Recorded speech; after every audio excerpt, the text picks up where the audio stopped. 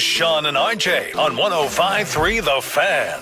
The 1-2. Swing and a miss, strike three. Scream and flex from Hoffman. The Blue Jays are back in the ALCS for the first time since 2016. They down the Yankees in their own yard, and they're the first team in baseball's Final Four. Good morning, Metroplex. That's the way we start the Thursday edition of Sean and RJ from Blue Jays Radio. I'm Sean Sharif alongside Cowboys insider Bobby Belt. We got Peyton and Aiden in the back, and RJ Choppy probably ready at some point in time here very soon to start the 12-hour road trip to Tennessee to watch his Vols. I think when he comes back, he is going to say that he's never going to take another road trip again. Choppy here. Why? He just doesn't strike me as loves driving. I know, but he doesn't strike me as being confined in a space for 12 hours and just up to the potential back and forth of the kids and things like that. Just doesn't strike me as his piece, and I don't think he's going to enjoy it. Okay. I think it's going to be the combustibility amongst the parties involved there and all the way back. Yeah. So we shall see. But RJ would have wanted to go ahead and start off with Major League Baseball as the New York Yankees are eliminated by Toronto. That series is done and over with. Chicago staying alive by beating Milwaukee 4-3. The Detroit Tigers force a Game 5 with the Mariners. Tigers win 9-3. So that's where things stand in Major League Baseball. And Clayton Kershaw blown up last night. I was actually surprised that he went out for another inning after barely escaping the previous one. The Phillies stay alive to force Game 4, trailing 2-1 to the Dodgers. Yeah, which is, now that you got the Yankees eliminated, I'm sure Major League Baseball would like this to go as long as it could, Phillies and Dodgers. But I got to... It's been a boring divisional series, a bad divisional series. Yeah, I mean, the only thing that's been sort of enjoyable about it to me was just some of the stuff with the Blue Jays and Yankees to this point. And I want to know how much everyone is paying attention to the baseball playoffs. Some, none, a lot, a little. 877-881-1053, Franklin Franco Injury Attorney text line. I'm more of a basketball guy. Choppy's more of a baseball guy. So when the Mavericks aren't in it, you can still get me into the NBA playoffs. I was interested last year. I thought it was a bunch of thrilling series and a bunch of thrilling rounds.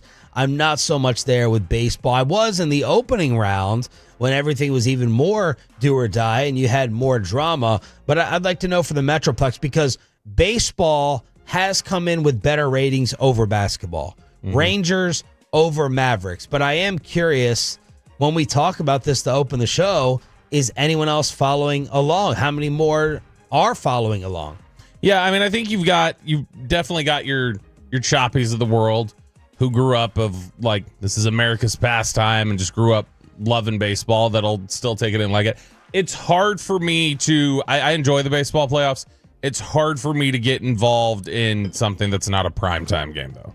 So if it's not one of these games that starts at 7 o'clock or later, if it's just something that you're trying to get me to turn on at 5 when life is going on and I'm we're finishing up our emails and I'm trying to get the kids situated for dinner or whatever else as Mr. Mom, I gotta basically, walk around there in an apron and, sweep things up on the kitchen floor. But it's, that's hard for me to get really plugged in of let me cancel the day to go sit down and watch this game at 5 o'clock. That's not very easy for me to do if the Rangers aren't in it. Toronto beats the Yankees, and you're like, oh, yeah, small market, lesser known, over the big dogs, and the high payroll. And you think about payroll and what it means to spend today Major League Baseball, especially with the feeling that the Texas Rangers are not going to go out and spend in this offseason.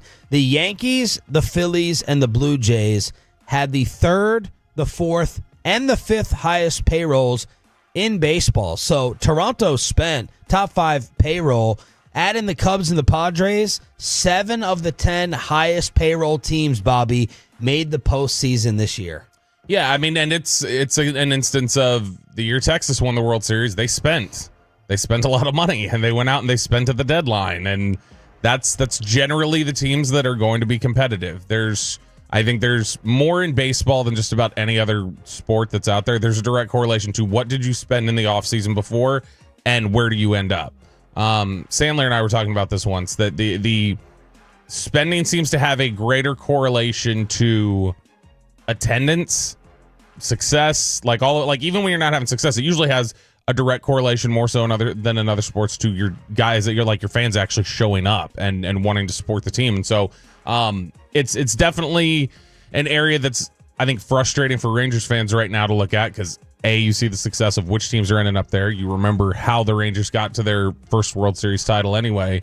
And then the other aspect of it is just you've been told, we just got to get through this section here. When we get through this section, we'll spend money again. And now you're being told, well, okay, we got to get through this section. And it's like, okay, this is starting to feel a little bit like the Cowboys telling you, like, well, we just got to balance our books a little bit here. And then you get to that point, and then it's, well, we got to balance our books again. It's like, okay, well, then when are you going to spend again? Pepe, what are the Tolos saying about watching these baseball playoffs? Right now, Sean, I mean, the Tolos, it's probably 85-15 towards not paying attention towards it. And now you do have the Tolos that, have said the Rangers are out of it. I'm not interested unless my team's in it. Yeah. 816 says none at all. 817 says all in on baseball. 469 haven't watched a single game. And 214 and 817 both say 0 minutes spent towards baseball. And they also have one Tolo saying they were more interested in opening night hockey. 682 said that. Yeah, and we got opening night stars tonight, so that there's something to actually plug into. I will say, I have a complaint about these baseball players, or something I saw on the TV screen last night. Will Vest, the closer for Jake Rietma's beloved Tigers, and that celebration, like when we heard the Blue Jays calls, it's like, they're celebrating on the mound. That's what Will Vest was doing last night, tying it up at 2-2. It's a little bit like you were on the brink of losing and getting kicked out this season. I don't think you should be celebrating like Brian Wilson striking out Nelson Cruz to win the World Series 15 years ago.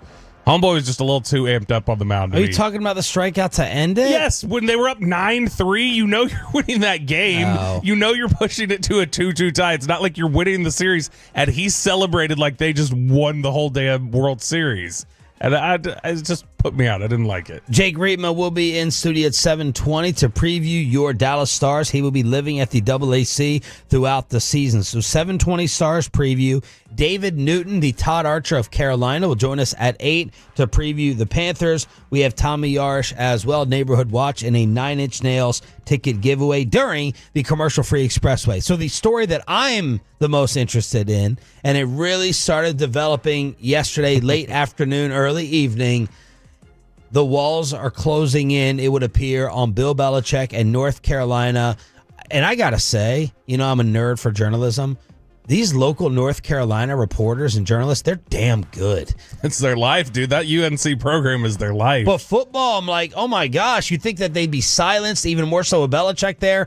They're coming out with amazing reports. And there were 2 stories yesterday, 2 stories where they're talking buyout. They are talking buyout already with Bill Belichick. No days off. There were some days off for you when you went to Nantucket with your sweetheart, and apparently assistant coaches could not get a hold of Belichick when he went away. You have people within the program saying, what we did to these kids is so effed up. The rats are starting to jump ship as people are looking at future CFP playoff teams to go and get a job with amongst Belichick's staff.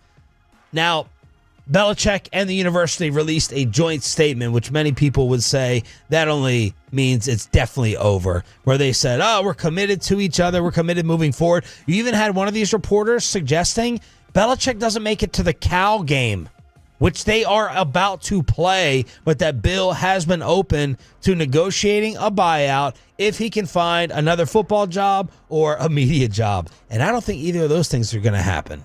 He'd have a much easier time finding a media job than a football job at this point. I think this has gotten so bad, Bobby, and I have such a distaste for him at this point in time. I wouldn't even hire him to do media right now, because that's like hiring, I think, Urban Meyer immediately after his recent scandal. Now, Fox eventually hired him, but you bring in Belichick and everyone's looking at you as an absolute joke, at least coming from college. Yeah, the problem there is that you can't muzzle the media. You can't try to do all these different things in control and then come out and be like, here's the quirky side of me. Like, nobody wants to take that. Nobody will have respect for it. I was trying to think Like, yesterday. was he that much of a media hit No. before the Carolina job? No. Like, I mean, he had some funny moments here and there, and Yeah. he loved taking shots. It got old and tired on Monday Night Football. It was kind of cool in the beginning with McAfee. Then he went and did all his podcasts with Michael Lombardi and Matt Patricia. Those were the definition of boring. I don't think he's a must-have media hire unless the ratings say different. No, I don't think anybody's. I think early on people may tune in just to see, like, what's he going to say about what happened at UNC, or what's he going to say about Jordan Hudson. Then they find out really quick he's still not going to talk about Jordan Hudson. Yeah. And he would probably just come off petty about UNC. Like, he comes off petty about everything. And they had another assistant in trouble for improper benefits and recruiting and giving out tickets and basically the idea that they're going to be hit with some sanctions and that they are going to be in trouble from a recruiting and violation standpoint. Yeah, and North Carolina players were apparently getting their wrists slapped from the extra tickets they get for games. They were trying to sell those off, and it's an ugly thing. It's 5 games into the Belichick era, you can see, and it's awful. It's gotten to disastrous levels. I was trying to think if there's ever been a hire in any sport, professional or college, that has gone this poorly this quickly. And I couldn't. Bobby Petrino with the Falcons, maybe? Where he lasted 10 weeks, then left notes on everybody's locker like, peace, I'm going to Arkansas, sorry. Yeah. Like, that's the only one I can think of that was as just like, this has crumbled so fast and so rapidly. And it's, like we mentioned the other day, this to me is not destroying. It's really damaging his legacy. It's starting to damage what he did with the Patriots, because it's also showing you, man, before the Patriots thing turned around, he was considered kind of a rat for what he did with the Jets and the way he bailed on them. And so you've got kind of these bookends between 25 years of him just looking like a total psycho. A reporter adds that Belichick has reportedly been weird and distant with his staff, and that some coaches not able to get a hold of him. From one UNC defensive assistant, quote, "What we've done to these kids is effed up. You could not make up how bad it has been." They're 2-3. Their defense is awful. They just got smoked by Clemson, but they are 2-3. They're not Clemson's winning. not smoking anybody lately. Yeah. It's even at 2-3. It's the way it's all happened, and it's the constant barrage of bad PR, and it feels that's very, saying there's no such thing as bad PR has always been a dumb saying. It feels very Mavericks-like at this point. Like, I feel like on their level of just like, how can you every single day have something new? Because it reached that point with the Mavs. Yeah, it reached the point with the Mavs over the summer and then into the spring that after the Luka trade, every day there was something they were messing up where it's like, can you guys just get out of your own way? Every day Bill is messing something up. Every day UNC is messing something up. And there's no getting out of their own way. There's no just, hey, let's take a time out. Let's not do anything for a couple days. Let's not make any news for a couple days. And the university, apparently the way it works in college, when you have potential rule violations, they then use that to lower your buyout. The fan text wants us to point out, just for disclosure, Broadus did text Michael Lombardi yesterday, and Michael Lombardi says this is all lies. But Michael Lombardi would say this is all lies, I would think. That's not. I'm glad Brian reached out, and I'm glad Brian has that resource. I would say that I'm not believing Lombardi in that instance. Will Belichick finish the year? No, not at the. I thought yesterday there was zero chance he wouldn't finish the year. Now I don't think there's any chance he finishes the year. The way this is going, the fact that you have to release a split image where the statement is the most factual, like unemotional, Belichick, I'm fully committed to UNC football and the program we're building here. And then UNC, Coach Belichick has the full support of the Department of Athletics and University. No, that sounds like it's like I joked yesterday. It's like Dolly Parton and UNC. They just want you guys to think everything's fine. Look, there's nothing wrong. It's all good over here. Tom Brady has to be just sitting back with his guacamole smoothie and just loving life. I would imagine there's about half the Patriots roster that feels Robert Kraft has to love all this. Mike Vrabel, they all must be just in heaven right now celebrating this. 877-881-1053, the way to get in on the Franklin Franco Injury Attorney text line here on Sean and RJ. We are your official home of the Dallas Cowboys. They're still this banged up, and they have the number one offense in the league. inside the mind of our weekly guest and the man who's helping to make it happen. Brian Schottenheimer explains this new look Cowboy offense inside the Star on Sean and RJ next on 105.3.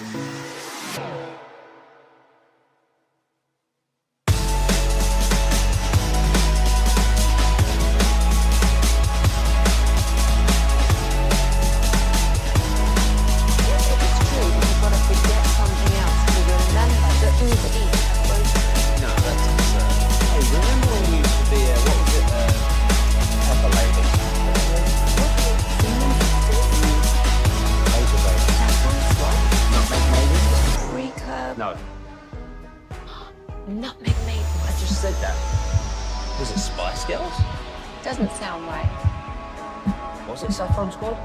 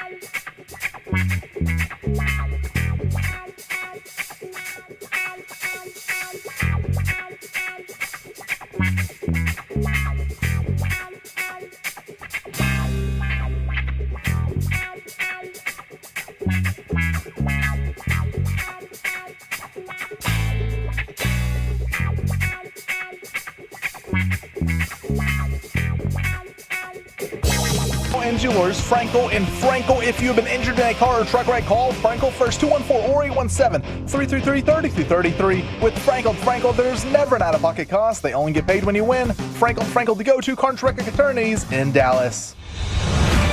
From news and notes to the coaches and players for America's team, let us go inside the stars on 105.3 The Fan. Shout out to the 6 a.m. Club, our best audience of the entire show. Sean Treef alongside Cowboys insider Bobby Belt with RJ Choppy out today and tomorrow. We got Peyton and Aiden in the back. We're live on the Fan Cam, Twitch, and YouTube. And Bobby, the Dallas Cowboys are still really banged up for the Panthers. 18. There were 18 players listed on the injury report on Wednesday for the first practice. Now, some of that is not as negative as it sounds. Because some of that is like, all right, Tyler Smith is back as a limited participant. Tyler Guyton's back as a limited participant. It wasn't a whole bunch of bad news with like DNPs. So that was a positive aspect of it. But it just shows you have a team that is very banged up. And a lot of the additions on there are still not ones you want to see. Like you don't want to see, oh, okay, James Houston is popping up on the injury report now. And Jadeveon Clowney's popping up on the injury report. So they're definitely banged up and they're having to weather a lot of these, little bumps and bruises. Kalen Carson and Mingo, remember him? The former Panther, full participants in their second week of practice, but both remain on injured reserve. Here's Brian Schottenheimer on all the damage. There's guys moving around better. I think as the week goes, there's a few guys that we might be able to get back, but it's hit and miss. Today's a day that you'll probably see more guys on the grass, but being on the grass doesn't necessarily mean that they're cleared to play. So there's a process, that they go through, Clarence, where, it's with, the trainers, and then they do some more on the grass, and then they move into mocks, and then they move into practice. But we are getting healthier. But to the extent of it, I'm not going to share that at this point.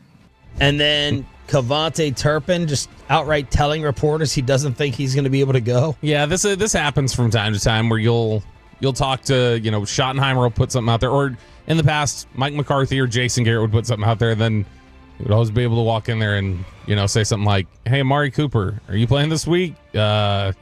Mike McCarthy told us it was 50-50. And he goes, no, I'm absolutely not playing this week. And it's like, oh, okay, cool. Thanks, Amari Cooper. We appreciate the honesty.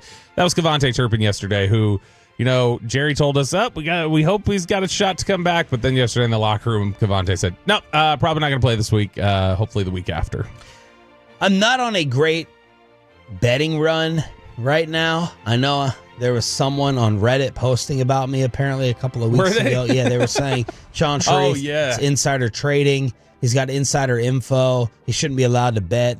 You have not seen my recent results, including the Jets game. So I'll just continue to be terrible in terms of predictions. But my gut feeling is this spread is 3.5. I would just bet the Cowboys outright on underdog to go ahead and win this game by 3.5 points. Is that off? No, I don't think so. I mean, I without having dove in yet on the Panthers, which I'll do a little bit more of today. I think that Dallas is a better team right now. This is a team that they should beat, I would think, in theory. So no, I don't think it's too crazy. They've shown, even last year when they were kind of spiraling, that they went in there and had an ability to handle them without Dak being in the lineup or anything else. So no, I think it's a decent bet that they're going to go in there and beat Carolina. Yesterday, Brian Schottenheimer went into some detail. It was really jumping out to me online reading it. Bobby has the audio as Shoddy, with the number one offense in the National Football League, was explaining some of the details of his play calling philosophies. I don't really call plays, to try to get a ball to a spot on the field. I call plays to get balls to people. Like the big third down, the first third down of the game that Flournoy, caught. that was designed to get him the ball. That was the design. It was the first progression. Now I wasn't predicting he was going to catch it and pull away and pull out of the first tackle and go down there and do that. That caught me by surprise in a good way. Another touch for Flo, because I'm assuming that's who you're talking about, was, we were in 2 minutes, we were going fast, and we got him to jump. And so free play response means everybody goes deep and you take your shot. And so, incredible catch. Dak put it in a spot where he could get it. He had the power to step inside of the corner. But you're always going to feature your quote-unquote elite players. We've got a lot of elite players, but again, I'm going to say this about Dak. What Dak's doing an incredible job of right now is he's just reading progressions. And the first open guy is going to get the ball, and I think that's what we're seeing. It's something where it sounds simple, the idea of I'm going to, I call plays to get the ball to certain players and try to get the ball in certain players' hands. But it's not that simple at all. I remember it was... But on the play sheet, I was going to assume that it was kind of more 5-yard gain, 10-yard gain, 15-yard gain, right? It's 3rd and 10. I'm not trying to get the ball just to... You're getting them the ball, I guess, on a post route, not a curl. Yeah, so he typically you're going to have plays, and he kind of referenced it last week when we were talking about the call on 3rd down from the 4, where it was like he will you have play calls for certain downs and distances in certain parts of the field. And so in that sense, you're calling plays where you're at on the field, but it's designed, according to Shotty, that he's going to call stuff based on, all right, I really trust Pickens here.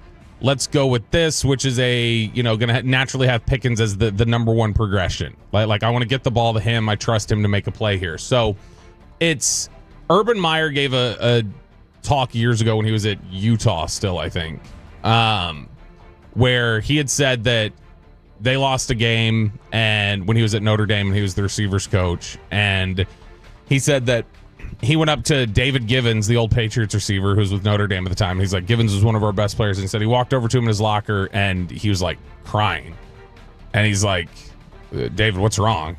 And he's like, Coach, I didn't see a target the rest of the second half. Like I felt like I could have helped us today. And like, it's frustrating and blah, blah, blah. And Urban said that taught him something where he realized I can't ever be the reason that the ball doesn't get in the hands of our best playmakers. So if I got to put Percy Harvin in the backfield, I'm putting Percy Harvin in the backfield at Florida. If I got to put Percy Harvin in the slot, if I got to put him Wildcat, whatever I got to do, I got to get him the ball.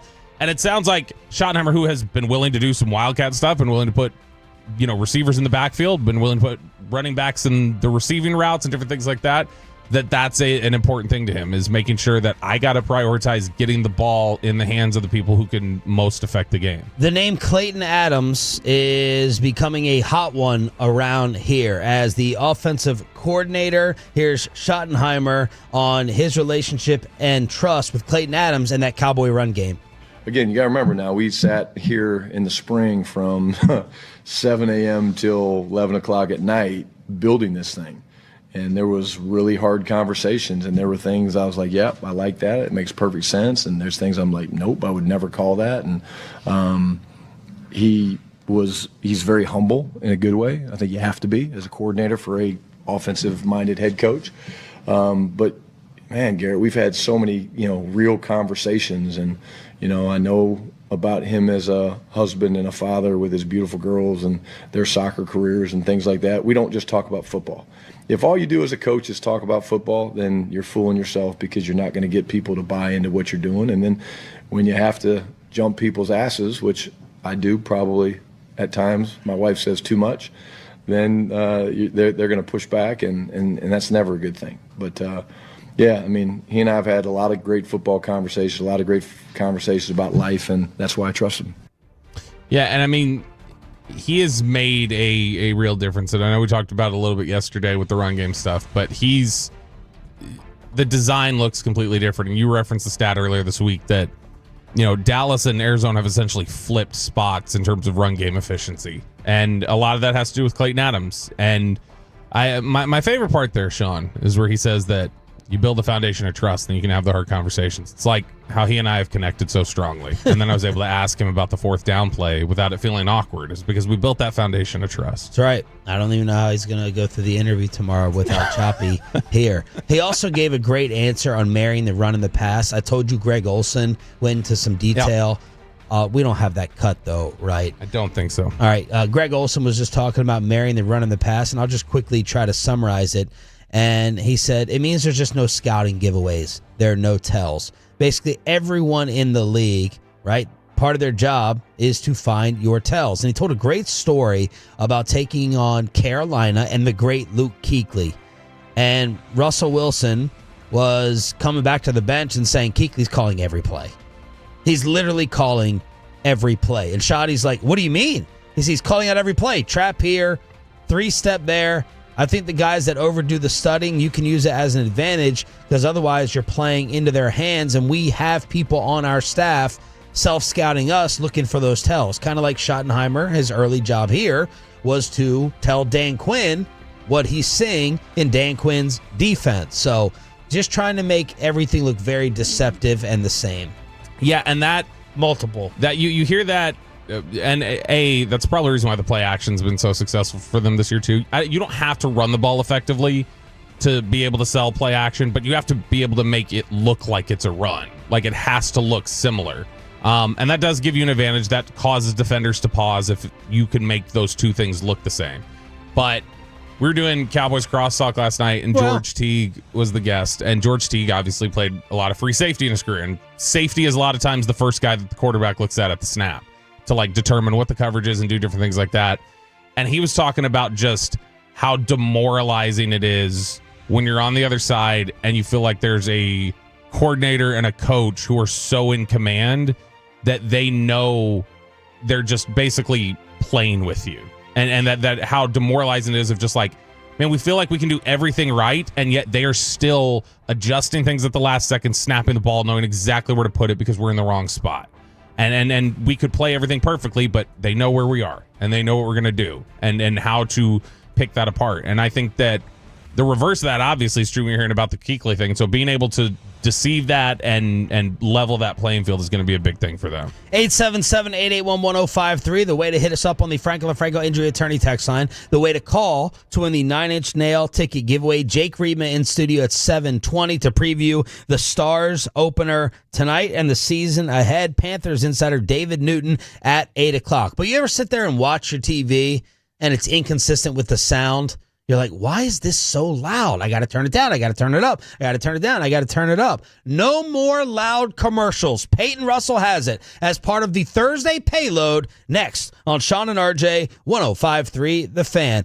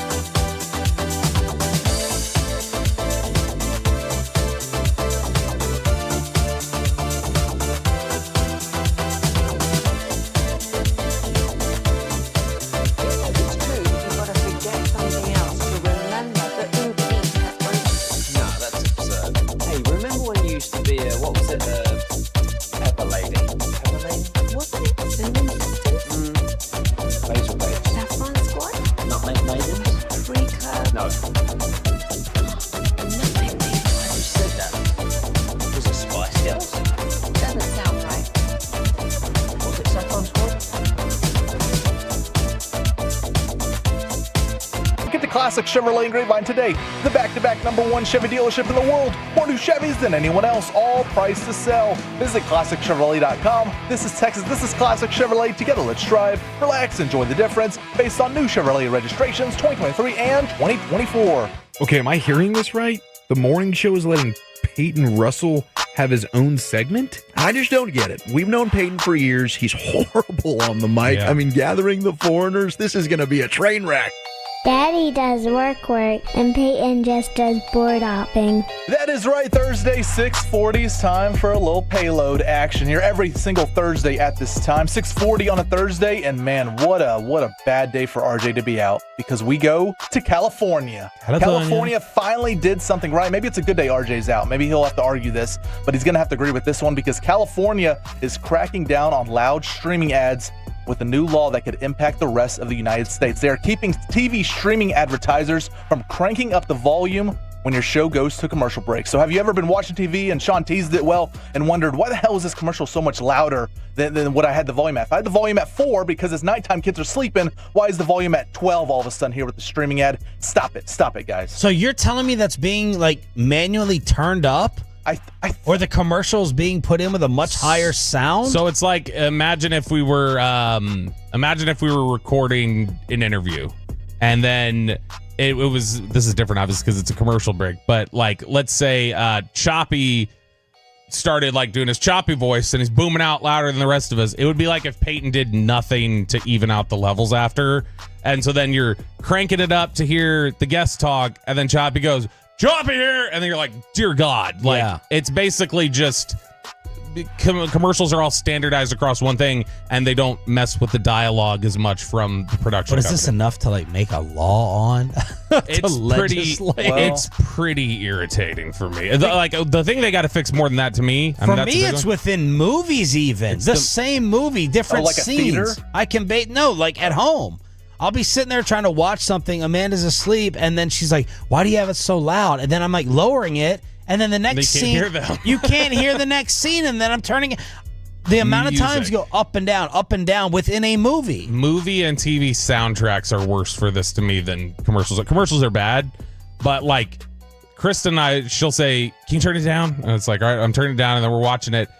And then, because it's music, well, then you can't hear them. So then, say you turn it up, and then they do a jump cut where they're doing some heavy guitar thing, and it's blaring, and the kids wake up, and it's gosh, can we even this out a little? So this all started when Tom Umber, a Democratic senator in California, had his newborn daughter waking up from her sleep because of a blaring streaming ad while he was watching TV. It's all about the kids nowadays, of course. It was recently with your kids sleeping.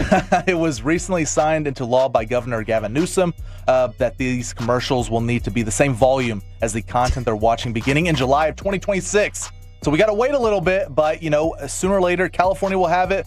Hopefully, Texas will take over from that, and we'll have something all going throughout the United States here because it's a law that I can get behind. This is the second good law that California's passed. I guess they get one a year that they do something right. What was the first one? The first one was last year. They just want to tackle I guess cable companies and things like that is what they're looking at, because last year they made it so that cable companies, internet companies, different things like that, you had to provide an option for somebody to cancel their account on the internet page without getting on the phone with one of those representatives. I love that. Yeah, that needs to be a universal law, because that's how they try and they hope you get frustrated and go, I guess I'm just hanging up the phone without canceling. You should copy that /star telegram.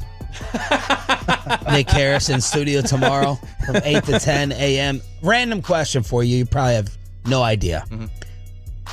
What number volume do you usually find you like on the TV in your house? At least when mine goes up and down, it'll be 21, 22, 23, down to 18. Do you remember what the number volume is that you usually like? So it's weird because it's different on my living room TV and my bedroom TV. I have no idea why, because my bedroom TV can only be at 12 and it's fine. I don't know if it's because I'm closer to it, but living room, I have it up to probably 29, 30, I think. I think it's also probably unconsciously at night, everything's just quieter when you're in your bedroom. And so you naturally are feeling a little more stillness. Movies are going to be up to like 80. Because for some reason, movies to me are 80? Movies are low. Do all you guys watch it louder than your significant other? Yes. My wife swears I have a hearing problem. I think she's a low talker. She's like, you're always blaring and blasting the TV. And she can watch it on a level to where I really am asking myself, like, I can't hear this. Do I have a hearing problem? So then I have to choose between asking her, huh, what? And I know she gets exhausted repeating it, or just like not responding to it and then making her think I'm not listening. I've been doing a lot more of that lately, just like, giving the fake response. Yeah, I've got a good gaslighting for you. You need to just maybe once a day, just go, hello. And she goes, what? Be like, I called you like 4 times. And then just like you start making her think she's got the hearing problem. I haven't had to do that recently. She might need to take a pregnancy test because she's got pregnant brain. Congratulations. It would not be a congratulations. But her brain has been just fried over the past couple of days. Yeah, I think Mackenzie, she would like it louder than I would like it, but we also have 2 remotes in the living room. Well, because it's weird. One is like, the TV, and then the other one, once you get to like the HDMI one or something, you control it there, the DirecTV stream, the YouTube, all that, but both can control the volume. So I'll have one remote, she'll have the other, and I kind of like have to, while she's not looking, kind of turn the volume down a little bit one by one. My father-in-law weighing in. Movies 20 to 30 range, YouTube 12 to 15. I'm probably double what Kristen is on the volume. Whatever her volume is, I usually want it up twice as loud. Do you think you have a hearing issue because of radio and all that? That's possible. I've had like Beats headphones that I used to crank up, and I remember there was a sound engineer who told me, he's like, that bass volume, he's like, that's going to lay down the short hairs in your ear, and that's how you listen the older you get. And I was like, oh, great, awesome. So shout out California for this, finally doing something right in the world here. But all right, it is The Payload every Thursday at this time. We go out to New York, where Boomer Esiason, you hear him sometimes on the CBS Sports Minutes, he's in some hot water. Look, we've all made the jokes on air that we kind of, we say it and we kind of think, should I have said that? I know Bobby's made plenty. He gets called into the office all the time. I've made some. I know that. I've got in trouble before. Need to stay humble there. But Boomer said something that maybe he shouldn't have. So Dave Sims is the radio play-by-play for the New York Yankees, and he recently was doing an ad for Dude Wipes. And RJ has plenty of Dude Wipes. He's always talking about having Dude Wipes when he goes to the restroom. And the guys on WFAN in New York on the morning show, Gio and Boomer, they were discussing it, and Boomer decided to bring up Susan Waldman, who is also part of the Yankees broadcast. And this is what Boomer had to say. So, I wonder if she looks at that. It looks like there's a little friction between the two right now. Seems like it, at least in the broadcast. When she sees the Dude Wipes ad that he does on X, is she saying, that's ridiculous? Why would he do that? Or is she saying, like, can I get something like this? How come I'm not a part of this whole thing? Dude Wipes probably wouldn't be her. No, she could use like Vagisil Daily Fresh Wipes. Damn. I couldn't even say that with a straight face. I couldn't.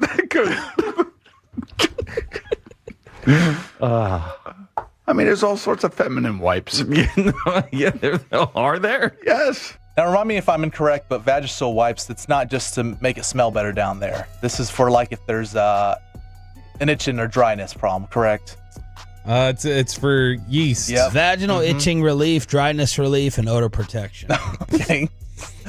I don't know the relationship between Boomer and Susan. And that's important. There's 2 things here. Number 1, I get what he's trying to do. He's trying to give a ballpark comparison. Just let me think of something comparable to what the male play-by-play guy has. And here you go for women. But then I do think it's really important to figure out if Boomer is cool with Susan Waldman. Oh my goodness gracious, Roger Clemens. Lucius yesterday, because they played this for G back in the day, Lucius yesterday was like, is he also telling on himself a little here? What does he know personally about Susan? Susan's what, 78, 79? I don't know. Now, have you ever noticed with the Dude Wipes, have you ever seen the logo for Dude Wipes right here? Yeah. People have pointed out before that they think this is a subliminal message of, because when you turn dude on its side, it spells U-C-U-D. That looks like another letter that would seem to indicate it's for cleaning up something else. Yeah. So I'm sure sometime today Michael Kay might say something, or Don LaGreca might go on another rant, New York radio there. But, we'll see in the near future if she's cool with this or not. Maybe we have another response here. We love playing responses. When there's drama, we love playing the other side of things. So hopefully she says something. But with the Yankees out of the playoffs, maybe she's not on air as much. Bam. There you go. All right, last story here. It is the payload every Thursday at this time. Now we go out to Baltimore, the home of Sean Sharif, where we 90 have, minutes away from Baltimore. Don't associate me. Even though it gave me street cred, yesterday I'm getting a haircut. Shout out Barber's Edge.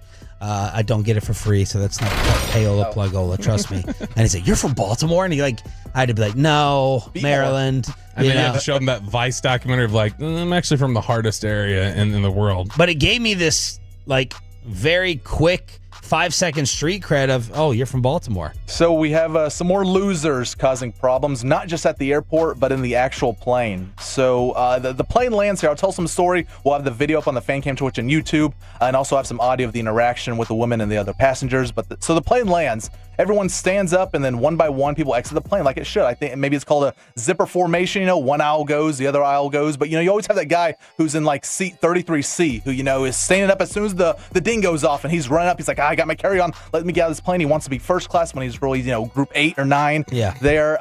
So the plane, everyone's trying to exit the plane until this woman holds up the line. It's about halfway through it's row 17, 18 on the plane, halfway through.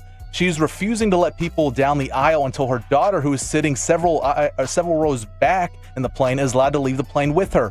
Here's the interaction with the passengers, and you can also see it up on the fan cam Twitch and YouTube. So, I wonder if she looks at that. It looks like there's a little friction between the two right now. Nope, that's not it, Boomer. Come on. Susan Wallman waiting for her daughter. What is wrong with you? I would hate to be your daughter and have to go home with you. No wonder she's back. Grab our suitcase, please. You know what? You want to do okay. You need to Jesus. Because I haven't said anything to you. I haven't said anything to you all.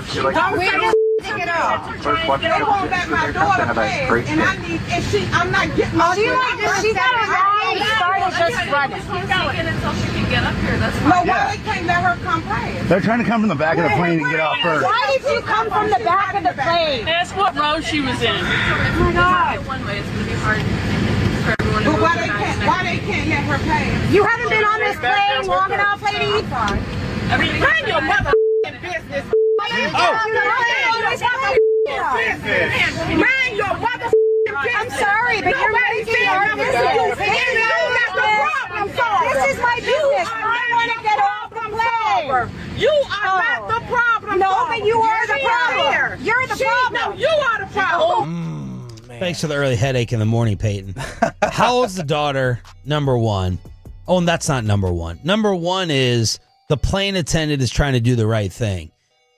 She's just saying, step into these empty seats. And wait. Step to the side of the empty seats. Let everybody go, and then your daughter will catch up with you. But the woman is standing right in the middle of the aisle. You can't arrest her, I don't think, for this, but something seriously needs to be done for her future flying privileges. Well, and this is when passengers look, there's one of her. Now, and why don't everyone just step to the side of their aisles too at one point? If it's going on for 4 or 5 minutes, step inside the seats. You're in the right, she's in the wrong, and let the girl get through. That mom's not stopping me. I'm not being stopped. Did you see her on I saw her. I saw the honeybee. Yeah. I'm not being stopped standing. I'm moving. I'm getting by. No, you're not. Yes, I am. That's it. And mind your business. It's my business. This literally involves me now. This is part of my business. Bobby would be the petty one that's like, I'm not moving until you're moving. I mean, he would have everyone staying on the plane. I don't know why she just didn't step into all the rows above her were empty. Just step to the side, because she doesn't want to wait to get off the plane. But now she's making everybody else wait. She wants to get off the plane first. And you know what? Pay for a better upgrade so your daughter sits with you. It's the Payload Thursday edition. Well done from Peyton Phillip Russell here on DFW Sports Station. A 9 Inch Nails ticket giveaway at 7:20 when Jake Reedman is in studio to preview the Star season that begins tonight. But are we going to get more filthy fighting? Brian Daboll is trying to make it happen this evening for Thursday Night Football. We'll tell you how around the NFL, and why won't the Browns name Shador the backup? All that is next.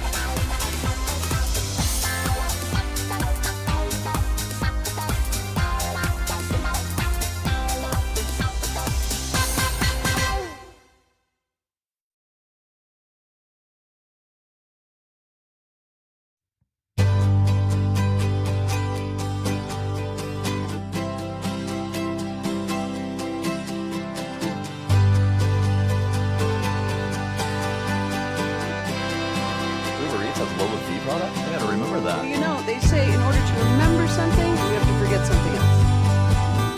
Okay, now that is a very cute haircut. That's like a little shag. I've never seen it before. Well, I mean, of course you know. It's the Rachel. Oh, is that your name? No, I mean, what's your name? No, I'm Jen. My name's Jen. Right, but I just feel like this is your haircut. But that's hair on your head. I'm not saying this is your hair.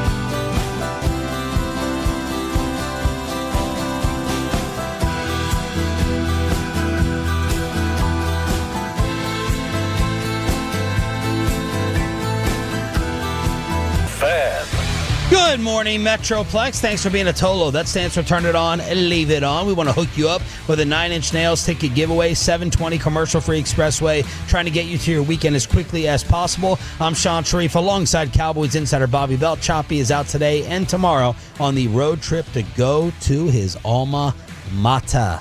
So they are starting Joe Flacco.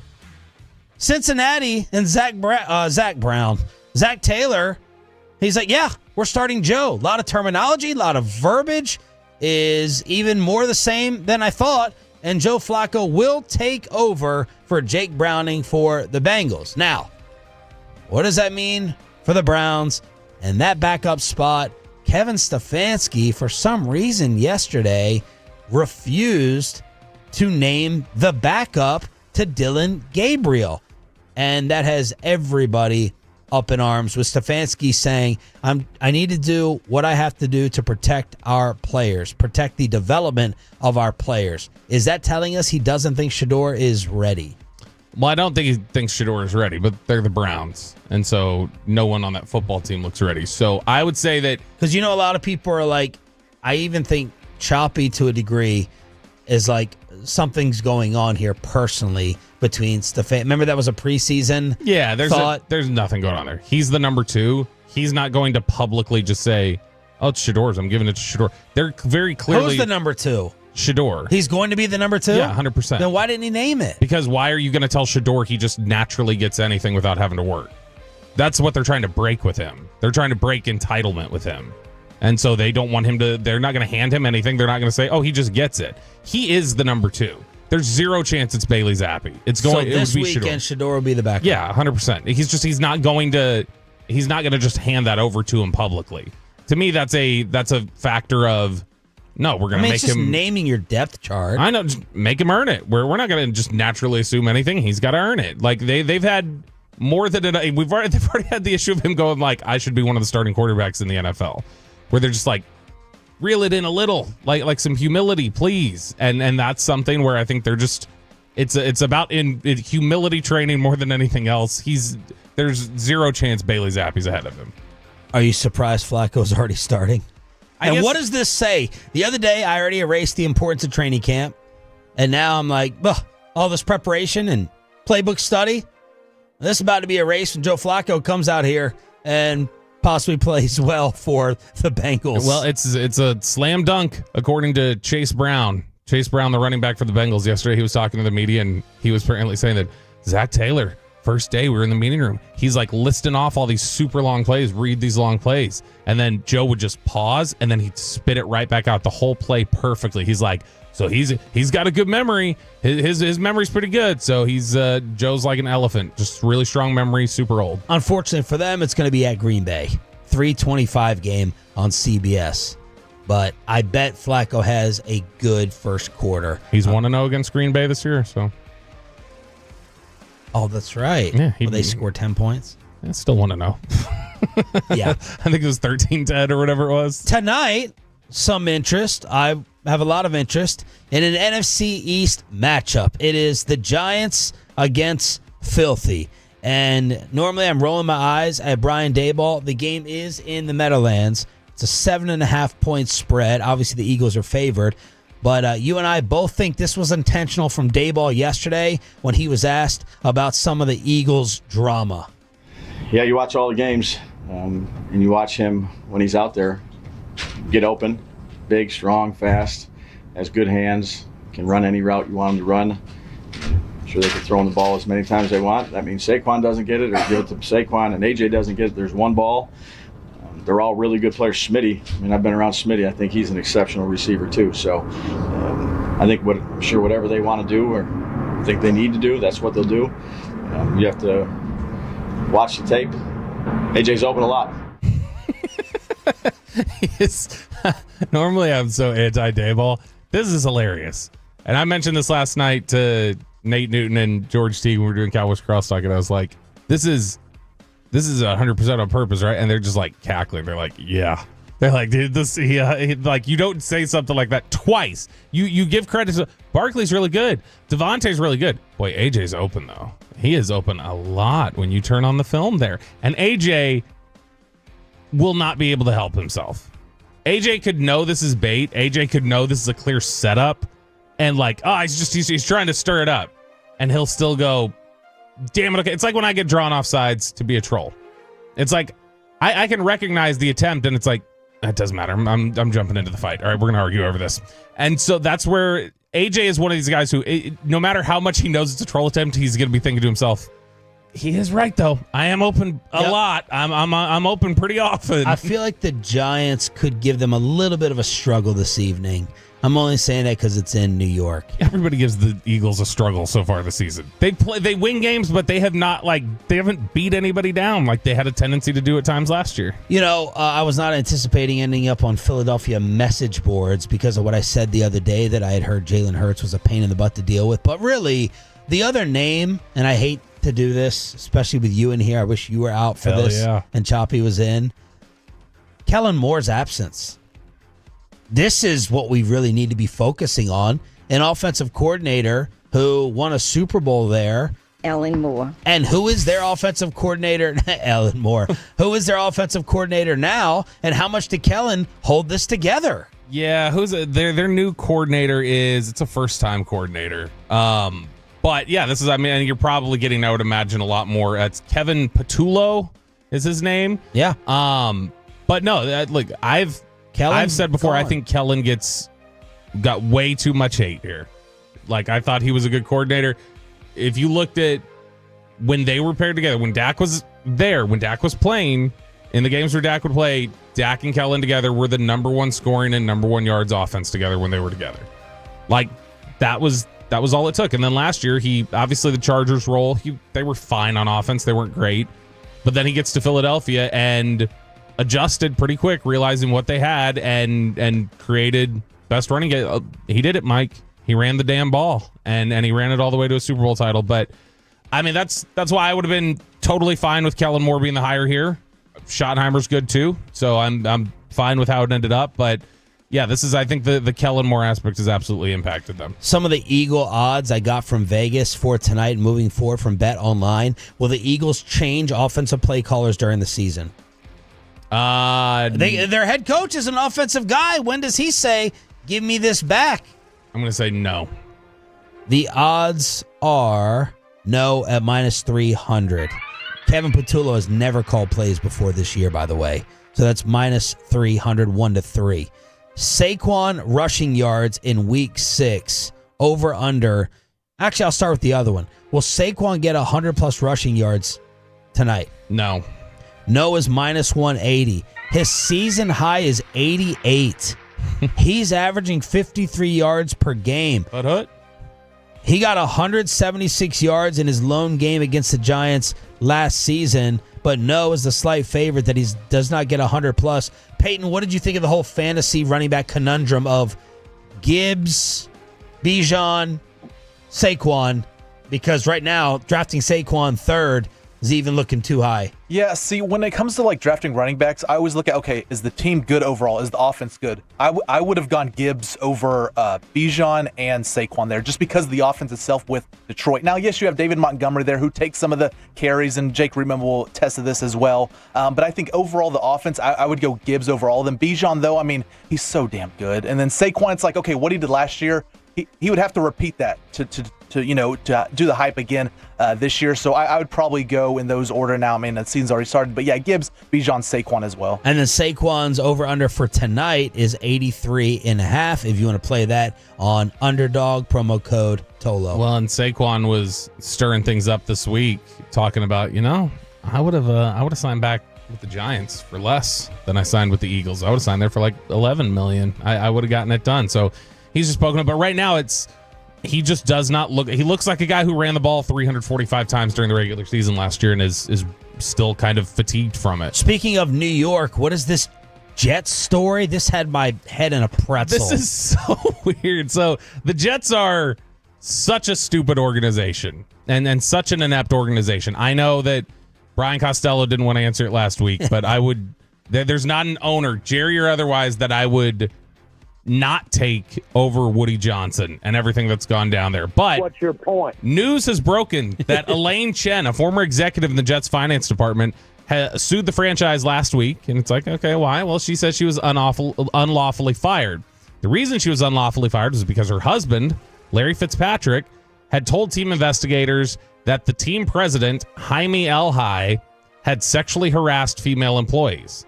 So they went, okay, let's investigate this a little bit. They went and investigated it, and they found that Chen, Fitzpatrick, and one other member of the Jets front office department had made up all of these claims and exchanged work emails about it and text messages about it, basically saying how they were going to come up with these fake accusations so that they could get this guy fired. Wow. And like I said, this is so bad that they said at one point, it was like one of these. So they conspired to set the guy up, make up lies of harassment. Yeah, with BS harassment accusations because they wanted him out.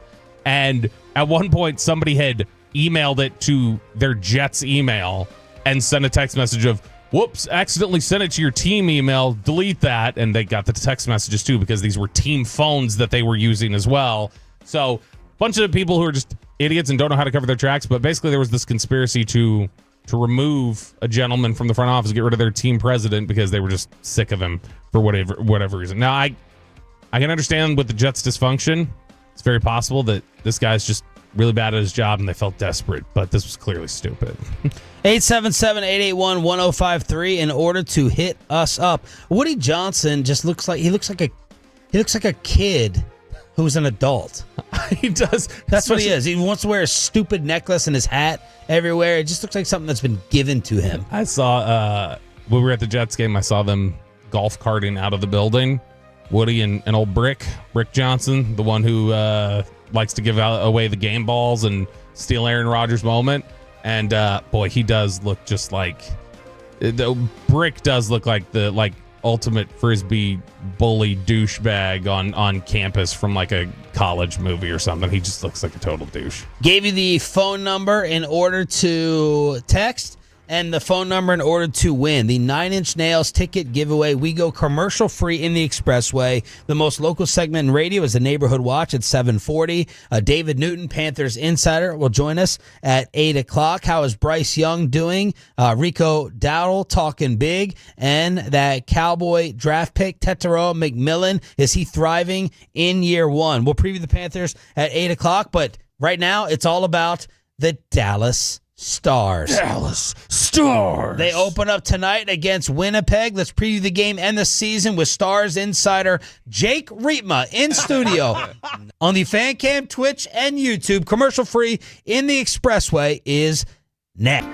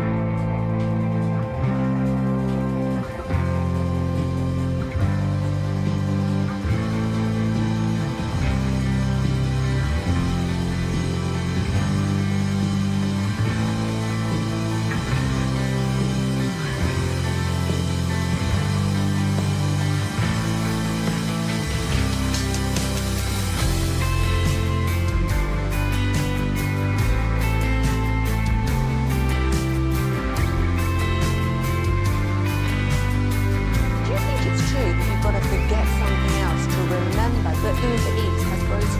No, that's absurd. Hey, remember when you used to be a, what was it, Pepper Lady? Singing sisters? Laser Base. Sapphire Squad? Nutmeg Melvins? Sweet No. I just said that. Was it Spice Girls? Doesn't sound right. Was it Sapphire Squad?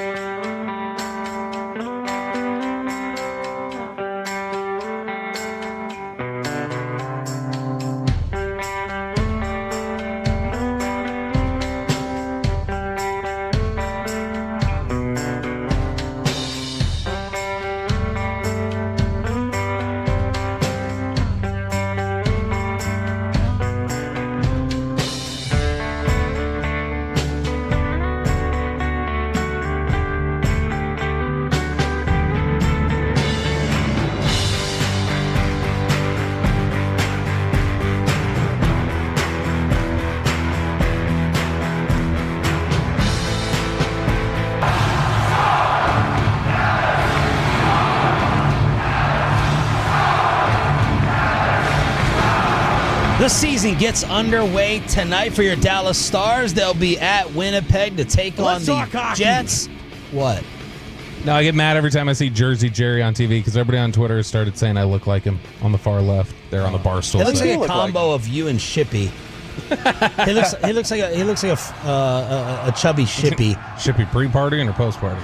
Sean, RJ, and Bobby. Choppy is out today and tomorrow on vacation. And in studio, Stars Insider going to be living at the AAC throughout the entire year. He is dressed in all green.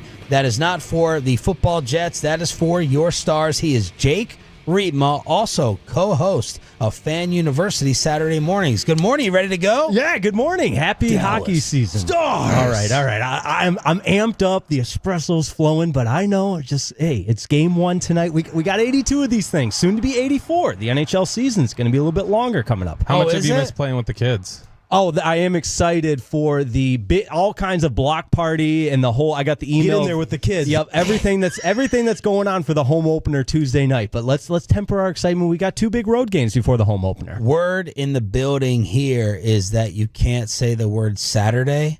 Yeah.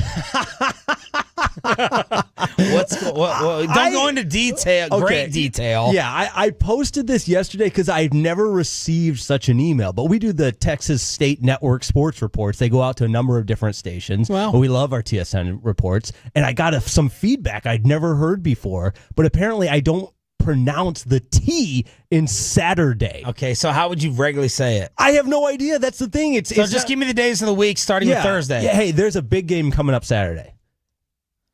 So maybe you're saying it like a D, like I don't know. Saturday. Great center for the Colts, Jeff Saturday. I think you're trying to say. No, it I know now. exactly in the moment, but like I think what happened maybe because I'm like, how could you ever? Right? How else could you say that Saturday? Saturday you could do that. What's the thing that Corey hates the way Greg Olson says it? There's something where he says he doesn't say a T in the middle of a word or something like that, or it's like maybe it's a subtlety like what people say with your name, which I still don't understand the difference between. Where apparently your name is said different than Sean. Okay, so that's your name, or that's my name. And what's the other way to say it? Sean. That's the same thing. It's like a U and a W. Sean, Drug it out a little more, Bobby. Sean. So Saturday. I don't know. Listen. The very first time I was on air with you, you said I said some word funny, and now I'm very nervous that I'm going to say something wrong.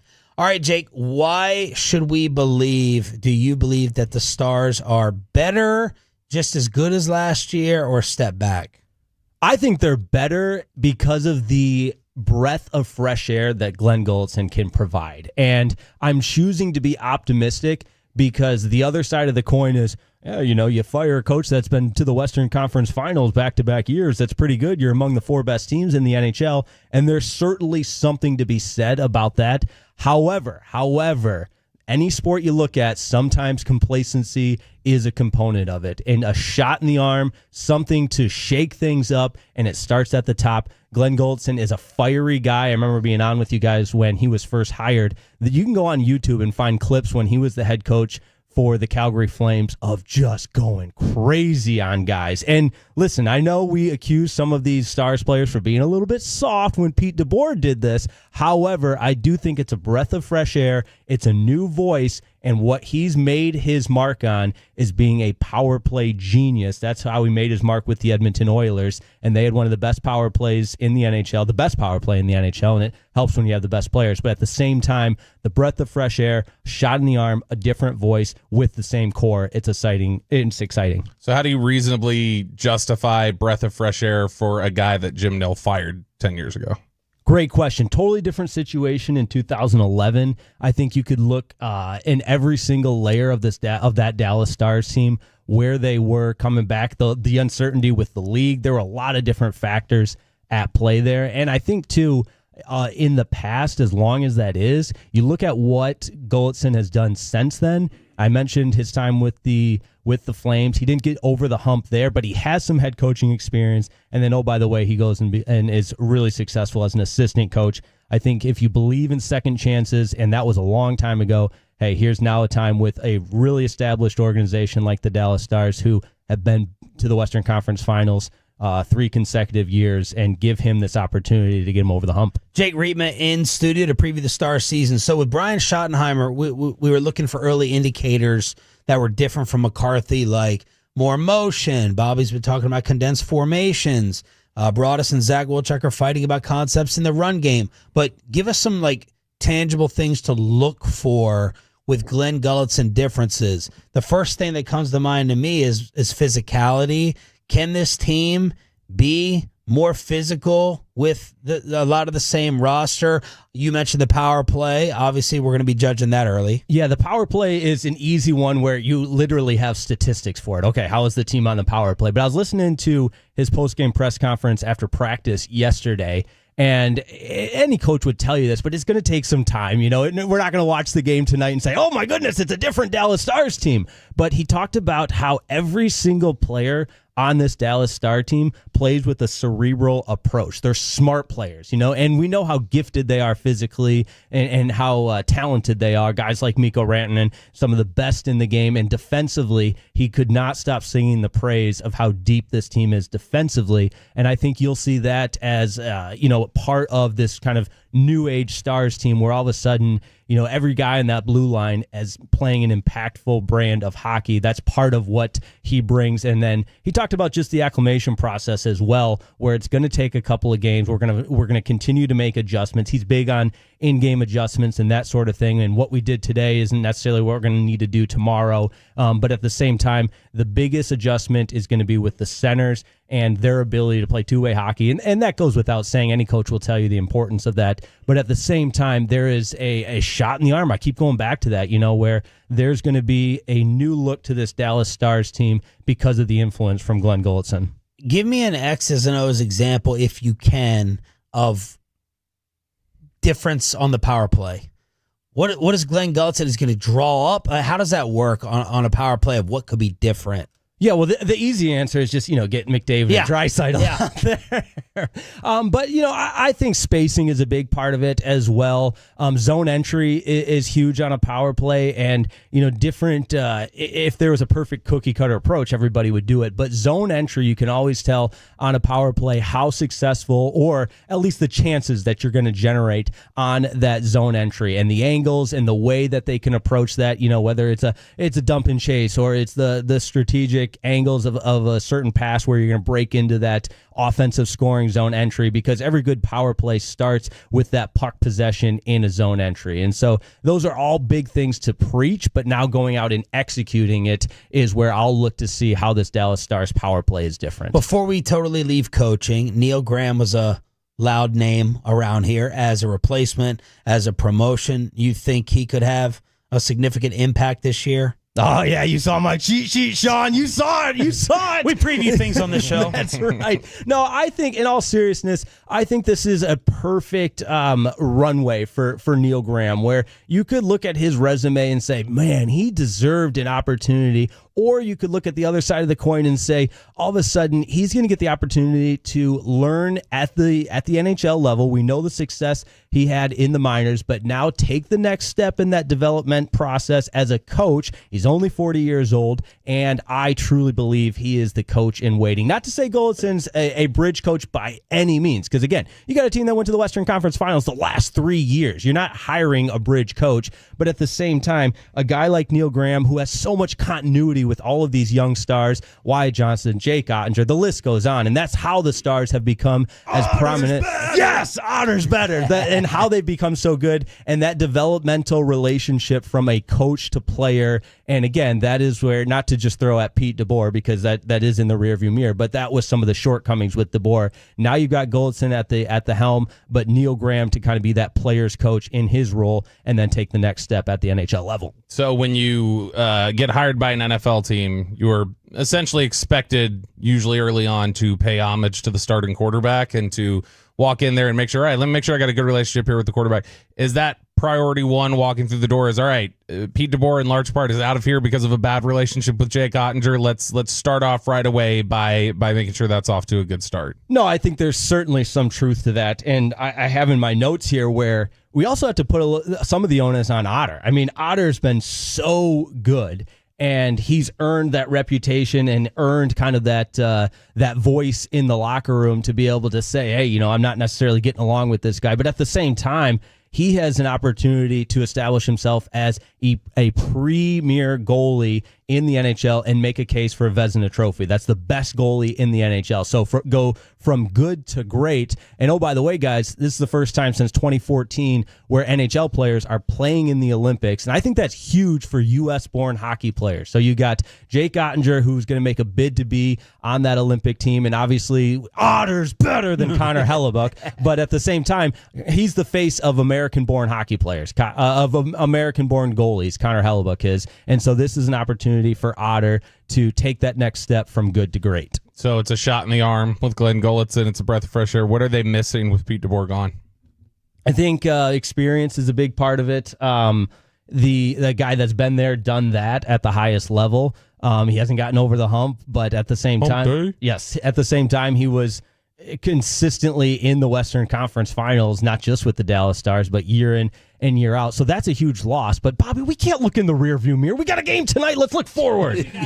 You got to know what you're missing, though. You got to know what you're missing and what bases you got to cover. Nope, this is like the ex-girlfriend. You block her on every single social media account. You don't respond to her text. So Pete DeBoer did nothing good. No. Pete DeBoer did nothing good. You're putting words in my mouth. You're putting words in my mouth. No, I'm not putting anything in your mouth. Pete DeBoer did nothing good. I'm just saying, like what there had to be something that it was a decision they had to weigh. It was not an easy, just quick fire. Correct. What are they going to? What are they losing by going Golitzyn to DeBoer? Yeah, they're missing an established coach that got them to among the best 4 teams in the NHL. So if you think about it in college basketball terms, it's a coach that got you to the Final Four in 2 consecutive years. You sign up for that. If he doesn't throw Otter under the bus in the press conferences, is he still the coach? Oh, that's a good one. Does this feel a little McCarthy-esque, Bobby, to where that was the thing they were looking for or needed to like separate? They needed a pretext, basically, to go do what you wanted to do. Maybe, but I mean, like, it's such a bad history as we found out. Like when we started really researching, he's got a really bad history with goalies. Like Pete DeBoer just seems to have some sort of. It's like Choppy, what he always talks about, like Draymond Green just hates European players, or like how some people are now like, does Nico just not like the European players? What's going on here? It feels like there's something DeBoer does not like about goalies. Well, we talked about this when it all first transpired. I remember sitting in that press conference when it was happening after they lost to the Oilers. I know, and I was just like, wait a second, is he doing this? And I felt like that was the straw that broke the camel's back. Is that the saying? I'm terrible with sayings. Yeah, the straw that broke the camel's back. Saturday. It gave them the reason. Yes, Saturday. The straw that broke the camel's back. Oh, yeah, the straw. It's Jake Rima in studio previewing the Stars season right here on 105.3 The Fan. What do you think a full season of Miko could look like? Well, do you play fantasy hockey? I do, yes, but long story. I know it's the expressway. I don't want to be long-winded here, but somebody in our league, it's our league among Dallas Stars media people. And yeah, Mac Engel gave you the invite. Yeah, somebody created 2 teams by mistake. So when I went to log in, I was X'd out of the league because I was the last one to sign up for the league. And so they drafted the team. And it's like, I'm a GM inheriting. I didn't draft this team, but I'm going to make the most of it. No.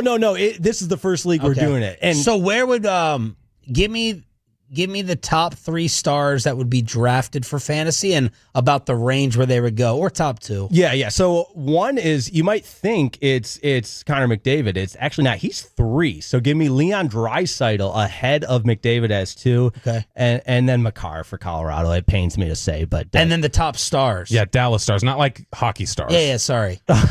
By the way, 972 says, I know nothing about hockey, but Jake's energy makes me want to run out and buy season tickets. Let's do it. Yeah. I texted that in. Yeah, I'll see you at the PNC Plaza playing hockey with the kids. So the Dallas Stars in fantasy, how would they go? Like, is Miko definitely one? Miko's the top one because of the numbers he's going to put up. And what range would he go? Like he was like a 7 through 10 in that kind of round. 7 through 10 overall. Overall, yeah. And then Miro Heiskanen is going to be your top defensive guy because he's another one that can stuff the stat sheet, which is big.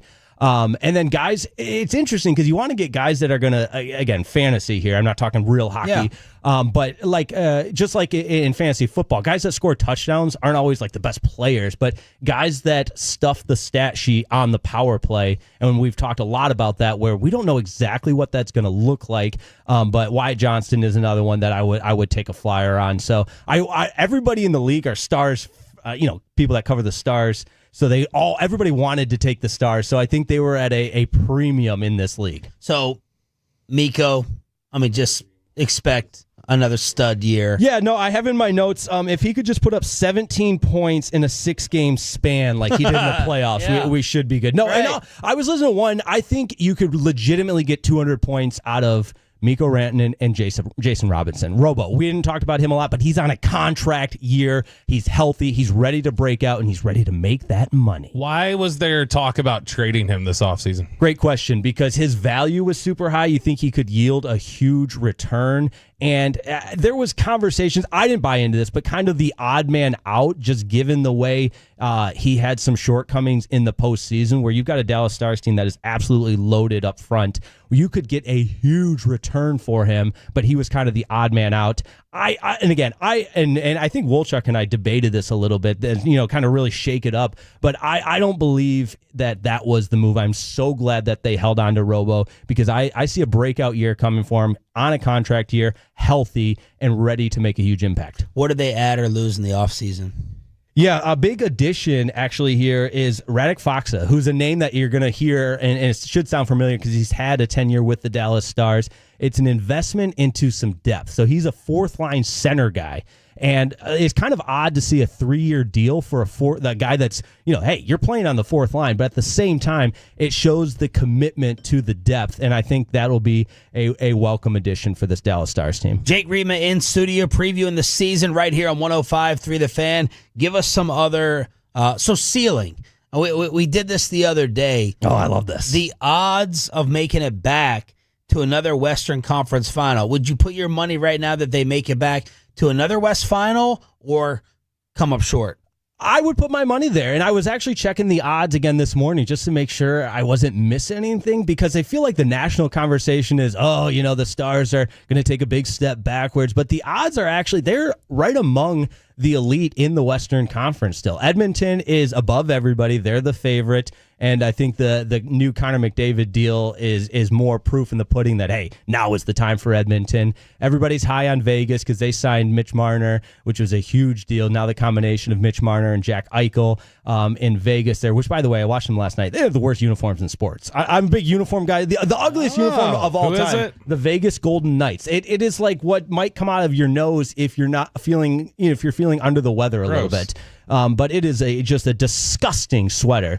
And then a lot of people are really high on the Carolina Hurricanes, which, if you remember, that was the trade that the Stars made for Mikko, and they've got Logan Stankoven, who is a really bright young player. But the odds for the Stars I saw were right at plus 900, and a team like Colorado plus 800. That's another team that a lot of people are on. So maybe, and this is to win the Stanley Cup. So if you're talking about teams that have a legitimate chance to be in the Western Conference Finals, the Stars are absolutely in that conversation. Jake Rietma, also the co-host of Fan University, Saturdays starting at 9 a.m. right here on the station. Have had a monster guest list so far. Anyone coming up this Saturday? Sometimes there's some ebbs and flows in this business. And, that's a great time to say thank you to Joey McGuire. And how about Eric Morris, who was on the show a couple weeks ago? His North Texas Mean Green have a huge game on Friday against, against the Bulls of USF. And then we also had Rhett Lashley on a couple weeks ago. You have Carter every week. Oh, yeah. Are you doing the show from the pool party? Is that where the show's from? No, I will be at the pool party, though. I've been doing nothing but abs all week trying to get ready for this pool party. I've had nothing but water and quinoa for 2 weeks. This is going to be... got a lot of carbs, doesn't it? It's a complex carb, Bobby. It clears you out. It's going to be the watch party on the roof of the Highland Hotel this Saturday from 2 to 6. It's a Flagtober stop as well. Pepe? Are you going to come on out or no? I will be there. I think I'm going to arrive around 4 o'clock, load out for 4, but I will be there up until 6 o'clock. All right. I'm going to be right there at 2, I think, before it kicks off. Yes. And Texas OU will be sitting there on the television. Yeah, that's why Peyton's getting there late. He doesn't actually care to watch the whole game because he's not a real Texas fan. Rietma, fantastic stuff, man. We appreciate it, and we'll be relying on you throughout the season. Can't wait. I like that warm-up jacket and the hat. That's right. It's not just hockey. We got basketball, I don't too. like it. It's Mavericks. We're still not over that. Jake Rietma in studio right here. Give him a follow on social media throughout your entire hockey season at Jake_Rietma, RIEPMA, Saturdays on 105.3 The Fan. Let's hook you up for turning it on, leaving it on. That's right. Right now, caller number 10 at 877-881-1053 wins a pair of tickets. See 9-inch nails at the American Airlines Center in Dallas on Tuesday, March 3rd, 2026. That's caller number 10 at 877-881-1053. David Newton, the Todd Archer of Carolina from ESPN, will preview the Panthers at 8 o'clock this morning. Choppy out today and tomorrow with the road trip to watch his Tennessee Vols. No, I didn't have anything. Oh, Did I seem like I had something? No, I thought you were going to say something. I can normally read that by now. Hopefully you'll have something to say in the watch. We need to take people out of their bubbles and their safe place and make them think about the world we live in. You are fake news. So what do you guys hear? What's the scuttlebutt? Comedians just aren't very funny, according to one comedian. More on that in just a second. This is the Neighborhood Watch. Every Thursday, we bring you local news, mainly from around the DFW area, but sometimes just from the state of Texas. First, an agenda item, something you can do this weekend. One of our more famous Tolos, maybe perhaps our most famous regular Tolo, country singer Casey Donahue. I'm very upset by this. Not by Casey, but Casey is performing this weekend. On Saturday, he'll be at Billy Bob's at 10 o'clock, so he has a concert. For anybody who'd like to see Casey Donahue this weekend, he will be at Billy Bob's at 10 p.m. on Saturday night. Doesn't your wife have a crush on him? She does. The AAC, I remember that. She was very so giddy she's probably to take a photo. Ticked that you're not in town. She would still go. She doesn't care. How many times has she gone out with you and Amanda when I'm not there? Right. So she doesn't mind. The issue here is that She is because I was going out of town. She was like, "Oh, it's a weekend where Bobby's going out of town." She is going to that llama ranch that her aunt has, and so she's going out of town, and she didn't Snake realize Island. she didn't realize when she had scheduled it, and so now she's very upset that she is going to be in Central Texas instead of at Billy Bob's on Saturday night because she wanted to see Casey Donahue. So you probably could have gotten the backstage treatment, all of it. Yeah, probably, and I did something that was very, very upsetting to her. And I don't even know why I do. You know how sometimes I do things and you're just like, why do you do those things? Yeah, all the time. We just talked about one in the hallway. Regularly. So just for, I don't know, about 30 minutes, I told her, like, by the way, I don't want to miss the Casey Donahue concert, so I'm not going to Carolina this weekend. She's like, the whole reason I was going to Central Texas was because you weren't going to be in town. So now you're going to be in town this weekend and you're going to the Casey Donahue concert? I was like, it's a good opportunity. I don't want to miss it. And I just want to keep that bit going for a little bit. That she was getting genuinely upset. And so I was like, I'm just kidding. I'll stop. I'll stop that now. But Casey Donahue in town. There he is. Casey Donahue is in town this weekend if you'd like to go check him out at Billy Bob's. Okay. The city of Austin. Seems like a cool dude. Yeah, no, he's very cool and a big time sports fan. He was, we saw him, it was at the Stars game. He was hanging out, he had a Stars sweater, and he was wanting to talk Mavs, and I know he was very opinionated about the Micah trade, so he's like a legit DFW sports fan, so go out and support one of DFW's biggest stars there in Casey Donahue. So, Austin has become a comedy mecca, in large part thank you to Joe Rogan. Joe Rogan decided that he was tired of California policy, and mainly when he signed his deal with Spotify, he'd gotten this huge contract, and I think he saw what taxes were going to look like in the state of California, and he decided, I don't want to lose that much money. Where can I go that might be a little bit of a safe haven for taxes and let me keep some of this money? And he looked at Texas, and he very specifically had kind of narrowed things down. He had made this big deal of, when I move, I'm going to move and create, I'm going to make that city into the new comedy hub, because so many people use his podcast to launch their careers now at this point and get attention. It's the way in the 90s going on Letterman or doing something like that started like launching the careers of comedians, being able to be exposed to an audience. When Rogan has you on his podcast now and you're a comedian, that blows you up. That's a very big deal.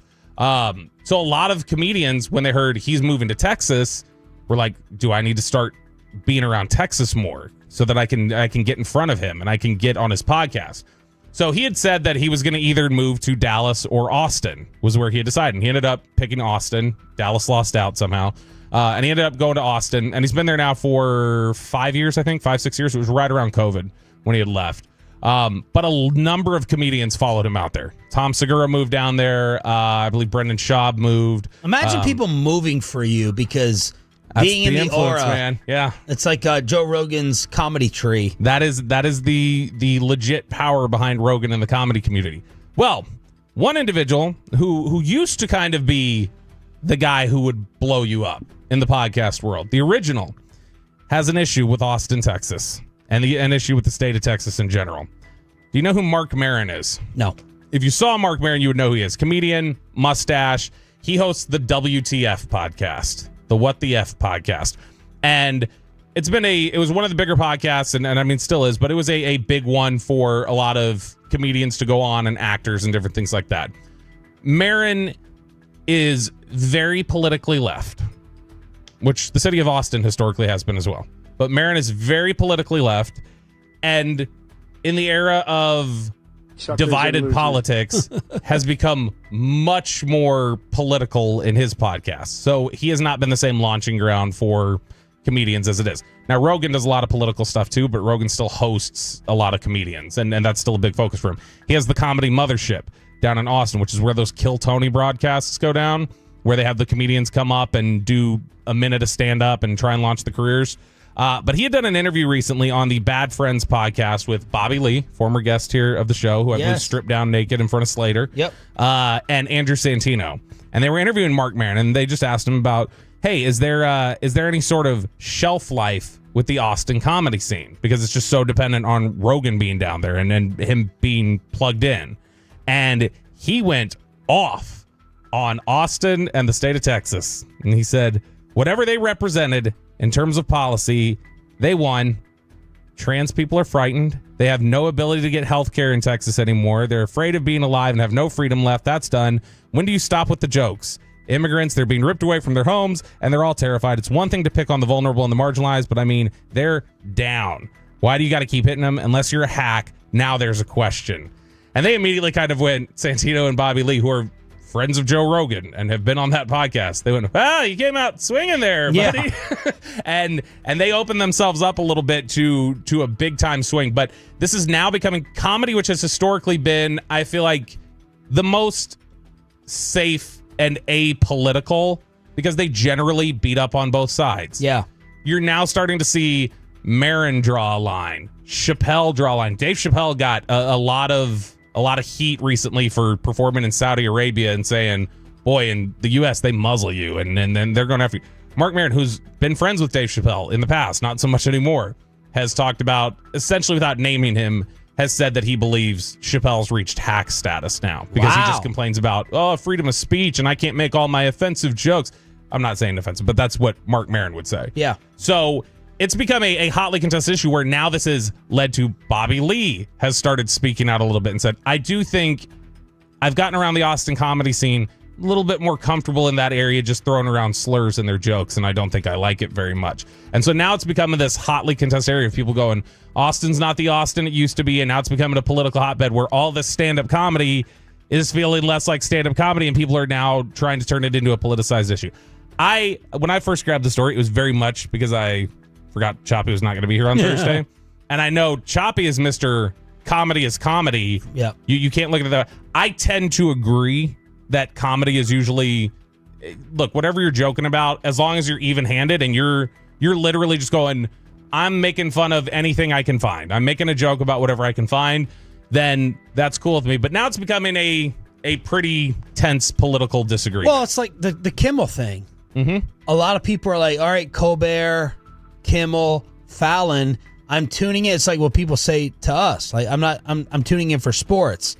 And it feels like it's kind of like a political show sometimes with Kimmel and Colbert. Yeah. And it's not totally just 100% jokes. It's a little bit more of a message that's being delivered. And that's not what, I want or think of when I'm tuning in just for comedy. When I sit down... Like Dave Chappelle, when he hosts SNL, he's going to joke, but he's also going to have 30% serious statements to make about the state of things. I have always loved Bill Burr.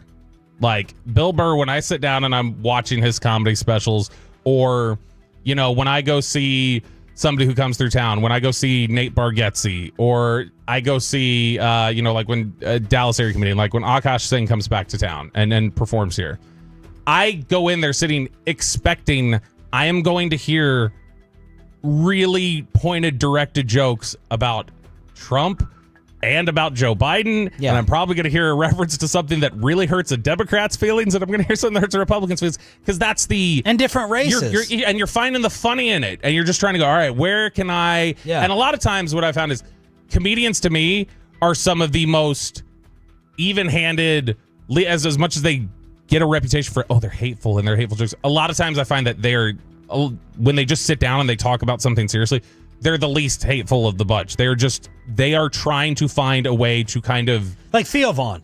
Yeah. I associate... I don't know 100%. You can correct me. I assume that Theo Vaughn is very right, but I don't kind of get that when I'm listening and watching. I've been trying to watch more of Theo Vaughn. It started with like a Hulk Hogan sit down after Hogan died. And I was like, all right, let me see Theo Vaughn's style. And he's also a Vandy fan, Godson, all that connection. And I'm like, I want to see why Theo Vaughn blew up so much, but I don't really get, in what I've seen, very limited, a lot of political opinions. And Theo Vaughn spoke out against, I think the White House used him, or someone used him, a government official, in some video. And he's like, no. Don't use me in that. Take that down immediately. So he didn't seem to be like really, really serious about his stance in his work, in his show, like Kimmel and Fallon and Colbert. Yeah, and it's frustrating to me that I felt like we've reached a point where this was an area that was kind of safe and covered from getting too political. You could joke about things without anybody feeling like you were taking a side, because it was like, no, it's pretty even. South Park has developed that reputation. South Park will make fun of everybody. Yeah. And so South Park doesn't generally get the targeted politicization of it. And now it looks like comedy's starting to get that as Mark Maron is just teeing off on Joe Rogan and feels like you are the reason that we're driving everybody out of town. Top Golf, which we have all been to before and hung out at.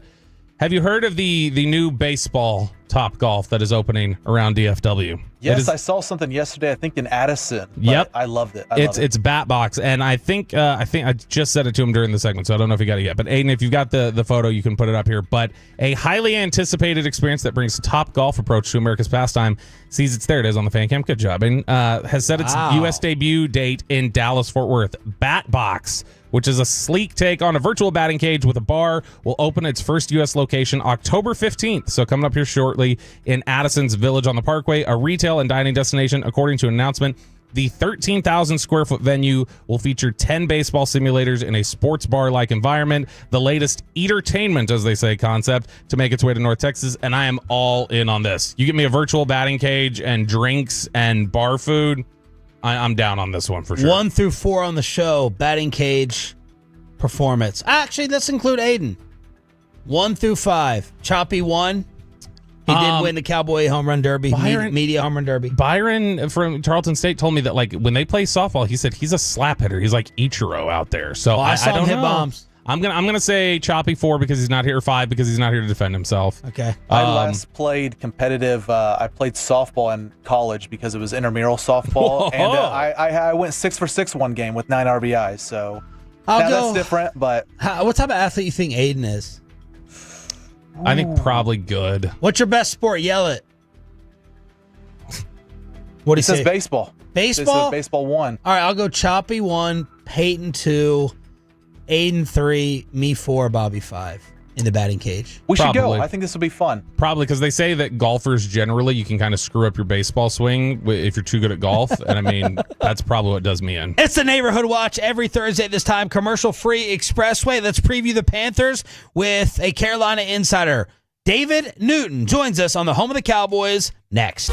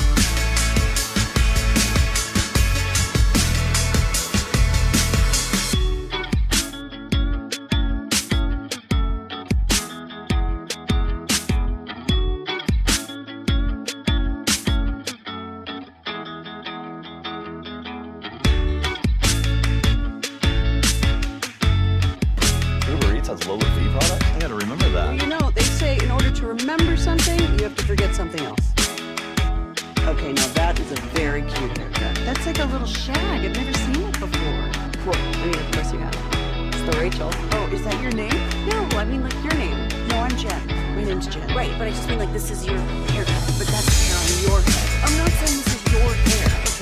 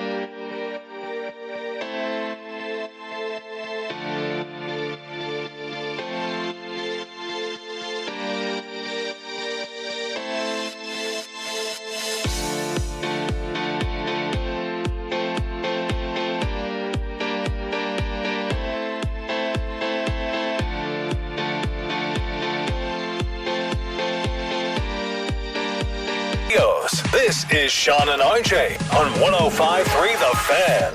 Let's preview the Carolina Panthers pregame on this radio station. Bobby will be traveling again as our Cowboys insider. I'm Sean Sharif. It's going down on Sunday with a noon kickoff with Brad Sham and Babe Laufenberg. And we have an ESPN insider. David Newton has been covering Carolina for the Four Letter for a long time. He is now joining us on the home of the Cowboys via the D&M Leasing Hotline. Good morning, David. How are you? Good morning. I feel like I ought to start this off with buckle up. Rico, that's right. And Schottenheimer responded and said, don't worry, we're buckled. But behind the scenes, Schottenheimer really loves Rico Dowdle, and he was, Bobby, you were there in the press conference, right? Yeah, right after he walked out of his press conference, Clarence Hill was showing him highlights. He's like, hey, Rico went for over 200, and he lit up. He was clearly very, very thrilled for him. But it's funny, with that thing being a topic this week, I'm curious, David, right out of the gate, everybody's been framed as like, oh, this trash talk from Rico Dowdle. I didn't feel like he was like really trash talk. I thought he was just like saying, hey, I'm going back to see my guys. It was more just kind of like a wink to like his former family in essence. Yeah, I didn't look at it as trash talk at all. I just thought that was Rico being Rico, just saying, hey, I got some game and you got to be ready for it. And we got some game. I don't think he was just meaning him. He just thinks it's going to be a physical game, and the Cowboys got to be ready for that. And I think that was what Schottenheimer's response was. We're expecting that. I think I have forgotten, because I'm putting him in my fantasy lineup, but I think we have forgotten that Chuba is still the one there, right? How are they splitting up the carries? Well, that'll be the interesting part, because right now Chuba is still, you don't know if he's going to play or not. He did come out and work on the side yesterday, and we'll wait to see if he does any more today. I don't think they feel like they have to rush him back. Originally, like last Friday, Dave Canales said that Chuba will not play, but he's listed more as day-to-day. They don't feel it's a serious thing. The feel that I got last Friday was that, hey, he probably could play this week. But what Rico did, maybe they'll take a different look at it and not try to rush him back. Either way, I think you'll see Chuba start, or maybe they may start off the game with both backs in there. They've played both backs in there at the same time before. How they'll do the reps, nobody has a clue right now. I mean, I do know that the Canales love the physical nature, the way that Rico finished up some of his runs, and I don't know if it's because of the calf injury that Chuba hasn't been able to do that. I mean, Rico is a little faster and got more burst, probably can get on the outside a little better. Chuba's better, probably right up the middle. So I think Dave Canales kind of summed it up best. He said, right now I can look at my call list when he's calling the plays, and it doesn't matter what I call, both backs can do it. So, David, at the end of last year, I remember Carolina felt like a team on the rise, that it was starting to click for Bryce a little bit. Bobby, especially, very high on Bryce and what he was doing. Where does that stand now? Does it still feel like they're on the rise? Have they kind of tapered off or taken a step back with that momentum from the end of last season? Good question. I thought after they, in week 3 when they beat Atlanta with 30-0, I was like, well, this team's starting to arrive, and then they just get waxed the next week, and then they come back and fall down 17-0 to Miami, and really Miami, there's no way they should have lost that game. They could have thrown the ball to Waddle or their tight end all day, and probably Tua could have had probably 400 yards passing easy, but they tried to run the ball and kind of back down and took the pedal off the metal, I guess, a little bit, and allowed Carolina to get back in the game, and Carolina took advantage of it. And I think that was a big step for them, because you haven't really seen Bryce Young lead a team from behind and make that type of a statement. So I think that was key for them, and whether that carries forward, I just don't know, because again, they followed up the Atlanta win with laid an egg. So we'll just have to wait and see right now. The good news for the Panthers probably is Dallas's defense, 32nd in the league. Yeah. And so, Panthers have been there. They were the worst defense in the league last year, and they are improving, and they're getting some players back and starting to play better. But again, I thought that would be the case against Miami, which I didn't think Miami really was a great offensive team. And for the first quarter and a half, they looked like they couldn't be stopped. So we'll just have to wait and see on this one. Panthers insider David Newton from ESPN joining us here on 105 through the Fan. David, it feels like I see some of this sentiment on social media, for instance. It feels like there is this sense of just like, all right, Bryce, it's time. Like you've got to start playing up to your draft position. And he was a guy, it felt like when he was coming out, was like, all right, that's the safe plug-and-play pro-ready starter. If you're ever going to get one, that's Bryce Young. But it feels like it's been a real struggle for him. Where do things stand right now in terms of the level of confidence for Carolina fans or the organization itself in terms of Bryce Young becoming what they thought he could be? I think it's still kind of the team in general believes in Bryce. The team believes that Bryce's confidence has never wavered through all the struggles he's had.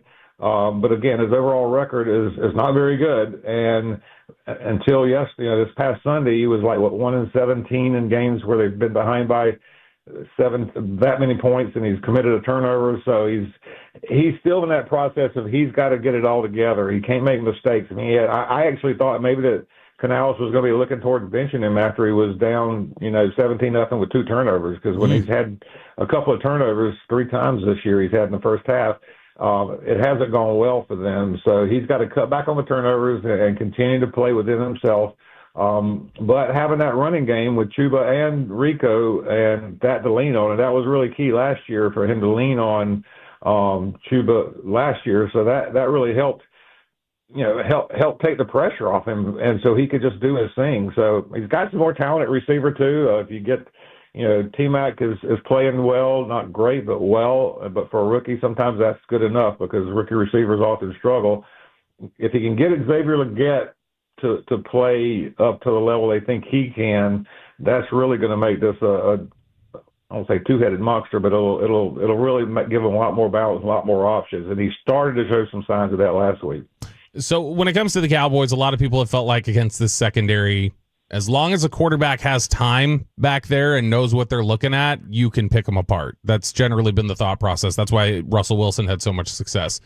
Is Bryce a guy who, when he struggles, it's because the Panthers aren't able to protect him, and when pressure starts getting in his face, he starts panicking? Or is this, man, sometimes he's standing back there and he's just looking at the wrong thing and throws it into somewhere he's not supposed to?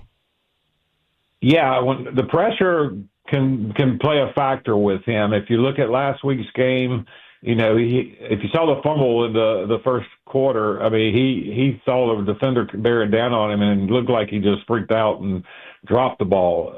And then when he threw the interception, that was pressure coming right up the middle on him. So I think that got him out of his comfort zone. I actually asked Canales about that a little bit, and he admitted, he said, yeah, Bryce has got to stay under control and not get shaken by those moments. So I really feel like that it's going to be, in large part depending on what this offensive line can do to give him the time. And I think, again, that goes back to the running game. If they can start off running and get a little rhythm there, then that's going to keep the Cowboys from putting the rush on. But if they can get pressure on him, that's been the one thing that's kind of made him make mistakes over the last 3 years. David, give us the Panthers' strength and their weakness. Wow, because the strengths coming into the season to me was offensive line and wide receiver, but the injuries have really taken their toll there. I think the line started to settle down some last week, but they're still a little concerned about up the middle because they are playing with the backup center. They are playing with their third, right guard.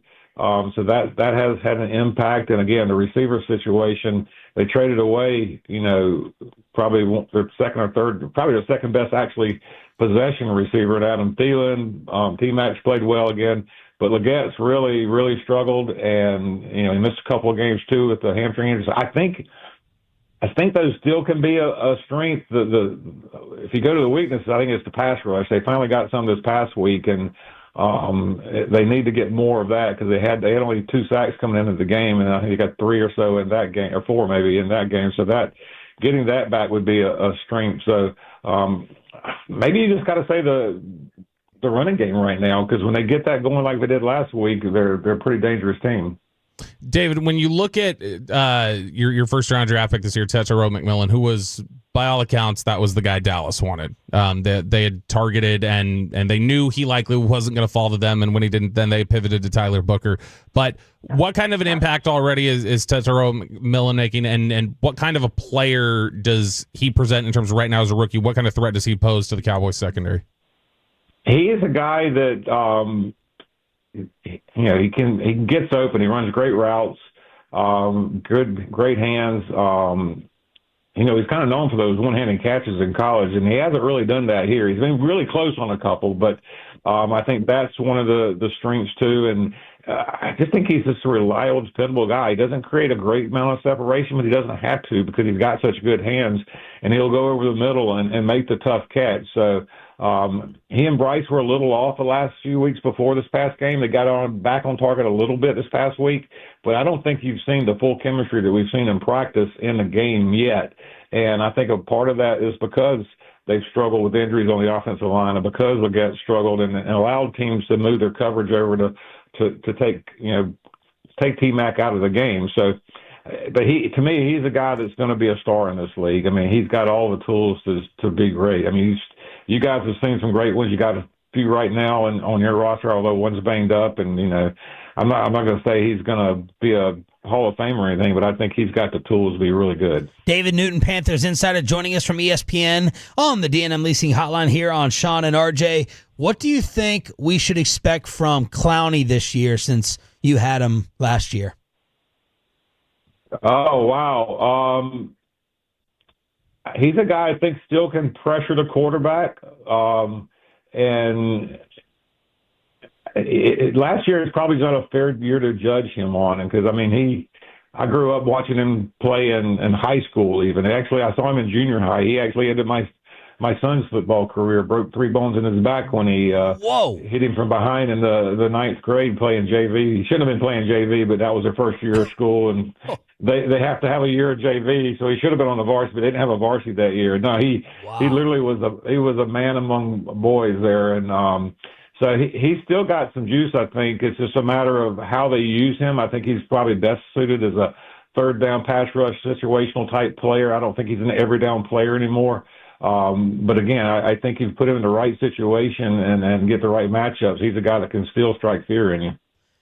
David, do you feel like this is going to be a close game? Cowboy blowout? Carolina getting the W? What's your feel on this?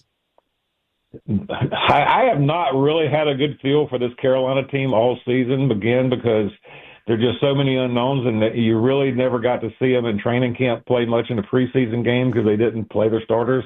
And then in the first 5 games, it's just been such a roller coaster, where they played great against Atlanta. They played like dogs the first 2 games, and then the game after that. I mean, they were 1-3, and it looked like they were headed for 1-4 last week and got things turned around. So I still think it's a work in progress. They're still trying to find their identity and what they want to be. I think last week with the comeback was a little more what they wanted to be with the power running game and Bryce not having to carry him. But again, Miami's run defense was hard. I mean, if you think that the Dallas defense is bad, Miami's run defense it reminded me of watching the Panthers run defense last year and even early this season. They couldn't stop anybody. I mean, Rico was like, even went in there to start the second half and asked for a certain play to be called, and they called it and they ran it for 53 yards. So I don't want to read too much into what that offense is based on that game, because again, Miami, I just think it was so bad. They were allowing 158 yards a game coming into the game. So I mean, the fact that Rico got 206 doesn't seem like a big deal in a lot of ways, because they couldn't stop anybody before they came in here. So again, Dallas is a little better against the run. I think they're ranked 21, 23, 24, somewhere in that area. And stopping the run, that's not great, but I think that if they can shut down the run and put all the pressure on Bryce, I think that'll be a real key for what they want to do and their success they want to have. Great stuff, David. Thank you so much. Enjoy the game and the rest of the season. Appreciate it. Thanks, guys. David Newton here on the home of the Cowboys, 105.3 The Fan. Find out where you can listen and eat lunch with the KNC Masterpiece today and an answer to your kids' cell phone problems next. Hey, thanks for starting.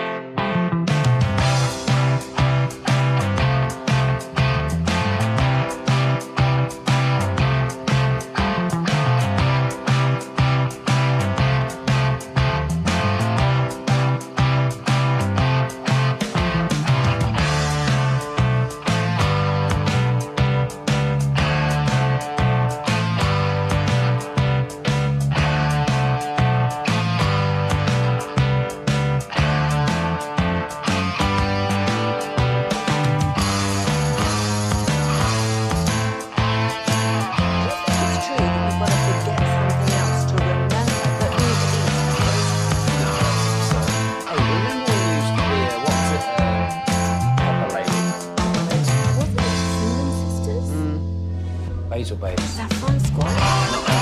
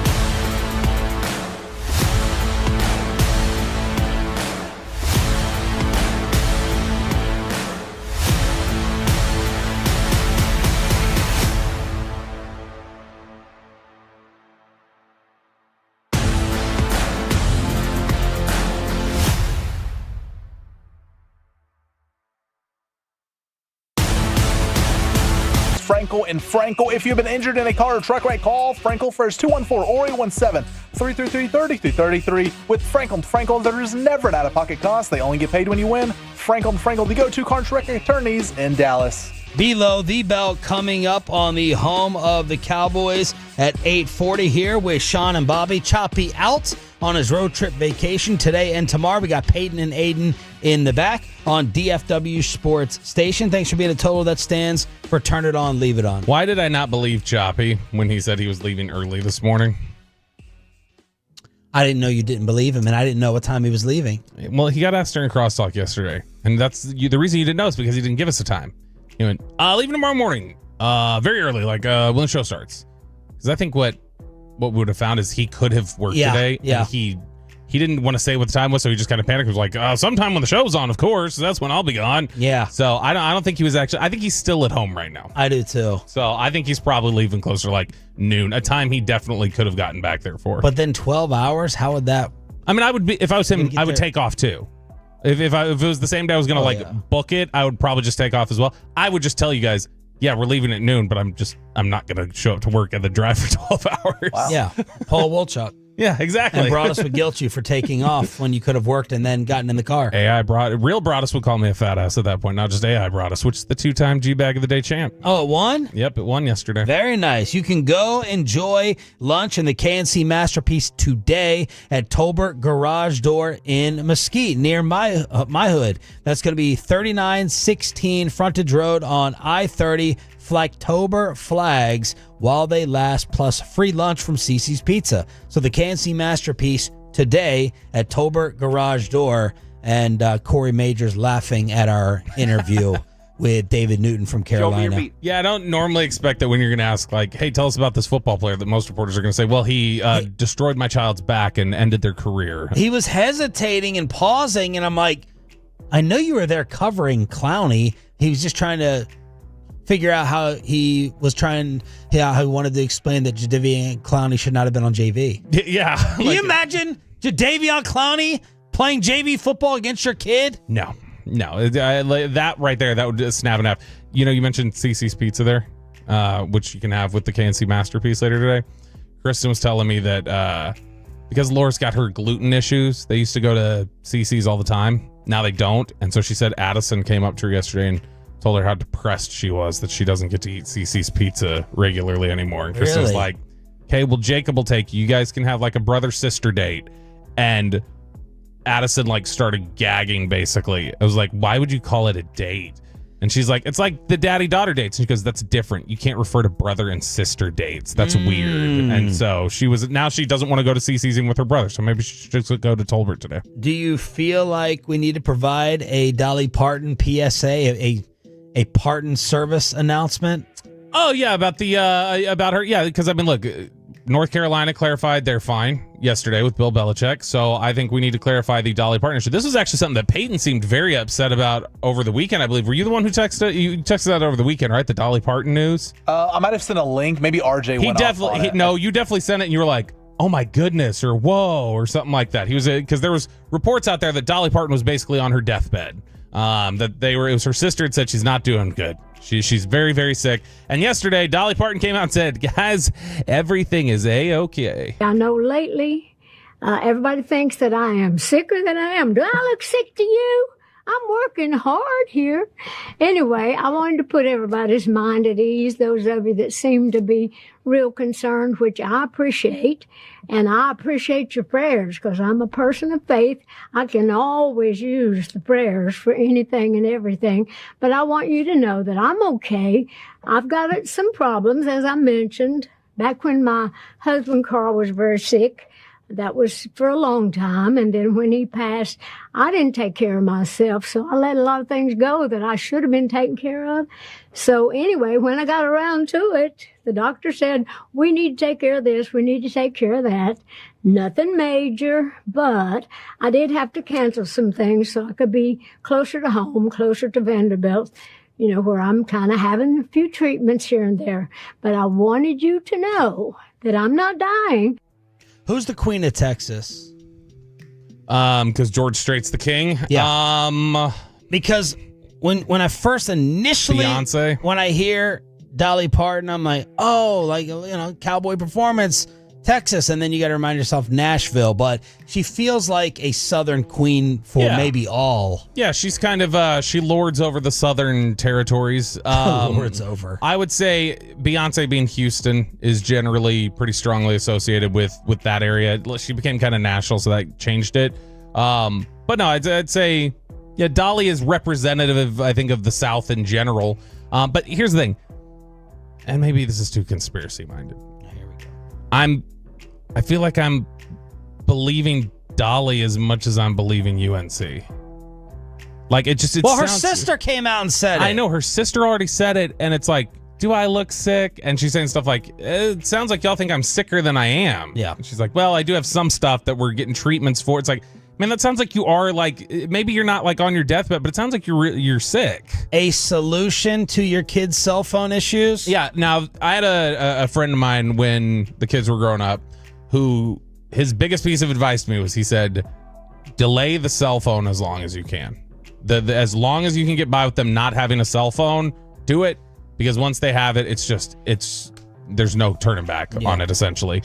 And now in Maine, they figured out their solution. Ollie is even playing with his grandmother's cell phone, some games on there, and he goes into the room and sits in the bed, and I get worried. Me and Amanda get very worked up over that. Or he goes and plays some video games, a little Minecraft. He's just doom scrolling news and hitting, apps and all this stuff.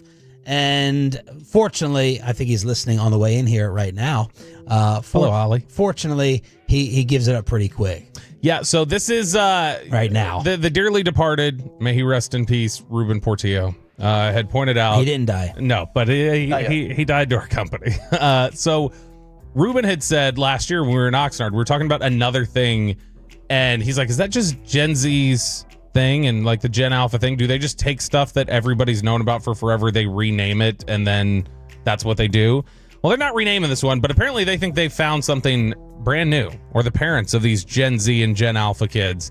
Maine parents, and this is according to Maine Public Radio, Maine parents say getting an old school landline for kids is revolutionary.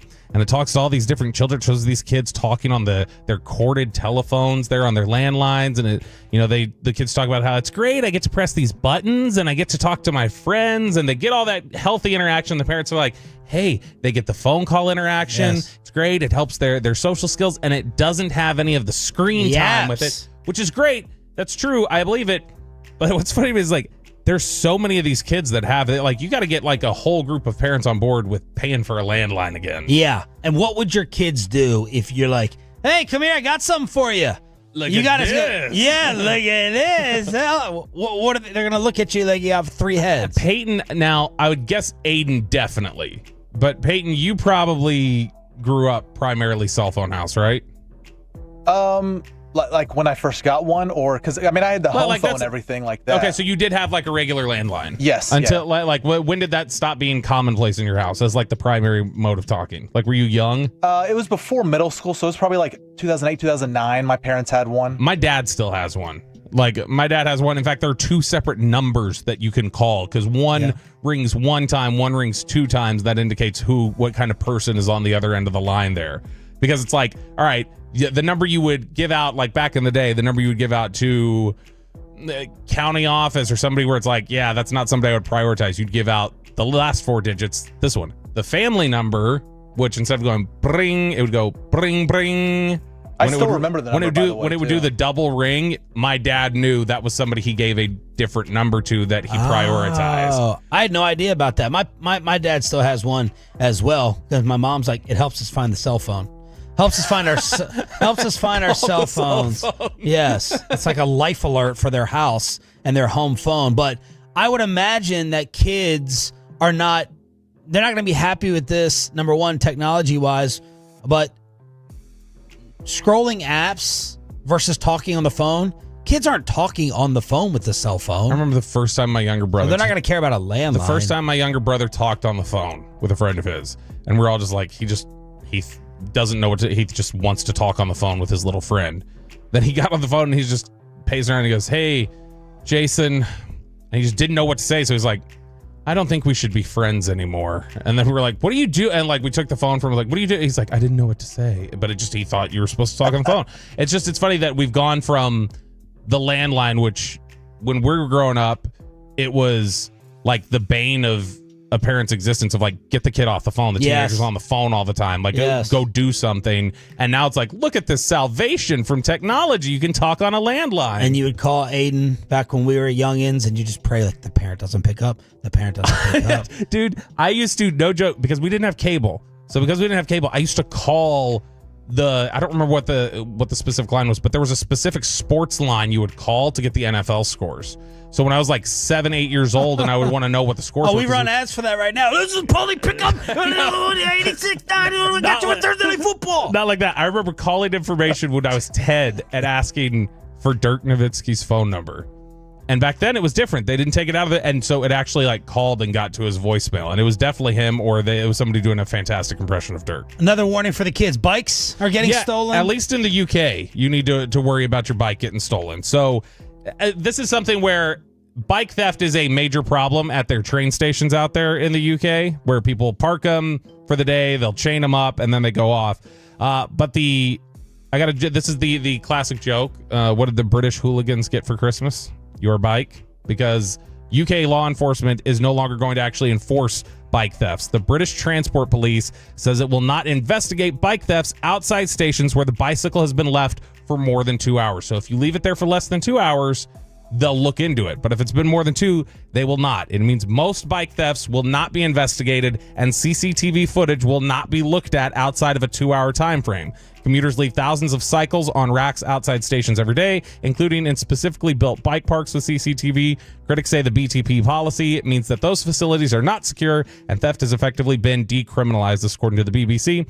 The BTP said the more time our officers spend reviewing CCTV, the less time they have available for patrolling railway stations and trains, investigating crimes which cause the most harm. So this is like the equivalent of don't chase the shoplifter. Have your kids been robbed of bikes their entire life because of your apartment living? No, they've never had one stolen. I did have. Yeah, because they never had one because you can't put it anywhere. They've got they're on their iPads and their cell phones. They don't look at anything. I had my bike stolen one year because I'd left it out of here. It was this really cool Batman bike and I had it stolen and my dad went looking for it and found it sitting in somebody's backyard and went into the backyard and took it back. Do your girls know how to ride a bike? Yeah, both of them. They like scooters more than the bikes. They both got scooters, but they're more on the scooters than that. But no, this is essentially the don't chase a shoplifter, don't waste time on crimes like that. So if you want to steal a bike, go to the UK to do it. Are the Cowboys letting golden opportunities pass them by? That's next in Below the Bell right here on Sean and RJ 105.3 The Fan.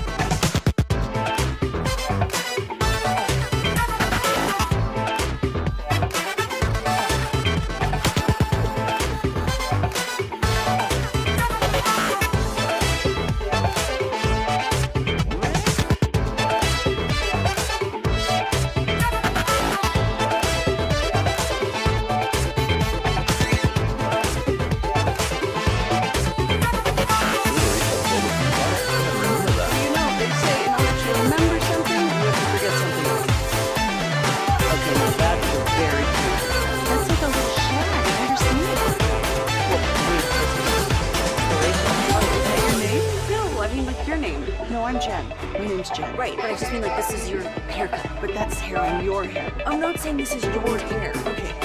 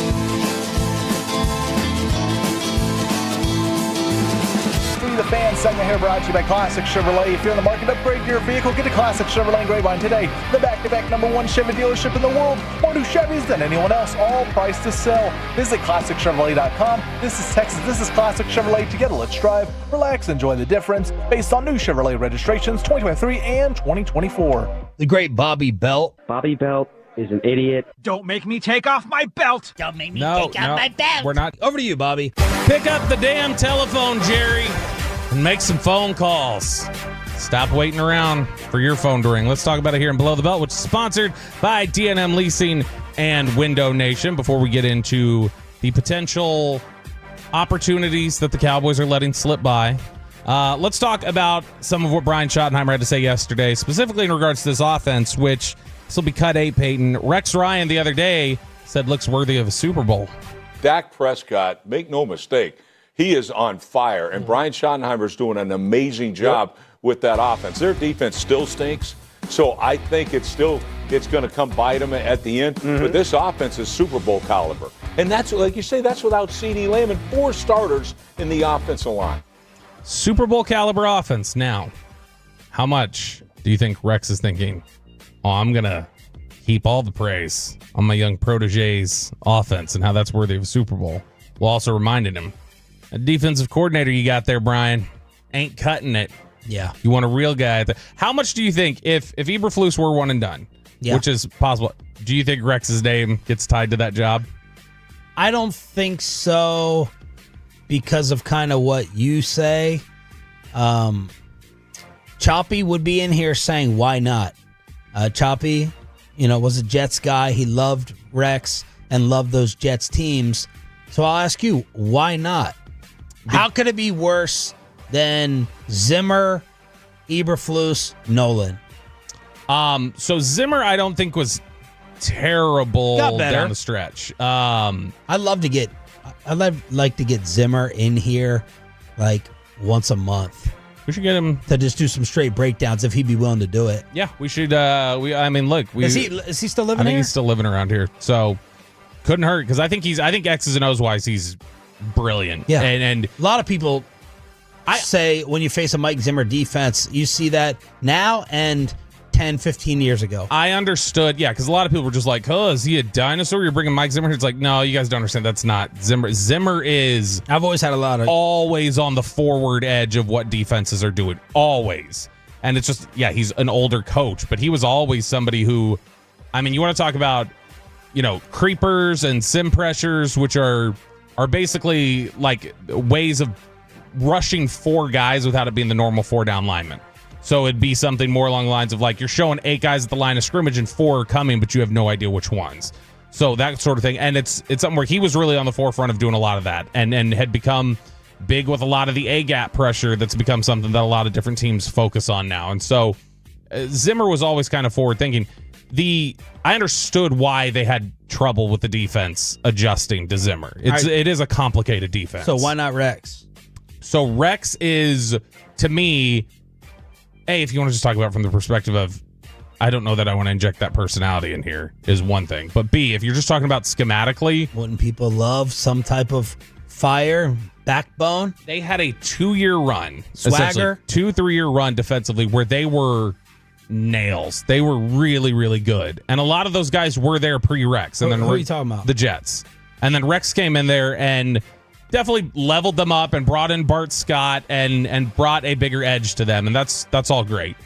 But what you looked at was as soon as that personnel started cracking and going, it wasn't like he just sustained the defense. And when he went to Buffalo, they weren't very good.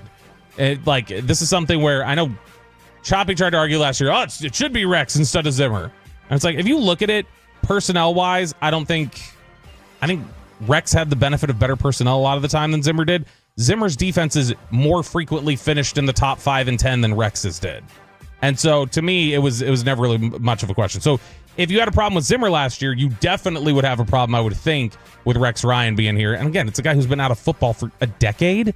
All he's been doing is sitting up there telling you why everybody else is stupid every week on ESPN like I do. That's all he does. But Rex, I wouldn't give much of a look to. But I do think that there's some fondness from Brian Schottenheimer for him. I don't know that it may be sort of like It doesn't feel serious. Yeah, it feels like oh, Rex over there. Yeah, it's a little bit like I think there's an appreciation, but also like a man. Yeah, I do like him. I don't know that I'd work with him again, but I like him. Yeah. Like it's one of those sort of things. All right, so this Cowboys offense, which Rex just heaped a lot of praise on there. One of the reasons that we played the clip earlier, Clayton Adams and Brian Schottenheimer are working together, and I really like the clip we played earlier where he says when we were working on this run game, he'd present some stuff to me, and I went, well, I like that a lot. Totally get it. And then how he said, there were some things where I said, nope, I'd never in my life call that. Nope, throw that out. And so dismissed it. They really like worked together collaboratively. And it was something where it sounds more like Clayton Adams said, here's what it looks like to me. Shotty looked at it and said, can I see myself calling this? Yes, this, no, that, none of that. And then he went, all right, back to the drawing board. I'll bring back some other stuff for you now. And through that, they kind of crafted what they have now. So how did they even get a relationship like this? How is it that Clayton Adams came to here? They didn't share any time on a coaching staff together. Where in the world did Clayton Adams come from? Brian Schottenheimer yesterday talked about how Clayton Adams got on his radar. No, it goes back to Indianapolis. When he was a tight end coach in Indianapolis, I knew some guys on that staff that just, when you're making your phone calls over the summer, which is what I do, because I don't have, other than hang with my family, much better to do than check in and see who some of the coaches are that maybe you don't know. And yeah, his name came up, and they just said, turn on the film. I coached a guy by the name of Jack Doyle when I was in Indianapolis, and Jack raved about Clayton. And so he kind of came on my radar, and then when I got a chance to spend some time with him, we played the Colts, I think the year I was a consultant. We played them, and so I met him before the game, and we just kind of, tried to do that. I'm not a big pregame talker, but he was a guy I actually looked for. I wanted to go say hello and introduce myself, and we just kind of stayed in touch after that. I think that's fascinating. One, that Brian Schottenheimer, as a consultant, is sitting there thinking, who do I need to know around the league? Who do I need to identify now? Like he clearly... I think it was Liam Cohen, one of the coaches first year was talking about their biggest struggle, and they're like, it was putting together the staff. Yeah, that was Cohen. It's college recruiting. Mm-hmm. It's player recruitment with all these coaches and assembling your staff and the competition for it. And he's found somebody and connected with somebody who is really well thought of around the league. And that's how he came to know about it. But it's asking the question. It's having the foresight and going, hey, I still would like to be an NFL head coach one day. There's still these ways that I would like to cut at it. But also, I will say this. A quick dovetail.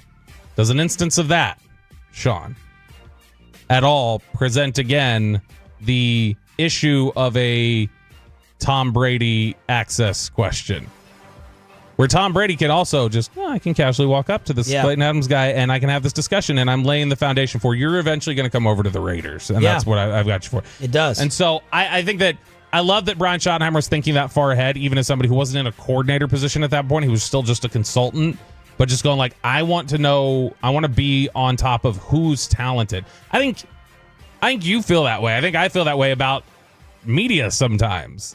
Like people around Dallas and people cover, like we want to know like who's good, who's coming up, who's somebody that we would want to have on the show. Your phone's been blowing up for the past month from recruiters. No, so we could be like, back off. I think it's good to back off. I think it's good to just have those discussions and figure out like, all right, who is it? We like throwing on people all the time. Like, is he any good? It's like, I don't know. Well, let's throw him on. I mean, Nick is somebody who's going to be in here with us tomorrow. He'll be in here tomorrow, 8 to 10. Yeah, Nick. Machota, Spittle love John in here. Yeah, and so I love that that's where his head at, and that's the way he's thinking. Now let's talk about the way Jerry Jones is thinking and where his head is at, because Jerry Jones has consistently said, essentially, when you pick up the phone, you're the loser in a trade call. Is the way he made it sound, and he said that for a long time. He specifically said in regards to the draft, I know. But like I think always usually. Yeah, I think that applies in general to all trade calls. In the past when he said it, it's usually centered around picking up and moving up or down. And that he said, you pick up the phone, you lose already. Which I think is a bad way to view it. I agree. That it's bad. Because I also think it puts you in a position when you answer that phone, you're thinking you've already lost, and you think you're in a position of power on that negotiating call that maybe you're not. Well, I always wonder, it's like when a fantasy trade gets made in your league. I'm like, did I know this person was on the block? If I know they're on the block and I didn't make the best deal or get it done, I can live with that. But how much does it eat away at you, right, Pepe? Especially when facing me, two-time league champ, or fantasy football champ. Got you down. When you didn't know about it. So I just want to know that the Cowboys are aware of every big trade that goes down versus, no, I'm not going to pick up and call because it makes me look weaker on the other end. Okay, did you know it was happening so that you were at least given an opportunity to be in on it? So here's where it burns you because you're not picking up the phone. The Baltimore Ravens made a trade this week. It was the same day that the Joe Flacco trade was made. The Baltimore Ravens made a trade with the Los Angeles Chargers where they got safety Alohi Gilman and then a late round pick swap. And they traded away Odafe Owe, who was at Penn State with Micah Parsons and came out in the same draft and is a freak athlete. He was considered a little raw when he was coming out, but he had last year kind of put things together and had finished as a double-digit sack guy. He had 10 sacks for the Ravens last year. He had none this year. He was playing very little in recent weeks. He had fallen out of favor. They'd gotten kind of sideways. But that's a guy right there who's 26 years old, is a freak athlete, coming off a double-digit sack season, who didn't go for a ton. I understand there was a player that they ended up getting in there. Okay, they're addressing their safety position too, but if it's a safety and a pick swap late in the round, then I think you could have found draft capital that would have made sense for you and the Ravens. And I feel like that's what you risk by not picking up the phone. He had 10 sacks last year. Yeah, you risk that 10. If you last 31st pick, round 1 in 2021. If you don't pick up the phone and call and find out, you don't know maybe that Odafe Owe is available and it's for something that you may want. So I understand the position, and it was great when we asked him this week. Jerry sounded like he was open for business, but it didn't sound like he was open to still picking up the phone. He just wants to let people know, I'll answer the call. That's great, but sometimes they're not going to call you. So you've got to find out what's out there, and I think this is another example of it. Below the belt every day at this time on the home of the Cowboys. It's 105.3 The Fan. Choppy out today and tomorrow. Sean Trafe alongside Roberto. What do the real experts think about the Dallas Stars opening their season tonight? And if they can make it back to the Final Four again. We'll tell you what the real experts think and how much is Rico going to hurt the Cowboys. Final hour, Thursday edition with Tommy Yarsh at 9:20 right here on 105.3.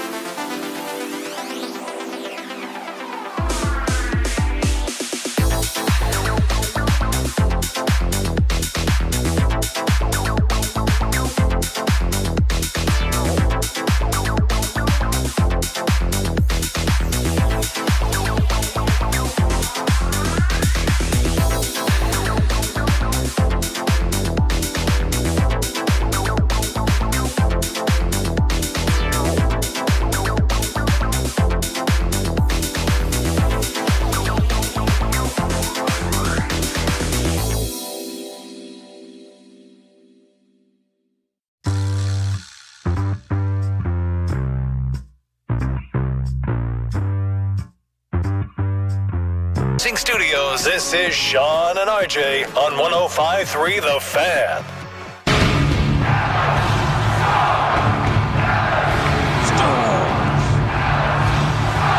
Final hour fist pump time with the beginning of the Dallas Stars season tonight. Aiden's getting it. Peyton's getting it.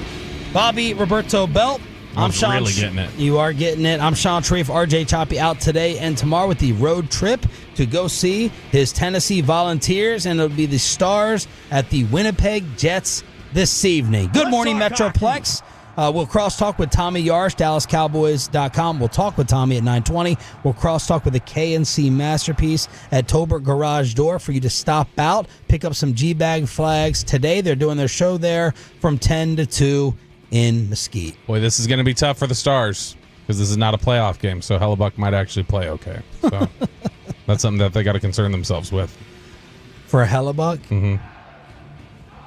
That's why. Because it's not a playoff game. If it's a big moment, then he'll give up 8 goals. So. It's hella suck. That's what it is. I see what you said there. Pepe, what is your expectation for them this year? You're a big hockey guy. Yeah, I mean, I feel like with Glenn Gulletson, the new Stars head coach, it's and the breath of fresh air, really. Yeah, it's just gonna be a voice for the Stars. We talked about last year when DeBoer left. We talked about it, and it's going to be more of a voice than anything. We're not going to go through the season and be like, okay, we upgrade a head coach. The Stars' talent is already there. So my expectations are obviously win the division, win the Central. You know what, Colorado is going to be a threat to you. They were threatened a little bit in the postseason. I believe the Jets will still be good. Maybe the Blackhawks with Connor Bedard. They're finally figuring things out. But I expect the Stars to win the division and then at least make it a couple rounds in the postseason. I mean, if it's anything less than the conference finals, it'll be an epic failure.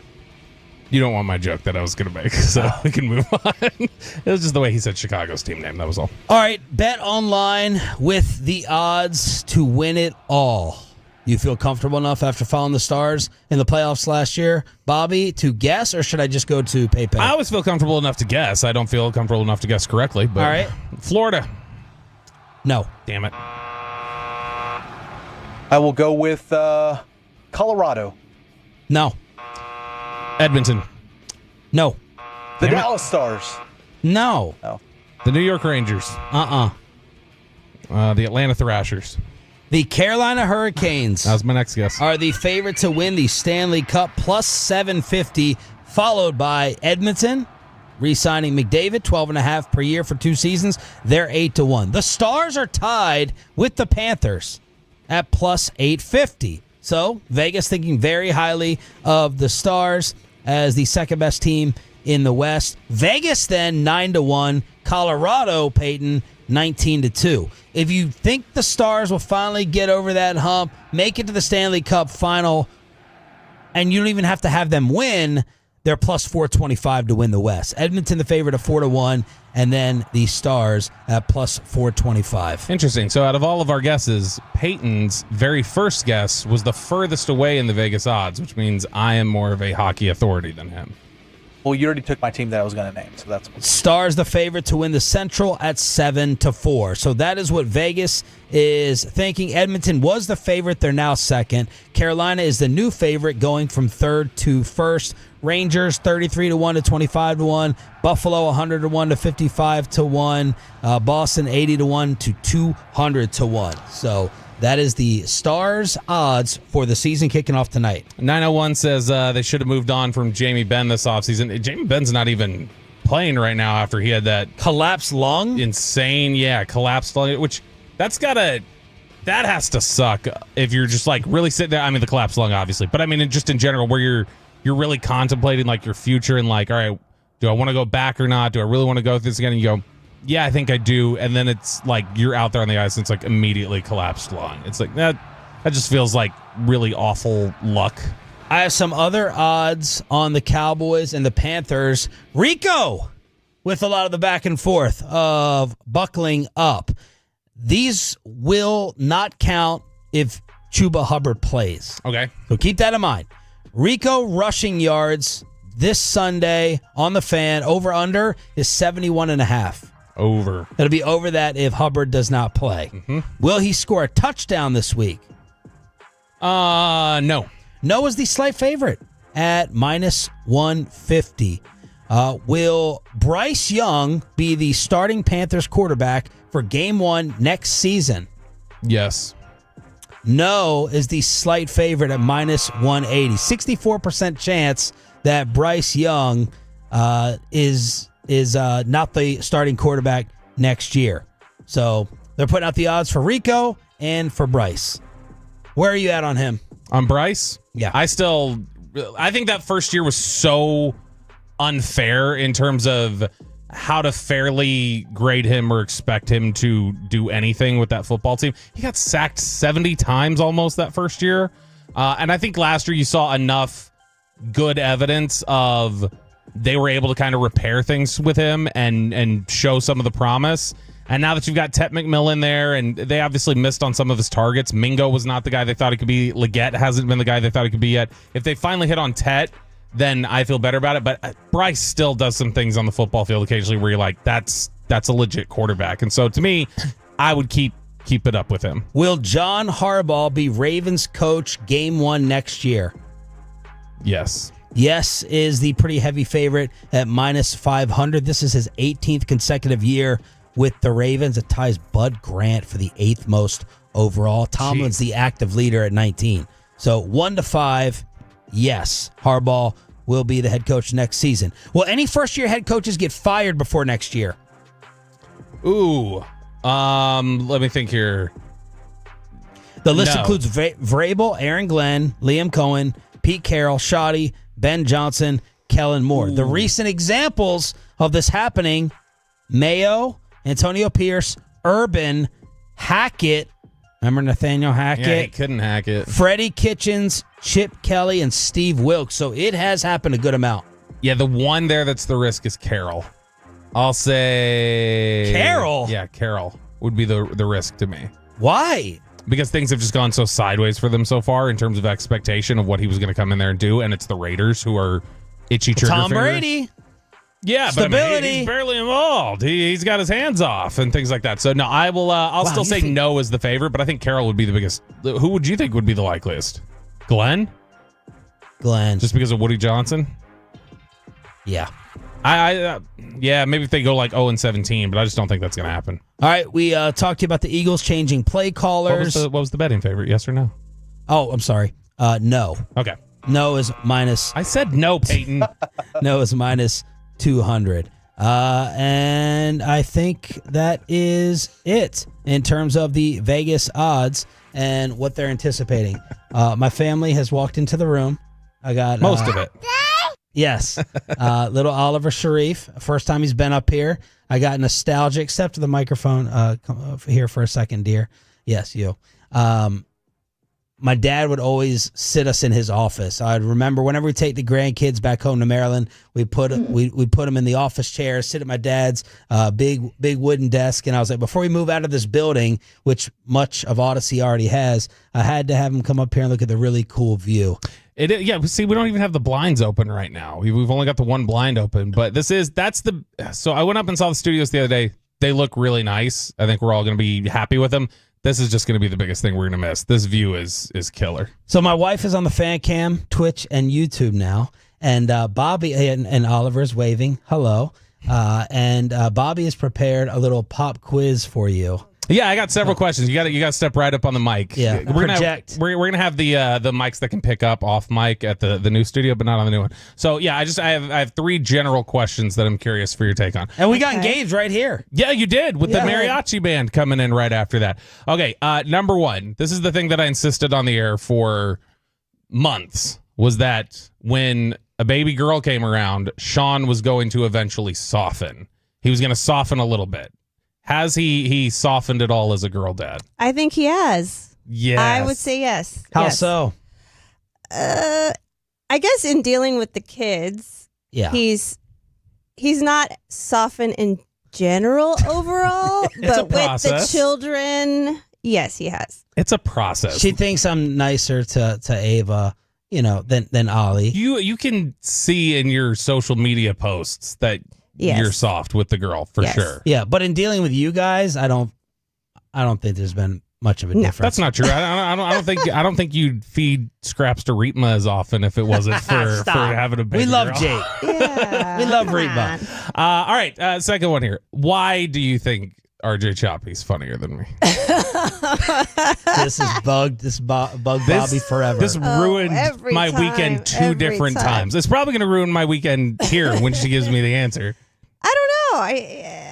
I just think he's funny. He's funny. But you like that Choppy's like meathead type humor, or you just don't think Bobby's that funny? I feel like at your pool parties or different things like that. I feel like I make you laugh more than Choppy does in your house. Bobby, you're like smart funny. I'll take that. Fine. And RJ is like dumb funny, like fart funny. Yes, he's Three Stooges. Fart joke funny. It's slapstick. It's different things like that. Yeah. Okay, last one here, and I think this is the best question. Okay, you know my wife, Kristen. Yes. You guys hang out. Y'all are buddies. Mm-hmm. If Kristen came to you, we were not married, we were dating, and she came to you and she was like, Amanda, should I be with this guy? Oh, God. What would your advice be for her?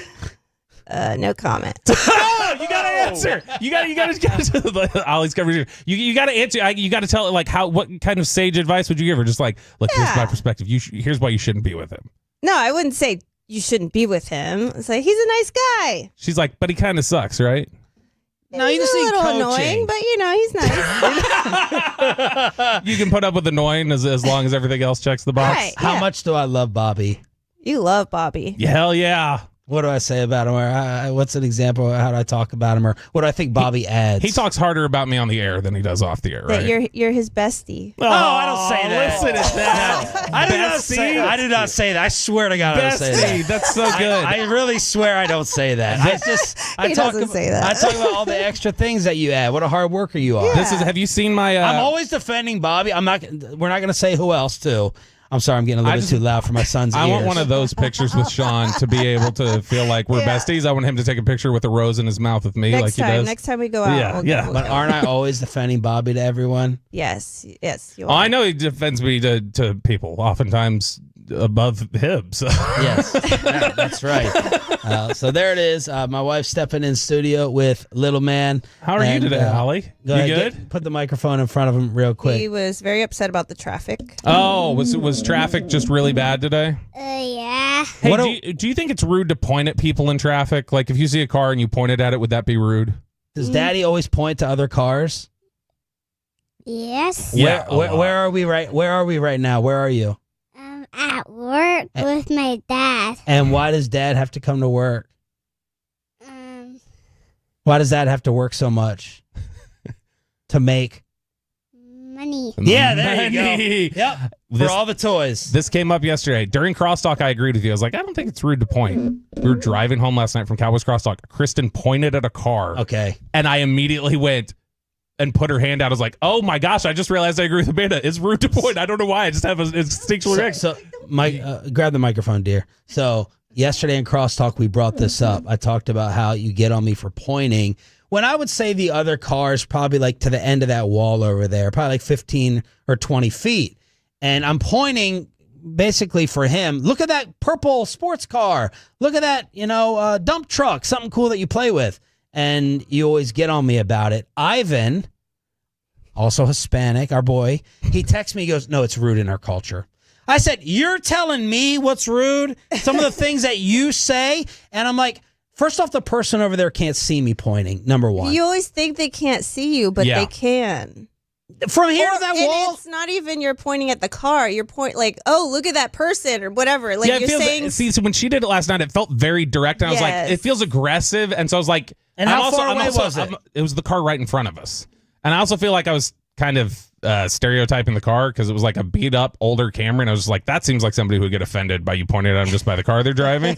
But like when I think I just prefer the general gesture. Like if like use don't point a single finger, just kind of like, hey, look at that. Then that's a little better. It's very like because I would assume obvious, I would assume you might be because I started thinking about it. I was like, if I saw somebody pointing like that, I might think they're pointing at me like, look at this POS. What he just cut me off or something. It's like my dad always tells my mom. He said, I brought you from Cherry Street to the Garden of Eden.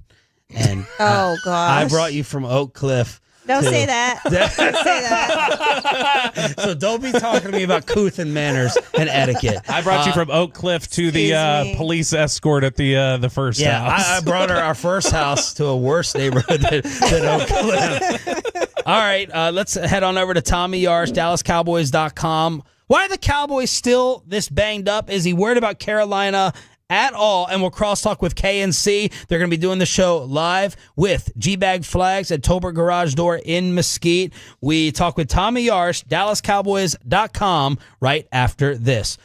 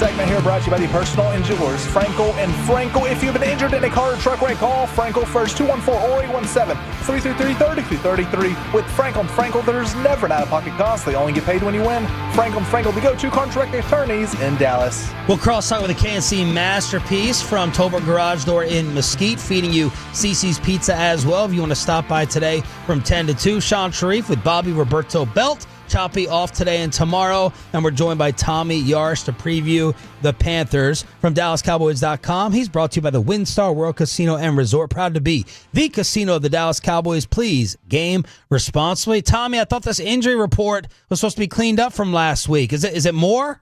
Well, there's more names on it. I think, I kind of jokingly said yesterday when I saw it, I was like, okay, so is anybody not on it? But it really is more, there are less DNPs this week, or for Wednesday at least, which is a good thing. Those guys that didn't participate, guys you would expect, Tyler Booker, CeeDee Lamb, Jack Sanborn, who's in concussion protocol.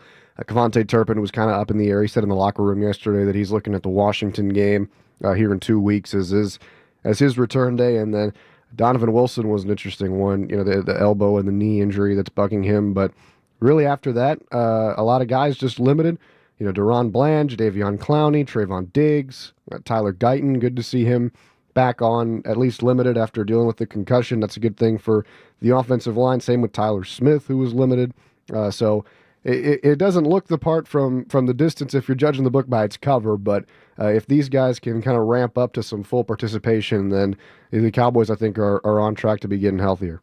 So out of the offensive line right now, obviously it's early in the week and Thursday practice is usually a big one for them. But who do you look at and you just say, all right, we're feeling a little better about these guys being back on the offensive line? Would it just be Guyton at the moment and kind of we'll see on everybody else? Yeah, I think Guyton and Smith are probably your leaders in the clubhouse. I think I'd put Guyton a little bit ahead of Smith just because, the knee stuff has been something that's been dating back to camp that's been – he's been something that he's dealing with. And then Guyton, concussions are always tricky, but it seems like, he's getting towards the end if he hasn't already cleared protocol to go back out on the field. So I would expect at least one of those two to play on Sunday.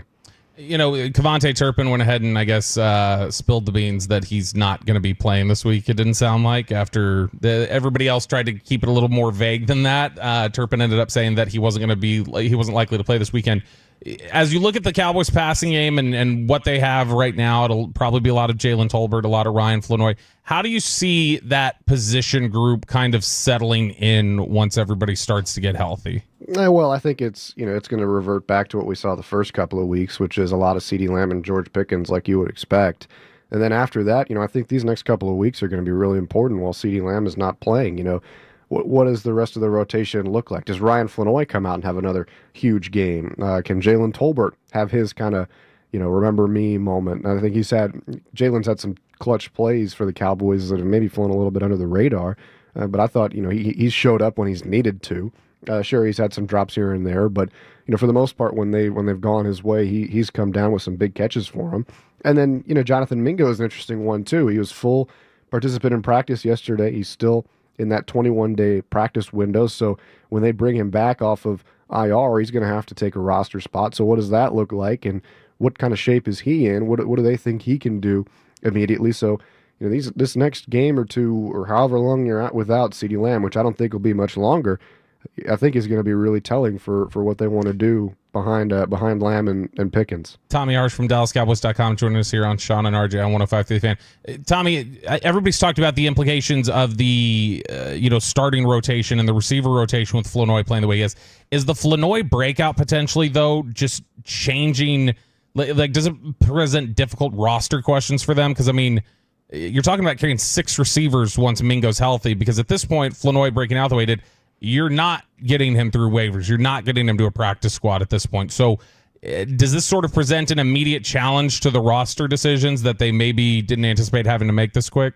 I wouldn't say immediate. I think that you want to see consistency, right? You don't want it to just be a one-game wonder or anything like that, and you want to see him do it multiple weeks in a row, and not necessarily 100-plus yards and touchdown or whatever it was that he had, but just continuing to do his job and fill his role and make the grabs that he needs to get. And so I think it's going to be it's a good problem to have, right? When you have guys on the roster that you feel like can help you in the receiving game, then you ultimately have to decide, okay, which ones are the ones that give us the best chance of the bunch when they can all do it.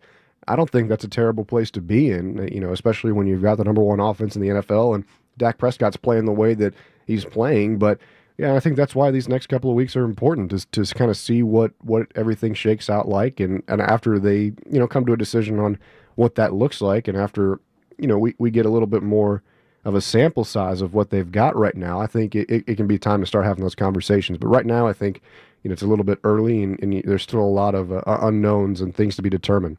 Tommy, what's your confident feel on this game compared to last week in the Jets? Last week I didn't feel great at all. Just because down 4 starters on the offensive line, and I think it was 7 total starters. And then seeing Justin Fields do what he did against Miami the week before, where he's running all over the place and it's 43 yards. And you think back to Jalen Hurts in week 1. Justin Fields is kind of a souped up Jalen Hurts in terms of what he can do with his legs. So I wasn't feeling great about it, but then, they proved me wrong pretty quickly. I mean, I'm always up for owning up to when I'm incorrect, and I was very incorrect with the way they played. It certainly wasn't perfect. I think they kind of, not let the game go away a little bit in the second half defensively, but nonetheless still were able to get the job done. So, I look back to this Carolina game the last 2 years. They've combined for 13 sacks in those last 2 games on Bryce Young, and if they're able to do that against the Jets, I don't see why they won't be able to have similar success in the pass rush against the Panthers, given how they've continued to play well. I think their tackles can be vulnerable spots for them. Interior, I think they're much better than they have been in the years past, but the tackles, I think, are an area where this Cowboys defense can exploit them. So I think Dallas picks up their second win in a row here on Sunday. Tommy Yars, DallasCowboys.com on the D&M Leasing Hotline. Bobby and I really liked Schottenheimer's insight into calling plays yesterday. What did you take from it, if anything? Yeah, I think it's, I think it's a good thing to hear, right? And I think it's, not necessarily, he's not the first coach to say, hey, I'm drawing up plays for players, not areas of the field. I think that's where a lot of football is, and it's kind of the smart thing to do, right? When you've got weapons like CeeDee Lamb and George Pickens, of course you want to get them the ball, and of course you're going to draw up plays to get them the ball. But what I've always appreciated about Brian Schottenheimer, even going back to last year when he was the offensive coordinator, is he does such a good job of explaining the game of football and explaining his thought process behind things, and really going deep and in depth into his mind of, okay, this is how we're going to do this, without essentially giving away the game plan, but just the depth that he goes in with his answers for, like yesterday, for example, with play calling, or, he can go about blocking, or he can go about the run game, he can go about quarterback play. I usually try to ask him about, the opposing quarterback each week, because he's a quarterback savant, and, he's worked with that position group his entire life for the most part, and I always appreciate what he sees in other quarterbacks around the league, aside from Dak Prescott, and of course what he says about Dak too, but he goes into so much depth, and I think what you heard yesterday was another example of it. So he's great with those kinds of answers. Tommy, Sean was mocking me yesterday a little bit because, and it turned out fine. He saw my genius in the end of the segment. But to me, I was saying that for Brian Schottenheimer to come out and name directly Javonte Williams as the bell cow, as the primary guy, just seems a little counter to what Schottenheimer normally does. Schottenheimer normally does want to keep up even the illusion of competition everywhere, and that's a big driver for him. Does it say something to you that Schottenheimer coming out and just going like, no, that's Javonte and he's completely earned it? Does that speak to just how much of an impact and impression that Javonte Williams has made on Schottenheimer and the staff, and shows how wrong Sean was? Well, absolutely. Anytime I get a chance to prove Sean wrong, I'll take it. What is with you and Brian Schottenheimer? It's crazy. It's crazy. Well, hey, like minds. They're great minds, talk to Mickey down the hall. Yeah, well, I'll go bring him down here for you.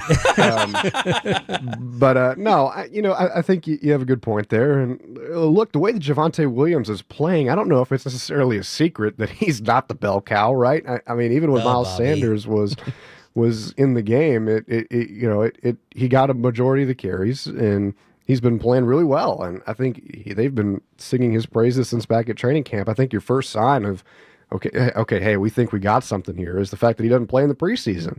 This is a guy that's been banged up the last couple of years. He had a major knee injury a couple of years ago, And for them to not give him those preseason reps, I think that might have been the first time he ever didn't play in the preseason at all. To be that confident with a new regime and a new coaching staff, you had to have seen something that made you say, okay, I think we're good here. I think we need to keep him as fresh as possible.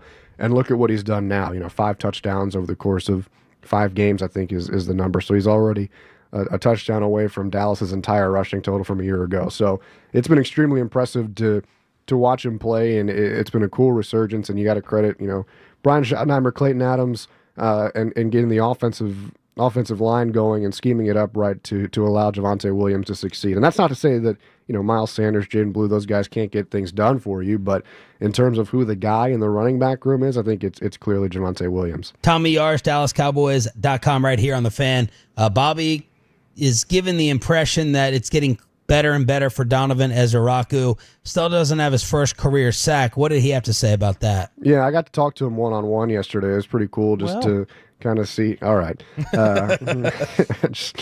I just had your back too, Bobby. And now you're doing it. All right, I'm back on your side, Sean.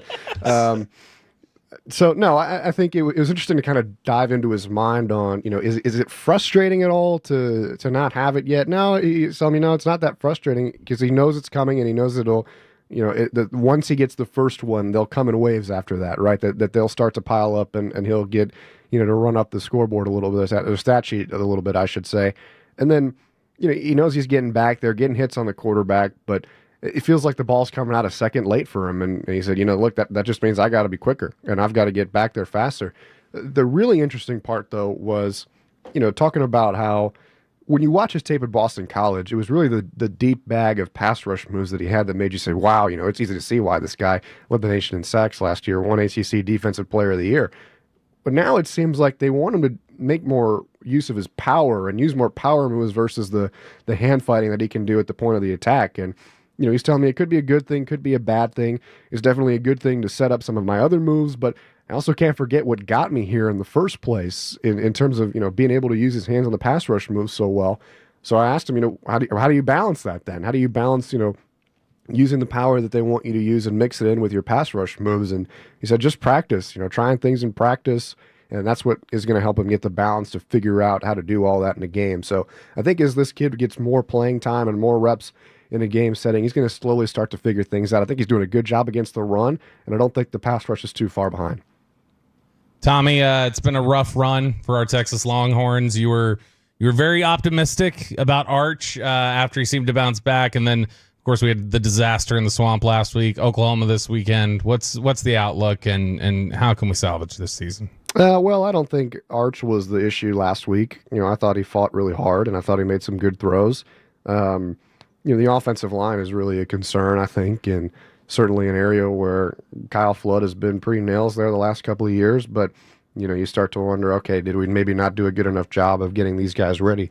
Always hard when you got to replace 4 starters at that position, and you've got a young quarterback in there who's going to be starting for the first time in the SEC, no less. So I'm still confident, though. I'll always rock with my horns, and who knows if John Mateer is playing or not. I've seen Oklahoma reporters hiding in bushes outside of the stadium. Shout out Eddie Radosevich. He's one of the funniest reporters I've ever seen over at OU. I really enjoy his content, and I saw him hiding in the bushes trying to see if he could get a look at John Mateer the other day.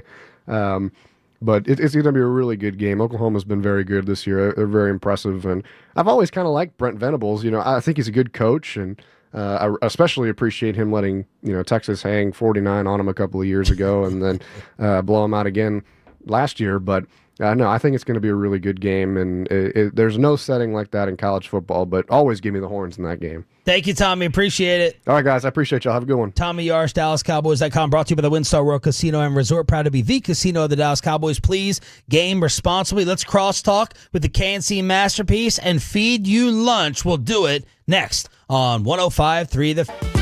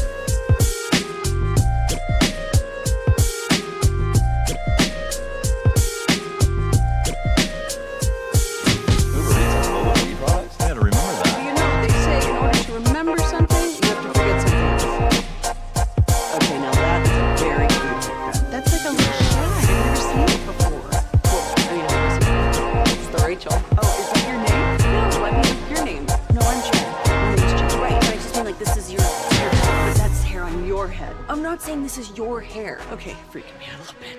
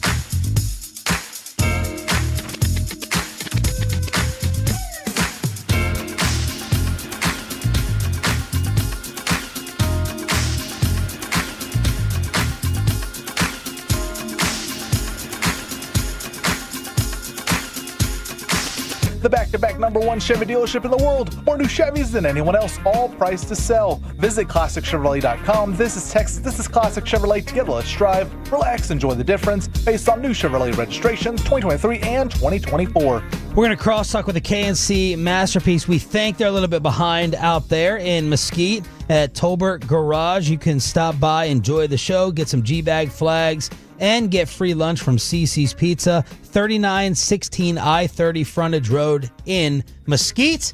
But we got to carry this, as usual, Bobby. Look, they're used to shorter shows. Ranger season ended. They didn't get the memo that they were still supposed to do full programming and thought they were going to be able to skimp on it a little bit. But that's what we're here for. All right, we got another scandal. We talked about Jets possibility. By the way, the update on Belichick two reports locally out of North Carolina yesterday sound like this thing's about to end. The initial report said, I wouldn't be surprised if he doesn't coach the Cal game. They're starting to talk buyout. Another report said his assistants could not get in touch with him during the bye week when he went to Nantucket with Jordan Hudson.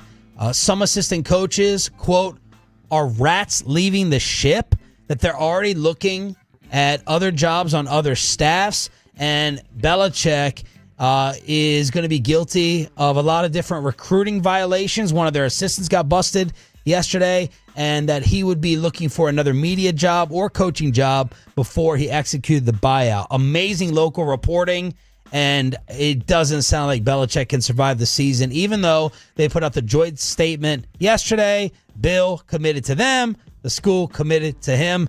This thing's over. It reminded me of some of the Jimmy and Jerry statements we saw them making in the final month they were together in the Netflix documentary, where they kept going if it was so bad, I wouldn't be sitting here next. If I found him so offensive, we wouldn't be here. And then it's a month later, yeah, we're splitting up. This isn't going to work. You said this would be a disaster, though, right? Or no? Yeah, I didn't think this would work out. I didn't think it'd be this bad. I had no idea he was going to be this bad. But I thought it would be like Walsh at Stanford or worse. It was just I didn't think he was going to be very effective. But I mean, this is just it's the biggest character, personality change, whatever we've seen since. You know what it is? When Deion found God in the late 90s. You remember how his entire persona flipped overnight? Where Deion was me, and Deion's still very showy, but when Deion found religion in 1998 or whatever year that was, his entire personality changed in front of the camera. He just had flipped it around and was all of a sudden a lot more other focused when he would talk. Yeah. Phil Jackson got some backlash in New York. I think it may have been culture or even race related from Carmelo and other people. LeBron, I think, had some thoughts about Phil Jackson there when he tried to save them. That did not work. Yeah, and I've never seen anything like it in terms of just what we perceive him to be, what we've always thought he was, who we thought he was, and then how it developed. I mean, Nick Saban trashed the Patriots the other day for Mac Jones. Which Mac Jones was a guy who was at Bama, got drafted by Belichick's staff, went to the Patriots, and with the success he's had with San Francisco, had said basically I think this just goes to show the staff in New England didn't do their job, blah blah. And it's man, you're talking about your buddy there. Yeah, you're talking about your buddy. That's a New England shot. And because that was not. Yes, last year was the first year with Gerard Mayo. That was the first year Mac Jones was gone. That was all Bill Belichick's staff that handled him. So when Saban is now, even if he's talking about Josh McDaniels, it doesn't matter. You don't normally see Saban taking shots like that. So it feels very much like Bill has just flipped his personality and alienated a ton of people that were previously on his side. Vrabel was a loyalist to him for a long time and now is not. And so, it's wild. All right, what's going on in the world of tennis? All right, this is your sport right here. Tennis is, I've started to change. Maybe everybody who was yesterday going, we're so soft going after Jonathan Gannon. Maybe they're right that the society is soft.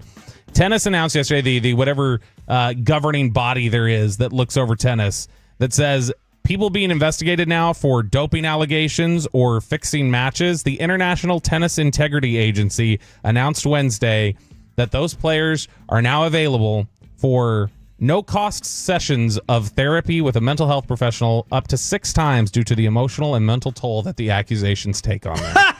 So they get therapy for fixing. They also, so it's hey, you felt a lot being exposed for doping, or you felt a lot for being exposed for fixing a match. We just want to give you 6 free sessions to work through the emotions of that. I get that there are other aspects of it. They're going to give them up to $5,000 for $5,000 worth of coverage for testing substances that they take or anything else to verify if they may be tainted. Cool. Understand that. They're going to give them free legal representation for the allegations. Okay, even that kind of I at least can kind of work around in my head going, okay, they're still saying, hey, innocent until proven guilty. If they need the assistance legally, give it to them so that they can have a fair defense, fine.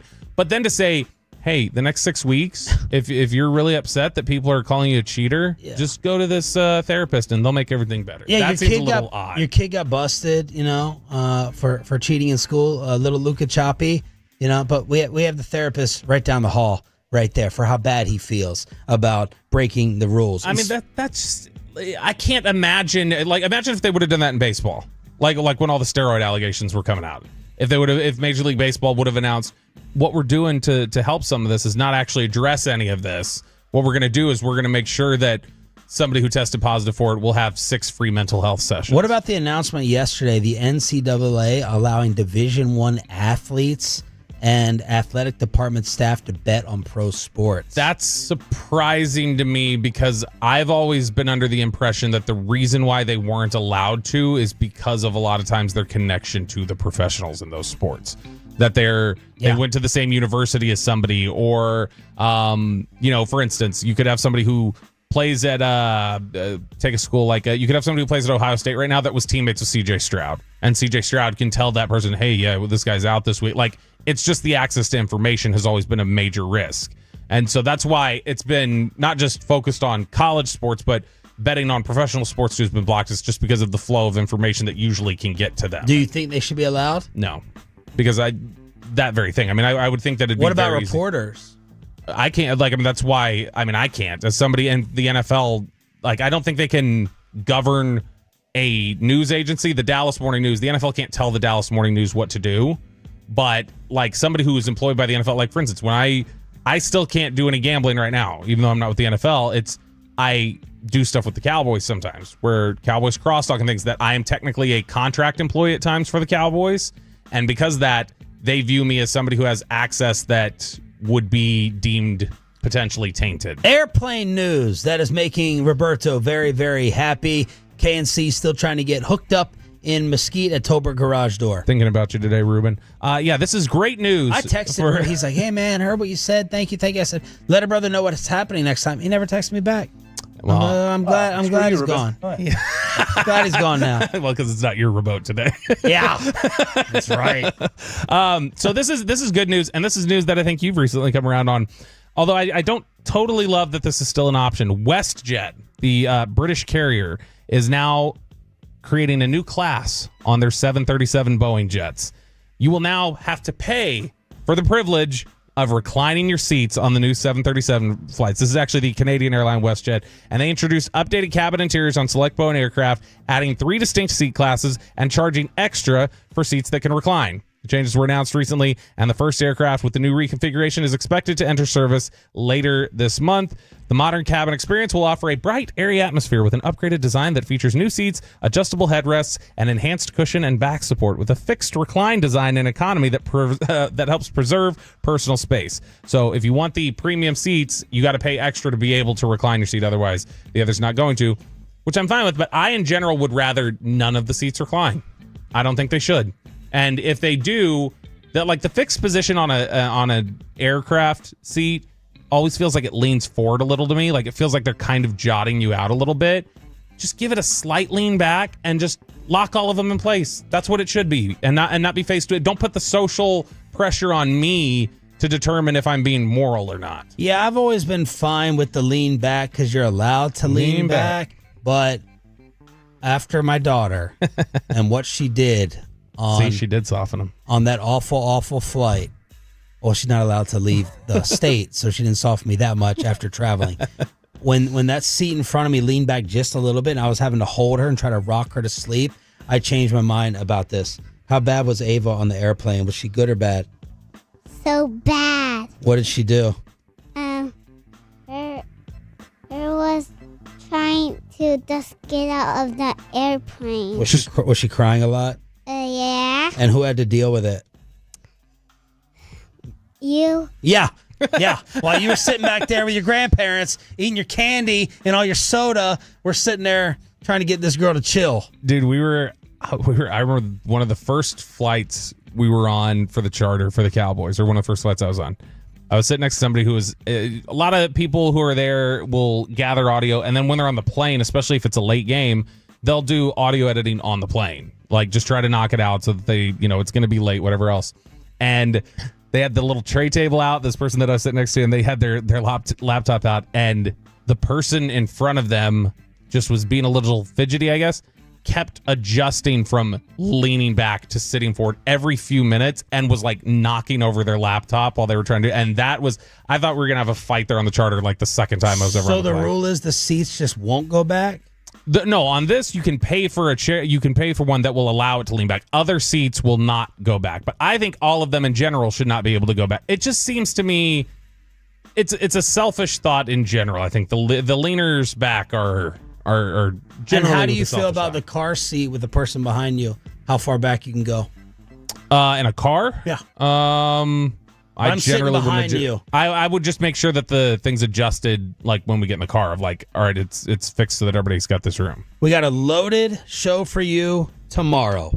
It's going to be Babe Laufenberg previewing the game. Brian Schottenheimer live at 8:20. Nick Harris in studio for the final 2 hours of the show. We'll have the junk drawer and our final 9-inch nails ticket giveaway of the week. The KNC Masterpiece coming up from Tolbert Garage Door in Mesquite. I tell them we'll talk to you tomorrow.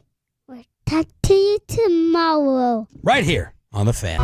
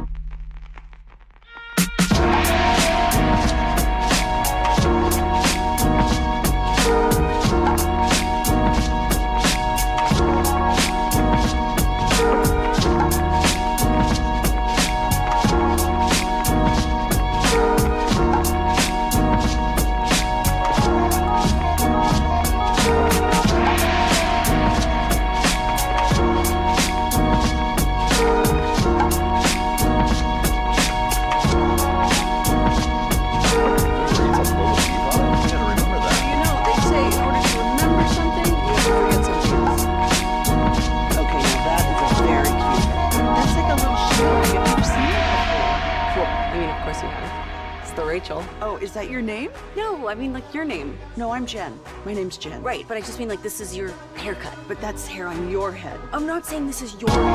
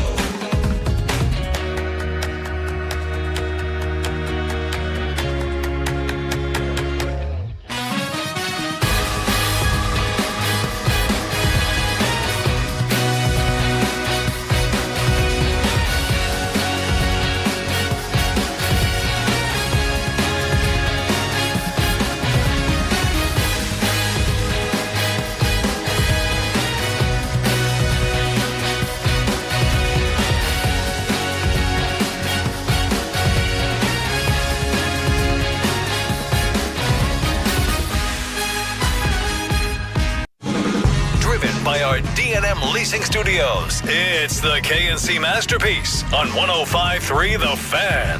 KNC Masterpiece right here on 105.3 The Fan, and through a miracle of engineering, we are on the air. We are live from Tolbert Garage Door in Mesquite, 3916 I-30 Frontage Road. If you want to come and see us in Mesquite, we do have G-Bag flags. We have a good amount, but this is a popular place to be, so I can't say for sure how long they're going to last. Kevin, I'm told there will be pizza here at 10:30.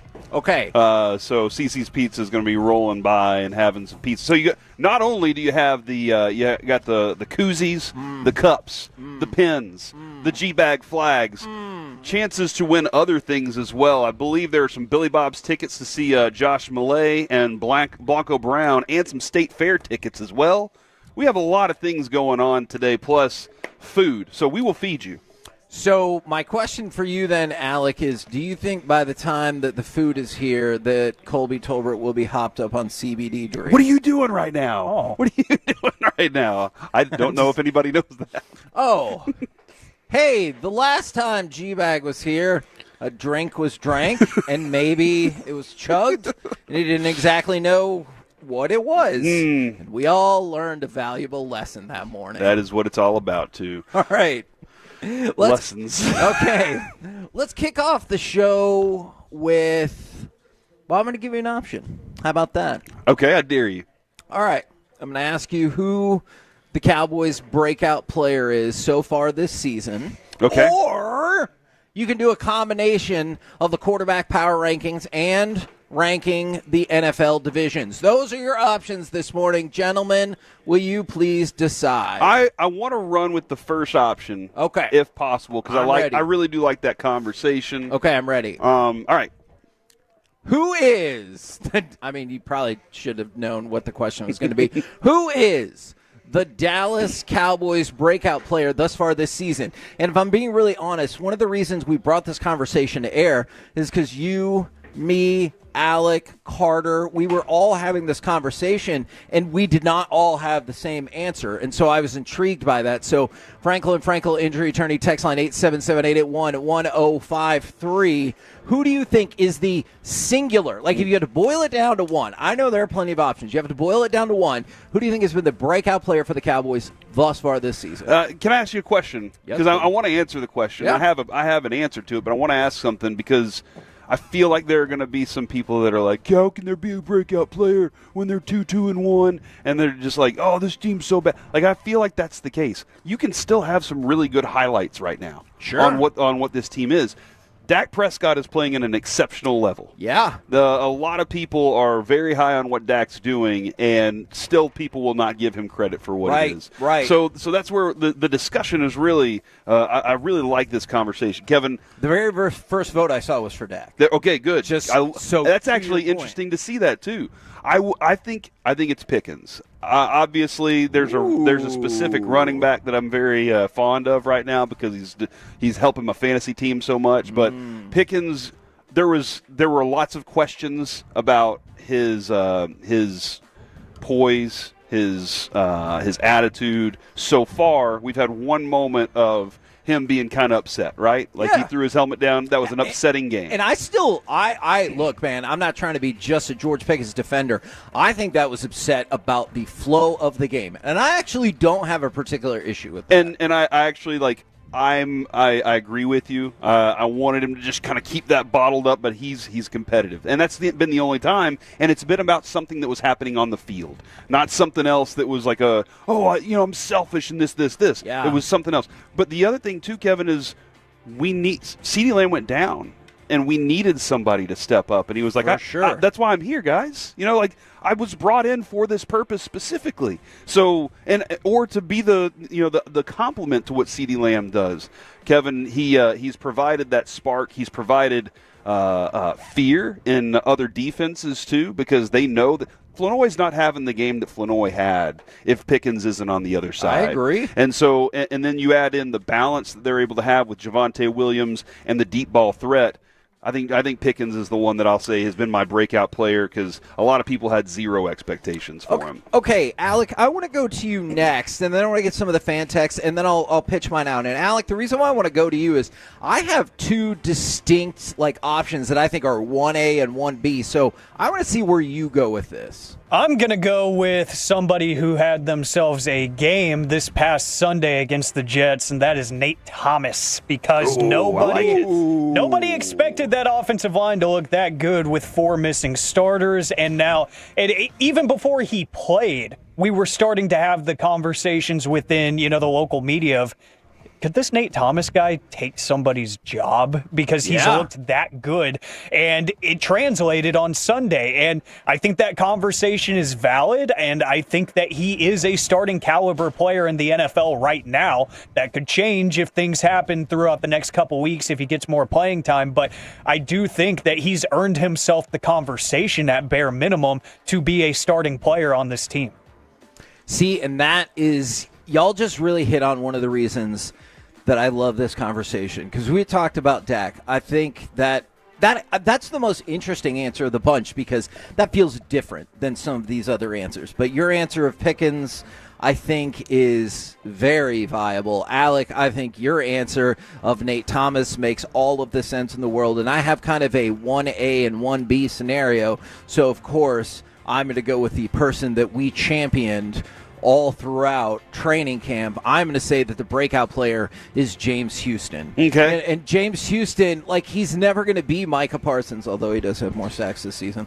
But then again, you think he'll finish the season with more sacks? No, but if he did, well, what a fun time that's going to be. But then again, Jamar Chase has more solo tackles than Micah, so that's a weird thing.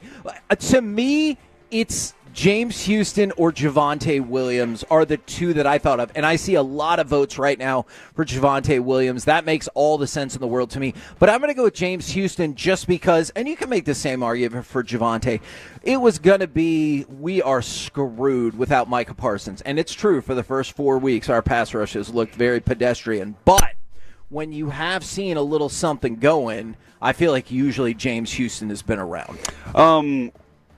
I want to talk a little more about this real quick. Okay. How many people were really mad at the Cowboys front office for the Micah move?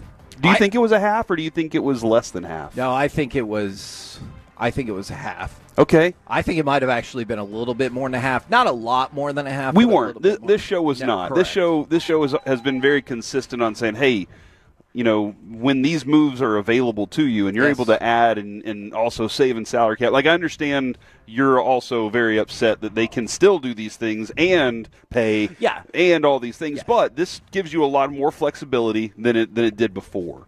But if James Houston finishes the season with more sacks than Micah, would that other half have to go, well, I just have to eat my words on this one because they did something right? I think you would also have to have, because I think we have a good vibe for how fandom goes. And, let's face it, people hate to they'll move the goalposts and then Yeah. say, well, what about pressures? And see, or actually, you know what I think is going to happen? I think you would also need the Cowboys to make the playoffs while the Packers miss the playoffs. And that is not a scenario that I believe that scenario is going to play out like that. But I'm saying, I think you would need that as well for people to go, huh. Yeah, okay. Mm-hmm. I'm willing to concede that. Kevin, I think Javonte Williams, you know how I feel about him. Like, he's giving you so much more than you expected.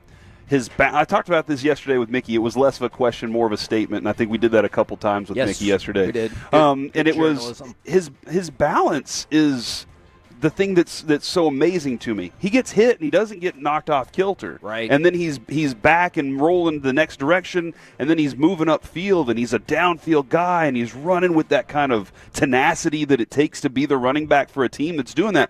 And so that dude right there, yes, breakout player for sure. I've seen some people throw Shoddy's name in there. Can you pause for just 1 second? I can read you a couple of these texts. Yes. Because I think Javonte is leading the way from the 817. It's got to be Dak or Javonte from the 214. It's Javonte. Take a load off, Kevin. Mm-hmm. Uh-huh. From the 903, Williams is the breakout. From the 682, Javonte is the only correct answer. And then these two I'm fine if that's the only correct. I'm perfectly okay with that. And then these two fun comments. What was the question like Corey yesterday? I wasn't ready. And then from the 432, guys, I'm getting married today. What? First of all, congratulations to you for all the money you're saving by getting married on a Thursday. Secondly, I support that. How did you forget you were getting married today? I don't think they forgot. I think just, you know how sometimes you know something and then the gravity of the situation hits you all at once? Dude, I will admit, when I woke up the day of my marriage, I had forgotten that I was getting married. But I had drank a lot the night before, so it makes a lot of sense. Oh. Look, and by the way, and Alec, look, Alec, whenever you get married, if you're worried about how it goes on that day, Corey has been married for almost 20 years, and he almost forgot. Yeah, I almost forgot. So however you feel that day, it's going to be okay. Here's what I would like, though. Alec, if it continues to be James Houston, if we can make really liberal use of that drop of me saying, who needs Micah Parsons, we have James Houston. You know what, dude? At first, we were like, we're going to need this because it's stupidly hilarious. Yes. Now, it might be brilliantly hilarious. Yes. I've seen a couple names dropped on Ferguson. And Tolo Jeff told me earlier, he was like, it can't be George and Dak because they are already established players. I replied back and said George had never played for the Cowboys. The question was, who was the breakout player for the Cowboys? Whoa. And so he's a Cowboys breakout player. That's my way around this. But Ferguson, again, established player, but last year was bad.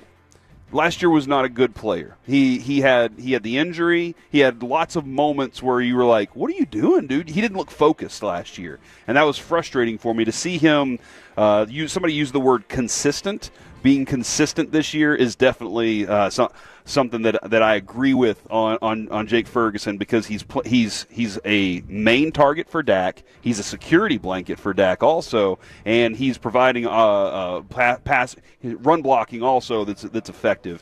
But I really do like Alex Nate Thomas because I agree. I think he should be a starter at some point, and I'm hoping that's the case. Okay, so then can I ask a question to go along with that, Alec? Like I said, I think your answer makes a whole lot of sense. do you not think that the potential for Brock Hoffman and TJ Bass to get in that conversation as well? I mean, TJ Bass is somebody that it kind of feels like we're like, oh, yeah, no, he's on the team. That's good. Mm-hmm. And then Brock Hoffman, he lost the competition, like going back to last year. And we're like, oh, yeah, well, I guess it just wasn't in the cards. And now they're both back there playing alongside of each other. And I know they're very different in style, but it seems like that has clicked. And then I'm hopeful for Maris Leafau. I'll wait on him. Yeah, I get that, but I'm hopeful that if we did this conversation again in, 5 or 6 weeks, that he would be right there. But I think it's really neat that you might have multiple options on the offensive line. But it does really feel like Nate Thomas could be an honest-to-goodness real-life starter. So here's the thing. You just threw out – we threw out, what, 10 names-ish in that world. What was the thing that I told you was going to frustrate me so much this year? And it was – we're going to be told if this team's not doing well, guys, we're developing. We're working on things. This is going to grow into something. And right now, this is the first time that I feel like if they told me that, I'd be like, I think you're right, rather than I think you're BSing me. And because this team does look like it has players that do need to grow and develop and become better. That is usually look, give us time because we need to buy time. But I don't think they need to buy time. They need to hopefully hope that the process speeds up.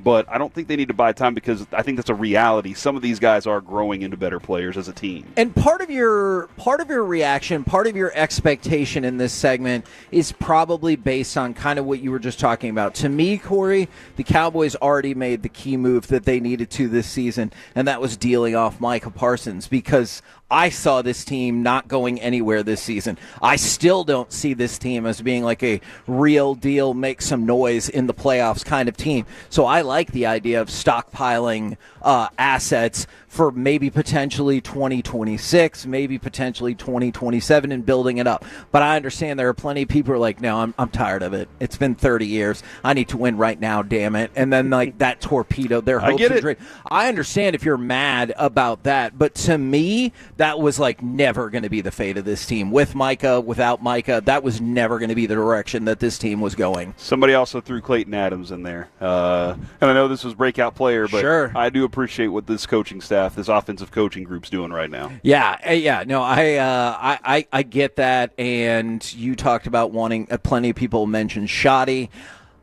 It's going to matter if they win or lose. Like if we're 5-2 and 1 in 3 weeks, then I think everyone's going to continue to love Shoddy. Mm-hmm. If all of a sudden you lose 3 games against mediocre to subpar opponents and you're 2-5, I'm not going to say that. But then I think his like aw shucks kind of we got to go out there and do it is going to wear on people.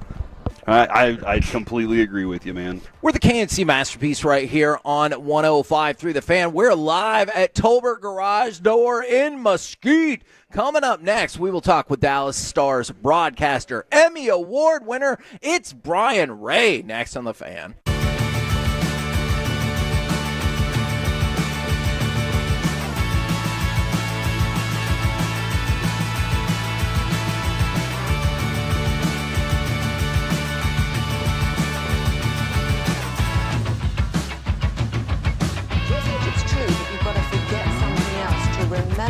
Uber Eats has groceries. No, that's absurd.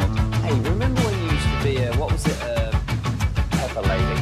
Pepper Lady? Wasn't it Singing Sisters? Basil Babes. Saffron Squad? Nutmeg Maidens? Pre-club? No. Nutmeg Maidens. I just said that. Was it Spice Girls? Doesn't sound right. What was it, Saffron Squad?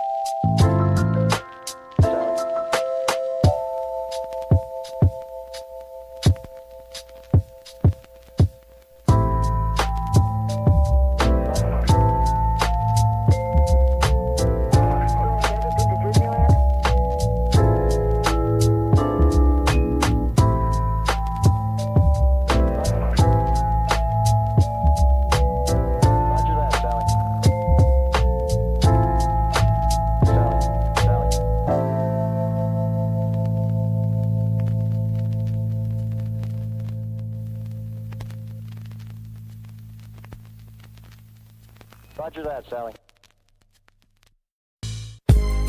This segment of the KNC Masterpiece is brought to you by the personal injury lawyers Frankel and Frankel. If you've been injured in a car or truck wreck, call Frankel first, 214 or 817-333-3333. With Frankel and Frankel, there's never an out-of-pocket cost. They only get paid when you win. Frankel and Frankel, the go-to car and truck wreck attorneys in Dallas. KNC Masterpiece back here on 105 through the fan. We're live from Tolbert Garage Door in Mesquite. And right now, we bring to you Dallas Stars broadcaster, Emmy Award winner, and DuckTales enthusiast, Brian Ray. Good morning, sir.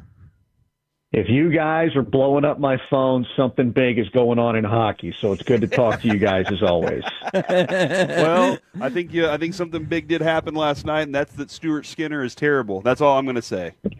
You know what? It is the most sports fan thing to judge the first game of the season as an indicator. I love the, what is it, Overreaction Monday in the NFL? Yes. Week one? Yes. So we have Overreaction Thursday, and the Stars haven't even played a game yet. Well, okay. That's how invested I am. Yeah, I'll take it a step further. Connor McDavid has clearly got his foot out the door. Stuart Skinner is terrible. Edmonton is no threat this year. Let's go ahead. The Panthers are winning it all. Yeah, it's Stars and Panthers in the Stanley Cup Final. Do you want to go ahead and book that now, or do you want to play a game first? You know what? Do you even need me for this segment? It sounds like you guys got it figured out. I'll take the rest of the morning off. So one thing I really do we might need a reality check from you. I'm feeling good about the defense and the pairings they have, especially compared to the last couple of years. Is that foolish to have that level of confidence, or do you think it's justified?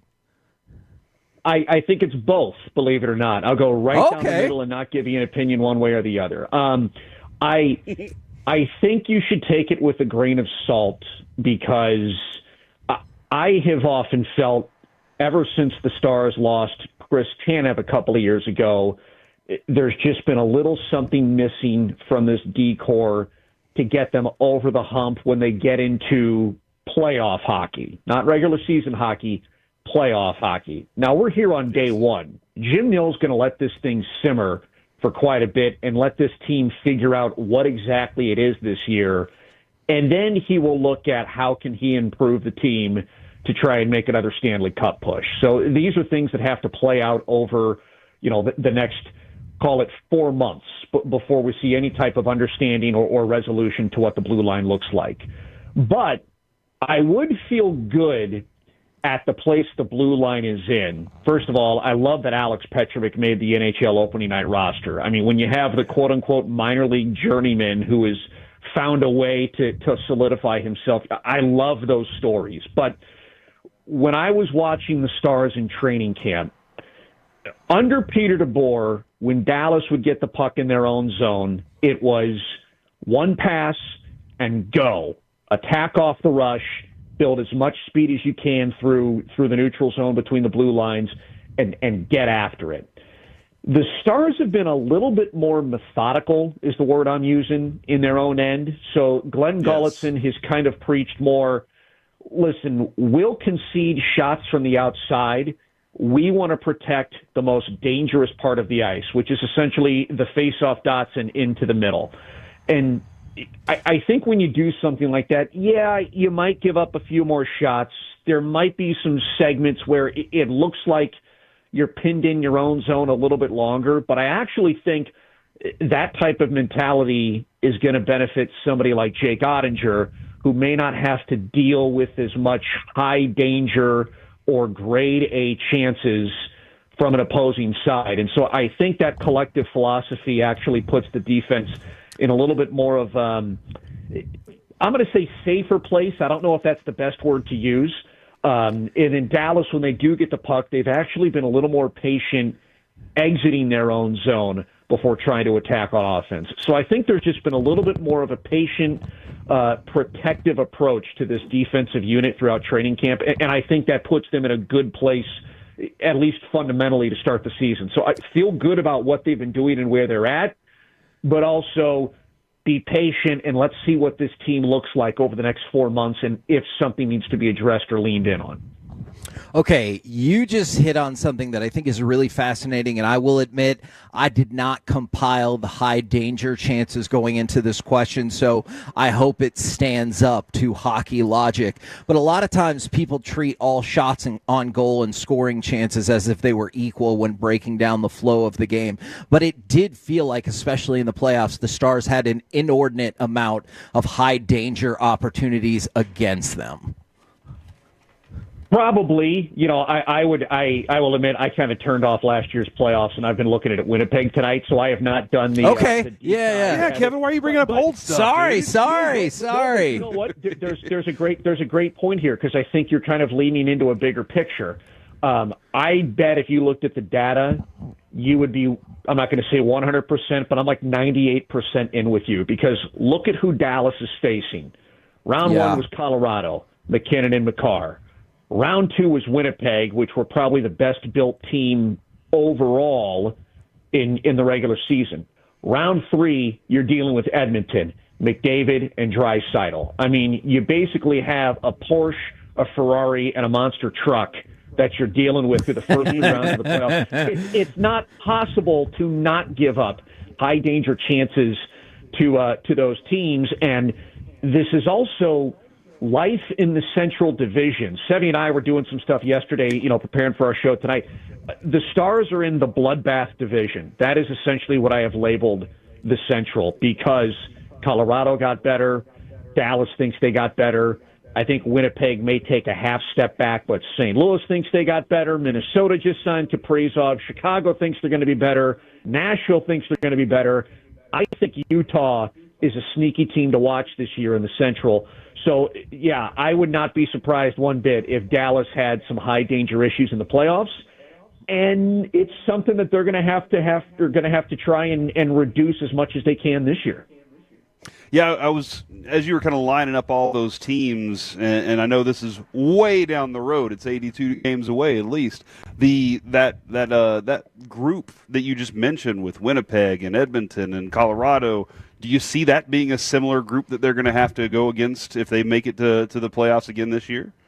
I do. Isn't it hilarious? Like, these are the expectations the Stars have set for themselves. We're already looking down the line towards the playoff chase. We haven't even played a game yet. But that's kind of what comes when you do these things as a team making deep playoff runs. But and when you fire your head coach for not getting to the Stanley Cup final, the Stars are responsible for this for sure too. Yes, for getting to the semifinals 3 times in a row and it wasn't good enough. The head coach gets removed. Yeah, I'll give you guys a little sneak peek on tonight's broadcast. So, okay, my Central Division predictions. I've got Colorado 1, Dallas 2, Winnipeg 3. So I do think it will be that same trio at the top. I have St. Louis 4 and Utah 5. Oh. So the middle of that, I think St. Louis, Utah, and Minnesota are in this neck-and-neck, potato sack race. And I think Minnesota, I don't know. It's really hard to look at those 3 teams. But I think the middle of the division is where things are going to change a little bit, and Dallas is going to have to deal with those teams. And in order for those teams to maybe make a move towards the middle of the division, they're going to have to take points away from somebody. I actually think Dallas is going to finish second, but I wouldn't be surprised if they had fewer points than last season, because I think there might be a little bit more of a distribution of the points around the division. Brian Ray joining us here on the KNC Masterpiece on 105.3 The Fan. Check him out tonight on the Victory Plus, the pre- and post-game show. The use of Mikko Rantanen, I know last year we kind of discussed, like, he's used to lots of minutes. And Pete DeBoer was like, that's great. We have 4 really good lines. And then he was like, well, hold on, let me change something as they were in the playoffs a little bit. Are we going to see more minutes for him? Are we going to see more usage out of him? Or is Gulletson going to stick to, we got good lines here? Yeah, in terms of the actual minutes, I'm not sure how that's going to break down. We'll have to see kind of how it develops. I do think you will see sort of mixed usage of Mikko Rantanen. Glenn Gulletson has said he is not afraid to shorten his bench when he needs to shorten it and put certain guys out there for extra shifts if they're feeling it that night. And there were times during training camp that the Stars would be on the power play. Mikko Rantanen would jump out there with the first power play unit, and then halfway through the power play, the second unit would come on and Rantanen would stay. So I don't know if we'll quite see the Connor McDavid, you play for all 2 minutes of every single power play we get this season, but I don't be surprised if at times in games Mikko Rantanen stays on the ice for an extra 30 seconds of a power play, 45 seconds of a power play, and takes time with the second unit as well. Just judging from purely preseason, Glenn Gulletson looks like he is not opposed to doing that. So I think that's where you might see more Rantanen, utilizing him as much as you can on the power play and then try to balance the 5-on-5 minutes as much as you can. Now, I definitely think we all agree and respect that Jason Robertson is a heck of a professional. I got kind of a twofold question. What are your expectations for him on the ice? And do you get the sense at all, while so many players are getting paid, including one of his teammates, Mikko Rantanen, and nothing has gotten done for his contract just quite yet, there could be any tension on the business front? I don't know about tension on the business front. Robertson was asked about this actually before training camp at a golf outing, and I thought he had a very fair answer where he said, listen, we've got time to discuss this, and He's an RFA at the end of this season. He is not an unrestricted free agent. So Dallas has control of his rights, and they do have a little bit of a few cards to play in a situation like this. My expectations here's the Jason Robertson situation to me.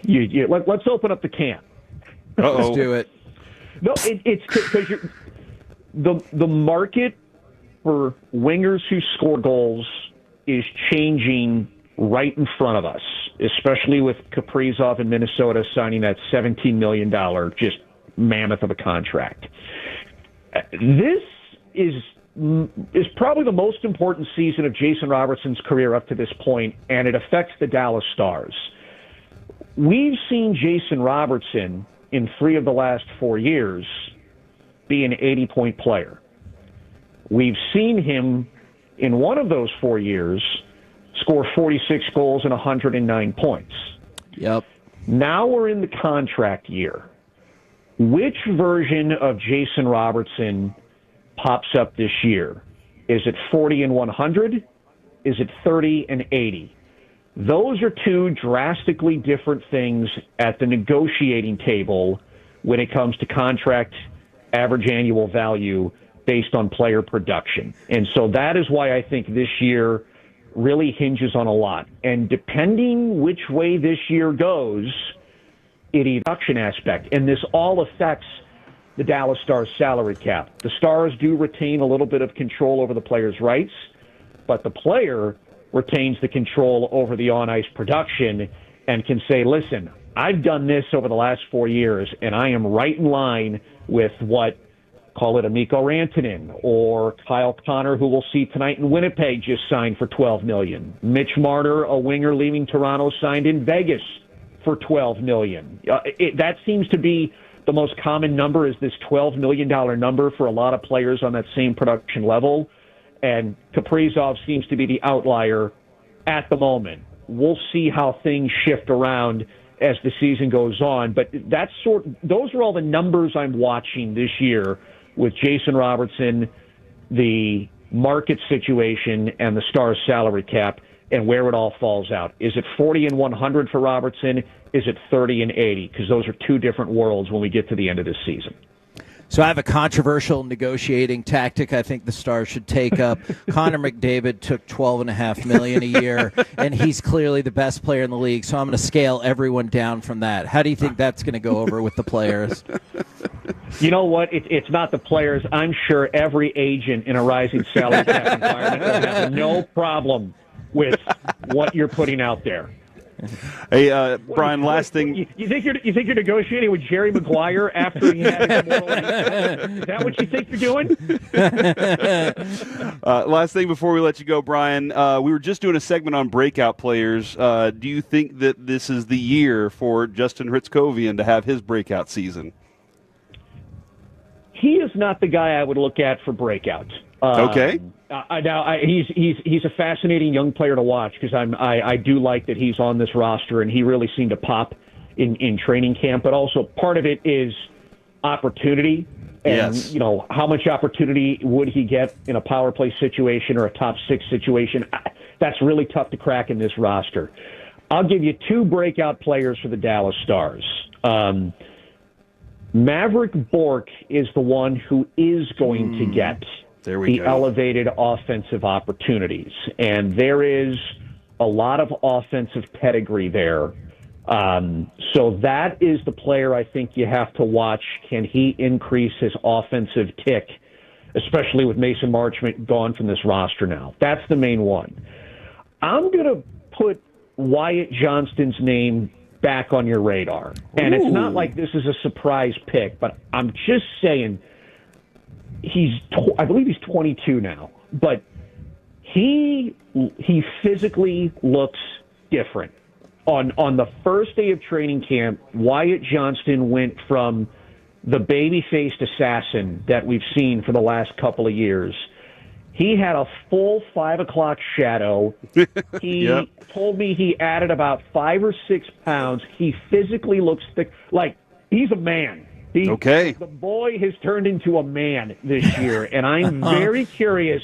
When you add, in any facet of life, you guys know this, when you get that man strength in your 20s, yes, everything's a little bit different, even just doing stuff around the house. So I'm curious, what does Wyatt Johnston do this season with possibly an elevated role and a little bit of man strength finally kicking in to his body physically? Bork and Johnston are the two guys that I think have the breakout label to watch. Thank you very much for the time, sir. We always love talking with you. We'll have you on again soon. Appreciate it, guys. There you go, Brian Ray, right here on 105.3 The Fan. Coming up next, we will continue our show live from Tolbert Garage Door in Mesquite, 3916 I-30 Frontage Road. It's time for Baseball Nuggets, where you know what? We got a foreplay of playoff baseball next on The Fan. Coming up.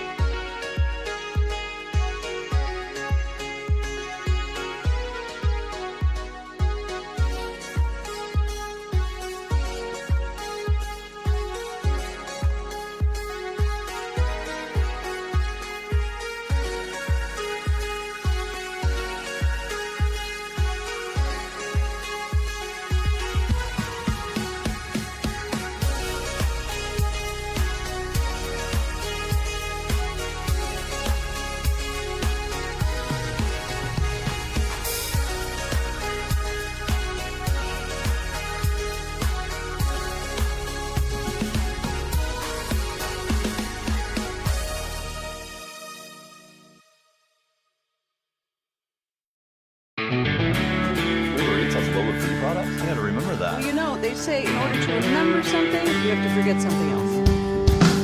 Okay, now that's that's like a little shag. I've never seen it before.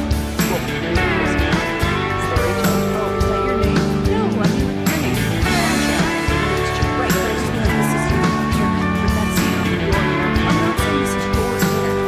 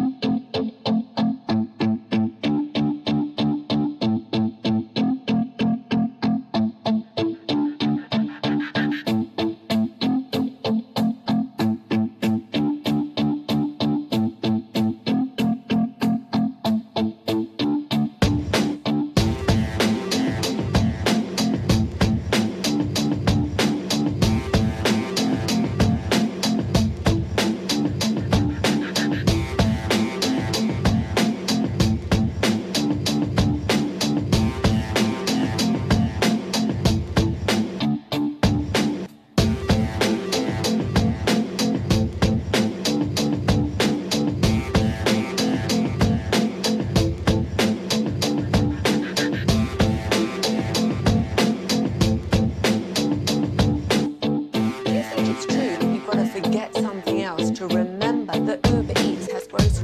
Nah, that's absurd. Hey, remember when you used to be what was it, Pepper Lady? Pepper Lady? What? Cinnamon Sisters? Razor Blades. Saffron Squad? Nutmeg Maidens? Pre-club? Nutmeg Maidens? I just said that. Was it Spice Girls? Doesn't sound right. Was it Saffron Squad?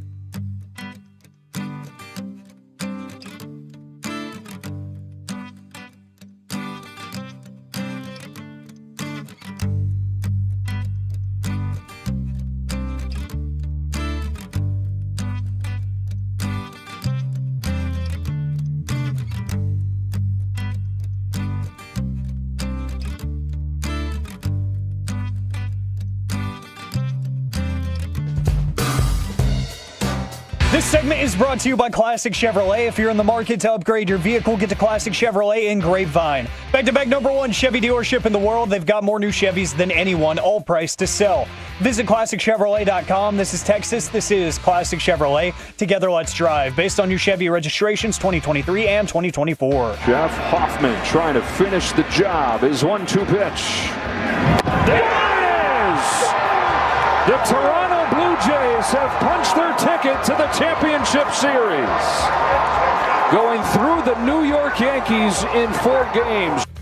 And I'm pretty sure what you heard in the background there was somebody yelling boom as the Yankees were eliminated, and we're live at Tolbert Garage Door in Mesquite. We got baseball nuggets in just 1 second, but first. No news here, Kevin.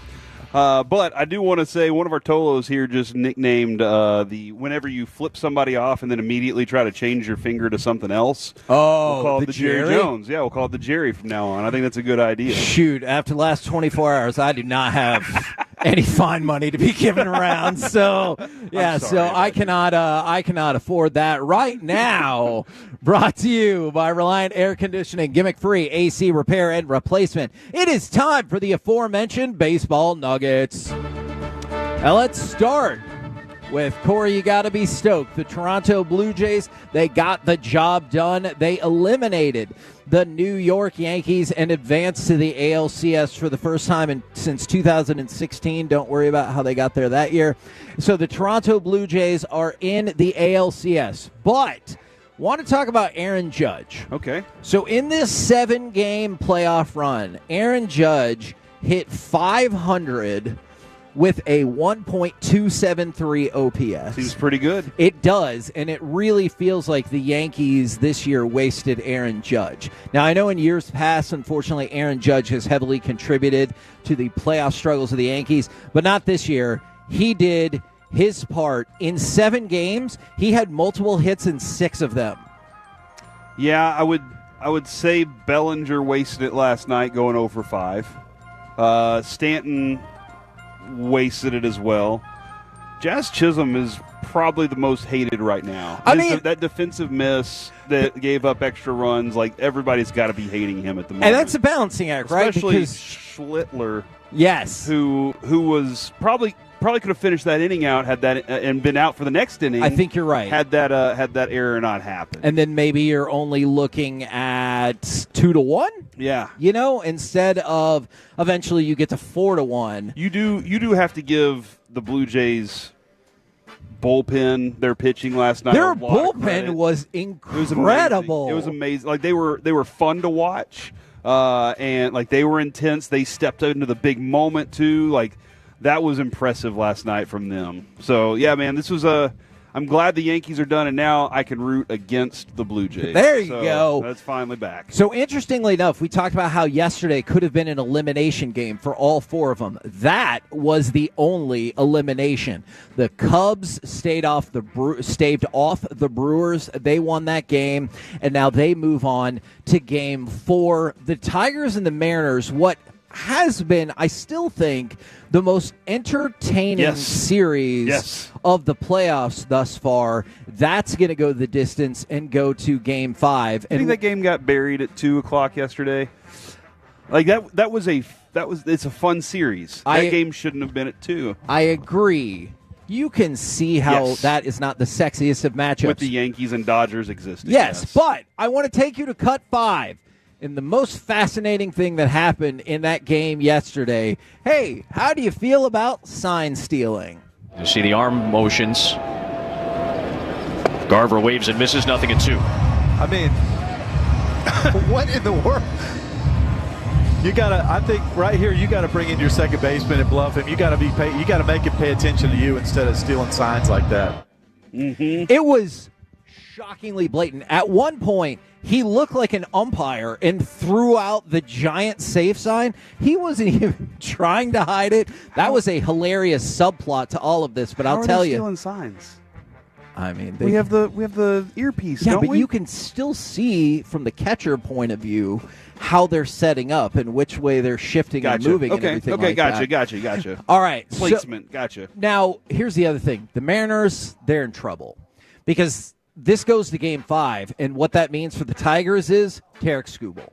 He is good to start in Game 5, and just like I feel like in most cases you'll take your chances with Skubal against just about anybody else. I thought the Mariners had this thing locked up, man. I really did. Yeah, I thought they were going to cruise through this, and now you got Tarek Skubal. That's the thing you wanted. And you got to imagine the Tigers are going to be the favorite in that game. That's All right. the thing you wanted least. I want to go to somebody who you have talked about a whole lot throughout the season, and the man who helped me finish out a 4-selection play on Underdog yesterday. Give me cut number 1 and Kyle Schwarber.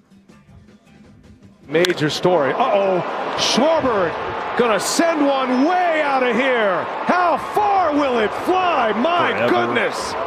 Kyle Schwarber with a tape measure shot up on top of the pavilion and right.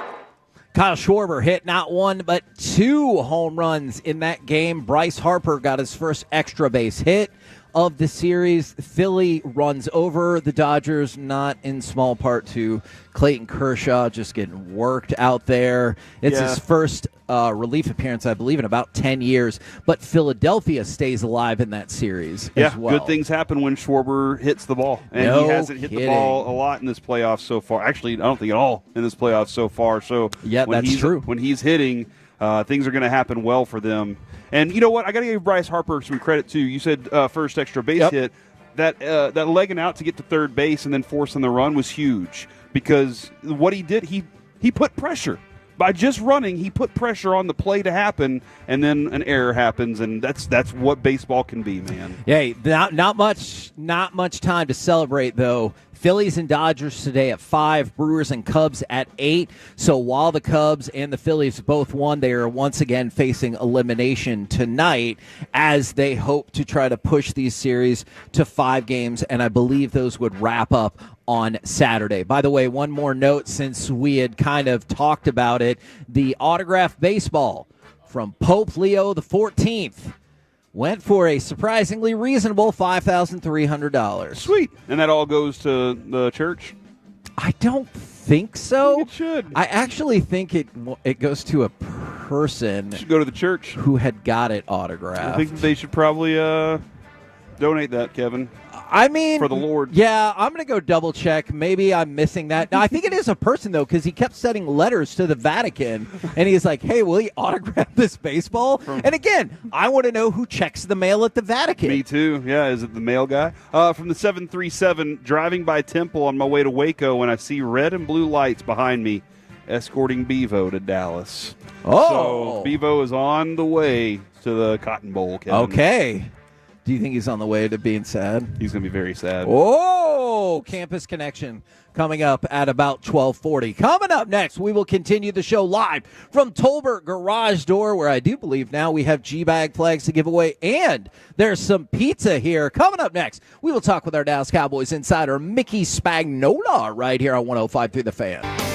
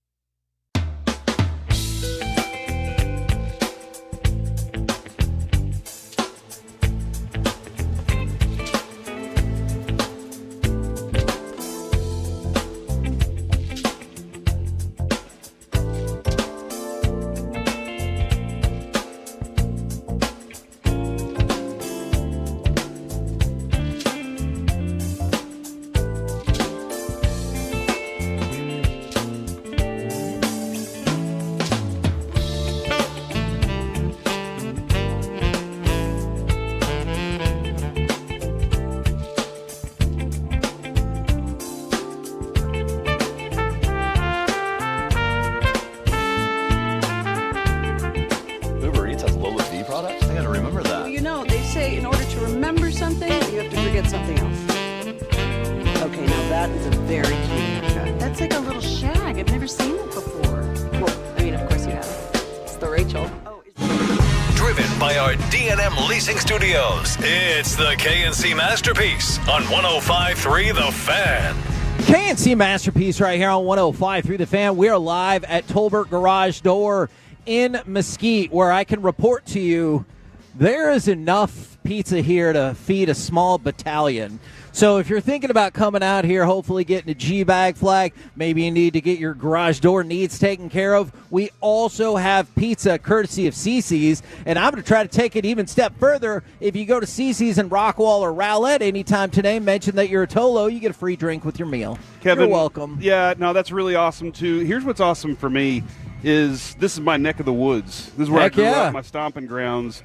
I literally grew up right across the highway, and so people are coming in and they're like, hey, you went to BA, right? And I went to BA, or my wife went to BA. Tolo right here just said his wife grew up in my neighborhood. She graduated 2 years behind me, so this is like very reflective. I'm having a great time today, man. And then from the 214, shout out to Tolbert Garage Door. They just left my house, and my garage door is running good. There we go. That's the same thing they did for me 3 weeks ago. Right now, let's turn it over, courtesy of Ford and your North Texas Ford dealers. Ford is the best in Texas. To our Dallas Cowboys insider, Mickey Spagnola. Good morning, sir. Boy, you guys are really popular. That's all I got to say. I'm saying, Mickey, you don't get to number one in this Metroplex without a lot of networking. There you go. I feel like we're going to start our conversation almost the exact same way we did last Thursday. I am alarmed when I look at the practice and injury report. I realize it was just Wednesday, but you understand why I might be alarmed, right? Just because there was 5 guys that didn't practice and 10 were limited? Yes. Yes. I think from the limited group, there's a couple guys that might be more limited than others. Which would be? Tyler Guyton was in concussion protocol, and he was actually out there dressed for practice. So that's kind of a good sign from the limited group. Right. It just depends on how much he was able to do. Marshawn Nealon also, who ended up, being inactive last week with an ankle. He was out there, but again, I was just wondering how much he and Miles Sanders did. And then I think the big question marks would be Tyler Smith and Wanye Thomas, especially since Tyler didn't play last week. Okay, so walk me through this, if you will, because I know he dressed out and was ready in case of like an emergency last week, Tyler Smith, that is. I guess I made the incorrect assumption then that he would be good to go for this game. Yeah, I don't know. I mean, the reason he was dressed out is because they needed 8 offensive linemen dressed so they can elevate 2 guys off the practice squad. Right. Kind of reminded me of my old days in intramurals when we had a scrappy soccer team and we had just enough guys to play. And then we had 2 guys get hurt in the game. And so to continue playing, we had one guy just go and kneel down in the corner of the field. Oh, my gosh. So we would have enough on the field. See, I'm disappointed. I thought you were about to tell a story of when you were an offensive lineman, and I was getting really stoked to hear that story. Well, we'll save that for another day. Okay. And the guy that was the assistant head of intramurals came and saw what we were doing. He goes, Mickey, no, you can't do this. This game's over with. Oh. Yeah. I thought I had a good idea, right? Yeah. Go sit in the corner. You don't have to do anything. Yeah, that does not seem against the rules. No. But you know what? We had enough on the field. We can't retroactively go back and fix that now, though. So, anyway, I think that's what happened with Tyler Booker and not Booker. Tyler Smith. Yeah, I got you. Get my Tylers right. The good news on Booker, who, was out, but he was at least doing resistance cord work, so that was a step in the right direction. He and CeeDee Lamb. Turpin, who was out, said he's out of the boot, and he thinks maybe next week he would be ready to go, and then we'll have to see on Donovan Wilson what happens there. Yeah, because Donovan Wilson felt like I don't know, on a list that long, it might be difficult to say this. He felt like, I guess, a little bit of the surprise to pop up on the list. Yeah. And I know to your point, Turpin had said, yeah, probably not this weekend against the Panthers, but maybe next weekend. Yeah, and I think maybe the same for CD. See how he gets through this week and see if he can practice next week. So, I just think at some point, and this is kind of a sweeping generalization, but when you play 2 overtime games to the end, like 10 extra minutes in 2 games, I think it takes a toll on guys, leaving them more susceptible to not only injuries, but not recovering from smaller things as fast as you would like after playing maybe 70 minutes in 2 games. Yeah. Mickey, how close is Donovan Ezeraku to getting this sack? Yeah, I think he's real close. That. Yes, because I see his snaps increasing each week, which means more opportunities, and he seems to be pretty darn active out there. And for a rookie to notice when 41's out there, I think is a good step in the right direction. And I think he's adding something at an early age in the NFL to that Cowboy pass rush that we'll see if it indeed is building. Okay, nice one game. Now can you do it again? And I think that'll be key for Sunday against Carolina. Yeah, because I've been telling Kevin each week, like, it seems like since we saw him in camp in the preseason games, he's added a little more, and it seems like he's getting closer and closer and closer, and so that makes me feel like the consistency will be there once he gets to that point. Yeah, and I think the other thing he's doing, and a lot of times you don't expect this for a guy that, is heralded coming out of college with 16 and a half sacks. Yeah. He's playing the run well. I think he's doing a better job of setting the edge and not getting caved in inside. And which holding happened a down lot the edge. early, yeah. Yes, it did. And so that's one thing I think young guys have to realize. This isn't all about sacks. So you got to be able to play the run, and they certainly will need to play the run this week against Carolina. Now, are you saying that because Rico Dowdle did so well last week, or because you've seen Bryce Young play football in the NFL? And saw what the Jets did last week, right? Yeah. It's a copycat league, and they're going to look and say, oh, that's why they ran so well. So, yeah, they're going to have to do a much better job against the run than they did last week, leaking too many big run plays. If it's just kind of consistent and they get to 100, okay, fine, but you can't have those long 10, 15, 20-yard runs that they got hit for. That's just too much. So I would imagine Carolina having success in the running game with Rico last week with 206 yards. They're going to say, okay, let's see if they figured out what they were susceptible against the Jets, to see if they figured it out. Okay, and in line with that, this is kind of about the Cowboys. It might be like your general philosophy on the NFL. The Cowboys, 2.32 seconds to generate pressure last week. That was their fastest this season. Do you think there is an inherent trade-off in run defense if you're getting to the quarterback that quickly or time and time again? Or do you just think, no, you can get to the quarterback and still play good run defense? The Cowboys just did not do that last weekend. Yeah, and I think that it's like an overarching stat. So did those pass rushes come in basically predictable pass rush downs, which you're hoping, right? Sure. But if they're also, trying to get to the quarterback when they're running the ball, then that's a different thing. So I wonder how they judge that. Like, you can get to the quarterback after he hands off and get faked out. You better not be counting those as pressures, right? Right. So I think that, that would depend on when they got there that fast. Was it a predictable pass play, 3rd and 9, 3rd and 8, 3rd and 7, or were they doing that when there was run possibilities and then got gashed? You made reference to the buckle up comment from Rico Dowdle. Like, I get why he said that. He had a phenomenal game last week, whereas, as you were just mentioning, the Cowboys' run defense far from phenomenal last weekend.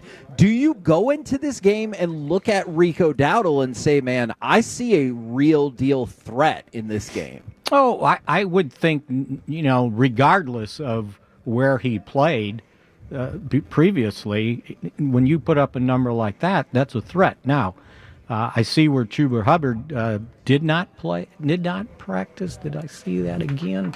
Let me double check to make sure. Yeah, Hubbard DNP'd, so be interesting to see what he does today, because I would think if he doesn't practice today, you're going to get Rico Dowdle making his second start of the season.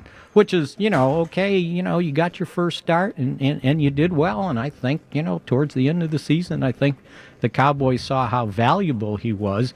But again, I went back and looked at the date. So he agreed to terms with Carolina 2 days before the start of free agency. So, when they had that, what is it, that period? Tampering period, Tampering period, or whatever you want to call it. He had already agreed.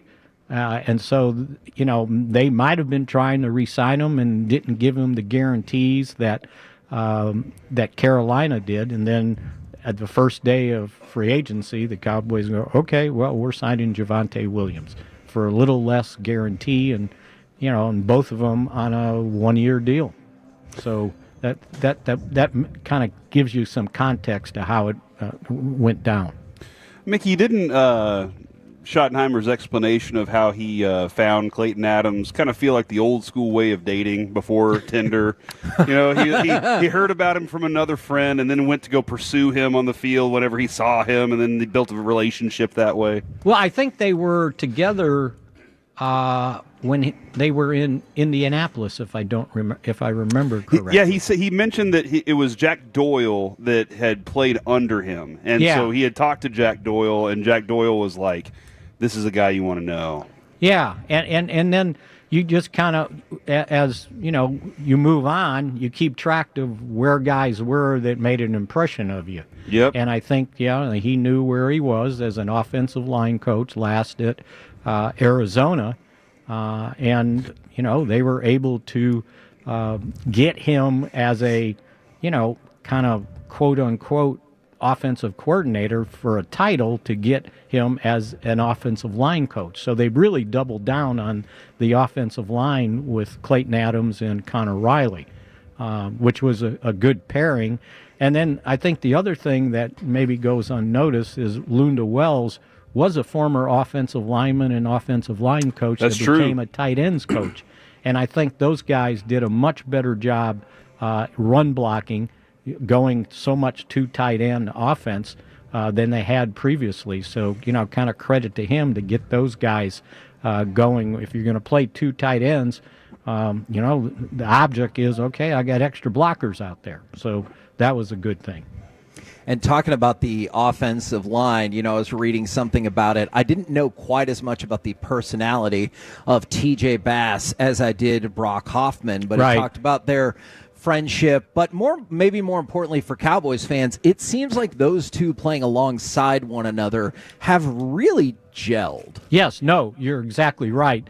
And, look back no further than training camp. Yeah. Because they were on the second line together. Right. At that time. So they were used to playing with each other. The previous year, at times, they played alongside each other. I think it helps when you have some familiarity with so much newness on that offensive line, because really those guys there playing together next to each other probably were more familiar than the other two guys that had to start. And just have that many guys starting at once. When you have backups, you go, okay, that guy's the swing tackle, and if this guy goes in, well, if we need a center or guard, he can go in. But when you need all four at the same time, I just think that's unprecedented, especially here with the Cowboys, to have that happen with that much success running for 180 yards. Yeah, I will be very intrigued to see that part of the offensive line, or I guess whatever combination we put out there going forward. Put all the linemen out there, Kevin. Look, that's kind of what he I'm said with the confident in all tight of them, ends. yeah. All right. Well, thank you very much for the time, good sir. We will catch up with you again tomorrow. All right. Good day for Friday. Hey, I'll find out if it's a good day when I see that injury report later today. Okay. see if it like slims down just a little bit. Look, and that'll help his prediction. Well, weren't for you tomorrow. glad to see 3 guys full, though? Yes. I was, but can I tell you a trap I fall into with the injury report? I don't know if you ever do this. Well, I guess you're out at practice and everything. Is I just open it up, and if I see it's a long list, I don't always take the time at first to look at the designations. I'm just like, oh my God, there's still 18 people on here. And then I calm down and look at the designations and go about my day. Yeah, the limited, sometimes you're just covering yourself. Because the guy didn't take all the snaps or, and how much he actually practiced. So you kind of got to list those guys. So it goes on in the league. Everybody doesn't want to try and get fined for hiding things. So if you're at least you're limited, you're in limbo there on being active on Sunday. True. Thank you very much, Okay. sir. We'll catch you tomorrow. Sure thing. There you go, Mickey Spagnola right here on 105.3 The Fan. Alec, quick question for you. Did you hear that captivating question that Corey asked Mickey about Donovan Ezerako? Everybody heard it. Yeah, everybody did. Everybody heard it. They've all texted in. watts. Hey, Alec, make sure to mark that for Friday. Yeah. Oh. Do you think Mickey's mad that he's like, well, I just lost Masterpiece of the Week to You Corey? heard him laughing. You could hear him laughing. Good. We're the KNC Masterpiece live from Tolbert Garage Door in Mesquite. You got us. You got G-Bag flags. You got pizza. What else could somebody want? Coming up next, perhaps they want this. It's time for AM on the FM. We got the question of the day, plus one of the most unique auctions you're ever going to see next on the Fan. Warm Jet. My name's Jet. Right, but I just feel like this is your haircut. But that's hair on your head. I'm not saying this is your hair. Okay.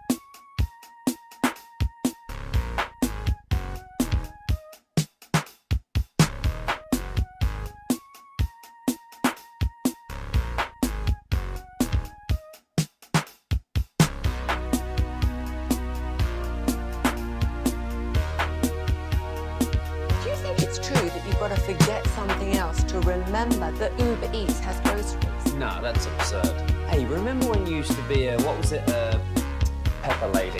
Pepper Lady? Wasn't it Cinnamon Sisters? Basil Babes. Saffron Squad? Nutmeg Maidens? Paprika? No. Nutmeg Maidens. I just said that. Was it Spice Girls? Doesn't sound right. Was it Saffron Squad?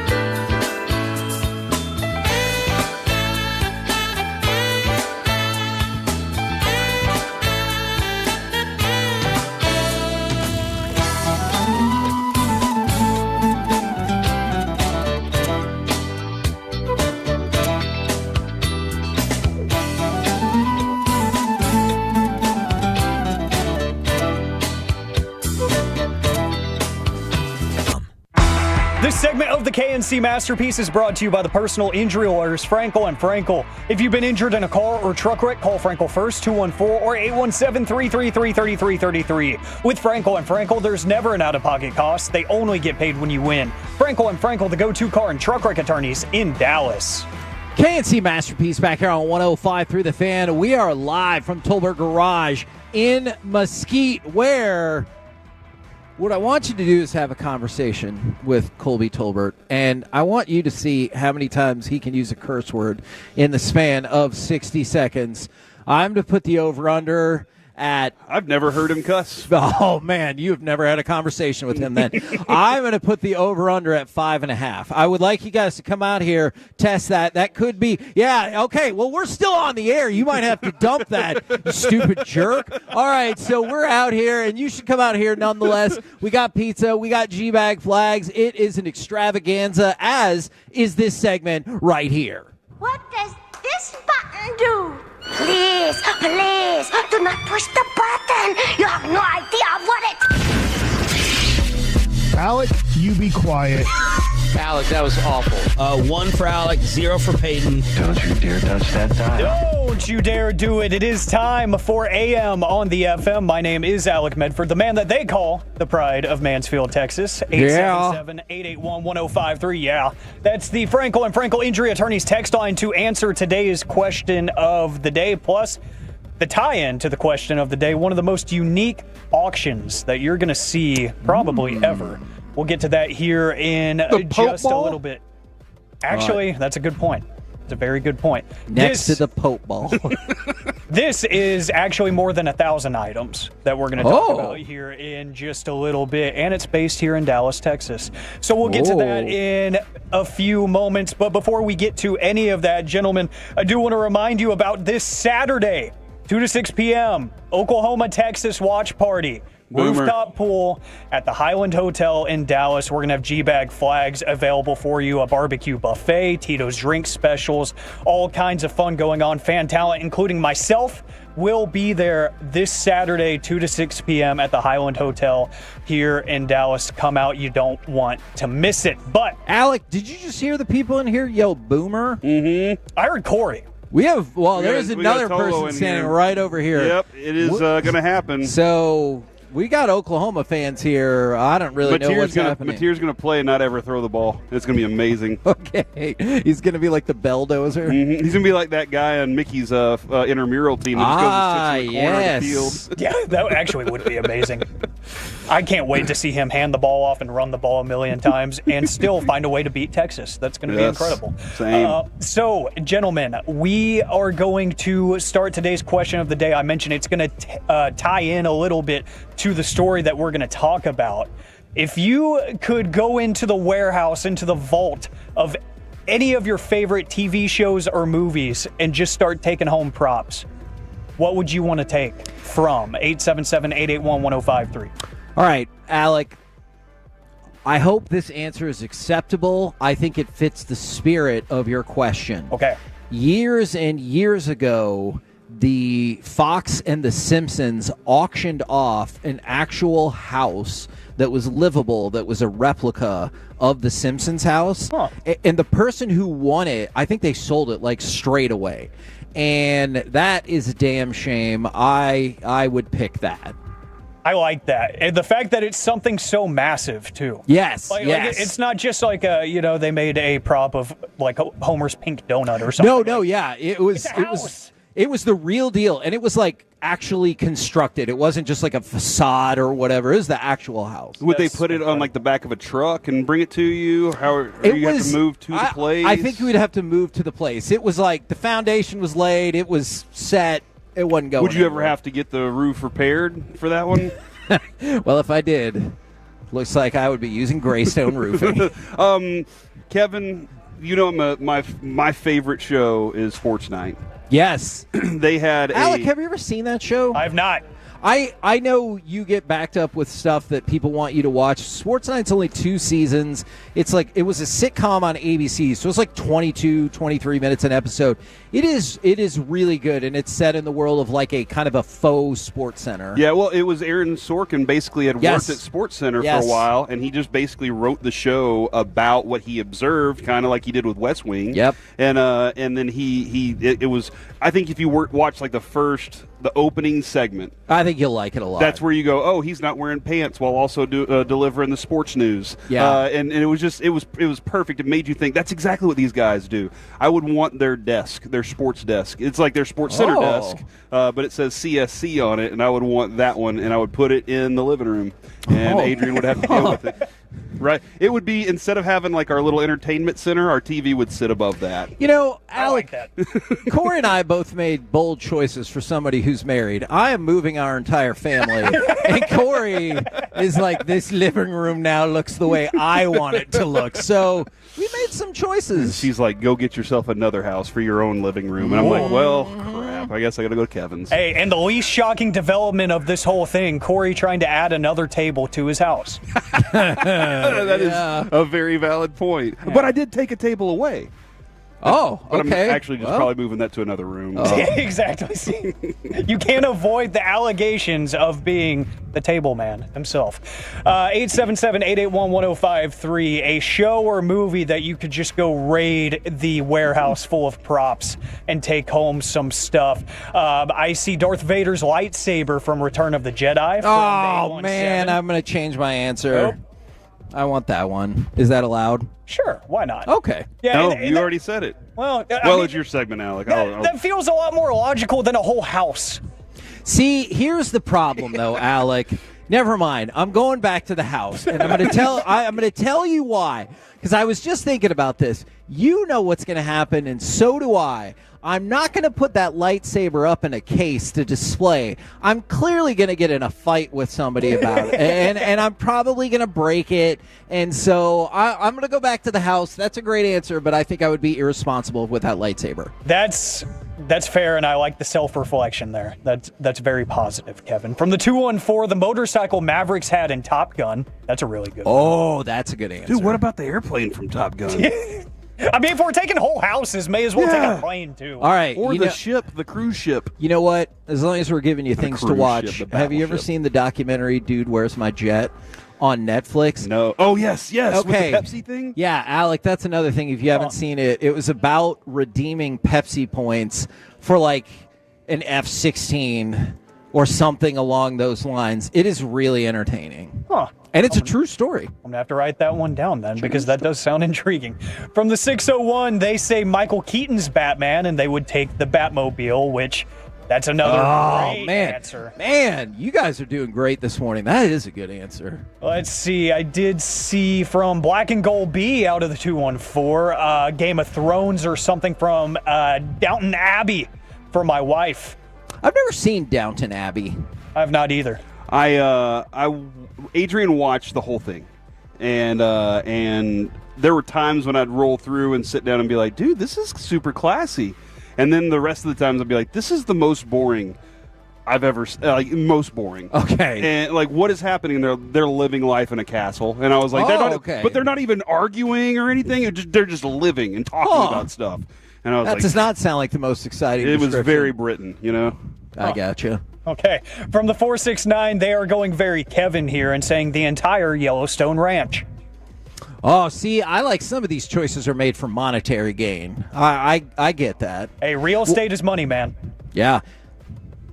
See, from the 940. I'm sorry. I probably could have added more to that, but you're right, Alec. From the 940, I really like this one because this probably could be my reason just to make bad decisions, and I could have something to blame it on. The Green Goblin mask from the Sam Raimi Spider-Man. Oh, okay. Interesting. Yeah, because does that person consider themselves a villain? I wonder. Oh, or maybe they're just a hero and they're misunderstood. I don't know. Oh, okay. Depends on how they describe it. I'm going to go with their definition of it.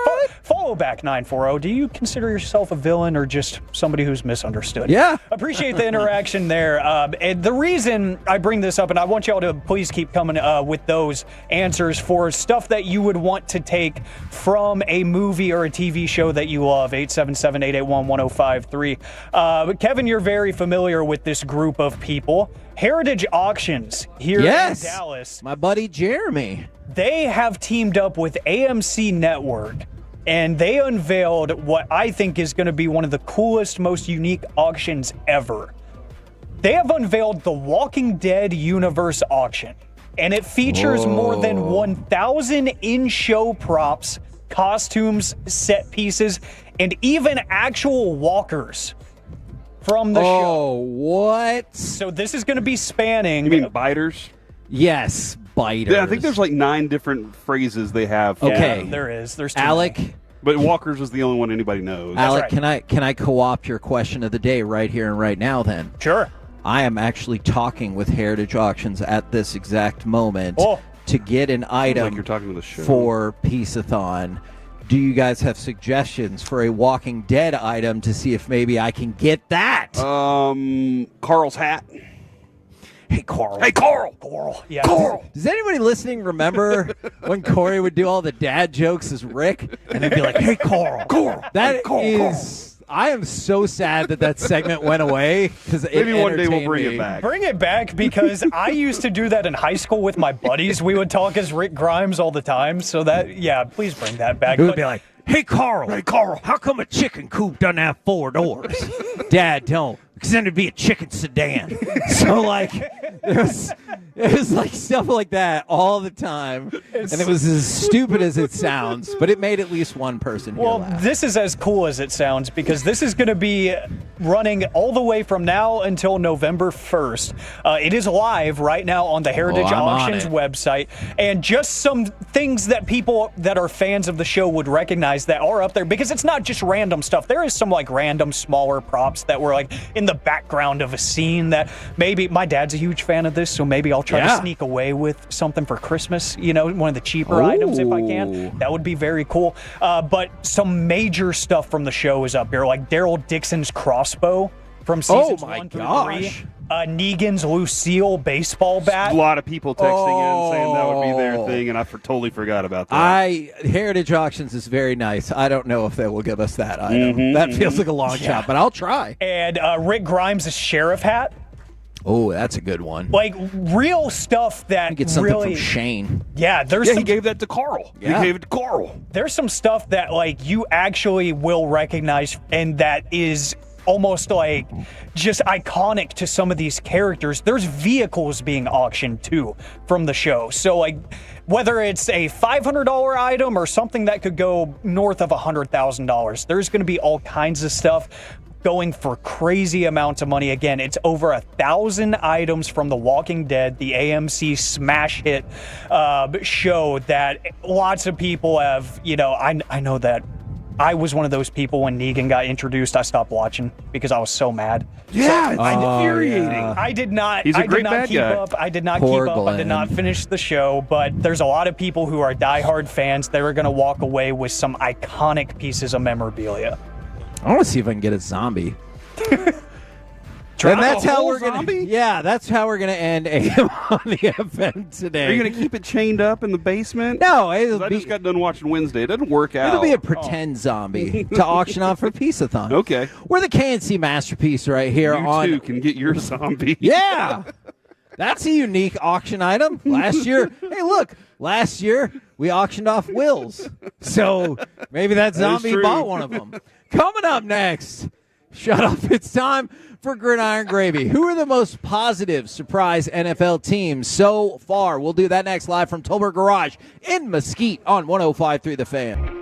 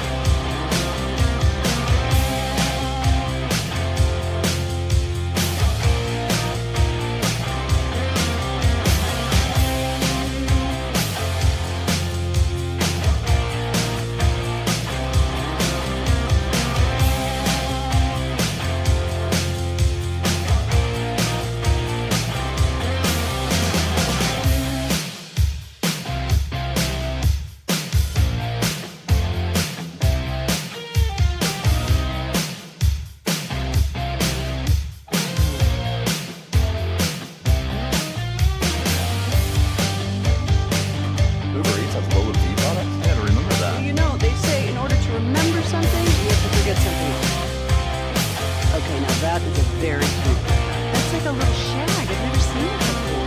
Well, I mean, of course it's the Rachel. Oh, is that your name?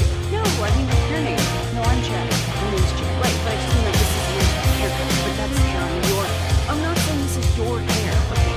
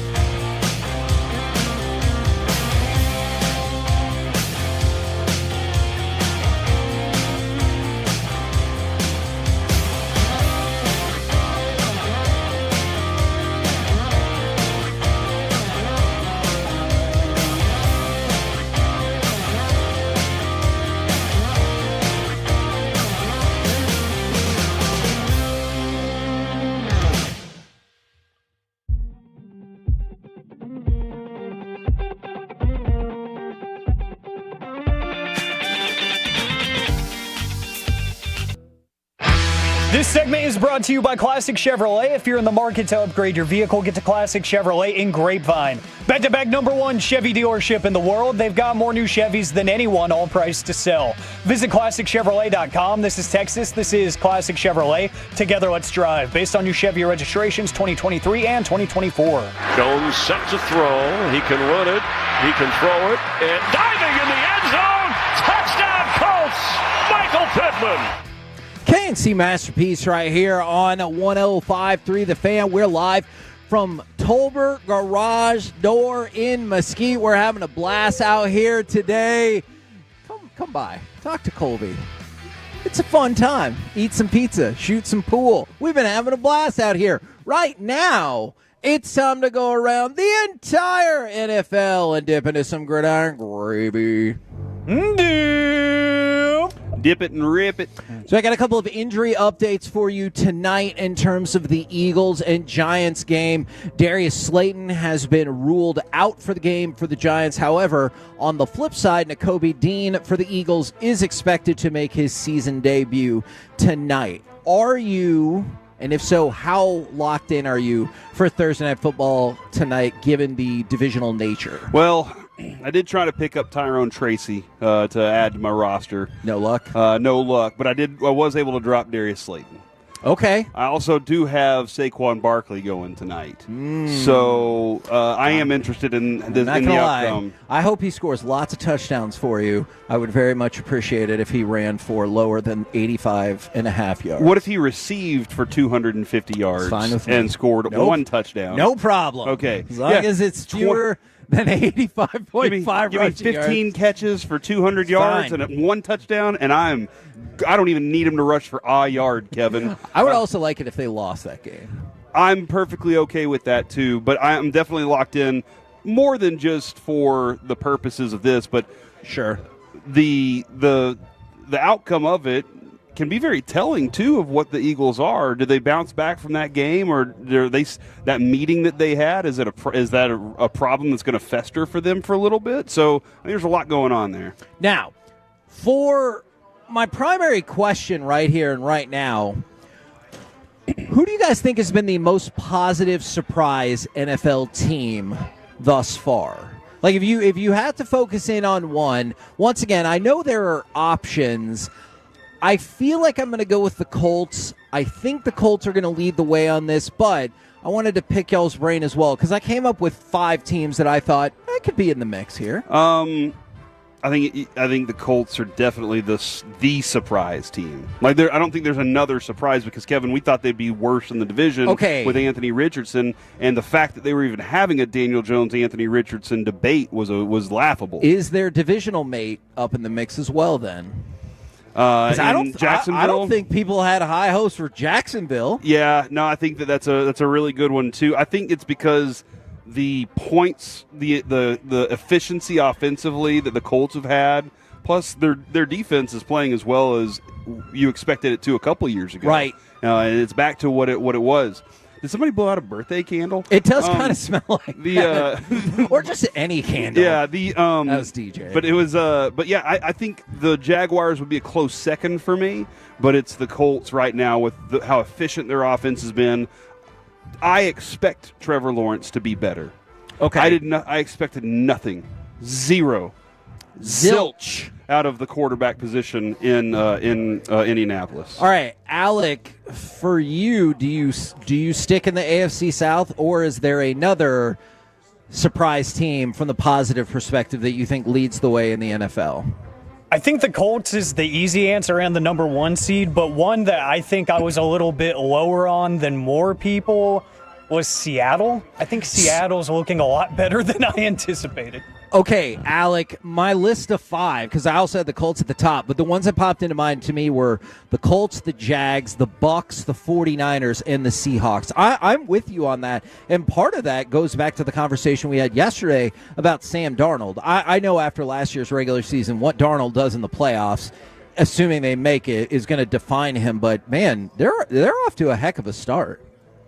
I'm really intrigued by that offense because I thought they were going to be hurting without that, 1-2 combo of JSN and DK Metcalf. I know DK Metcalf is not as good as people want him to be. Agreed. But when he's paired up with a guy like JSN, who is a little bit more versatile in his skill set, he is really, really good, and he can be really, really good. But that offense does have more levels to it than I expected with a defensive-minded head coach, too. So, yeah, they've been a lot better than I anticipated. Now for the negative surprises. We'll do that tomorrow. Tomorrow for the negative surprises. You know why? Because another Dan Campbell quote. Let's go to Dan Campbell talking about the team's blitz strategy against Patrick Mahomes. Once again, I need to stress to you, this is a real quote that I swear I'm not making up in any way. From a real man. From a real man. Quote, you got to do a number of things with him. First of all, he can smell a rat from a mile away. True. If you're going to disguise, boy, it better be worthy of a Grammy. That's confusing. But don't worry about that part right now. No, he's saying the acting. The Grammy is not an acting award. No, don't worry about it. Okay. The guy sees it all, and he smells it immediately. He can alter protections. He can get to different things in the passing game. So, what an amazing quote from Dan Campbell yet again. This is why, Kevin. I get it. I know you're like, oh, he doesn't deserve Coach of the Year. I will stand by that. I'm not saying he's not a good coach. He clearly is. What did he not do to win to be a good coach this year? He's not doing anything not to be a good coach. I just don't think he's the best coach. He is the best coach. Okay, but you could be the best coach and your team was awesome last year versus if your team was trash last year and you're good now. Don't you think that person gets the award? I think managing a good team also says something about what you've accomplished. But you love the Detroit Lions. I do have a little bit of love for Dan Campbell and St. Brown. All right. He's my leading receiver. I need him to do. Is he okay, by the way? I saw him pop up on that injury report yesterday. This is live coverage of Corey trying to figure out his fantasy team. All right. What do you guys think is a fair over-under for a Rico Dowdle rushing yards this weekend? Dowdle, 95. Okay. I know everybody's going to pop this 200 yards, but, 95 is a pretty fair area. The answer for Vegas is 71.5. Okay. Man, that feels low. That's actually pretty fair, too. Okay. Look, the big, huge 200-yard number, I think a lot of people are That's an anomaly, sure. That, yeah, and the Cowboys obviously now will be on high alert because of it. And then I think that they're probably looking at that, too, going, well, the Cowboys didn't look great against Breece Hall, so that means they're going to try and fix things. And Bryce Young probably isn't the greatest, threat, except for him and Tet, that combination. Right. They're probably thinking they're going to try to run, but the Cowboys are going to hone in on that and use that to try and stop that and say, we dare you to go downfield on us. We feel more comfortable there. And the betting odds are a slight favorite that he will not have a touchdown, -150. But if he will get a touchdown, only +110. I don't really love the balance of those odds right there, but in case you were curious, for Dowdle this weekend against the Cowboys. Now, let's talk about Puka Nacua. Puka Nacua has 52 catches through 5 games this season. Okay. If he catches 7 passes this weekend, he will set the record for most catches through a 6-game span, previously held by Adam Thielen, who had 58 catches in the first 6 games of the 2018 season. I know he didn't just arrive, but watching the continued monster numbers that Puka Nacua puts up is really it's a treat, and I still remain a little surprised. I suggest the numbers are fun, and I know you love numbers. You're oh my gosh, that is true. Numbers. Watch him play for sure. He earns when it. you watch him. Yes. Kevin, we got to cover a lot of really good high school athletes, and every once in a while you'd see a guy that just went out there and pulled the ball out of the sky or fought it away from a defender and then took a big hit and got back up and just did his thing. Yeah. And that's what I watch in Puka. Now, I know he's had some injuries. Sure. But that's what I see in that dude. That's why he's fun to watch. I know this pace is not sustainable, but right now he's on pace for 177 catches and 1,999 yards. Both of which, the receptions especially, short, would though, be on yards. record by mile. That would still be a record, but you're right. That would not reach. Not 2,000. Oh, so Corey What is a not bum. Corey is not impressed by your so-called achievement. Yeah. We're the KNC masterpiece Achieve this. right here. What does that mean? I don't know. You said it. I've What always does wondered. it mean? Okay. Coming up next, it's time for your bold predictions for the Dallas Stars season. The season for the Stars starts tonight. We're about 7 hours away. So give us your bold predictions. 877-881-1053 for the Stars season. We'll do it next live from Tolbert Garage Door in Mesquite on The Fan. The more time you...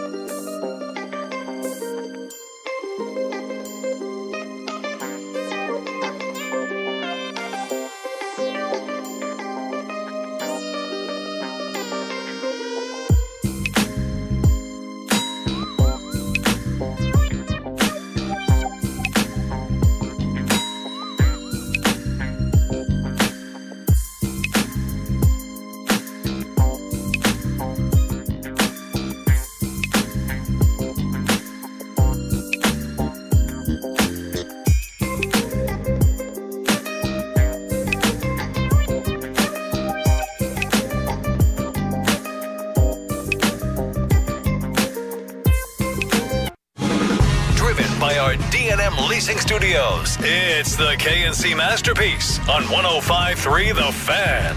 KNC Masterpiece right here on 105.3 The Fan. We're live from Tolbert Garage Door in Mesquite, and we got G-Bag flags to give away. There's pizza happening. Some people are playing pool. We got the show. It's an extravaganza, and I will just tell you personally, about 3 weeks ago, on my birthday, our garage door quit working, and Colby Tolbert and his guys immediately, they created an appointment for me that would not normally exist, and were able to fix it, I think, in 12 hours? That is impressive. 12 hours? It's crazy. And you know the only reason it was 12 hours is because he said, do you want me to come by tonight? And I was like, we're supposed to be doing like a dinner and everything. Otherwise, it would have been way quicker. You know, and I'm glad that you used the service of Colby Tolbert. I just texted him one day and said, hey, I have a problem. Yeah. Is this the solution? And he said, yes, I can bring you a battery to take care of it right now. And I was like, that's my dude right there. That's what I'm talking about. And guess what? The battery fixed everything. So if I hadn't known him, what would I be doing with my life? Stuck in the garage still? That's what I'd be doing. Right. And I'm glad that you're here. Yeah. To do. I wouldn't have been able to get out of the garage. I'm so glad that you're What here. was I going to do? I don't know how to lift that garage door, Kevin. Sure. And you know, without my lift. Well, by the way, and depending on what's wrong with the garage door opener, it will go from you could maybe lift it to it is going to be impossible for you to lift. Shut down. Yeah, absolutely. All right. The Stars begin play tonight, and I am already regretting this segment because I already see the text coming in. From the 972, my bold prediction is the Stars are going to go 82-0. From the 903, there's only one answer for this, Kevin, and that's 82-0. But I assume you're going to have a problem with that or say it's not possible. I guarantee that is not possible, and the Stars will not go 82-0. That's not being a hater. That's living in this reality. That is absolute hate, Kevin. You can call it reality if you want, but why don't you dream of 82-0? You know, like that's the thing that I don't understand. Everybody wants that opportunity. How amazing would it be to be the one team in history that went 82-0 and then set the mark for everybody else out there? I'm telling you're like, you, nope, I can't even see that. That is a nightmare scenario for the Stars. They would go into the NHL playoffs with more pressure on them than any team in the history of organized athletics. You know what? If they win a series 4-1, people will be like, what happened?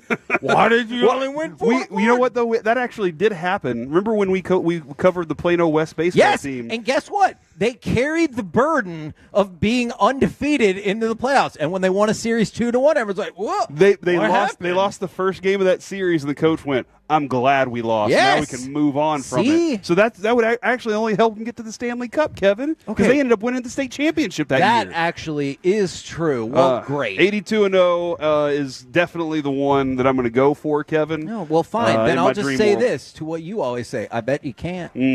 So that's what I'll say. I can't. The Stars can. Okay, now I'm going to go to Lisa Simakopoulos to start this. She had a couple of bold predictions. Want to see, they get bolder as we go along, how you feel about these predictions, okay? Okay. Start number one. The Stars will finish with a top 3 power play in the NHL. I think this is achievable. Top 3. Because you think about where Gulleton came from and just that destructive force of nature that was their power play. Yeah, and they were effective last year, too. Yes. And now the way that they might use Mikko interests me a lot. Yeah. And he might double dip a little bit, that they might feel a little stronger in certain. I really like this idea. It also gets Mikko on the ice more, which he likes. Yes. And also gives us, more opportunities to see Superman moments like he had in the playoffs against Colorado. Yeah, dude, I think that they can definitely be a top 3 power play unit out there. For the 972, come on, y'all. Man, time flies. It seems like just yesterday Kevin was swearing up and down the Stars were terrible and couldn't go 82-0. Not that first part, but yes, from the I agree, you can't. 903, they won't go 82-0. 81-1, maybe. So I appreciate that, y'all. I appreciate They don't. that. And they said with the first tie in the history of the NHL, they used to have ties. That's not the first tie in the history of the NHL. You don't know that. All right. I do know that. So this one is interesting. And we talked about it with Brian Ray earlier in the day.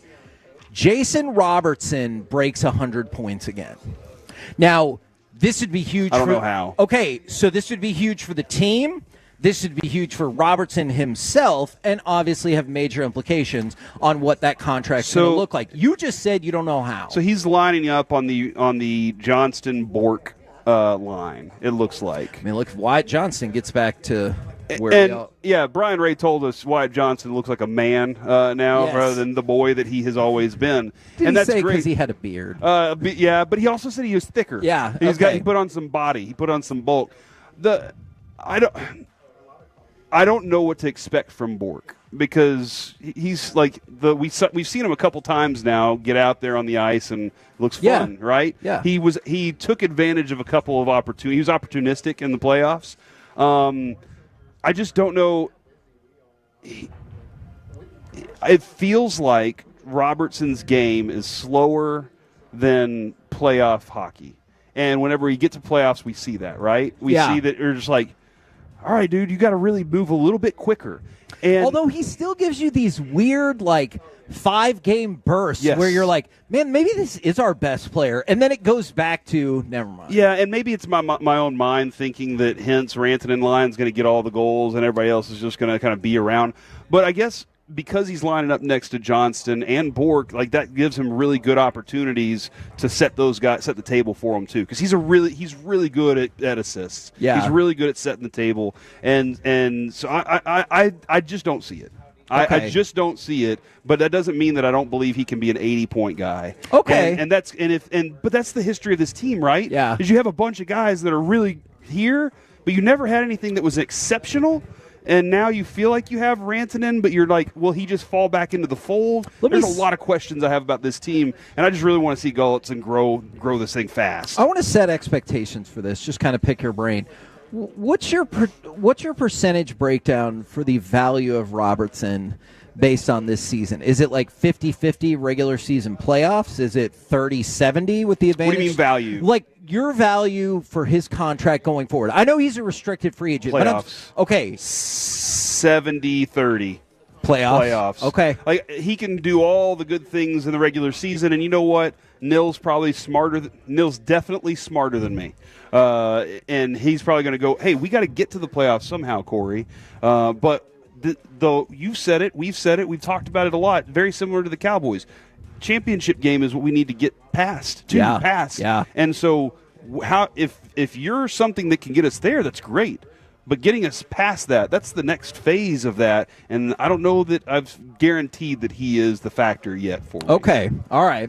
Now, somebody threw out there from the 903 top 5 power play, top 5 penalty kill. First of all, that combination means you're going to be smoking people in the regular season. I would love that. And Otter wins the Vezina. This is something that we've talked about for a while. That is one of Asimakopoulos' predictions. This Jake Ottinger is a Vezina Trophy finalist. Now, and they only take 3 for that. I wanted to tie that into this real quick. The tiers of goaltenders. So the Athletic took an anonymous panel of NHL coaches to rate all of the starters. Okay? And tier 1 has 4 people in it. Ottinger is not one of them. Ooh, but wow. Ottinger is the top person in tier 2, which means they have him ranked as the 5th best goalie in the league, which that's a great place to be. But consider this. He was split right down the middle, or just about. 6 people put him in tier 1, 5 people put him in tier 2. And everybody described him as a workhorse because they also talked to retired goalies. And so workhorse came up a lot. But I think you'll appreciate this, Corey. The reason why he was not put in tier 1 is the people who put him in tier 2 say they want him to take over more in the playoffs. And I feel like that is a concern we have heard from Stars fans through the years for sure. I've said this I feel like the last 3 years about the playoffs. We had Dobby had a great run, right? He had that run that we were like, wow, he is standing on his head. But we were spoiled by the 99 season and watching Ed Belfour in those playoffs and his sterling service out there. By the way, really random, in a few weeks, I think it's the first weekend of November, or I guess the one after the Halloween weekend, so many players from that 99 Cup team are all going to be signing at the Dallas Card Show. Okay.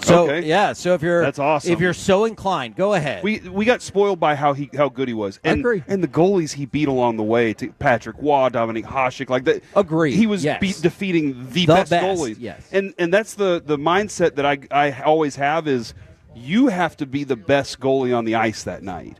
And there are nights when I'm like, I know he's the best. There are plays when I'm like, that's why he's the best. And then there are outcomes that I'm like, dude, why wasn't he the best? And you want that 10, 15 game run where you're just like, nobody could beat him. And that's what we're missing. And once he does that, he'll go into this like legendary status. Right now he's still young. Dude, goalies last for like 58 years, I feel like. Yeah. So he's still got the time to do it. It's just you'd like to see him do it with this bunch. Yeah, and you know what? I think the narrative is pushed too far in him the other way. I also agree at times I'd like to see him take over more in the playoffs, but there seems to be this bizarre narrative that he's just not good in the playoffs. That's not true. Yeah, it's not. No, and I didn't mean to. No, I'm not saying you. I'm saying other folks. Yeah, no, it's not true. It's just there's this.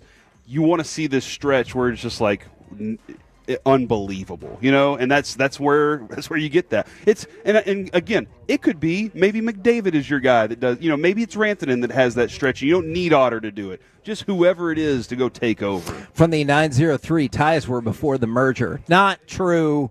And from the 972, Razor said a team's never won a cup with a first-year coach. I can guarantee that's inaccurate. What about the first year of the NHL? In your face. Now, after that, maybe they're right. But the first year of the NHL, and that's your Razor's edge. Yeah, somebody had to be in their first year as the coach. By the way, I do love Razor. I think he's fantastic. No, absolutely. And that actually is a good fact. Kevin from the 254 update, Bevo is in Red Oak now. So okay, keeping track of what's going on. All right, thank you very much. What do you think about the idea that Nils Lundqvist, I like saying it like that. No, I like saying it my way. All right. Is solidified as a top 4 role with the team with 20 minutes of ice time a night. Man, talking to Tiffin yesterday about that was really, and even Brian Ray kind of talking about it a little bit. I would love for him to be the one that we always thought that he would be. So I would love for that to happen. Now, you've liked plenty of these predictions. Oh, crap. And I want to make sure I point out that Here goes Kevin. 0-82, basically, is what Kevin's saying. That Lisa Simakopoulos is a great reporter. She's great on the Stars beat. This is her final prediction. The Stars get eliminated in the first round of the playoffs. I want to make sure that is not attached to my name. Kevin. Don't blame this on me. I have a big fear of this. Do you? I do. Oh. First-year head coach, and we love him because we love Glenn Gullitz, and we got to know him a lot whenever we were working Saturdays and Sundays. Thanks to our boy Waddle for hooking up those interviews. But my fear is, DeBoer had this thing running as a machine. Everybody understood their responsibilities. I feel like you're going to get a little bit of a dip somewhere. I know the talent's there. They have expectations. Sure. But when things go wrong, Gullickson's going to have to figure out how to lean on those guys to keep things right and get them back collected quickly. Yeah. And I've never seen him in a playoff series, so I don't know his chess pieces. I don't know how he works that. So I do have a very big fear of this happening. And because, like Choppy said the other day, I love this line from Choppy. He was like, dude, the Stars get their mail in the semifinals. That's where it's delivered. Yeah. But that just the idea of being entitled to be there is completely different than earning your way into that spot and then earning your way to the next one.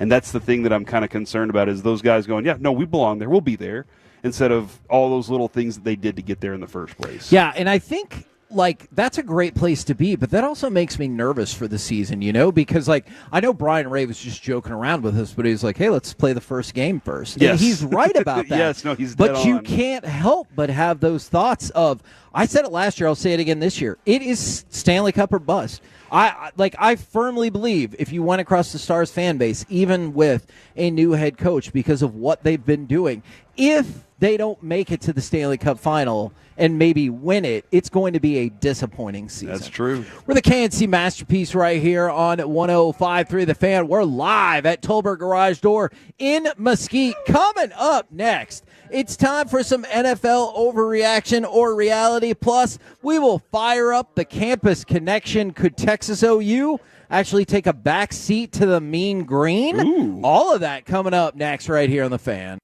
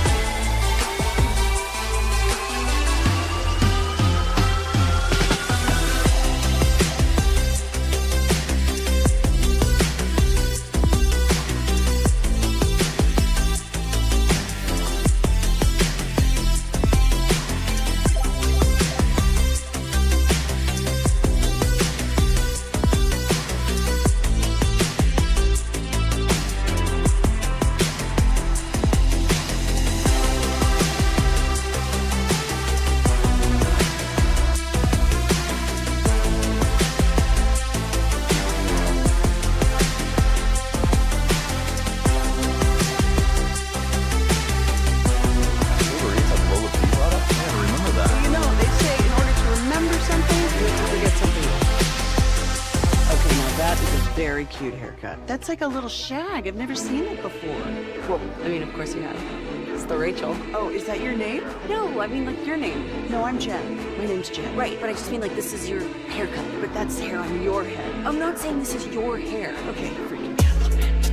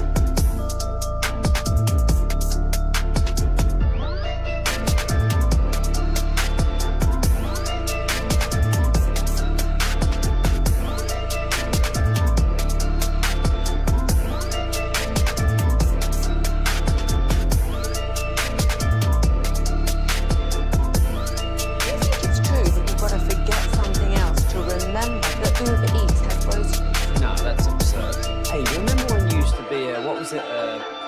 Pepper Lady. Pepper Lady? Wasn't it Cinnamon Sisters? Basil Babes. Saffron Squad? Nutmeg Maidens? Paprika? No. Nutmeg Maidens. I just said that. Was it Spice Girls? Doesn't sound right. Was it Saffron Squad?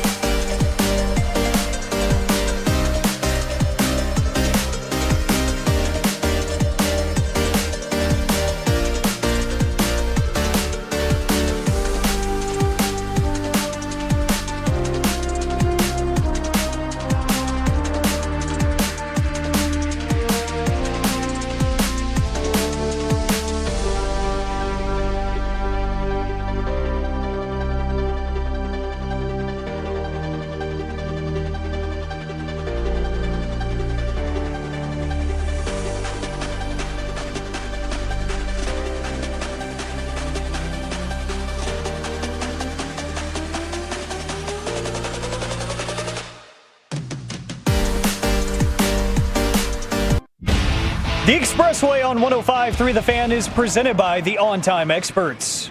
I formation behind Prescott. Williams the deep back. Handoff, Williams coming right. There's a block. Williams tiptoeing through traffic. Williams to the pylon.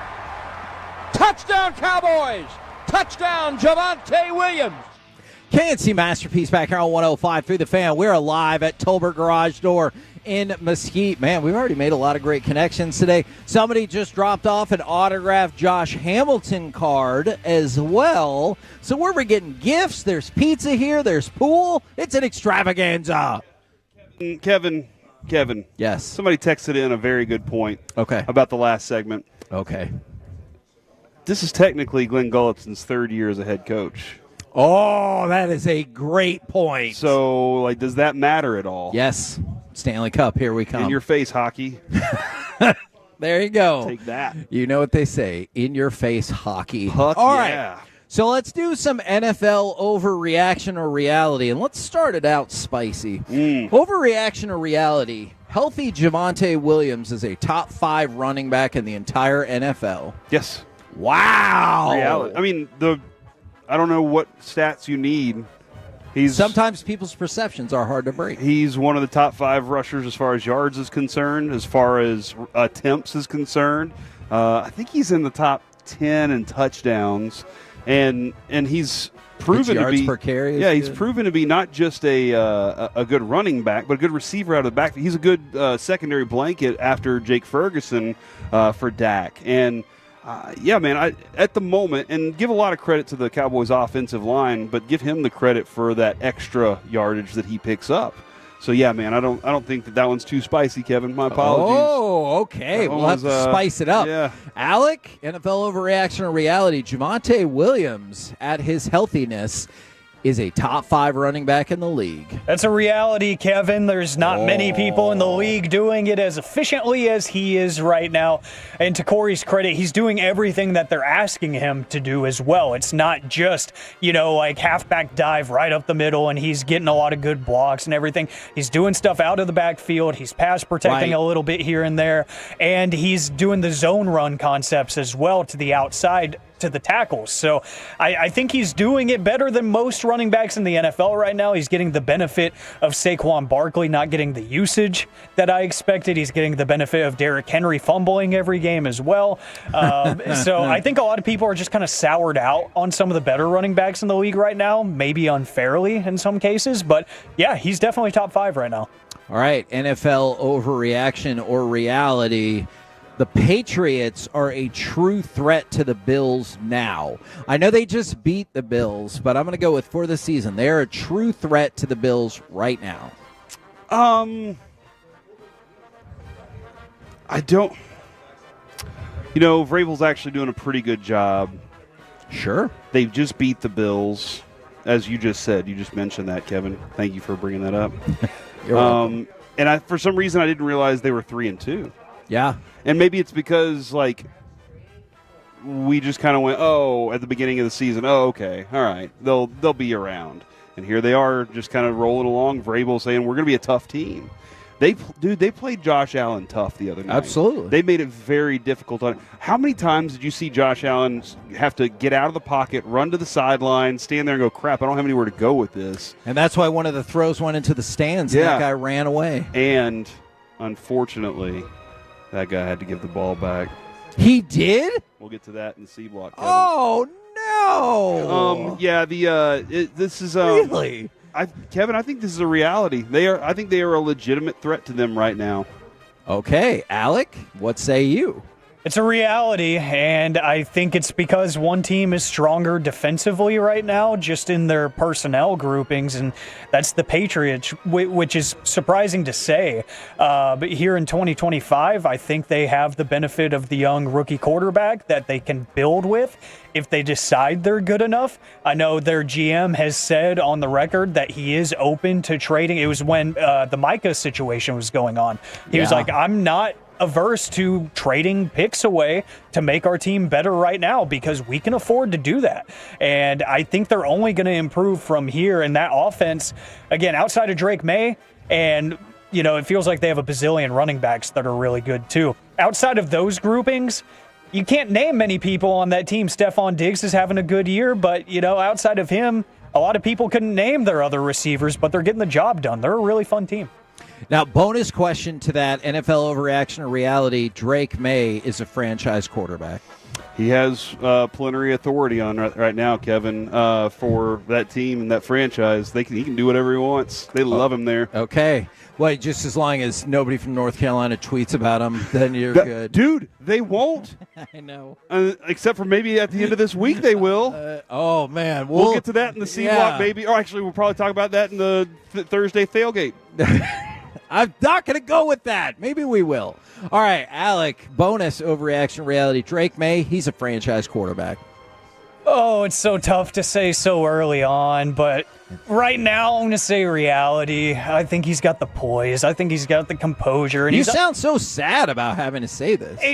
I just don't like putting franchise quarterback tags on people so early in their career. Sure. It's just unfair to me, but for the sake of the question, I'm going to say yes, because he has the intangibles, and I think that they care enough, as a group and as an organization right now, to build around him, so I think that he will be, and he is.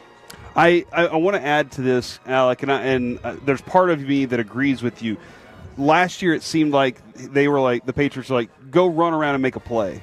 And he did, and then you were like, wow, that was special. And then they didn't have any structure to go along with it. Right now, it looks like he has the structure, but he also has that ability to run around and make some plays. That's the feature I think that they're all looking for in young quarterbacks right now. All right, you said you wanted spicier. See if this fits the bill.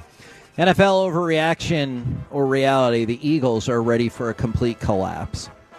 I think that's an overreaction. Of course you do. Stop it.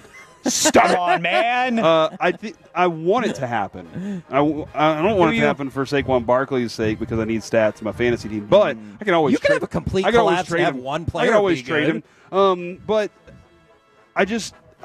Kevin, 20 and 2. 21 and 2, I think, maybe. It was an amazing number of games that they had won in that stretch while they were also still weirdly having problems. Right. So and then they had a meeting of the minds where they did not let Devontae Smith in the meeting, which is weird because he's one of your leading receivers too. So A.J. Brown wasn't going to let that happen. he shut the door in his face. So I do wonder if there is a problem or if they resolved it, but I'm not ready to say it yet. After tonight, Kevin, ask me this question again tomorrow. Oh, okay. Alec, what say you? I say it's a reality, but I'm going to whisper it because Philly fans will attack me on Twitter like they did Sean for just speaking facts. Did they really? Yeah, it was actually amazing. He mentioned that, some people around the NFL might be saying there's some people that kind of don't like Jalen Hurts in that building.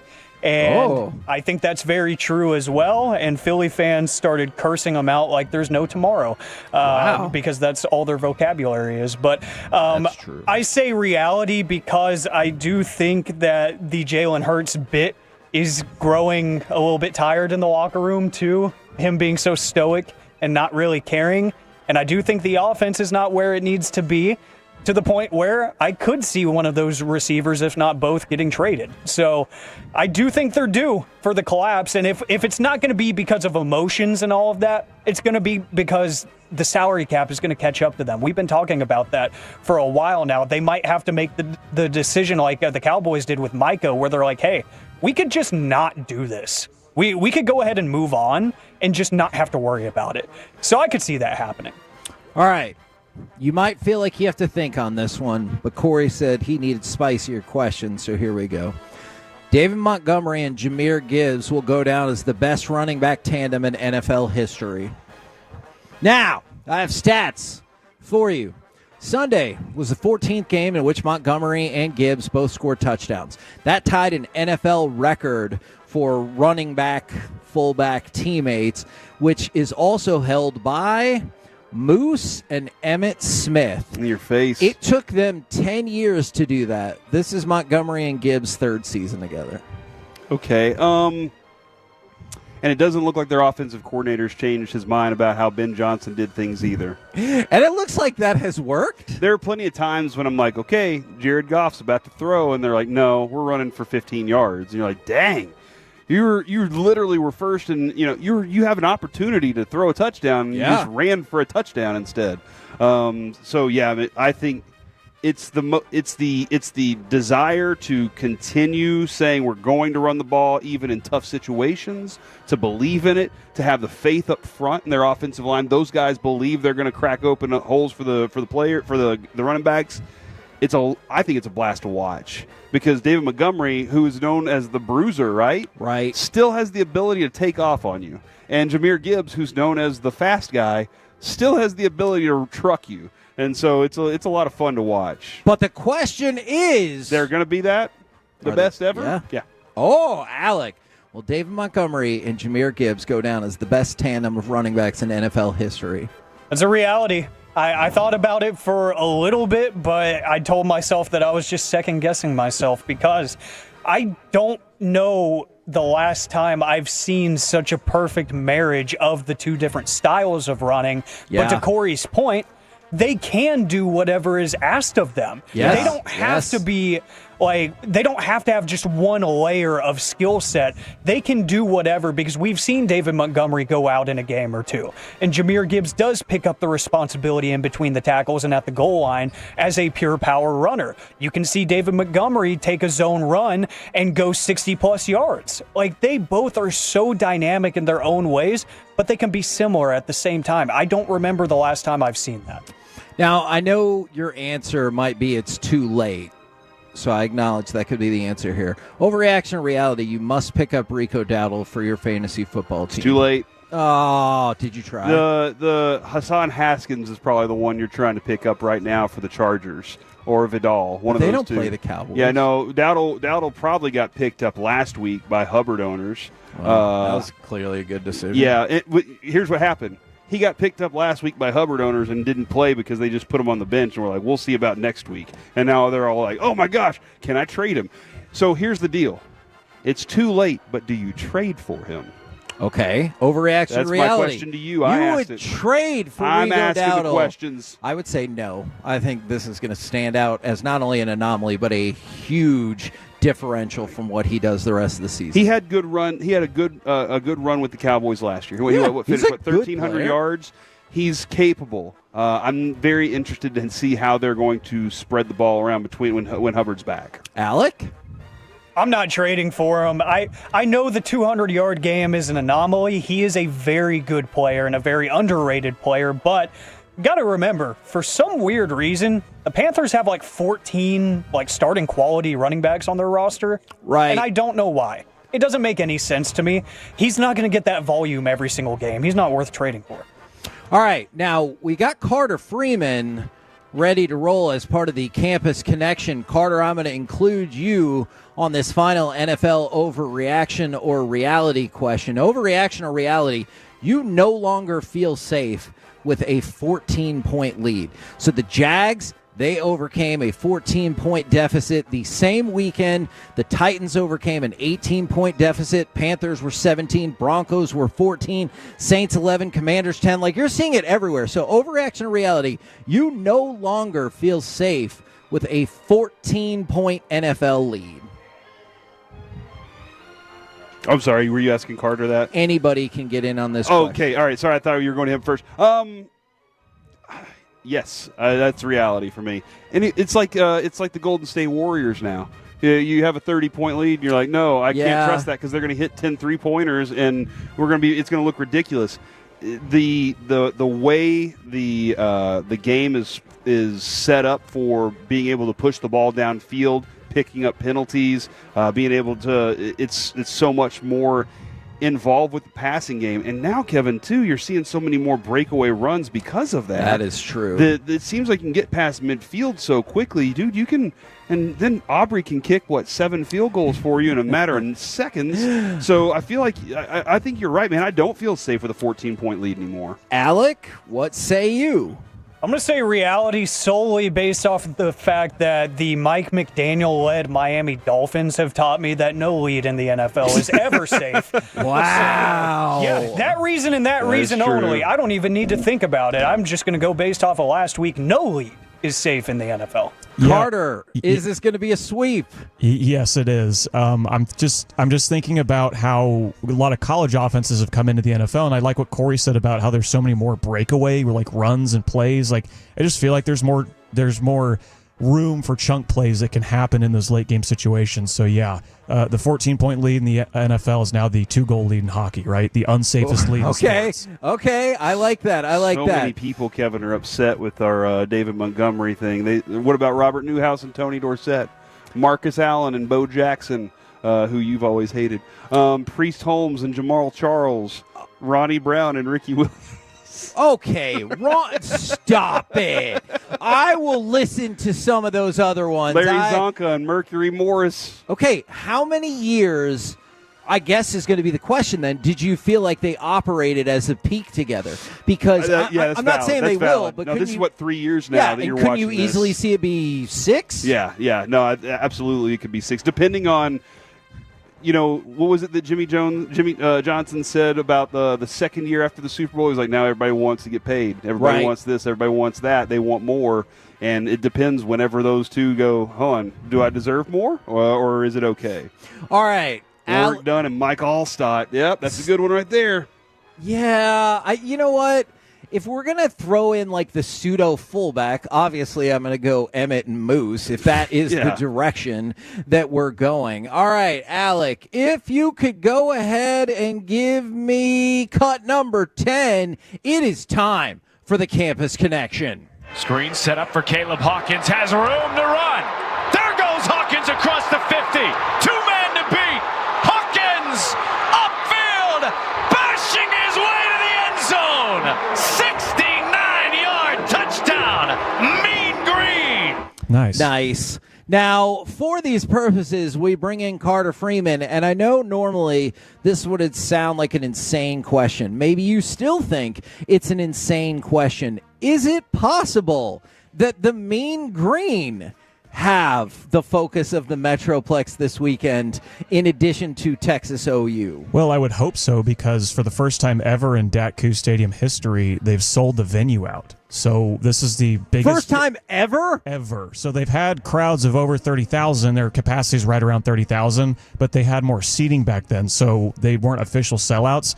This Friday, tomorrow, will be the first ever sellout at that stadium, and it's it'll be packed. It's a blackout. It's on national TV. It'll be on ESPN2 tomorrow at 6:30. I mean, this is about as close, I think, as UNT will ever get to stealing some of the thunder from an OU Texas game, right? Because Texas, they're not ranked. They lose last weekend. That does take a little bit of the luster off of it. But at the end of the day, that's still one of the greatest rivalries in college sports, and at the most unique venue too.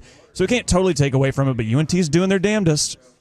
Also, I will say third-party tickets are still available through like the fan-to-fan ticket. It's SeatGeek is what they said to go through. UNT's official. Do you have to get third-party tickets because you didn't buy your tickets yet, Corey? Look, man, I'm an alum, so I might. Now, what does that mean? I might be able to swing something good here. I don't know. Maybe I know a guy that knows a guy. That Corey knows a thinks guy. he's Mean Joe Green and Steve Austin all rolled into one. I don't know that I can, but you know what? I will buy the tickets that way if I have to. So okay, but if I can get them in another way, maybe I can. Now I want to put realistic. Okay, catch somebody in the streets. You know what I mean? Okay, no to that.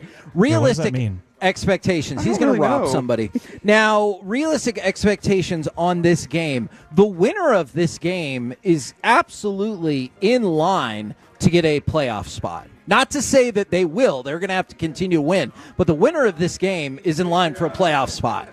Oh, 1,000,000%. And the American Conference, people talked about it at the Group of Five level as they've lost some of the teams that have been really good in years past. They've moved up to Power Four conferences, right? Well, this is still a very good and very deep conference. There are 5 teams in the American that could potentially make the playoff, including UNT. And UNT only plays Navy of those teams. So it's UNT, Navy, South Florida, Memphis, and Tulane. There's a bunch to run through. But depending on who plays each other, like that'll go into who ends up playing for the American Conference title. But it will most likely be a team from this conference. And should UNT knock off South Florida already, that's a huge leg up. And then, like I said, they only play Navy, who's undefeated right now, and that's in Denton. That's at home. So they have a very favorable schedule if they're able to get past the Bulls tomorrow. Yeah, dude, UTSA would be next. And then Charlotte. I don't know if you know the acronym for Charlotte's airport. I do. It's CLT. When they fly in, Tough that'll be there. Navy, as he said, UAB, Rice, and then Temple. It's a reasonable schedule for them down the stretch. And the way Eric Morse has this team playing right now, dude, they are playing confident. They're playing strong. I love it. They're running the ball very well. Now, and chucking it all over the place, too. Yeah. Obviously, plenty of love is always going to be thrown out to the Cotton Bowl. But something I just didn't understand. I know a lot of this hinged on the health of Johnny Mateer, but when you look at the struggles that the Texas offensive line has had this year, and you look at how good that Oklahoma defensive line has been, quarterback or no, I did not understand the early point spread that had Texas as the favorite in this. By how much right now? Well, now it's shifted to Oklahoma by 1.5, but early it was 3.5 for Texas, and I didn't get that at all. Let me ask, do you think if Mateer is healthy and can throw, that thing shifts very late? I think if Mateer is healthy and can throw, they might curb stomp Texas. Yeah, no, Arch hasn't looked good. And their offensive line stinks. And the way that OU's defensive front, Carter's about to lay it all out for you, but the way that their defensive front gets after you, it's not going to be any easier for Arch to get comfortable behind in that pocket. So, and the fact that they aren't good running the ball, Texas is not running the ball effectively. Like that big factor just puts everything in the favor of Oklahoma's defense for this game. It's just whether or not their offense can get rolling against Texas defense.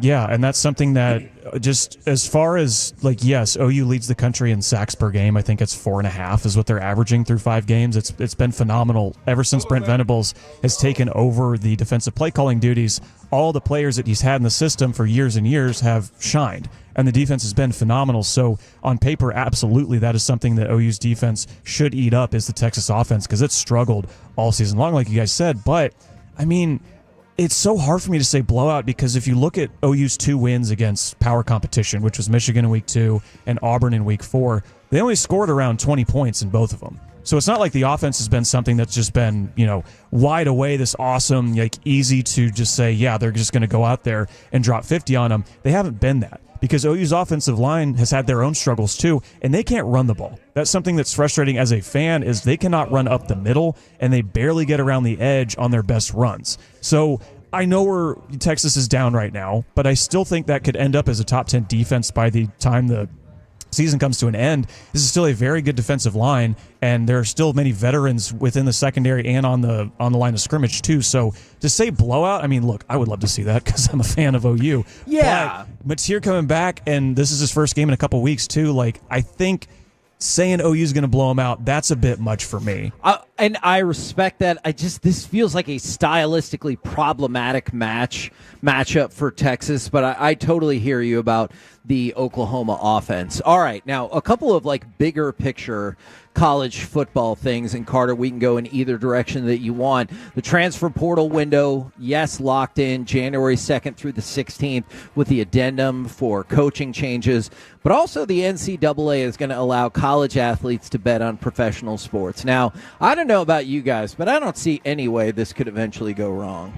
Yeah, none. That's never happened before in the history of sports with, giving the players or the people involved the ability to gamble. I think it's wrong. I'm not a fan of how sports gambling has infected so much of just the leagues. You see DraftKings and what may have you, FanDuel, every place you go, it's just ever present. And right. I mean, even earlier this year, something that we've totally forgotten about was John Mateer allegedly gambled on college sports 3 years ago, right? And I know it's different, college sports versus pro sports. They're technically separate, but they're so close together, the NFL and college football, that, something's going to go wrong. And it's going to look really stupid, but the genie's out of the bottle. There's no way you can put it back in.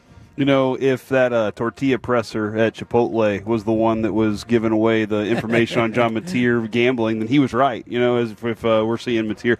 I want more gambling, Kevin. I want the coaches gambling with each other, the players gambling across the lines. They gamble on a play at that moment. They're, hey, I bet we stop you right now, and it's fit. They just throw the money down on the center of the field and they go at it. I want more gambling. That's called addiction. Do you have an addiction? No, if it's not an addiction, if it's always being done, everybody doing it all the time. Corey, we need to tell you something. Carter's not actually here to talk about college football, and neither am I, and neither are all these people Alec. Here for my intervention? Everyone's here, Corey. We love you, Corey. We love you, to help. And we love you, G-Bag, to get better. We love you, Jesus. By the way, come on down, Tolbert Garage Door, where I told him this past Saturday when Broadus was here for the Flagtober stop, I told him I legitimately thought you were going to end that commercial with, we love you, Jesus. He would. Yeah, and he's going to change that for the next one, and he does love Jesus, so that's nice. All right, now we didn't really get a chance to talk about this a lot on Tuesday, Carter, and I feel bad because this was a big game. Miami defeating Florida State in a game that was nowhere near as close as the score would indicate, and you see multiple metrics out there that have Miami as the best team in college football. What are your feelings about Miami off of that win? Because I know we've talked about them this year. We've talked about Carson Beck, but that felt like an important win for them. Totally, and it's the biggest amount of crow I have to eat for my preseason thoughts was about Miami because I thought they could finish the season unranked. Now, I do think they're the best team in the country. I think because they're so good on the lines of scrimmage, both offense and defense, Carson Beck's not playing hero ball. And like you said, the final score of their game against Florida State was like a 6-point margin, I think. Yes. That was a 21-point margin for most of the day. Even going into the fourth quarter, that was Florida State. And that was a weird game, too, where the final 15 minutes felt like it lasted about 2 hours. Yeah. I don't know what it was. Maybe because it was such a blowout, I wasn't paying as much attention to it. But Miami dominated that game from start to finish. And there was a really interesting sequence in the middle where Florida State tries to run a trick play, gets an interception. The very next play, Miami runs a flea flicker for like a 60-yard touchdown. I just think that showed you just the difference in that game versus how well the teams were playing and just how Miami so far has been able to, everything on paper that we thought they could be, they are that and more. But did you guys know they haven't left the state of Florida yet? They've played all their games at home. Is that right? But their only road game was in Tallahassee, which is still in Florida. So they don't have to leave the state of Florida all that much. It's just wild that they don't leave until October. I know they're off this week, but I did not realize that. I think their first, I'm going to look this up real quick. I think their first true road game might be at SMU at the beginning of November. Okay, wow. I seriously did not know that. I guess that is kind of an opportunity for a lot of teams in the state of Texas, too, to never leave the state. But, it's 12 hours to get across the state. That was just about what we almost had with the old Southwest Conference. That's true, Hey, you can run your entire conference just about through the state. All right, so I realize for local and somewhat national reasons why we talk about Texas, Oklahoma. Same thing with South Florida and North Texas. I am, of course, invested in the Florida Texas A&M game. But outside of all of that, do you think the primary national focus this weekend is on Indiana and Oregon? Because that feels like a humongous game as well. I wonder what it would have to take for Indiana to be the focus of a weekend, because I don't think Indiana, Oregon is the main focus. I think OU, Texas is on at the same time, and because that's a game that you've seen every year and in a lot of these conferences, you've lost so many rivalries that this is one you can always go back to. This is one you keep. And I read an article this week that OU tried to relaunch talks with Oklahoma State to get Bedlam back in a couple years, and OSU wasn't interested. So just the fact that OU Texas is a big game, it does feature a top 10 team and a team that was expected to be good, and this is always an entertaining game. Quarterback health, just so long as the OU quarterback is healthy, right? But Oregon and Indiana, I hear you. I'm not disagreeing with you. I'm saying that feels weird to me. Oregon and Indiana are a combined 10-0, and they're both top 7. Yes, they are. And if you look at ESPN's SP Plus, they're 1-3. Oregon's 1 and Indiana's 3. Like, that's how good of a game this will be, and it'll 100% be an amazing game. But I think just because people are still kind of weirded out by the old Pac-12 teams being in the Big Ten and seeing Indiana go out to the West Coast for a conference game, there's still some kind of just hesitation, I think, with accepting that. We are only in the second year of it. So it'll absolutely have a big focus, but it's just tough that it's on at the same time as OU Texas. What's your vibe? What's your feeling in terms of, does Oregon take that game? I know they're about a touchdown favorite. Man, I really want to buy into Indiana. I love Kurt Signetti. I think all he does is win. Google him, right? Like he backs it up right at pretty much every chance he gets. So I'm still going to go with Oregon because it is at home, and I think Oregon, top to bottom, is a phenomenal team. They have one of the best wins in the country against Penn State. Even if Penn State falls off, I still think that win on the road is huge. So given that they're back at home, I'll go with Oregon in this one, but don't expect Indiana to fold. This should be a very close, fun game well into the fourth quarter. And is North Texas going to win?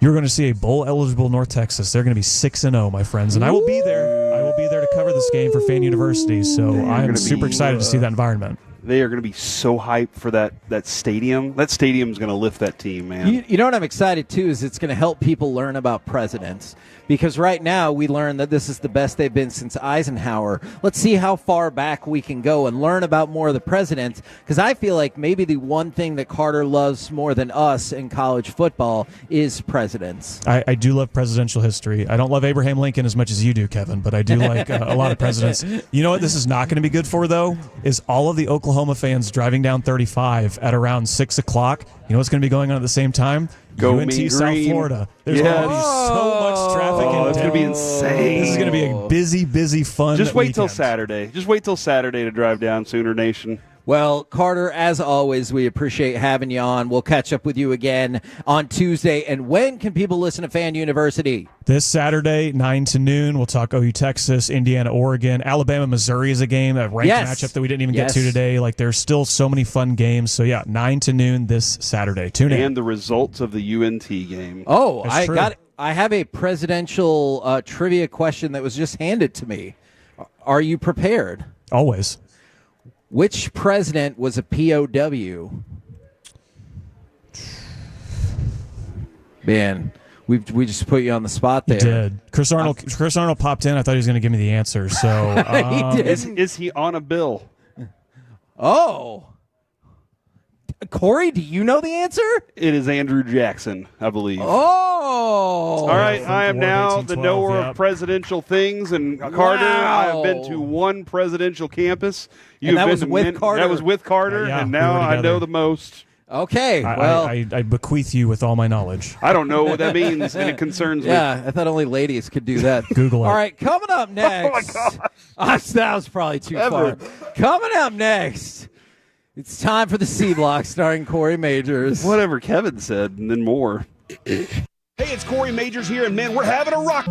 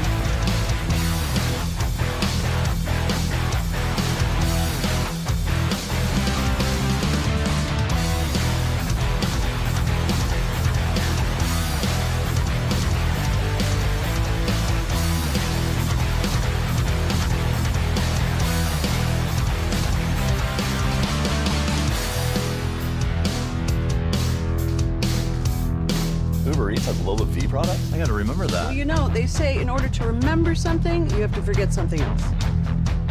Okay, now that is a very cute haircut. That's like a little shag. I've never seen that before. Well, I mean, of course you have. It's the Rachel. Oh, is that your name? No, I mean, like your name. No, I'm Jen. Your name's Jen. Right, but I just mean like this is your haircut. But that's your hair. I'm not saying this is your hair.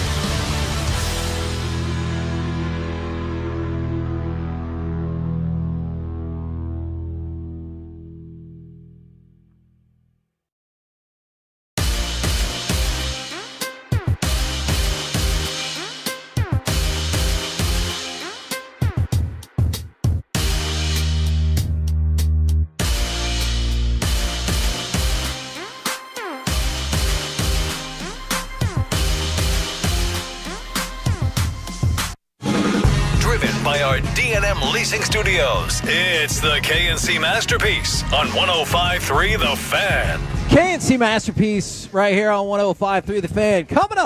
Coming up right now, we got the C Block, but also from the 254. Dang you, Kevin! I just spit Wendy's all over my windshield, and then one person goes, "What would your mom think about what you just said?" And that is a good point. She would not be pleased with me. But right now, segment that pleases everybody all the time. It's the C Block starring Corey Majors. We aim to please here on the C Block, Kevin. That is true. I wanted to start with this.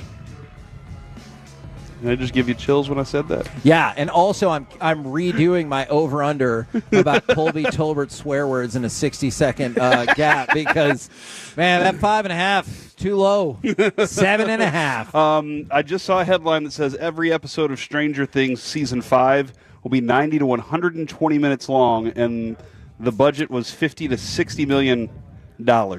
With each episode. Yeah. Is it going to be worth it? Thumbs down. The Why? answer is no. Oh, and it's. What do you mean? Because no? it took too damn long. So you're out. No matter what. I mean, obviously, I'm going to watch it, but when I'm not going to, I don't think I'm going to look at this and be like, "Wow, this is really worth 4 years." And plus, the way they do it, they're like, "Here, you can have some of the episodes at Thanksgiving, then some of them on Christmas, and then guess what? D-holes, you got to wait another week to get the last one." And I'm like, "It took you 8,000 years to put out this season." Kevin, there was a bit of audio that I wanted to play, and this is David Newton was on with Sean and RJ and Bobby and Peyton's show this morning, minus RJ, because he's on his trip to Knoxville today. ESPN NFL Nation reporter David Newton. Okay. And I believe Alec did this correctly. He got the question and answer. Sean asks about Jadeveon Clowney and his thoughts. What do you think we should expect from Clowney this year since you had him last year? Oh, wow. He's a guy I think still can pressure the quarterback. And last year is probably not a fair year to judge him on. Because, I mean, I grew up watching him play in high school even. Actually, I saw him in junior high. He actually ended my son's football career, broke 3 bones in his back when he hit him from behind in the ninth grade playing JV. He shouldn't have been playing JV, but that was their first year of school, and they have to have a year of JV, so he should have been on the varsity, but they didn't have a varsity that year. No, he literally was a man among boys there. And Kevin, holy crap! We have interviewed many people in our time. We have had many awkward moments in interviews in our time. How would you, because I think Sean did the right thing there by being like, whoa, with both of his sound effects that he made there. And I'm not making fun of Sean, although I think, yeah, exactly. Sound effects are hilarious to me, obviously. How did Sean handle that, and how would you have asked? Would you have followed up with another question about that, or done what they did and just move on? No, I would have been like, "Holy crap, are you serious? Tell me more about that." Yeah, I'm sorry. Look, man, he told you that story because he needed you to know. He needed to get it out. He wanted a follow-up question. If he didn't want you to tell, he could have been like, "I've seen him as far back as high school, and he was a beast then," and then that's it. But when you say, I saw him in high school, he broke my son's back, and then he made sure to say, also, he shouldn't have been on varsity, and then he also said when he hit him in the back. Yes. This feels like a very Bane-esque situation where he wanted you to, like, engage him on this. Yeah, I'm sorry I did not dig further into David Newton's son's story, okay? I did not do that, so I don't know anything beyond that. It's just, as far as we're concerned, whenever weird questions or weird answers pop up, you always have the, should we ask another question about this? And I think, Kevin, more often than not, the answer is yes. You should ask follow-up questions because it could lead into such a different direction of intrigue. I agree, but I will say this. 2.5 years ago at training camp, we had a player on that gave an answer that most definitely deserved a follow-up question. He said he had just had a child. Yes. And then he said that he had another child. Oh, I asked. I said, but you have 2 kids, right? And I said, how old is your other one? And he said, 2 weeks old, knocking him out back to back. I was not ready for that answer. I was so stunned by that answer that I wasn't ready with a follow-up question. I feel like we're really good at follow-up questions after that. I was so thrown off that I was like, wait, what? Their PR people said, thank you for not asking a follow-up question, and then did the face palm as they were like... Yes, yeah, because the PR person, I told him the story, and he goes, don't mention that on air. And I go, no, the player brought it up, and he goes... Jesus F, and walked off, and it was amazing. The fan text took off, and I was like, did he just say he had another kid 2 weeks ago? And I was still in shock at that moment. So maybe that's what happened. You don't expect the beat reporter that you have on asking about a player to be like, oh, yeah, he broke my son's back. Like, that's unexpected. Yeah, so there you go. Wanted to just kind of... Look, I get in the car, and Sean and RJ and Bobby and Peyton show, minus RJ today. Sometimes with Aiden? Yeah, sometimes with Aiden, they're in my ears. Yeah. And so I wanted to bring some light to their show that we love so much. Pretty shocking, though. By the way, G-Bag Nation coming up here at 2 o'clock. We'll have them on for Crosstalk at 1:40. Yes. Also, don't forget, tomorrow we're at Taco Bueno. 7940 North Central Expressway. Saturday, I'm at the Derbyshire in Frisco for FC Dallas watch party. Oh. And then Sunday, I'm in Lavon for the Cowboys for the watch party at the Bearded Monkey. So we are very busy. Tomorrow is 8 p.m. to 11. Or I'm sorry, Saturday is 8 p.m. to 11. And then Sunday is going to be 11 to 2. So be ready for that. Kevin, Timothy Chalamet has been secretly bringing ping pong tables around the world for 7 years to prepare for his Marty Supreme role that he's playing. Have you seen anything about this? Because people are saying this is a career-defining moment for Timothy Chalamet, who's already had multiple of those. His career-defining moment is in Dune when he's running sideways, showing that he's an athlete in those deserts. I love those. Not the Bob Dylan movie? Yeah. Oh, well, unfortunately, I haven't seen the Bob Dylan movie. It's good. It's pretty good. But I love the Dune movie, so I'm sure this ping pong movie will be great. He's a really good actor, but Dune is where it's at, man. New Star Wars. Also, Kevin, it has been confirmed. The Bills fan who caught the football in the stands, put it underneath his shirt, and then took off up the stairs and escaped, was found. All right, before you explain more to me about this, would this have worked if he was a lady? Now, you can feel, I mean, you probably shouldn't, but I can see how a security guard would be like, let me check your belly. But, like, you can't do that with a lady. That's a good point. Because maybe it's a kid, maybe it's not, but that is You don't want to know. Exactly. You don't want to know that answer. Okay, P.J. Washington. P.J. does have a point. I am curious if a woman could have gotten away with this, because she would have been like, how dare you, sir? I'm 4 months pregnant with my first baby, or whatever. Well, here is what she had to say. As a matter of fact, the woman that was with him. They came to me and they said, we know who you guys are. Oh. You sit in these seats often. Can you please have him return the ball? We will get you another one. Did Josh Allen throw that football too? And she said, I explained, well, we were promised that in the past and we didn't get the ball. So that's kind of why he took off with it. All right. He said, and then said, I did wind up going back to the seat and happily returned the ball. He said, they did give me another ball in exchange.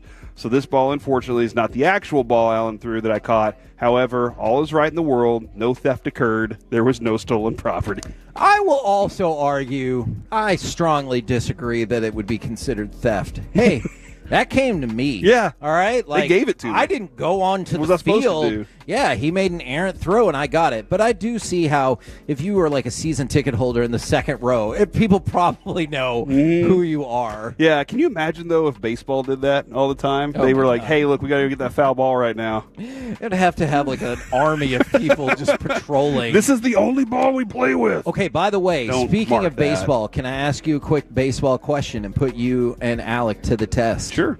How many pitches do you think were thrown in baseball games yesterday? There were 4 baseball games. How many pitches do you think got thrown total? 4 baseball games. 1,165 pitches. Okay, Alec, what do you think? I like the specificity of that. 1,257.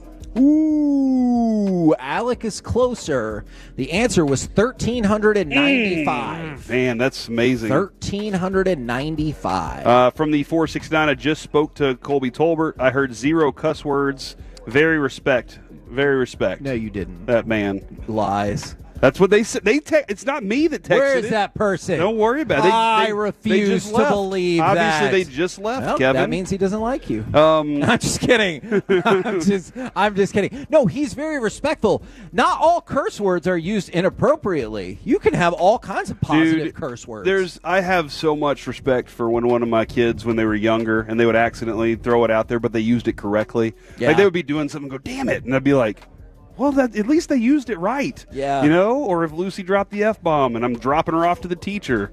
And I'm just like, well, she's using it right. She's your problem today. She's still my problem, all right? My wife has warned me that Noah's my problem because I sometimes say things and once in a while encourage him to say things that are probably not. You do. I was in the car whenever you encouraged your kid to say some things. Appropriate, and sometimes he repeats them, and Jess looks at me and she's like, you're going to go to that meeting. Ha! Trick's on you. She teaches at the same school he goes to, so they're gonna go to you. They're just going to come down the hallway. Kevin, we have not had the opportunity to talk about it yet much today, so I did want to go ahead and bring this up. Can you imagine deciding that you're going to go to UNC and you're going to play under Bill Belichick to get 5 games into the season, and the coach is like, I want out of here so bad because he is a chump and he can't get it together. He is a chump. It's I don't know what the problem is there that he can't get it put together the way he had it at New England. And I'm also kind of curious at what destination he wants to go to, because it did say something along the lines of a soft landing as a coach somewhere or on TV. I wonder if Miami would be a place where he's like, I'm going to go to Miami and I'm going to take over when Mike McDaniels is fired, and I'm going to take over the rest of the season and we'll rock from there. Whoa. But why couldn't he get this? He was just talking, literally just talking about with Pat McAfee on the field right before their game about how their recruiting class had not done what it needed to do in its first year. And so that's where he's like, I have to do that first. But now he's going to bail on it that quick, and that just, for me, this tarnishes his legacy for me if he just runs away from this thing. Especially since it seems like he's gotten so many concessions from them. Like, my girlfriend can be on the sidelines at all times when she doesn't seem to have an official role in the program. Nobody can tweet about the Patriots. I'm going to cancel this show that I already agreed to. It feels like there's been so many concessions made for him, and he's just being a baby about it. And that's just I would hate to, and this is one of the things I do not like about college football is, and you've always said this, commit to the program, not the coach. Agreed. But I've always hated how a coach is the one selling you the program. Yeah. And then that coach is, leave. as soon as he decides, you know what, I'm about to get caught, or I'm about to I'm not getting what I want, he says, see you later. I understand that's the part of the business, but again, for Bill Belichick, for me, this is going to kill some of the legacy of, I thought that dude could fix and he just doesn't seem to have the cojones to go ahead and continue fixing. So do you leave the path open for he changes his mind, he sticks through it, and he works his way up? If he did that, if he was able to do that, Yeah. I'd be impressed beyond means. Dude. Okay. But All the right. fact that now you saw him leave the Jets high and dry, so that he could go take on something else, and that just now you're starting to look like the dude that really he just can't handle it when it's tough. Oh, this is a good question from the 806. Do you think he wants to step down so he can go to his girlfriend's high school graduation? I never brought her up. Never brought her up at all. Well, he's a weirdo. Go Mean Green. All right, we're the KNC Masterpiece right here on 105.3 The Fan. Coming up next, who do you fear on the Panthers? Where do the Cowboys hold an advantage? Plus, power ranking the quarterbacks. All of it next, live from Tolbert Garage in Mesquite on 105.3 The Fan.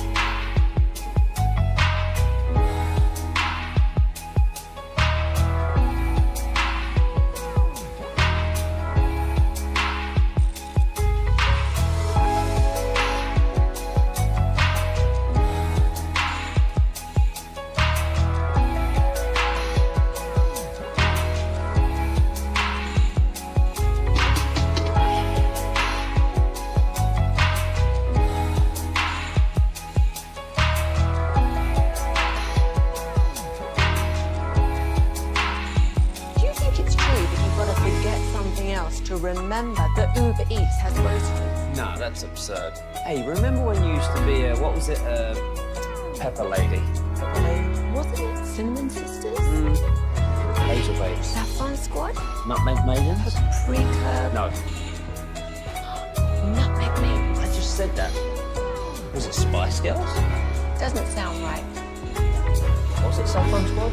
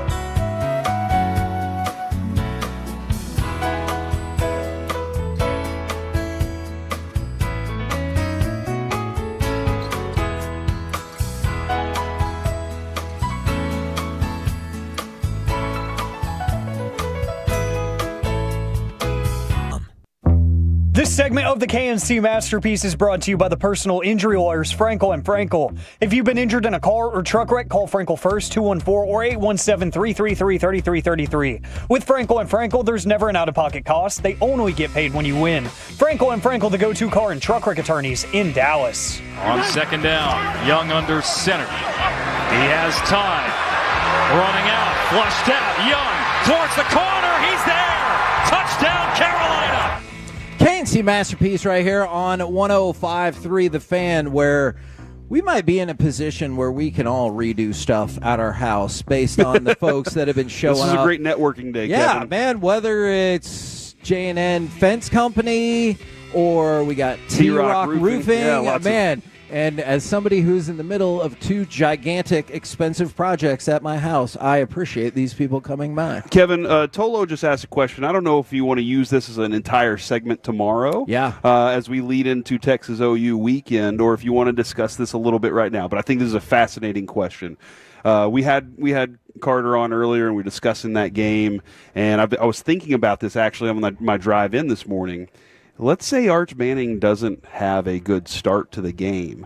Do you think Sarkisian would at all risk benching him and risk the backlash that might come from it? I honestly, at this point, like backlash from the family, maybe. I don't Mostly think the family. I don't think you get it really from the fan base. Although I have heard a lot of people kind of compare this to the Chris Sims situation. I get that, yeah, no, where absolutely. there was a lot of family pressure that if you even consider benching him for what at the time felt like a superior quarterback, that he's out of here. Now, they don't have that option, right? Or do they have that option in-house? I mean, right now with the way Arch is playing, maybe they do. Okay. I would say the game would have to be probably within 10 to 13 points for them to consider that. Because if he's playing bad but you're getting worked, what's the point? Yeah, I'm very interested to see how much influence that family has. Yeah.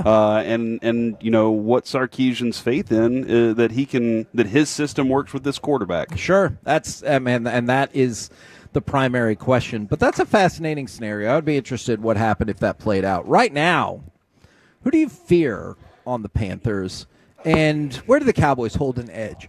Oh man, the Panthers. I will say I do fear Ted. Ted McMillan. He hasn't scored yet, which is a huge dent in my fantasy football group right now. But he's getting the targets and he's getting the yards and he's getting the catches that give him about 10, 13, 14 points a game in fantasy. So the production is there. But Kevin, this secondary we've seen get torched too many times. He is not a burner like that. Tet is going to be a move the chains kind of guy. He'll get you some pretty good plays. He's got a great size, great target, but he's not a burner. But the fact that if Bryce Young starts feeling comfortable that he can go to him at any point, that would really concern me, because what that would then do is open up the field for Rico Dowdle. And Rico Dowdle wants to punish this team. Not that he's like, I hate them. He's just like, I want to show them that they should have made me a star back. Sure. I was there for a reason for a long time. So that's the concern, is if Tet gets going, does this defense say we got to go sacrifice that for this? Now, we can focus in on some of their late-round rookies in just a second, but I am concerned that a switch made by the Panthers might really click for them in the linebacking core. So Christian Roseboom led the Panthers in tackles last week with 9, and Tevin Wallace had 4. So one of the things that they did going into the game is that Roseboom had been calling the plays. But against the Dolphins, they switched it to Wallace calling the plays, and Dave Canales, their head coach, said, man, we felt like that switch really freed Christian up. And so I'm concerned that sometimes a simple switch like that can continue Wallace playing well, but then Roseboom maybe kind of hits his stride. Or if he really did just feel freed up, that gives him the opportunity to wreak a little bit more havoc, maybe especially in the middle of the field. And you mentioned Tet, but you look at that last game, it was the later round picks that made the difference in that final drive. So Mitchell Evans, 5th round pick, tight end, he made the game-winning catch. Jimmy Horn. Dude, Mason Taylor just had a good game against the Cowboys, too, at the tight end position for the Jets. And so you have to keep an eye out on that. Jimmy Horn, he made the 4th down catch to keep them in business, and even Trevor Etienne was able to sub in. He can run the ball. Yeah, he can run the ball. And so I realize a lot of the focus was in on Dowdle, but their late round picks their late round pick rookies, there we go, they really made an impact in that game as well. And so I certainly understand some of the names we've brought up, but I wanted to focus in on those guys and the linebackers as well. So you're saying that receiving crew might be too legit to quit?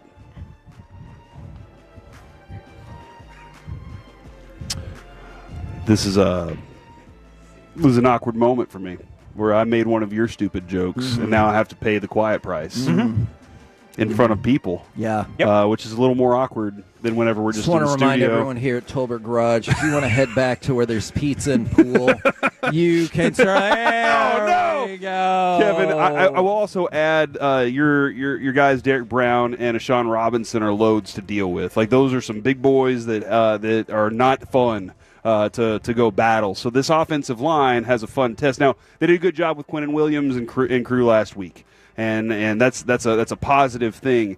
Can they replicate that and do the same thing on this side of it? That Carolina defense, they've had to carry a lot for the lack of offense, and they've done their job for the most part. So that group up front, this is going to be that fun test to see, can the Cowboys, with some injuries, do it again. So let's look at some of the positive potential matchup for the Cowboys. The Panthers are 26th in passing yards per game, and they're 24th in points scored. So even with last week's offensive output, they are still close, if not in the bottom third for those offensive categories. Then, for the Cowboys, George Pickens can already set a single-season career high in receiving touchdowns if he gets into the end zone against Carolina. Guess what? So can Javonte Williams, but on the rushing end of it. So you already have 2 players in Week 6 that are on the cusp of career highs. Then there's Dak Prescott. But there can only be one, right? Is that what you're saying? This is different than a normal Highlander situation. Well, there can be 2. I have Javonte Williams in fantasy, and somebody else has Pickens. So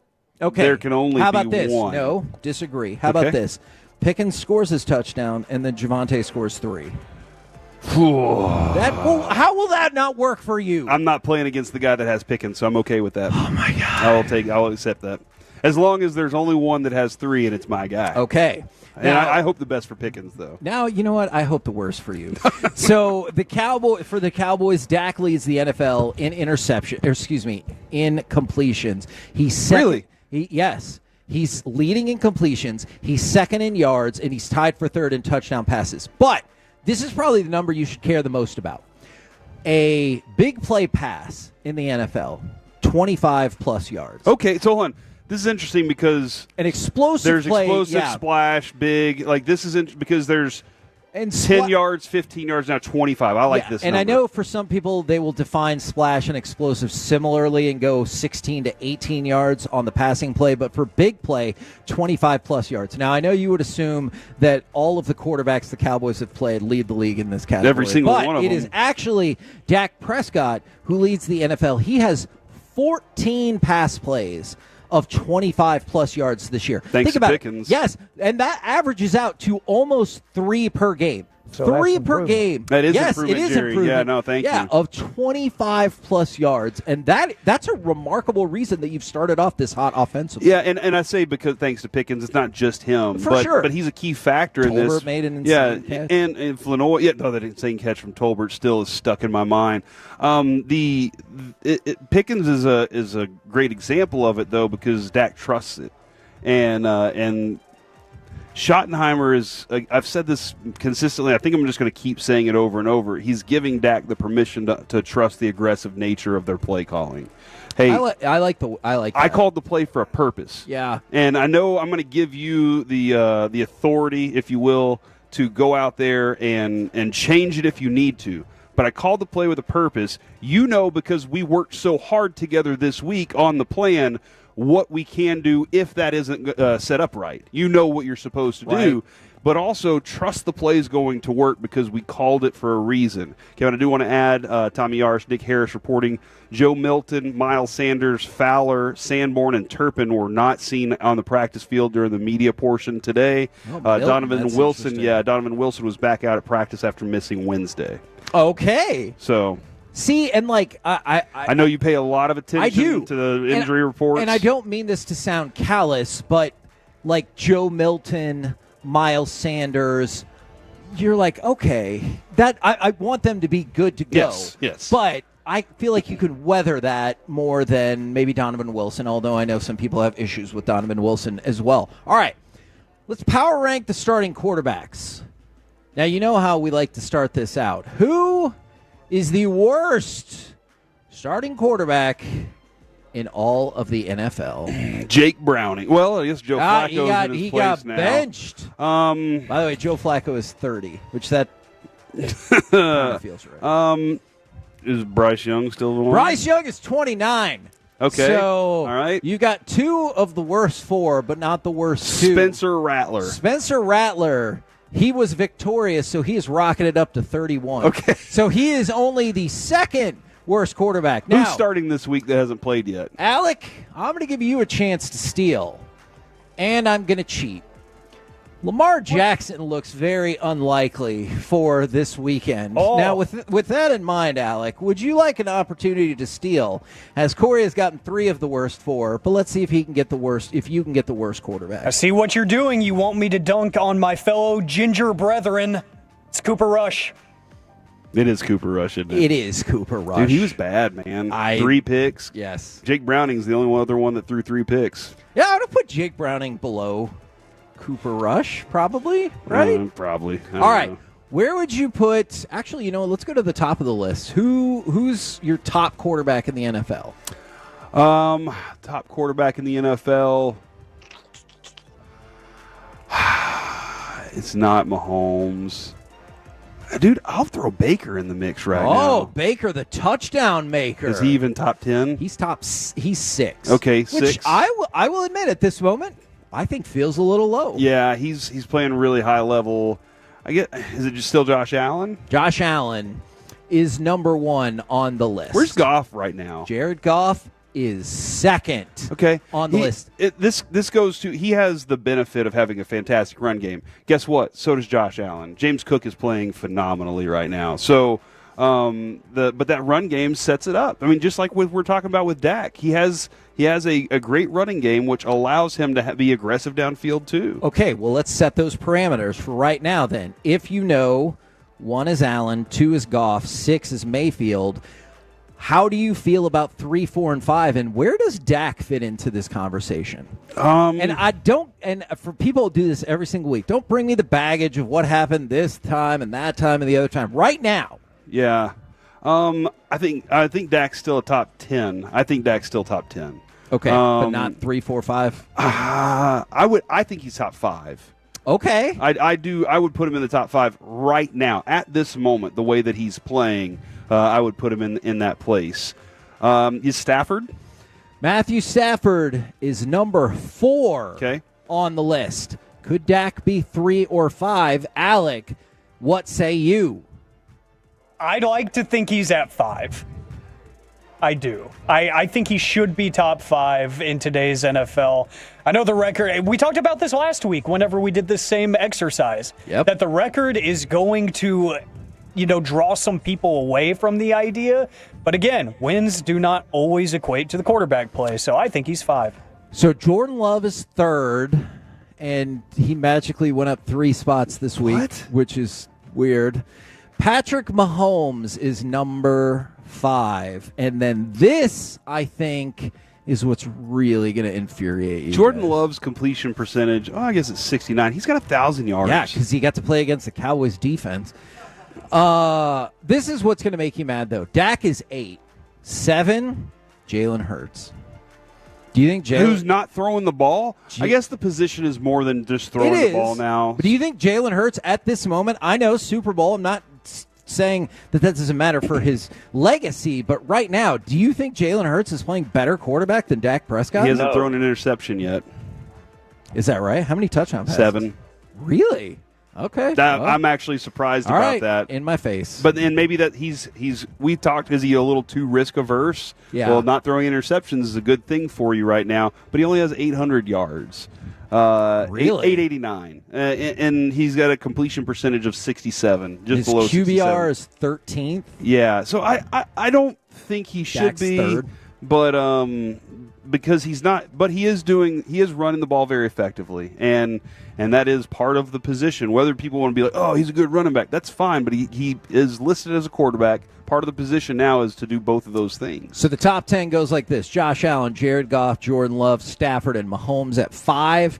And then Mayfield, Hurts, Dak, Jaden Daniels, Sam Darnold at 10. For the person that was asking, Daniel Jones, this feels unfair, is number 14. We're the KNC Masterpiece right here on 105.3 The Fan. We're live at Tolbert Garage Door in Mesquite. Coming up next, let's chit-chat with the fellas from the G-Bag Nation right here on 105.3 The Fan.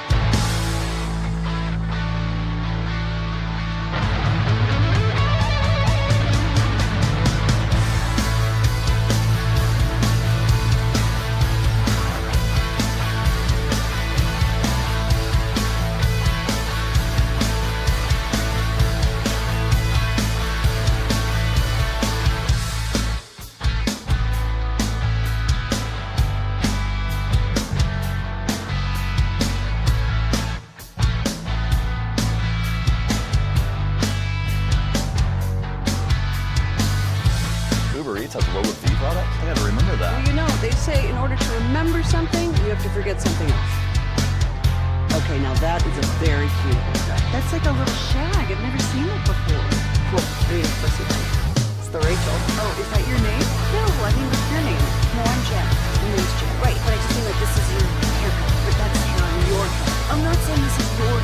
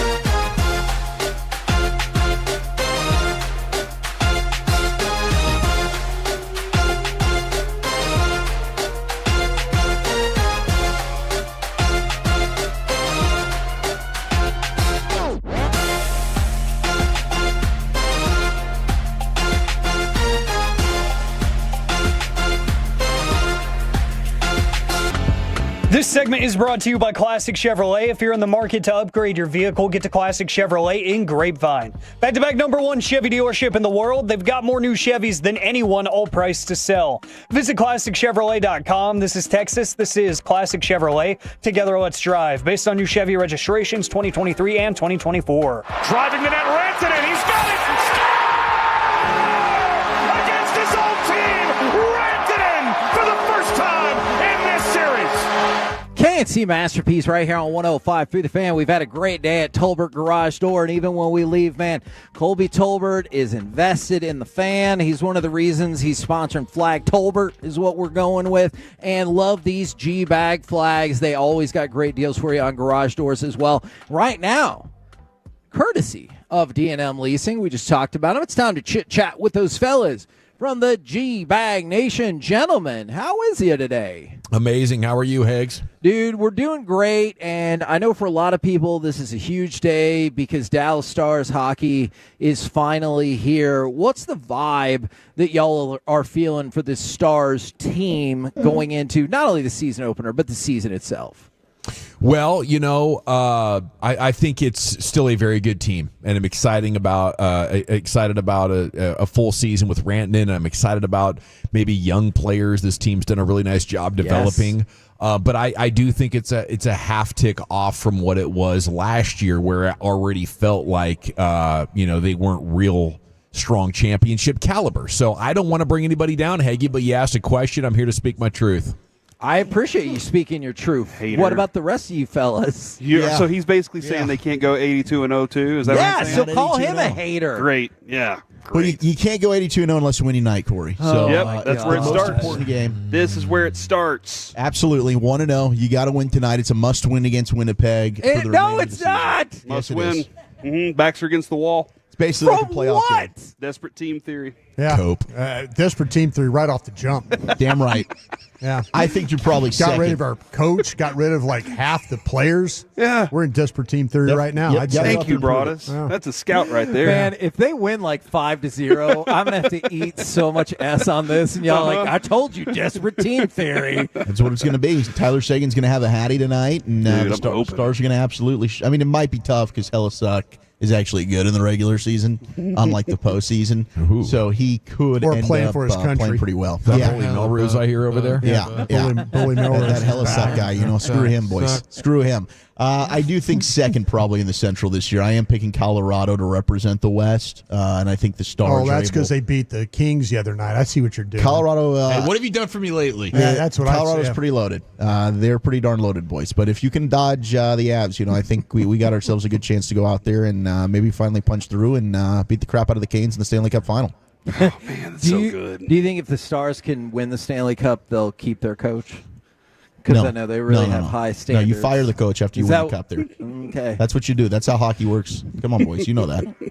Have you ever thought about taking this on the road to Canada? Because I would really like to see that. I'd probably get my ass kicked, boys, and you know that. There's no chance somebody in Canada would kick ass. Yeah, they don't fight. They're too nice. They're super nice people. I get some poutine thrown at me, huh?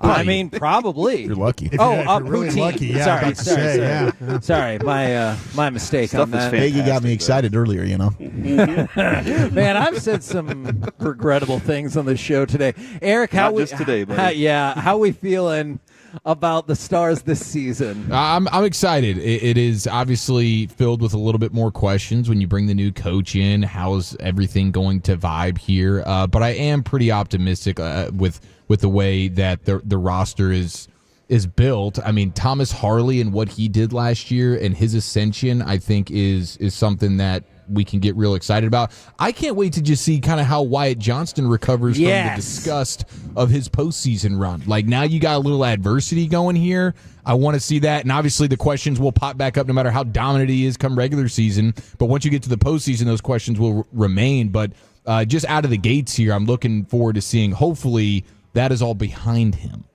Yeah, I was going to ask if you thought we might see the rebirth of Wyatt Johnston, because you're right, man. That was a brutal playoff run. They better see it, or else this is going to be really bad this year. They need him in a big way. And that contract's really going to hurt. Now, we talked a good bit about Texas OU today. It took a while, but the point spread finally swung back over into OU's favor. What's y'all's breakdown of this game coming up at the Cotton Bowl?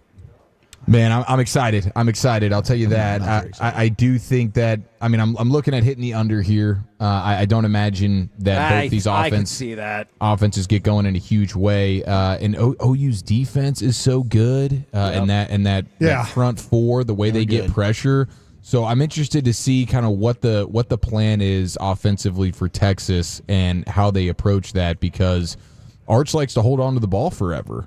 And that's going to get him in trouble in this game. Yeah, I kind of hope that OU's defense gets stuck in that tiny passageway in front of the Cotton Bowl when you can't get into the stadium. You hate that passageway. I hate that. I've been there. Have they widened that thing? They widened it. Well, then Texas is in trouble because, if we've widened that gap there, then, Texas is in trouble, because I don't think you get rid of, like, all of a sudden your pass blocking woes. Yeah. All of a sudden just get better in 4 or 5 days' time. So, yeah, young Bennett Broadus, who's firing the cannon every time that Texas scores, might not get to do it once this game. I hope I'm wrong about that. Defensive matchup. Both good defenses. I think OU's better, and if Mateer plays well, they'll win handily. If he doesn't play, it's kind of a coin flip situation. Now, this is a weird combination of stories, but Maddie Segrist from the Wings got the chance to meet the Pope. And then also a Pope autographed baseball sold for $5,000 and some change. Now that you know that, if you ever got to meet the Pope, would you ask him to sign a baseball?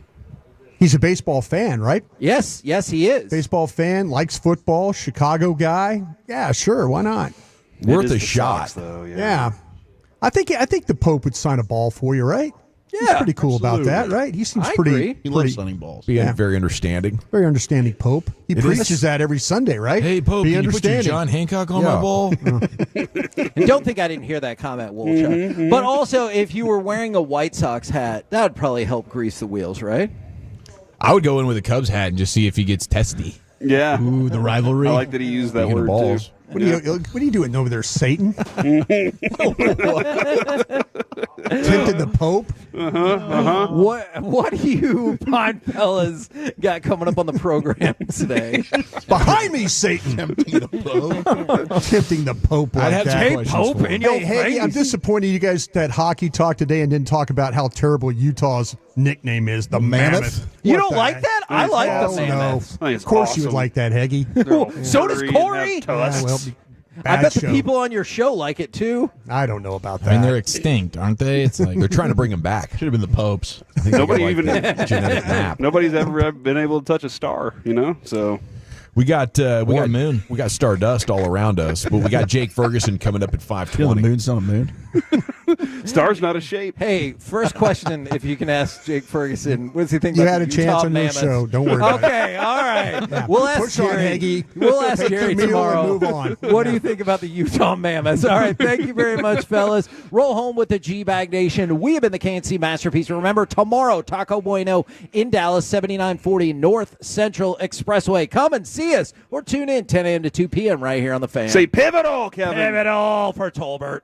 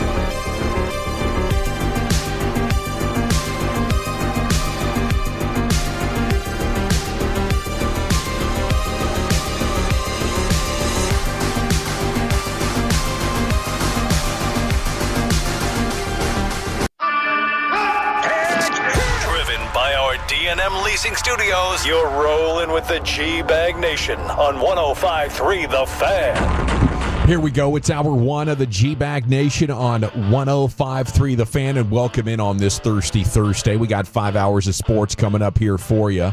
A general at your service. If you see me, bear me. N.A., of course. There's Brian Bros, former Cowboy Scout, the Super Bowl champion. Lucius Alexander's in the Pim Cup over there, Master Control here at 75 and Fitzhugh. He'll try to keep the Gators down best he can. He will go 5 flawless, though. Wolchuk and Chiafalo are here, and Carter Freeman's coordinating your video. You can watch us every day at 105thethefan.com, Twitch, and YouTube. We're just about 48 hours now from Texas OU down there at the fair, and that's exciting. Next chance to get your 2025 G-Bag Nation flag is tomorrow. Of course, KNC going to be out there with Taco Bueno. We'll be at Cold Beers and Cheeseburgers. And then Saturday, I'm going to be at Hurtado Mansfield from 10 to 10:30, then Hurtado Fort Worth 11:30 to 12. So mark that on your calendar. Southern Tolos, Western Tolos. We want to see you Saturday. Great opportunity to pick up some barbecue, for your watch party, whether it's Texas OU or whether it's UNT or, whatever football team you're going to watch. Of course, the Hurtado barbecue would go perfectly with it. How the heck you guys doing, man? Excellent, Everybody good? man. Excellent. Doing awesome. Yep, excellent. Really doing awesome. Phenomenal. North Texas, big game tomorrow night. They've Huge. sold it out. I'm so happy that the Mean Green Nation is coming out in full force there to Denton. Of course, they canceled the classes. Looking forward to that. We got Stars hockey returning tonight. Big-time Thursday night football game. Hopefully the Eagles get upset. It's a sports paradise right now. It really is. It is. And the Cowboys are getting ready for Carolina. Matt Eberflus's quote, we took a step in the right direction. We got to take another step. The coordinators talked today. They did lead the league in pressures in Week 5. Is the worst of the defense behind them, or do we need to brace for more chaos? What do you say, boys? First question for you. I'd say it's the worst is behind them. I mean, it was pretty ugly. When you're allowing Russell Wilson to throw for 450 yards, I would like to think we've seen the worst versions of Diggs and Bland post-injury, unless there's another injury. So I would hope, and now you've added Clowney, and I didn't think Clowney was great last week. We'll see how he does this week. He should be motivated against a former team. And you're going to get some health back. I mean, again, I don't know what to expect from Overshown and some of these other guys, but I would say with just how bad it was against Chicago, against New York, like we saw horrific defensive all-time bad performances. I think that there's only room to improve. So I hope there's not a regression here. I mean, their run defense numbers are starting to eke back to what they were last year. Are they dead balls last in success rate right now? In run defense success rate? Yeah. I know it's not good.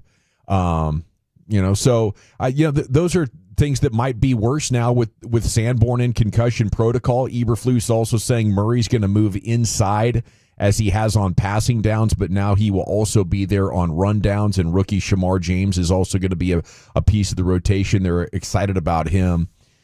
There's this account on social media, Okoye Media or something like that, and he does a really good job. He breaks it down well. He's pumping the Kenneth Murray optimism train. So last night I'm like, okay, I just want to be right on this. I want to learn. I don't know if this Okoye Media guy is on it or not, but I watched a lot more Kenneth Murray last night, and I still don't see it. No. I see occasionally, I guess he's in position in zone passing defense, but everything else is just a dumpster fire. So I want to be fair to the player, and that's why, I'm not a scout, I'm not a coach. Yeah.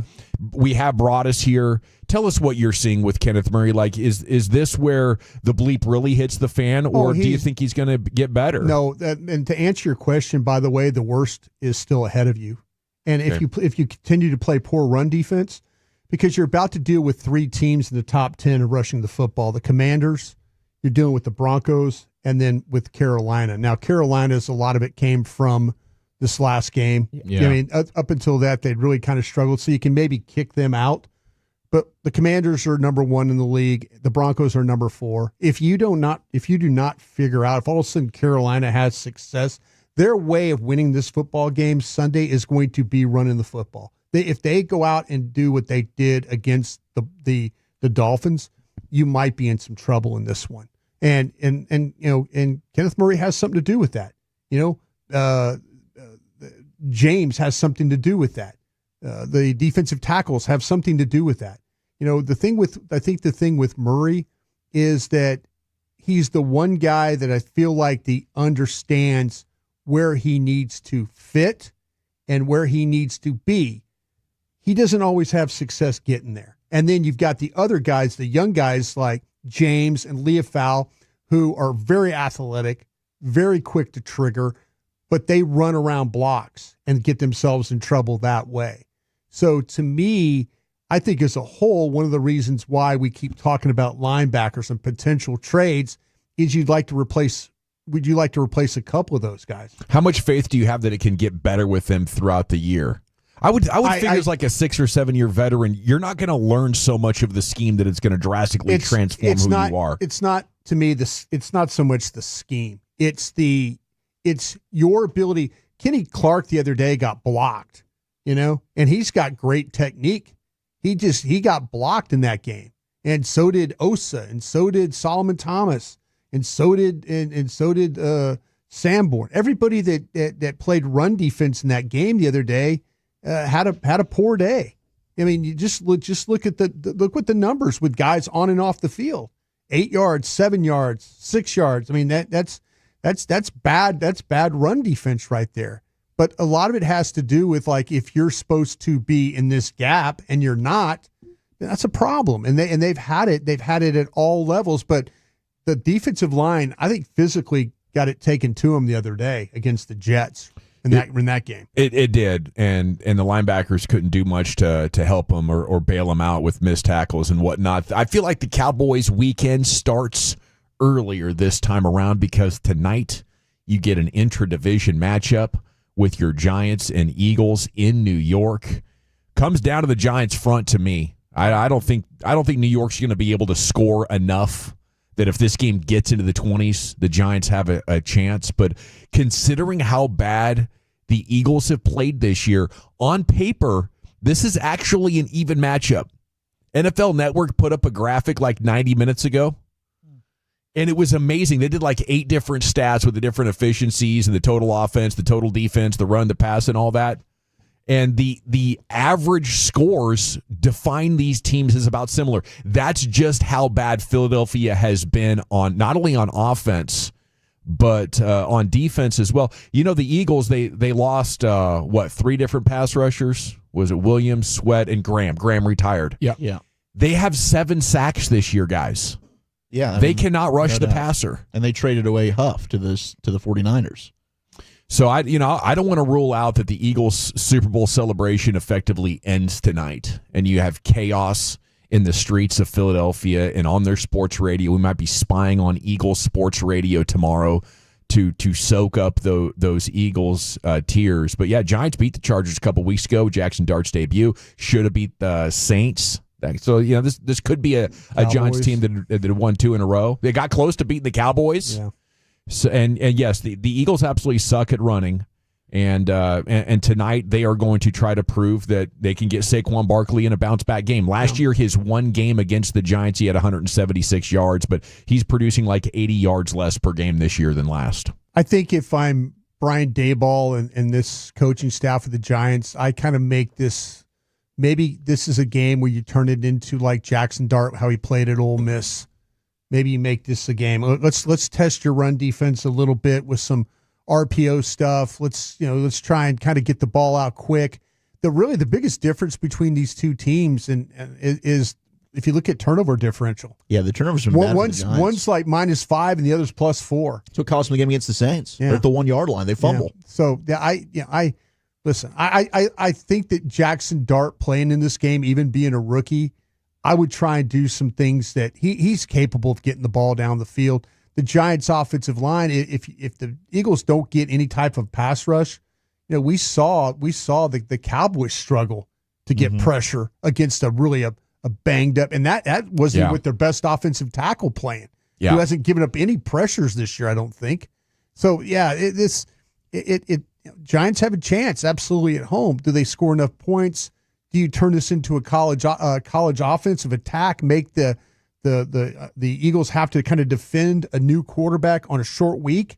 Those are the things I would try and take advantage of. But the Giants' pass rush could be good enough in this game. They're guys getting after Philadelphia. They could break Philadelphia down with some of their pass rush, and maybe that could be, with if Jalen Hurts is going to sit there and hold the ball, maybe you get some guys home. Which is why if they can control Barkley, I like their chances, because they've been bad in run defense. I think they're giving up like over 5.3 yards a carry. And to your point, last year Barkley just absolutely crushed them. Yeah. But their running attack has not been the same this year.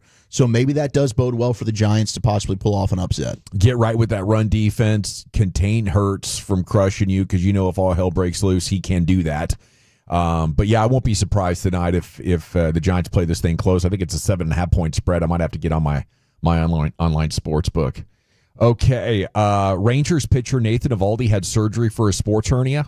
Yeah. Yes, he did. Yeah, I saw Jeff Wilson put out this story. General manager Ross Fensmaker said last week that Evo was going to go back to Arizona, get a consultation after experiencing the discomfort late last season. He was shut down because of the strained rotator cuff, but yesterday he underwent surgery in Phoenix for that sports hernia. So hopefully he'll be okay, full recovery, and he'll be on track for spring training. I mean, he is breaking down right and left. Well, let me ask you this. If CY came out and said, look, this is the perfect time to blow up the team. We just had DeGrom have a 29-start season. We got Eovaldi breaking down right and left. Our offense is far away. It's time to blow this thing up. I would get it. I would be more excited about them spending, just shy of the luxury tax threshold and trying their best to remake the offense. But isn't that just too risky next year? You're depending on Eovaldi and DeGrom. Eovaldi's averaging like 2.5 injuries per year over the last 4 years. Guy can't stay healthy. Yeah. We had a great World Series run. Let's make the most out of the future now by doing the right thing and blowing this team up.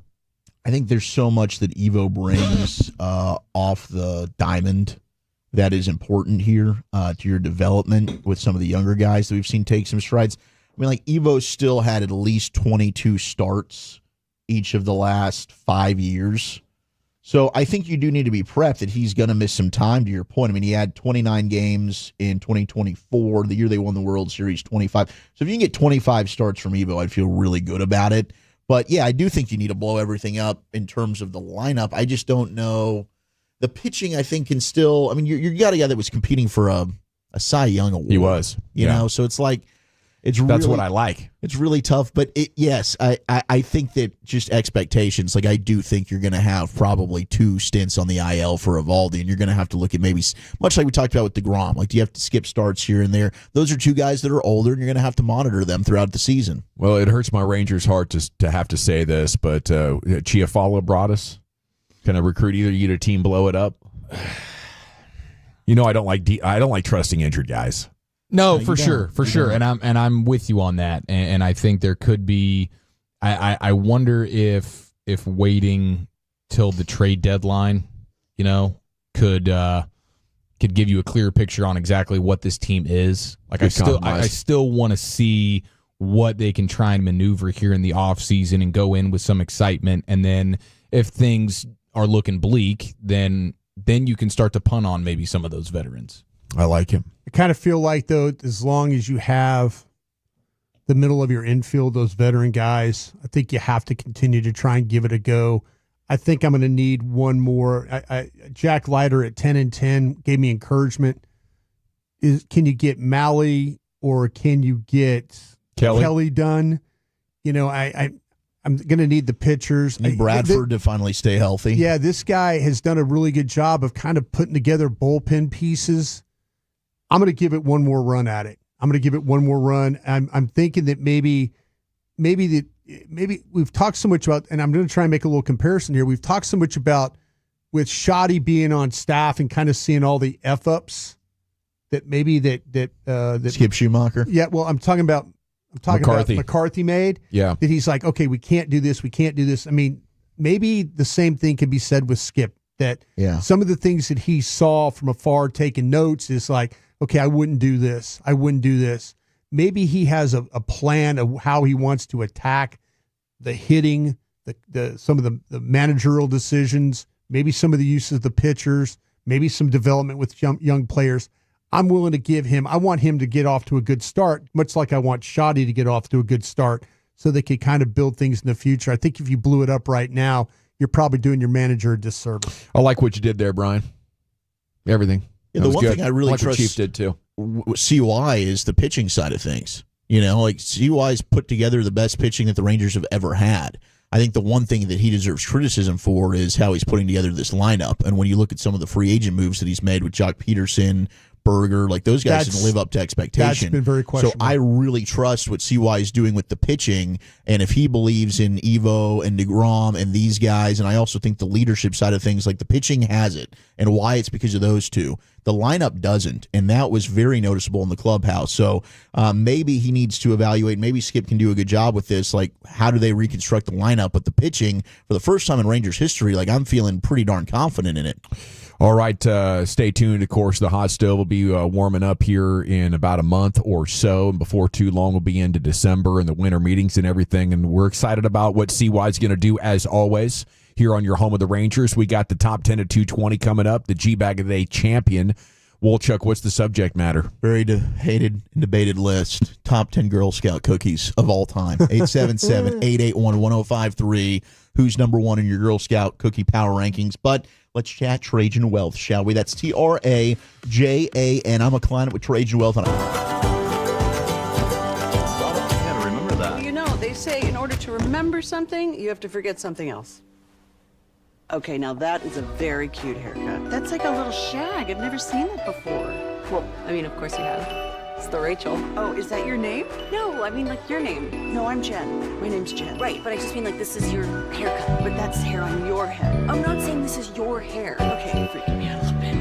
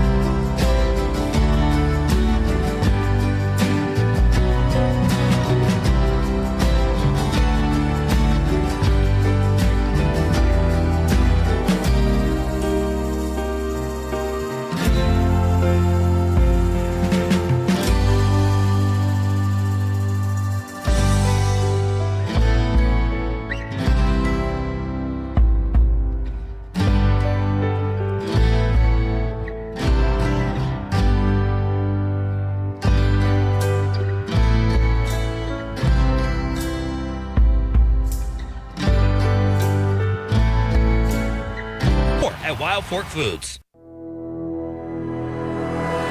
Yeah, buddy, welcome back. It's time for the G-Bag of the Day Champion Replay. You can tune in every night, 5:30, as the champ faces challengers. Then we'll get to Woolchuck's Top 10. Segments brought to you by the Frankels. If you've been injured in a car or truck wreck, call the Frankels first, 214 or 817-333-3333. The Frankels, there's never an out-of-pocket cost. They only get paid when you win. The go-to car and truck wreck attorneys in Dallas. That's Franklin Frankel. Into the Pimp Cup. Here's Lucius with that jam. Oh, yeah. I think this is like day 3 for this championality, I believe. Day 3. Yep. For AI Broadus. All right. Watching the Cowboys game with AI Broadus. Take it away. Left to right at the Dallas 42. Fields is in the gun. Gives it to Hall, and he's got a seam at right guard. He breaks away from a tackle running 30. 25, 21-yard line. This team's never going to stop anybody. I told these to keep Zimmer. Pressure blowing right up the middle. Sam Williams with his speed, with his first sack of the year and the Cowboys' 4th of the day. Didn't Bobby say they wouldn't be able to rush the passer? This is why I fired his fat ass from Love of the Star. Here's a deep pass down the right side. Oh, Floyd at the 25. A great move inside the defender and down to the 15. Let me text the gang of 7 about this Flournoy guy. You like this guy, right, Zach? Yeah. That's why you're my draft show protege and we had to gatekeep Chiafalo. All right, here's Fields throwing deep. Oh, into the right side. Wilson caught it at the 48. Is Bade mute over there? Is this a preseason game? Do I need to step in and do color for him? Going deep. There's a shot for Pickens. He got pushed. He cocked the ball. Zach, do you remember which of my 72 podcasts I talked about taking a shot to Pickens this week? Peyton, I'm going to run downstairs real quick and see if the homeless guy outside the McDonald's wants some G-Bag gear. Throws it deep to the middle of Lanoy on a deep crosser. 45, broke a tackle, right sideline, 20-yard line. He told me I had to be higher than Mark Sanchez in the cab of an oil disposal truck to think he'd be seen in that. Brilliance from Bobby Belt. He is brilliant. Incredible. AI brought us.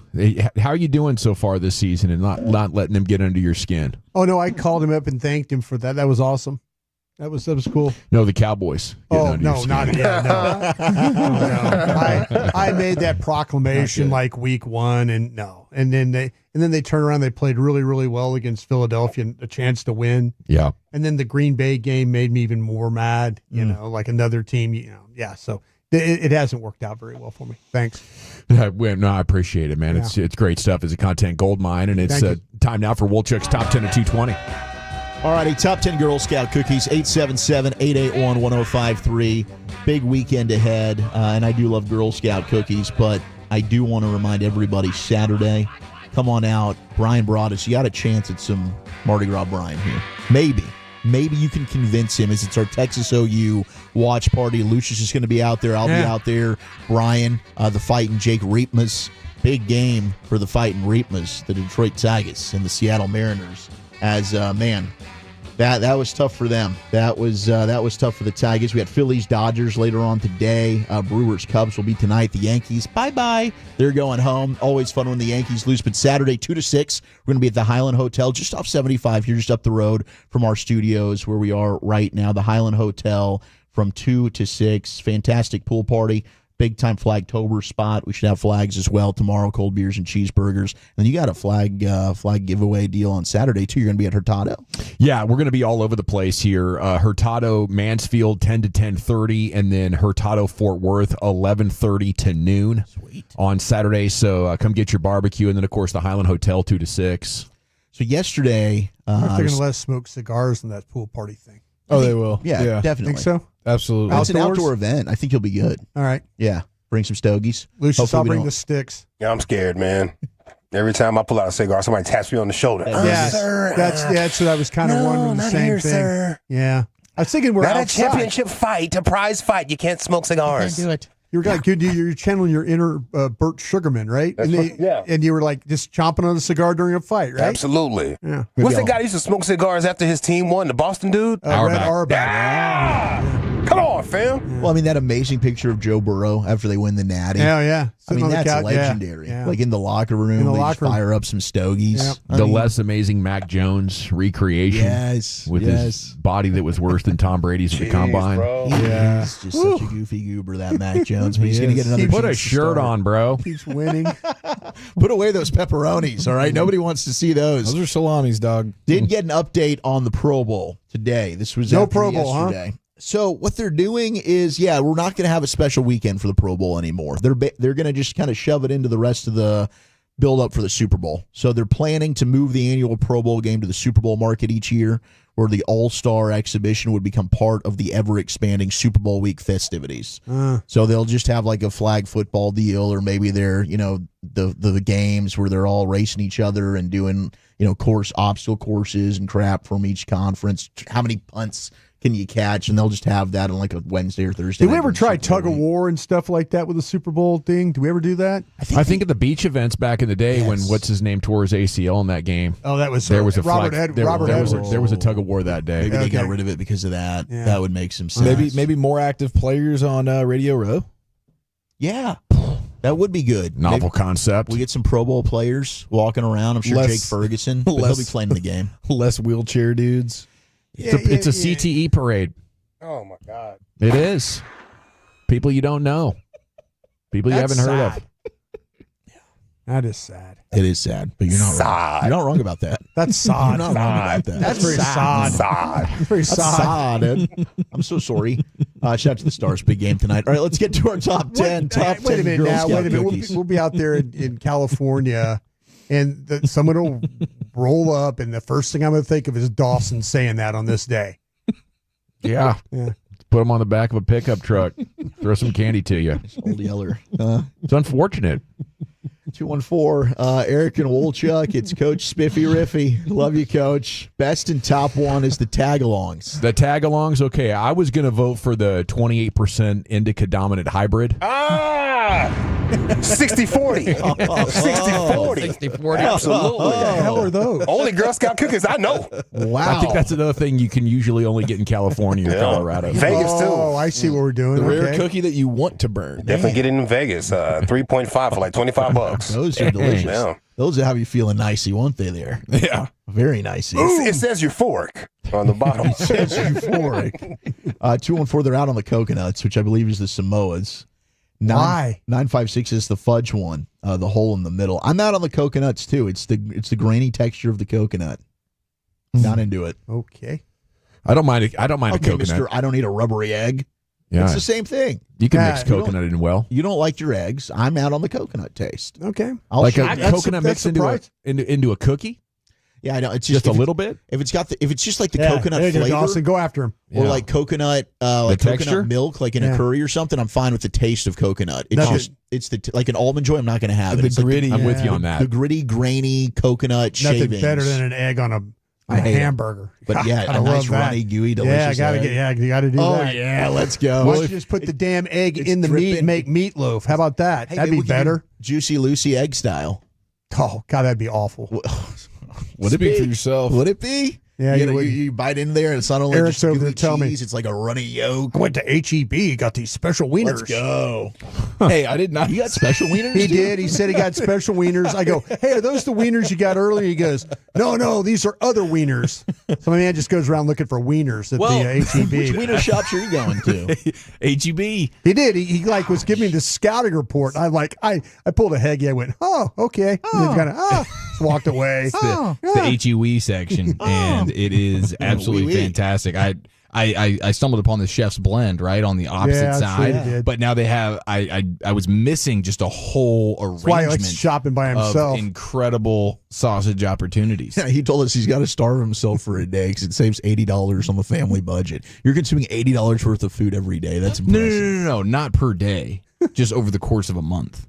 Okay. If you don't eat so once $20 a week, bucks, so those basically. like I said, That's fair. $20 a day. That's fair. It is just Times ridiculous. are tough, man. The cost of you go to a breakfast now. The breakfast for two people is like $50. Like, what the hell has happened to us? You should never like be mad about paying for good food. You should never. I'm still mad at it. If you're paying $50 Man. and it's bad food, be mad. Don't be mad for good food. No, I enjoy the place we go to, but Like, that's It's just what I'm mad saying. how much it costs. I mean, Yeah. like 20 years ago, breakfast was $6. Like you'd go there, bacon, eggs, Go sure to bread. Waffle House, man. You could you walk out of there, you tip the lady $100 Let's see what because the you waffle- feel bad. Let's see what the Waffle House menu is. Big spender over here. It's $8. Tip $100. Like $15 a person. Yeah, you literally you feel bad because you've eaten so much food. It's like, and then like, oh wait, I had more, ma'am. I had all this extra. And it's like, no, that's your bill. I'm like, okay, yeah, Wow. Here's an extra $30 because I felt like I got more for my. And they have the smoking section. There is the smoking It's like section. it's just a one-stop shop. There is the smoking We've section. seen a lot of champions walk into that thing. Totally. We've seen champions Yeah. after Trevor car Lawrence. races. Yeah, we've seen champions walk in the wall. A lot. Number 10 is the trefoils on the all-time best Girl Scout cookies list. That's one of the OG Girl Scout cookies. Trefoils? The trefoils. Is that truffle oil? It's spelled Trefoils. I think these Trifolds? I think these are they're like shortbread cookies. Oh yeah, those are pretty good. Just traditional. Yeah, those are it's not as good as the Lorna Doone, but as far as shortbread goes, it's pretty good. See, that's where you want like one of the Snackwell kind of vibes, where you get the icing? you get the icing in there. Yeah. I think Snackwell's Snackwell's still getting it done because those used to be completely undefeated, dude. Those the vanilla sugar-free cookies. Is that what they were? Is that what they were? They were kind of like. I guess that makes sense because my mom always had them. Yeah. And she thought she was like, I'm still getting my cookies. Okay, You that can makes sense. cheat. But man, fooled me. Snackwell was dominant, and they had There the were little, some really good ones. The chocolate soft kind of. I think it's really vibe. easy to I don't fool know. you over there. Oh, that's it. I That's think you neat. get fooled a lot. Well, I mean, the I really text do. is saying this Waffle House is not cheap anymore. $21 not, bro. by myself.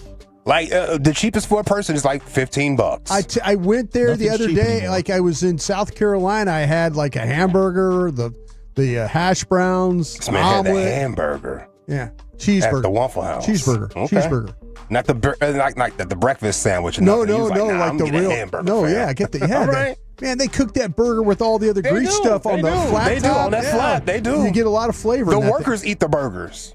There you go, Yeah. Lucius. Now you know what you're talking about. Yeah. 469 digging the Star sweater and the East House Diesel hat, and then Sean McVay over here, aka Eric, that new haircut taking 10 years off your life. It looks like So that's what somebody's saying. That's 469. I appreciate it. Like Shout out Eric to all the Twolos and the YouTubers. Drove over in a convertible. Appreciate you guys. All right, I want to chat East Dallas Diesel. Thank you, Lucius. I appreciate that. Hey, by the way, vanilla cream sandwich Delete that if cookies. you can. Snackwell's vanilla cream sandwich cookies. Okay, 40% less fat. Hello. High, free from high fructose corn syrup. What? Partially Oh, those look good. Yeah. hydrogenated High oil. fructose corn syrup. well, All right, Peanut free What are as you well. doing? What are you doing? number 9. I'm just talking about gold. I guess Number they got 9. discontinued. Sorry, back to Wolchuk. on the Sounds Girl awful. Scout cookie list. Lemonades. It's their lemon cookies. I don't even know if I've had those, but I love lemon They've treats. apparently got two different kinds of lemon Without treats. sugar in 'em. Because number 8, I didn't even know about the sugar. number 8 is their lemon ups. Never seen them. They sell apart from the lemonades. Put those Now, I down. do think we You ever have had 7-Up cookies? no. Oh. Yeah, it tastes like 7-Up. That could be good. You guys ever had 7-Up? That's an old school drink. Yeah, more of a heads up, Mountain It's like Dew. a Sprite. It's like a Sprite drink. Yeah. With Seagram 7 too. Oh, it's awesome. 7 and 7, Yeah, it's- baby. yeah, yeah. Isn't Dr. Pepper 7-Up? Like they're the same company? Ooh, I'll have to take your word I think for so. it. I think we are. I think you're on the Heads up 7-Up though as like a classroom game. Loved it. Yeah. Greatness. Yeah. It was so Yeah. much fun. Just trying to slightly touch that thumb. Who was it? Yeah. I think Jerry played with his middle finger up. Oh, yeah, of course he did. Gets him confused. Let me find that some bitch. Toffee Tastics, number 7. That sounds disgusting. Toffee is excellent. Is it? Okay, Yes. well, I'm not going to knock it till I try it. Yes. 6 is the caramel chocolate chips. I haven't tried those. They do look They amazing. look good. Yeah. 5 is Adventurefuls, which I've not tried, but they also look really good. Hint of sea salt helps elevate the caramel cream in the middle. It's a brownie-inspired cookie, so it's like a brownie cookie with caramel Sea cream salt inside is and with- some sea salt. Come Yeah, on now. that sounds good. I got to pay better attention. I go up to these tables, and for the longest time, I didn't want anything but the Thin Mints. Yeah, what you know, tried and true. Yeah. So I'm like, how many boxes of Thin Mints do you have? I'll take them. You know, I think I need to be on the lookout for the Adventurefuls and the caramel chocolate chip. What here. if you We'll ask? check. What if you ask them for like all these things we're talking about and they don't have them? and we're flying out. Are you just kind of like? I'm not that interested in their other offerings. Do you ever throw them $10? Do you ever turn down the Girl Scout girl like at the Kroger, whatever? No. You never. Yeah, that's a guarantee for you. Guarantee. You just know I'll see you on the way out. If she's in the uniform there and making the effort, yes, it's when you bring around the list and say, "Hey, my daughters are selling cookies. I ain't buying a damn box from you." Peak soda me. I see you on my way out, and I walk out the other entrance. Yes, I had to do the same thing. I had to do on the same flip thing. side. I was like, I got to avoid this, or else I'm going to cave. Sir. No, you start running. Get away from me, kid. What do you? Pick up the phone like you're on a phone call, like anything to just avoid this conversation right now. Do-si-dos at number 4. Do-si-do. Thin Mints at 3. Oh, this should be top. Criminal. Top Number 2. 1. Top Thin 2. Mints at 3. The Samoas at 2, which is the coconuts. Yeah. And then there you go.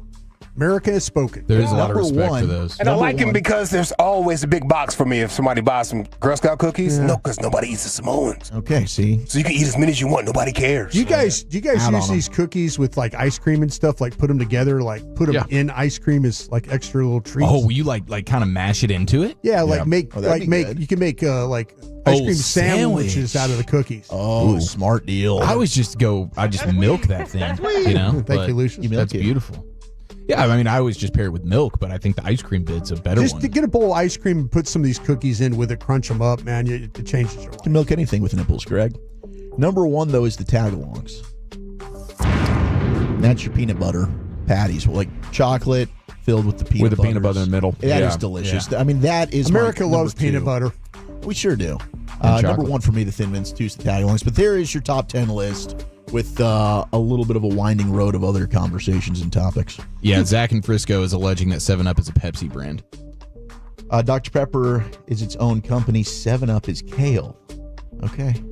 Alrighty, thank you, Wolchuk. Top 10 of 220 is in the books. We got Danny Cannell coming up at 3 o'clock. We'll be talking college football, Chief. Yeah, let's go ahead and pregame for that with a little bit of a college football Thursday Darty featuring your weekend best bets. And Arch Rumarooski you're not going to want to miss in college football's Baby Jesus next to the nation. Okay, let's say this differently so it doesn't get pulled. But I would like to talk about East Dallas Diesel. I think I said that very nicely. No, run that back. Run that back. East Dallas Diesel, baby.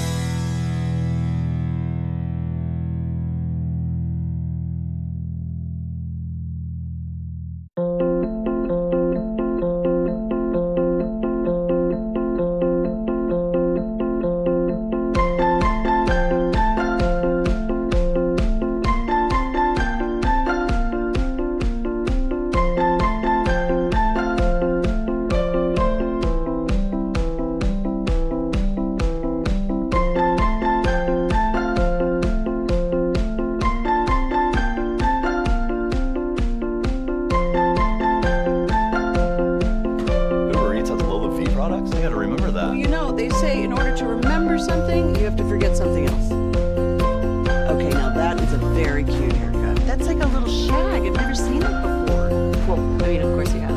It's the Rachel. Oh, is that your name? No, I mean like your name. No, I'm Jen. My name's Jen. Right, but I just mean like this is your haircut, but that's hair on your head. I'm not saying this is your hair. Okay, forgive me.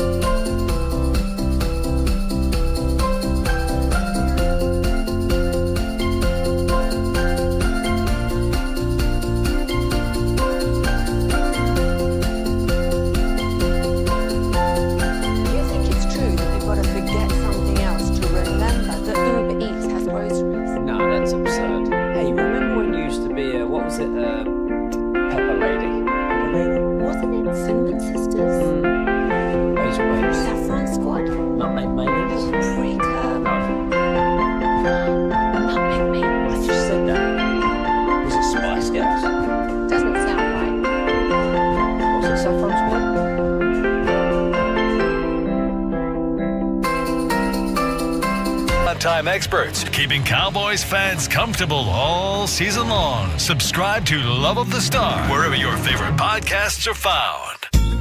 If you're in the market to upgrade your vehicle, get to Classic Chevrolet in Grapevine. Back-to-back #1 Chevy dealership in the world. They've got more new Chevys than anyone in their all-price to sell. Silverados, Tahoes, Blazers, Malibus, Equinox, and more. Visit ClassicChevrolet.com. This is Texas. This is Classic Chevrolet. Together, let's drive, relax, and enjoy the difference. Based on new Chevrolet registrations 2023 and 2024. Yes, sir. Thank you, Lucius. It's the G-Bag Nation here on The Fan. Danny Cannell's coming up at 3 o'clock, our college football expert, and he's going to tell us all about these weekend games, what to expect, and here's Chief with the college football darty. Yeah, we got some arch rumors and other things to prep our bodies for the college football weekends right after this. Looky here. Mr. Cold Turkey put a mini booze bottle in his headset? I've never filmed any of you guys when you're using the bathroom, so I don't know what faces you make when you're doing that. Special teams, fucking joke. I want them never to say our name again. Well, I don't get they bring the head cold.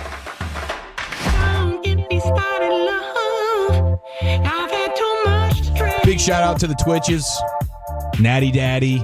We got, of course, some other Twitchy elites. Not a fan 105.3. Our guy Rippy as well. Opie, Swaggy, Mike, Justin, Brand 78. all the OGs up in there. Very active. Getting it done at a high level. Happy Thursday to you. I do want to just circle back. Obviously, we had the Oreo McFlurry funneling situation with the Gamecock fan. We remember that from last night, right? Yeah. Sure, we all thought a lot about that when we were driving home last night. I tried it out. Just wondering what a brain freeze situation would do there. In the chunks. Yeah. The Oreo chunks, bro. Yeah, those You're going to rip something. That's a great point. That's going to hurt, man. Rip it in the tear. Yeah, Esophagus. rip it in the tear. Yeah, that could be painful.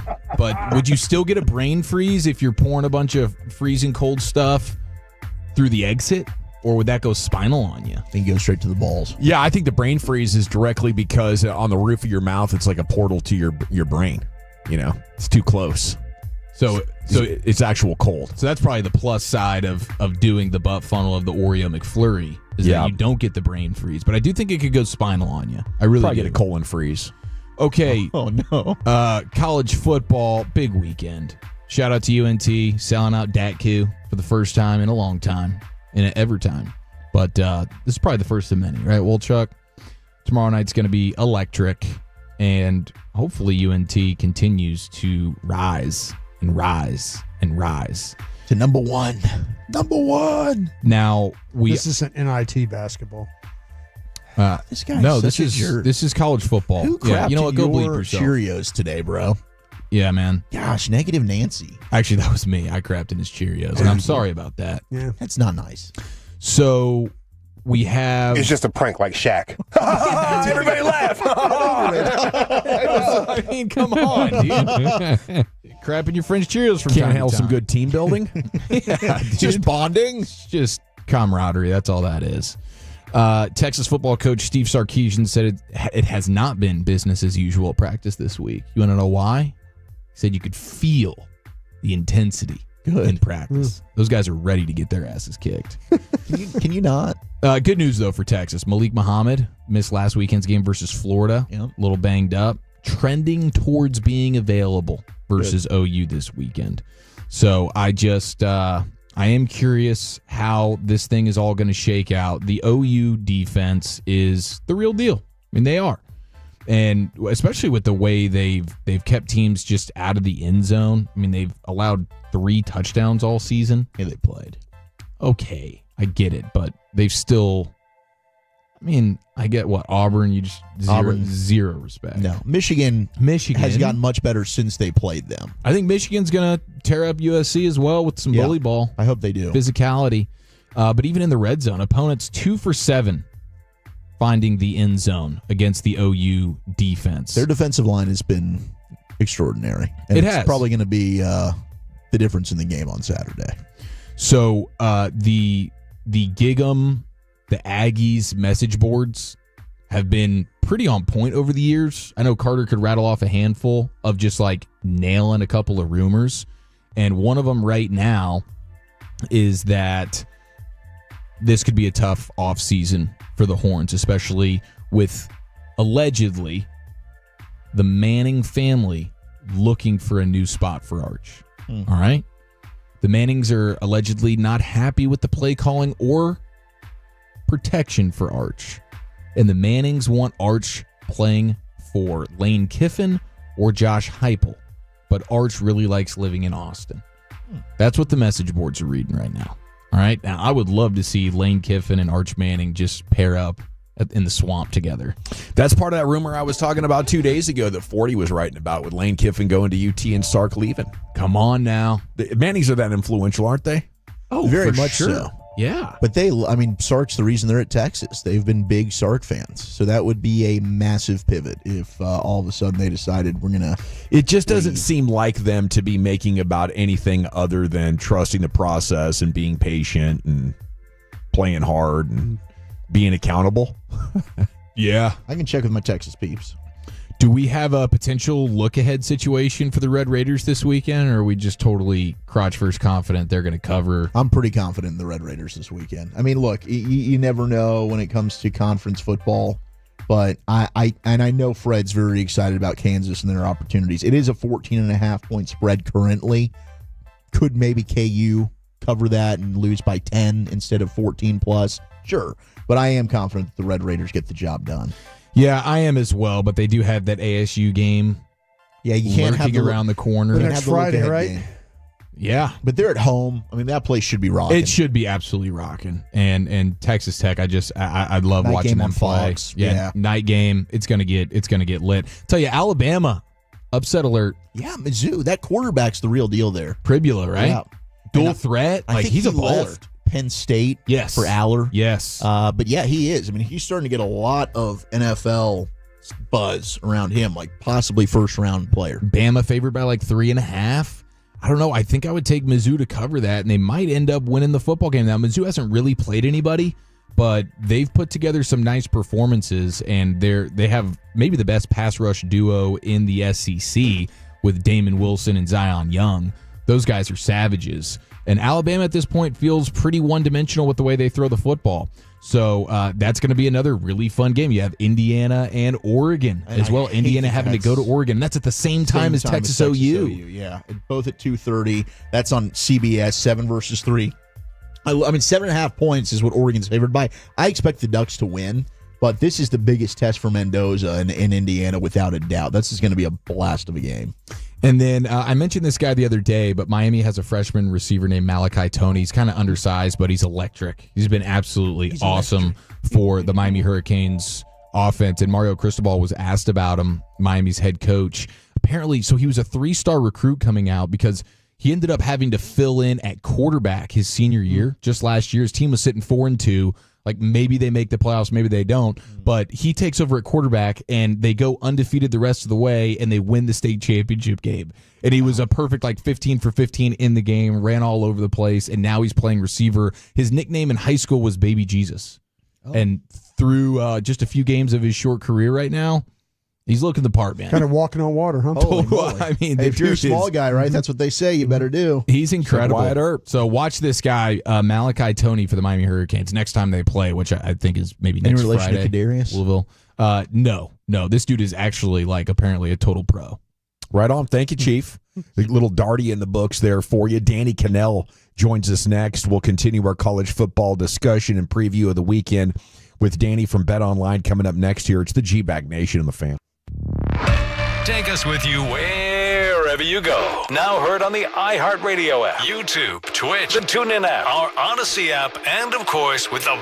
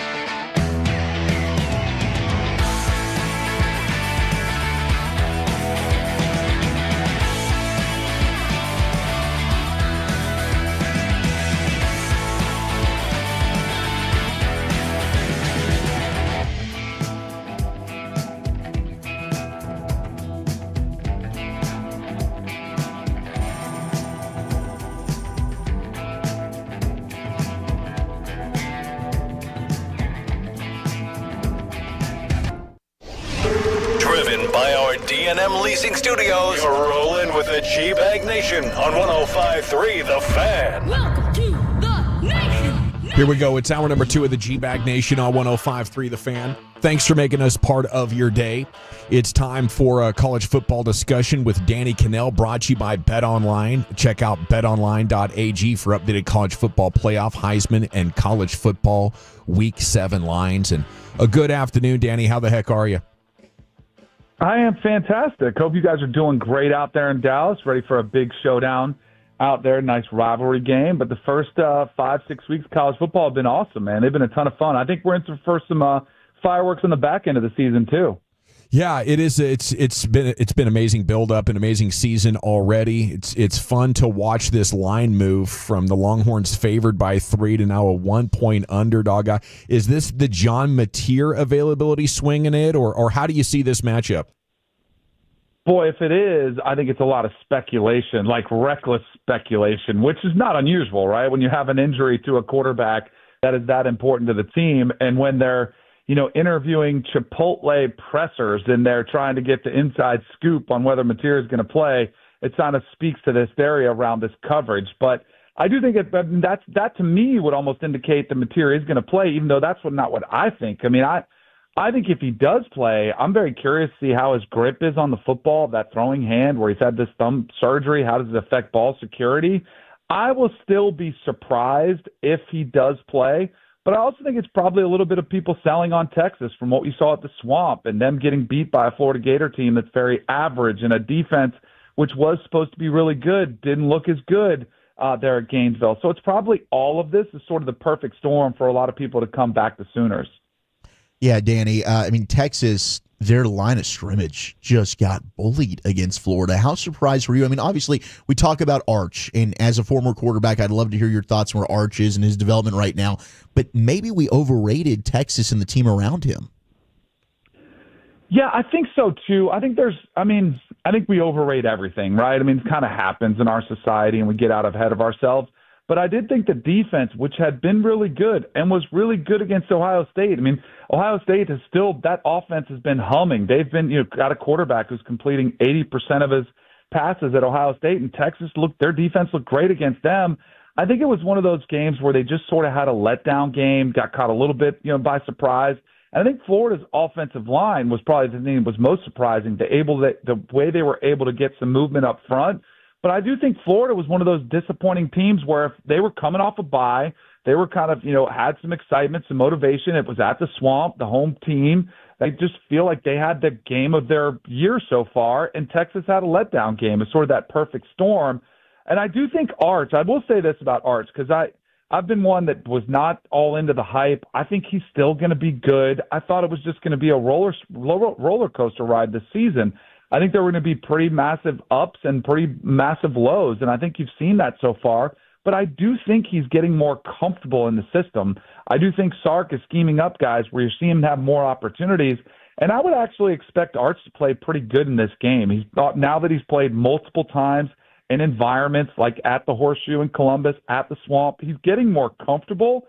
He's just got to kind of settle down, and I think his process is kind of on par with what I thought it would be, where it'll take some time for him. He's going to have to make mistakes on the field because that's the only way you can learn is by going out there and making those mistakes and then correcting them. He's making pretty good decisions with the football. I know there's interceptions in there, but that's sort of normal. That's par for the course. So I think he's going to be fine. I actually think this might be a week where Arch could step up and really start to silence some of the critics that are way too over the top, calling him a bust or a flop. I get it. He hasn't reached the expectations, but those expectations were impossible for almost anybody to meet.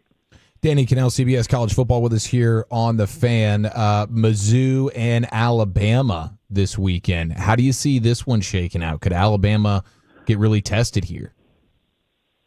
Here's the thing. I'm a little bit shell-shocked from last year with Missouri because last year Mizzou started the season off 4-0, and everybody was raving about them, and I thought they were a little bit overrated.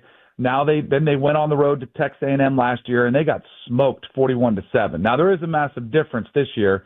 They are playing at home in this game. It is in Como, but I'm a believer in Bama. I think Bama is a really good football team. I think they're the best team in the SEC.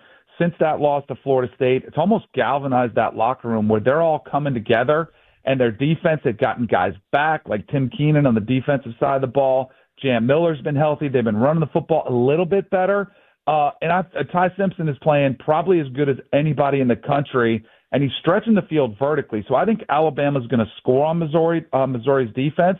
The one question mark I have is Ahmad Hardy, the running back from Missouri, is the best running back in the country, arguably. Yeah. He's leading the SEC. He's up there. That's the one thing I do concerns me a little bit. If Missouri can score on Alabama, this could be a little bit of a higher scoring game, but still I would trust Ty Simpson more than I trust Bo Pribula, the transfer quarterback who has a lot of people from Penn State wishing he hadn't left, but I do like Bama in that one. I like Bama laying the 3 points there. Okay, so you got Bama best in the SEC. Where do you have the Aggies at, Danny? I'd have them right below them. You know, their win against Notre Dame was really impressive. I know it was a high-scoring game, and they won by 1 point, but I think they're just a tier below, and it's probably just from a lot of it's probably, you know, a little bit of brand bias. Alabama's been better historically. We've seen collapses before for A&M, but I tell you, finding those transfer portal receivers in Craver and Concepcion on the outside, getting depth now in the backfield now that, Le'Veon Moss, we knew what he could do, then have Owens all of a sudden come up, show what he can showcase, and Marcel Reed finally really getting settled in Colin Klein's system. I would put Texas A&M right there just below them. They absolutely are in the conversation, but I think this is one of those big tests for them where they're supposed to win a game against Florida. I'd like to see them put the hammer down. And by the way, I didn't even mention the job that Mike Elko's done with the defense, that now that he's taken over play calling, much more discipline, which they've kind of struggled with, some of the penalties. But I do think this Aggie team is right there in the conversation for one of the best in the SEC. Danny, why do I feel like that Indiana's going to go to Oregon and get slapped around? I think it's because of what you saw last year, right? They were top team last year, top 25 team. They were sort of the surprise. And then when they played in Columbus against Ohio State, they got outclassed. When they went to South Bend in Indiana, they got outclassed in the playoffs. So I think that's because it's human nature. But I think even Kirk Cinetti, I just talked to him about an hour ago, he was telling me he thinks this team is better, he said, than they had last year. I think they definitely got an upgraded quarterback in Fernando Mendoza. But the big question mark is how do they handle the physicality up front of Oregon's offensive and defensive lines. That's usually the last step you have to take because skilled positions, you can find them. Those big 300-pound bodies they're not sitting on every street corner. Mm-hmm. And a lot of the top programs in the country, Ohio State, Oregon, Miami, they scoop all of them up. So that's really the big question mark for me. But Indiana's QB is special. Fernando Mendoza, I know a lot of people have him as a top pick in the NFL draft potentially. He does have the type of arm talent and the escapability that can really make this thing interesting. But I'm with you. I actually think Oregon is in the conversation for best team in the country. I kind of do feel that Oregon kind of puts the hammer down on them. It's in Eugene. Mm-hmm. Austin's going to be rocking. But I would not be shocked. I would be surprised. I wouldn't be shocked, though, if Indiana is sitting there at the end and they could have this game in the fourth quarter, and then kind of anything can happen. Danny Cannell, college football with us here on 105.3 The Fan. What do you think of my alma mater, the North Texas Mean Green? I didn't think I'd ever be asking you about their playoff chances, Danny, but we got the biggest game in school history tomorrow night. South Florida coming to Denton. What do you think about us? Oh, I tell you, your QB, Drew Mestamaker, he has been outstanding, the freshman there. I worry a little bit about you guys being able to keep him because usually when you have a group of five quarterback playing as well as he is, all of a sudden those bigger schools come calling with, some pretty hefty offers. So it's kind of a good and a bad, right? He's been outstanding. So I feel a little bit similarly to some of the other teams I've talked about. It doesn't mean I don't think they can get it done, but South Florida is a little bit more battle tested, right? South Florida, they beat Boise State pretty handily in their opener this season. They did go into the swamp, so they got a win against the Florida Gators. They played at Miami where they got outclassed. But I think much like the point spread dictates, I think this is going to be a fun game that comes down to the wire. And I think very clearly the team that wins this one is going to be in the driver's seat for the group of five playoff team. Boise State is done with 2 losses. They're out of it. I do think the American champion is probably going to be the team that goes there. But it is an outstanding job they've done there in Denton with North Texas. I mean, they look really, really good, like a good football team. This will be a really fun matchup. It's Danny Cannell with you, brought to you by Bet Online Tech, the clear favorite to win the Big 12 from this point forward. How established are they? Do you think they're the favorite in the conference for the foreseeable future with everything they got going on out there with the NIL money and where do you see them in the big national picture? So they're clearly, I think they're the best team in the Big 12. What they did against Utah a few weeks ago was so impressive, where they dominated from start to finish, and they've really handled almost every opponent that they've faced so far. And even when their quarterback goes down like he did at Utah, Baron Morton's out, doesn't matter. Next man up. Their offense doesn't miss a beat. But we've already known Baron Morton and the offense could put up points. The biggest difference is on the defensive side of the ball, and that's where a lot of the money was spent when they go in and get a guy like David Bailey from Stanford on the defensive line, a Romello Height from Georgia Tech on the defensive line. That's been the biggest upgrade. And kind of like I was talking about before with some of the bigger bodies that are out there from the top-tier teams in the country, that's where Texas Tech has spent the money well. So they've got some of the bigger guys in the Big 12. I think they will be the team from the Big 12 that ends up the last team on top. I do wonder how they'll do against the very best, but I absolutely think they can win a playoff game or two and shake some things up because Joey McGuire has done a phenomenal job getting all those transfer portal pieces coming together on one page and playing outstanding football. They are absolutely the real deal. And I had my doubts because it's hard to just buy a roster, but they have absolutely delivered on what they purchased. What do you know about this Belichick fiasco, Danny? I mean, do you think this could this be over in a matter of weeks? It has been. I can't even recall a bigger disaster hire that we've seen. I mean, in the NFL, I think when Urban Meyer went to Jacksonville to take on the Jags job, I thought that was a disaster unlike anything we'd seen. At the college level, I think this is kind of similar. And I do think it's for a reason on both of those, because I think coaching college kids and coaching NFL players is an entirely different ballgame. And I think that's why Urban struggled in the NFL, and I think that's why Belichick is struggling with college kids. I mean, he's got more of a transactional relationship, treating kids like pro. He's not really a motivator, not really a team builder. He's a great teacher, and he's a great X and O guys. But in college, you really do need to motivate your players. I mean, go look at the best coaches in our game, guys like Dan Lanning and Kirby Smart, Steve Sarkisian, you name them. All the coaches that we talk about, they're great motivators, and they always talk about getting the team to come together. And I just think Belichick thought he could come and his genius mind would work because, he's a great mind and he would be able to exploit some of those weaknesses.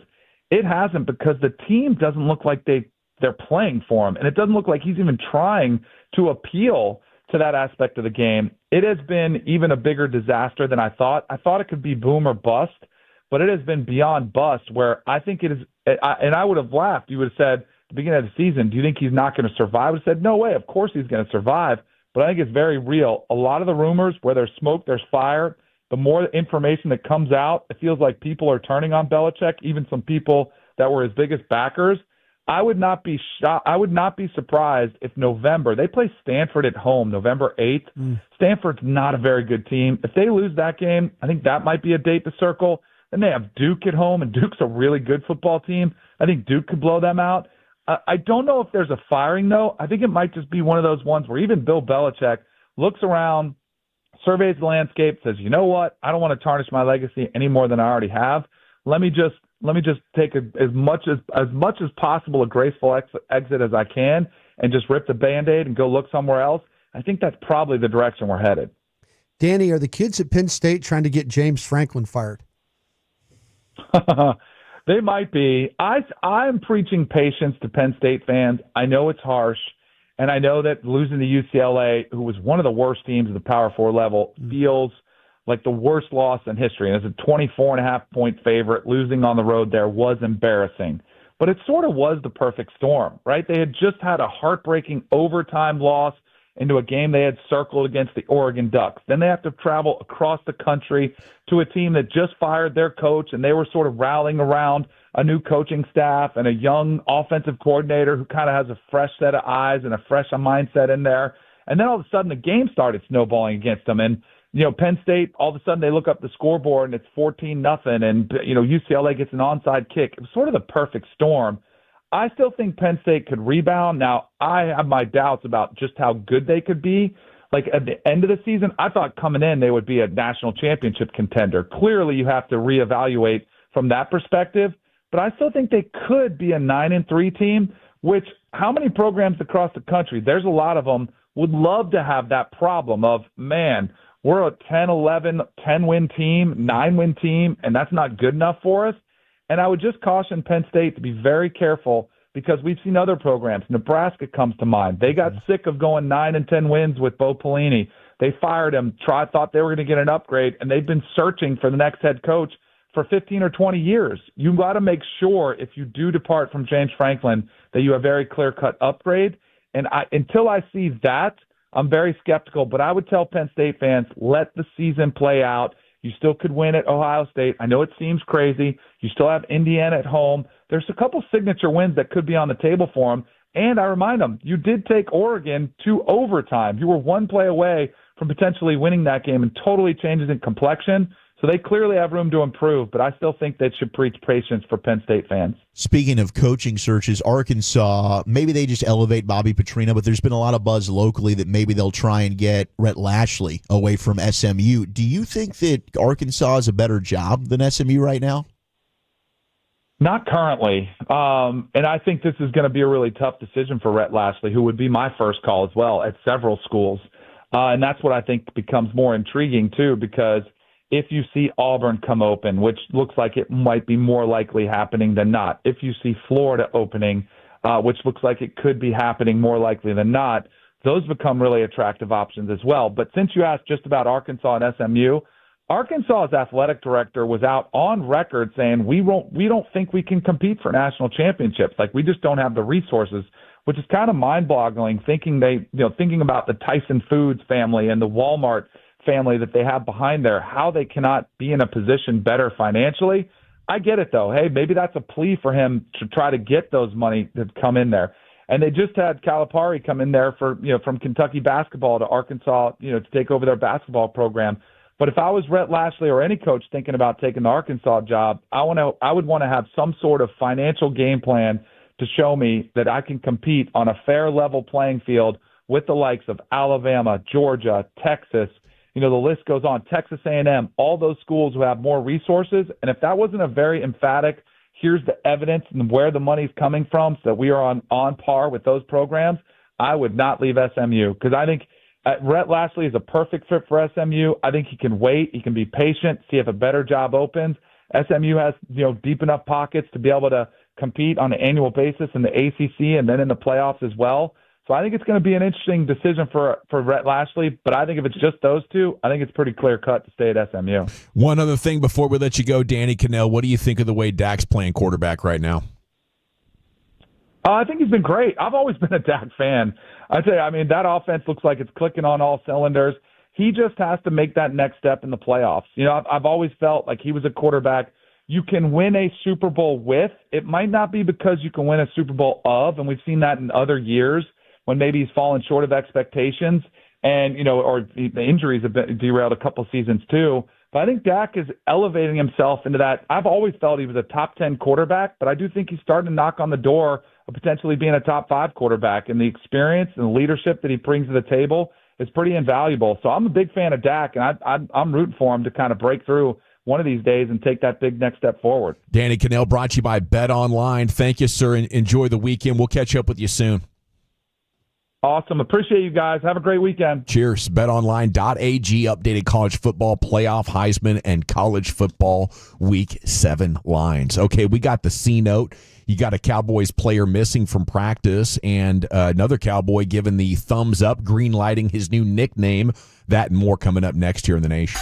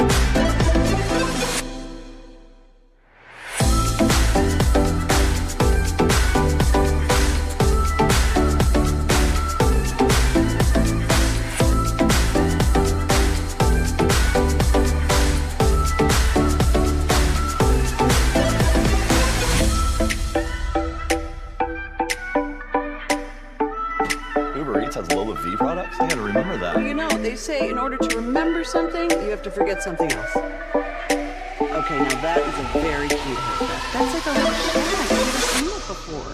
Well, I mean, of course it is. It's the Rachel. Oh, is that your name? No, I mean like your name. No, I'm Jen. My name's Jen. Right, but I just mean like this is your haircut. But that's the hair on your head. I'm not saying this is your hair. Okay.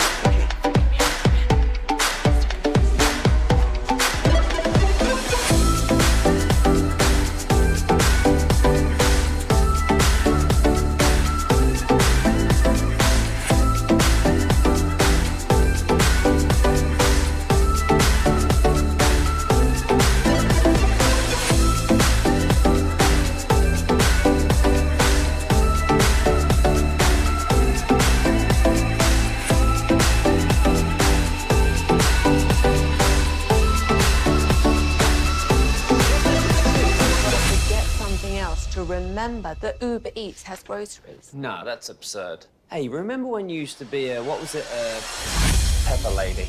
Pepper Lady? Wasn't it Cinnamon Sisters? Angel Babes. What? Nutmeg Maidens? Paprika. No. Nutmeg Maidens. Was it Spice Girls? Was it Saffron's Wedding?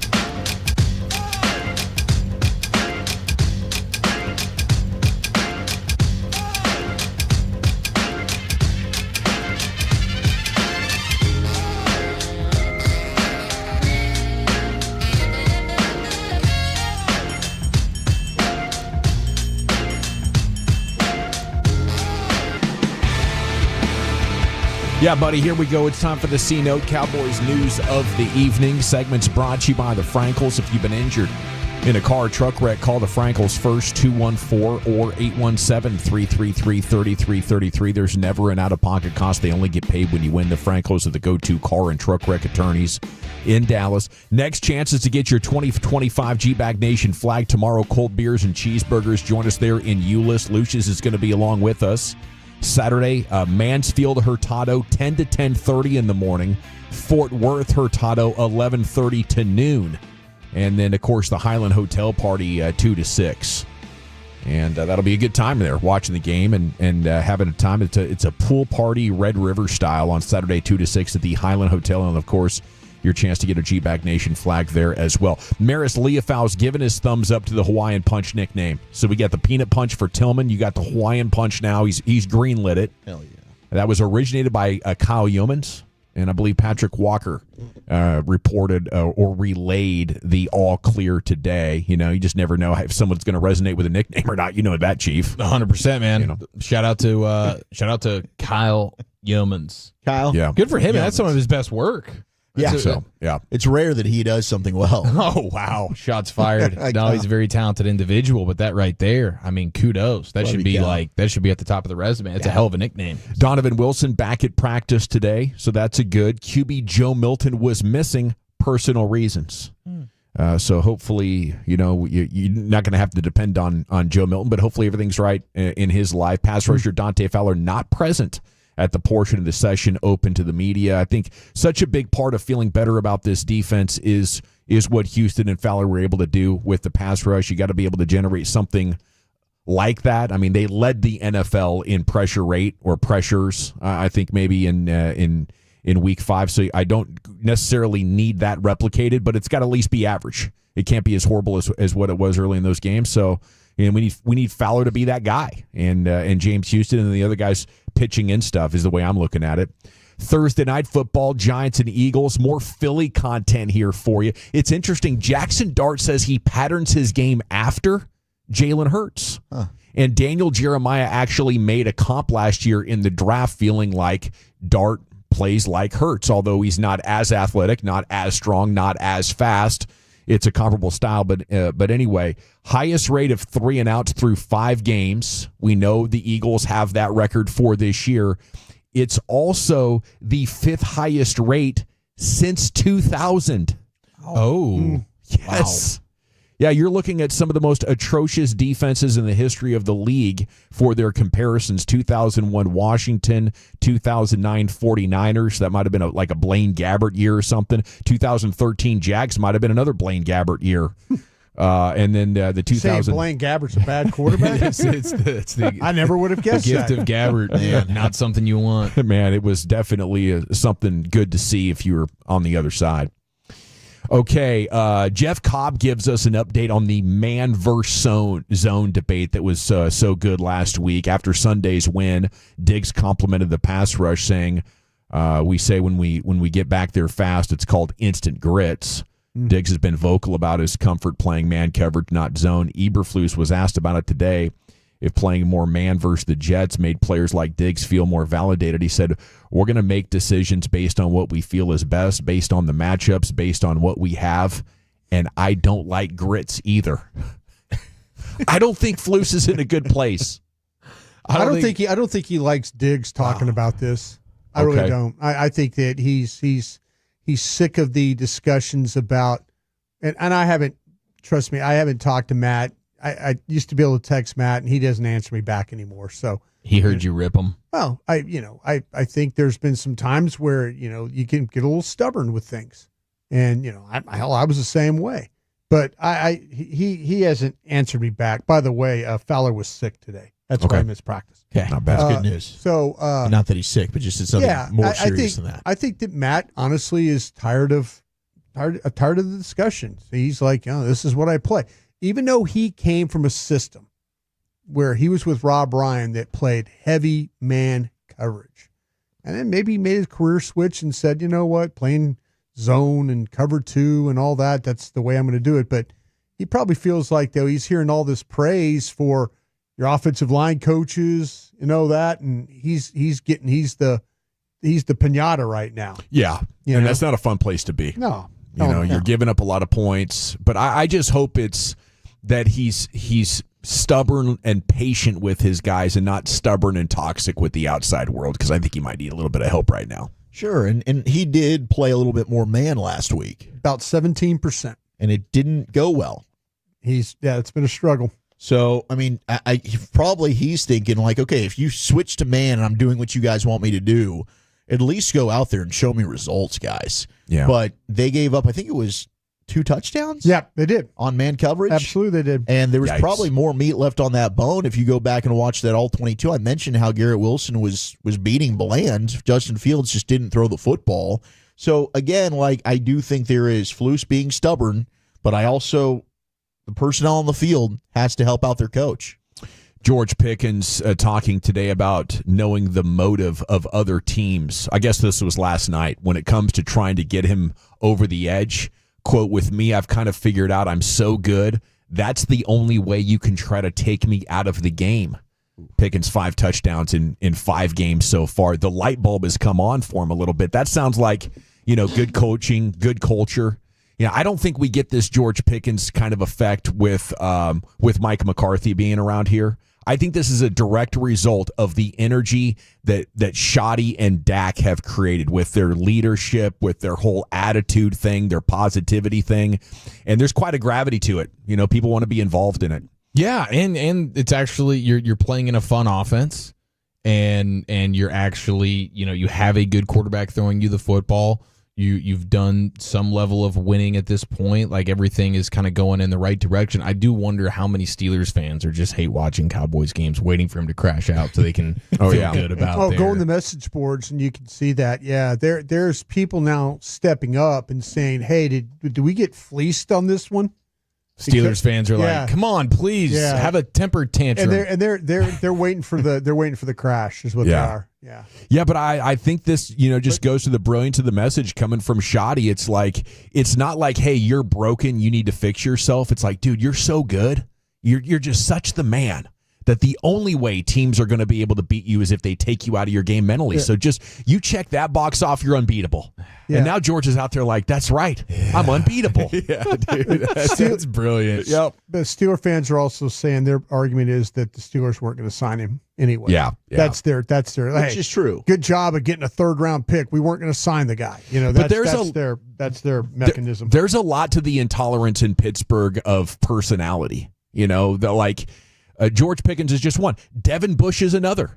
Same stuff with Devin Bush. Like, everybody was mad at him. He's got to go. He goes now. He's in Cleveland. He's having a season and a half playing his best football since he was young. And when he was there, it was like, come on, Devin Bush, you got to figure it out. And you got to get your lunch pail. And you got to understand that the Steelers brand is different. And you got to be this and you got to be that. And I think Shoddy comes from Pete Carroll, where it's like, you come here, you be yourself. Yeah. Okay, we're going to have fun to put the team first. We'll embrace you. However your personality is fine.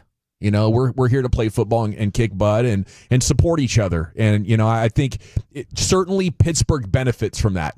Yeah. Pittsburgh gets a lot of guys that, might be blue collar dudes, and they just want to get down there and the secret's in the dirt, and they're going to resonate with a lot of guys like that. But some other dudes slip through the cracks, and it's just got to be the perfect fit. Like, I think a lot of people are talking about how the Buccaneers are the perfect fit now for Baker Mayfield. Sure. You gotta line up the organization and the personality sometimes. And hey, maybe the Cowboys are going to be the benefit of the Devin Bush thing as well. If they were listening yesterday, I think Brian was watching the film. Yeah. And I take Devin Bush, absolutely. Thumbs up to the idea. Yeah. Okay, there's early odds out for next Sunday's game between the Cowboys and Commanders on FanDuel.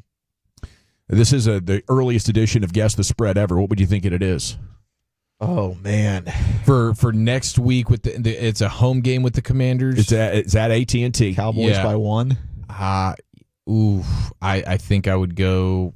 I think I'd go Commanders. Commanders by 2.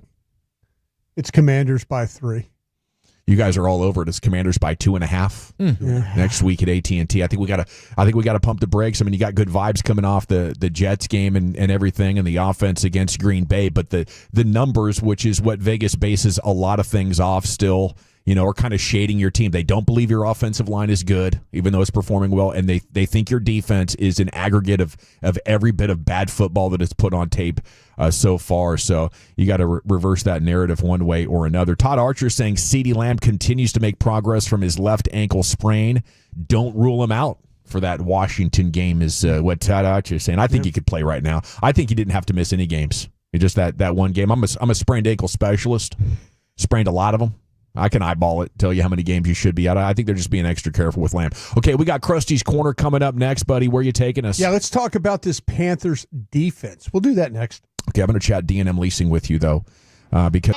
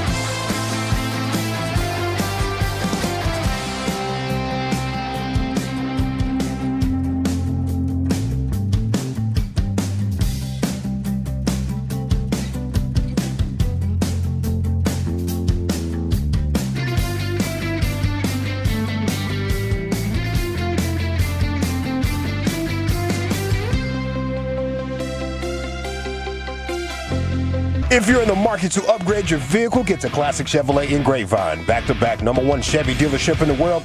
They've got more new Chevys than anyone in their own price of sale. Silverados, Tahoes, Blazers, Malibus, Equinox, and more. Visit ClassicChevrolet.com. This is Texas. This is Classic Chevrolet. Together, let's drive, relax, and enjoy the difference. Based on new Chevrolet registrations 2023 and 2024. Shoot chats, the G-Bag Nation on 105.3 The Fan. Time now for Krusty's Corner, brought to you by Reliant Air Conditioning, gimmick-free AC repair and replacement. Here's the king, Brian. Hey, kids! Your old pal Krusty's gonna teach you 5 new words. You're not wrong about that. From Dallas, Texas, number 55, Brian Waters. Thank you very much, guys. Appreciate you. Thank you very much to Reliant for being a part of this one. Does anything make you nervous about Carolina's defense? Anything you've read or heard about? Yeah. Derek Brown, Trayvon Moehrig. And Nick Scorton. So the rookie, and we didn't love him coming out of A&M. Nope. But they're using him to his strengths. A&M would have him, and it was tough to decide, like, is he a 3-tech? Is he a 5-tech? Like, right. Where exactly should he line up? Watching them specifically against Miami, they had him as a stand-up outside edge rusher. Sure. And they did some of the loops with him that we were talking about the Cowboys had success with, and he actually played really well. And he is a guy that can get after the quarterback. Yeah, but it's funny. They've had trouble getting after the quarterback. If you watch overall, but I know exactly what you're talking about watching the Miami game. It just seemed like Miami was like the great deodorant for this team. It might just stink. Yeah, no, that's what I'm saying. That one of these things that Miami, even though Miami was up 17-0, they're just completely fallen apart there. But I think defensively, there's absolutely, and I think the guys that you mentioned, you need to be concerned about. I think you absolutely need to be concerned about Derek Brown. I think you need to be concerned about Ashawn Robinson too. Yeah. Playing as that like almost like he could play like that one technique tackle inside, or he could play a 0 technique nose, and then they could cover both guards. Yeah. With the way that they play their front. But I would be, because I worry about with Robinson and maybe with Dallas, their ability to run the football or try to run the football, and how does that match up with Hoffman always take place? But you're probably going to get a lot more double team stuff inside and trying. Dallas. The one thing that I think that the scheme has done really well is the fact that it's not asking these Cowboys offensive linemen to come off the ball and win 1-on-1 all the time. Like when they're trying to move somebody. I mean, Booker, when he was in there, Booker can move somebody 1-on-1. Smith can move somebody 1-on-1. But the scheme's not asking them to do that. The tackles are helping, with that. They're using the angles. We talked about the pulling. Zach, you mentioned all the pulling and the trapping and stuff like that they've done. But they're playing to the strengths. But you got some guys, like I say, that pretty good point of attack players. And I mentioned a guy like Robinson. Mm-hmm. So I worry about how much is Hoffman going to be matched up against him 1-on-1. Something to keep an eye on in this game for sure. I don't think they can rush the passer particularly well as a group. I think they're going to try and do things with. It's like they as they come off the ball, it's almost like what Dallas was doing earlier in the year, or some of these early games, was just rushing up the field and trying to get off blocks. Nobody's winning with any regularity. There used to be a time where Carolina had guys that could win. Burns. Yeah, they had guys off that, Clowney. Back in the day, who was a guy was at Green Bay that knocked the ball loose from our... Jeff Heath? No, that knocked the ball loose from Murray. I'm thinking Julius Peppers. Julius Peppers, right? Oh, that's right. Julius Peppers' name. But yeah, that's they've had guys like that before. They just don't have that guy right now. Pat Jones had 7 sacks last year, but he's just an occasional flash. He looks like a good athlete. He looks like a really, really good athlete. But when you watch him play, like plays really, really tall. The guy that Wanham is DJ Wanham. Yeah. Is like the guy to me, number 98. He looks like the guy to me that has the most pass rush ability. When they have these guys that are real tall, they're linear guys, and they play that way. They let you get their hands on you, and so I think it's one of those things that if Dallas finds a way, I think Dallas can run the ball on these guys. Though I say that as far as maybe with the stuff with Robinson to keep an eye on him. But I kind of feel like that if you could play edges with these guys, and I mean edges in a way, if they're going to play these fronts where they have three inside your tackles, the down blocks, the combo blocks, the pulling, the things like that, they've struggled. Stink was right, by the way, about your cornerback. J.C. Horn. He plays in the boundary the whole way. That's what he does. He is a boundary corner. And when I mean a boundary corner, is he plays to the short side of the field. So if the ball's on the right hash, the boundary would be to the defense's left, offense's right. Why does a team do that? Why would a guy make you a boundary corner? Maybe the thing now, this is where this is where I'm going to try and explain this, because you've seen guys like he was taking one spot after Patrick Surtain. Yeah. I think Surtain is a better player of routes than this guy.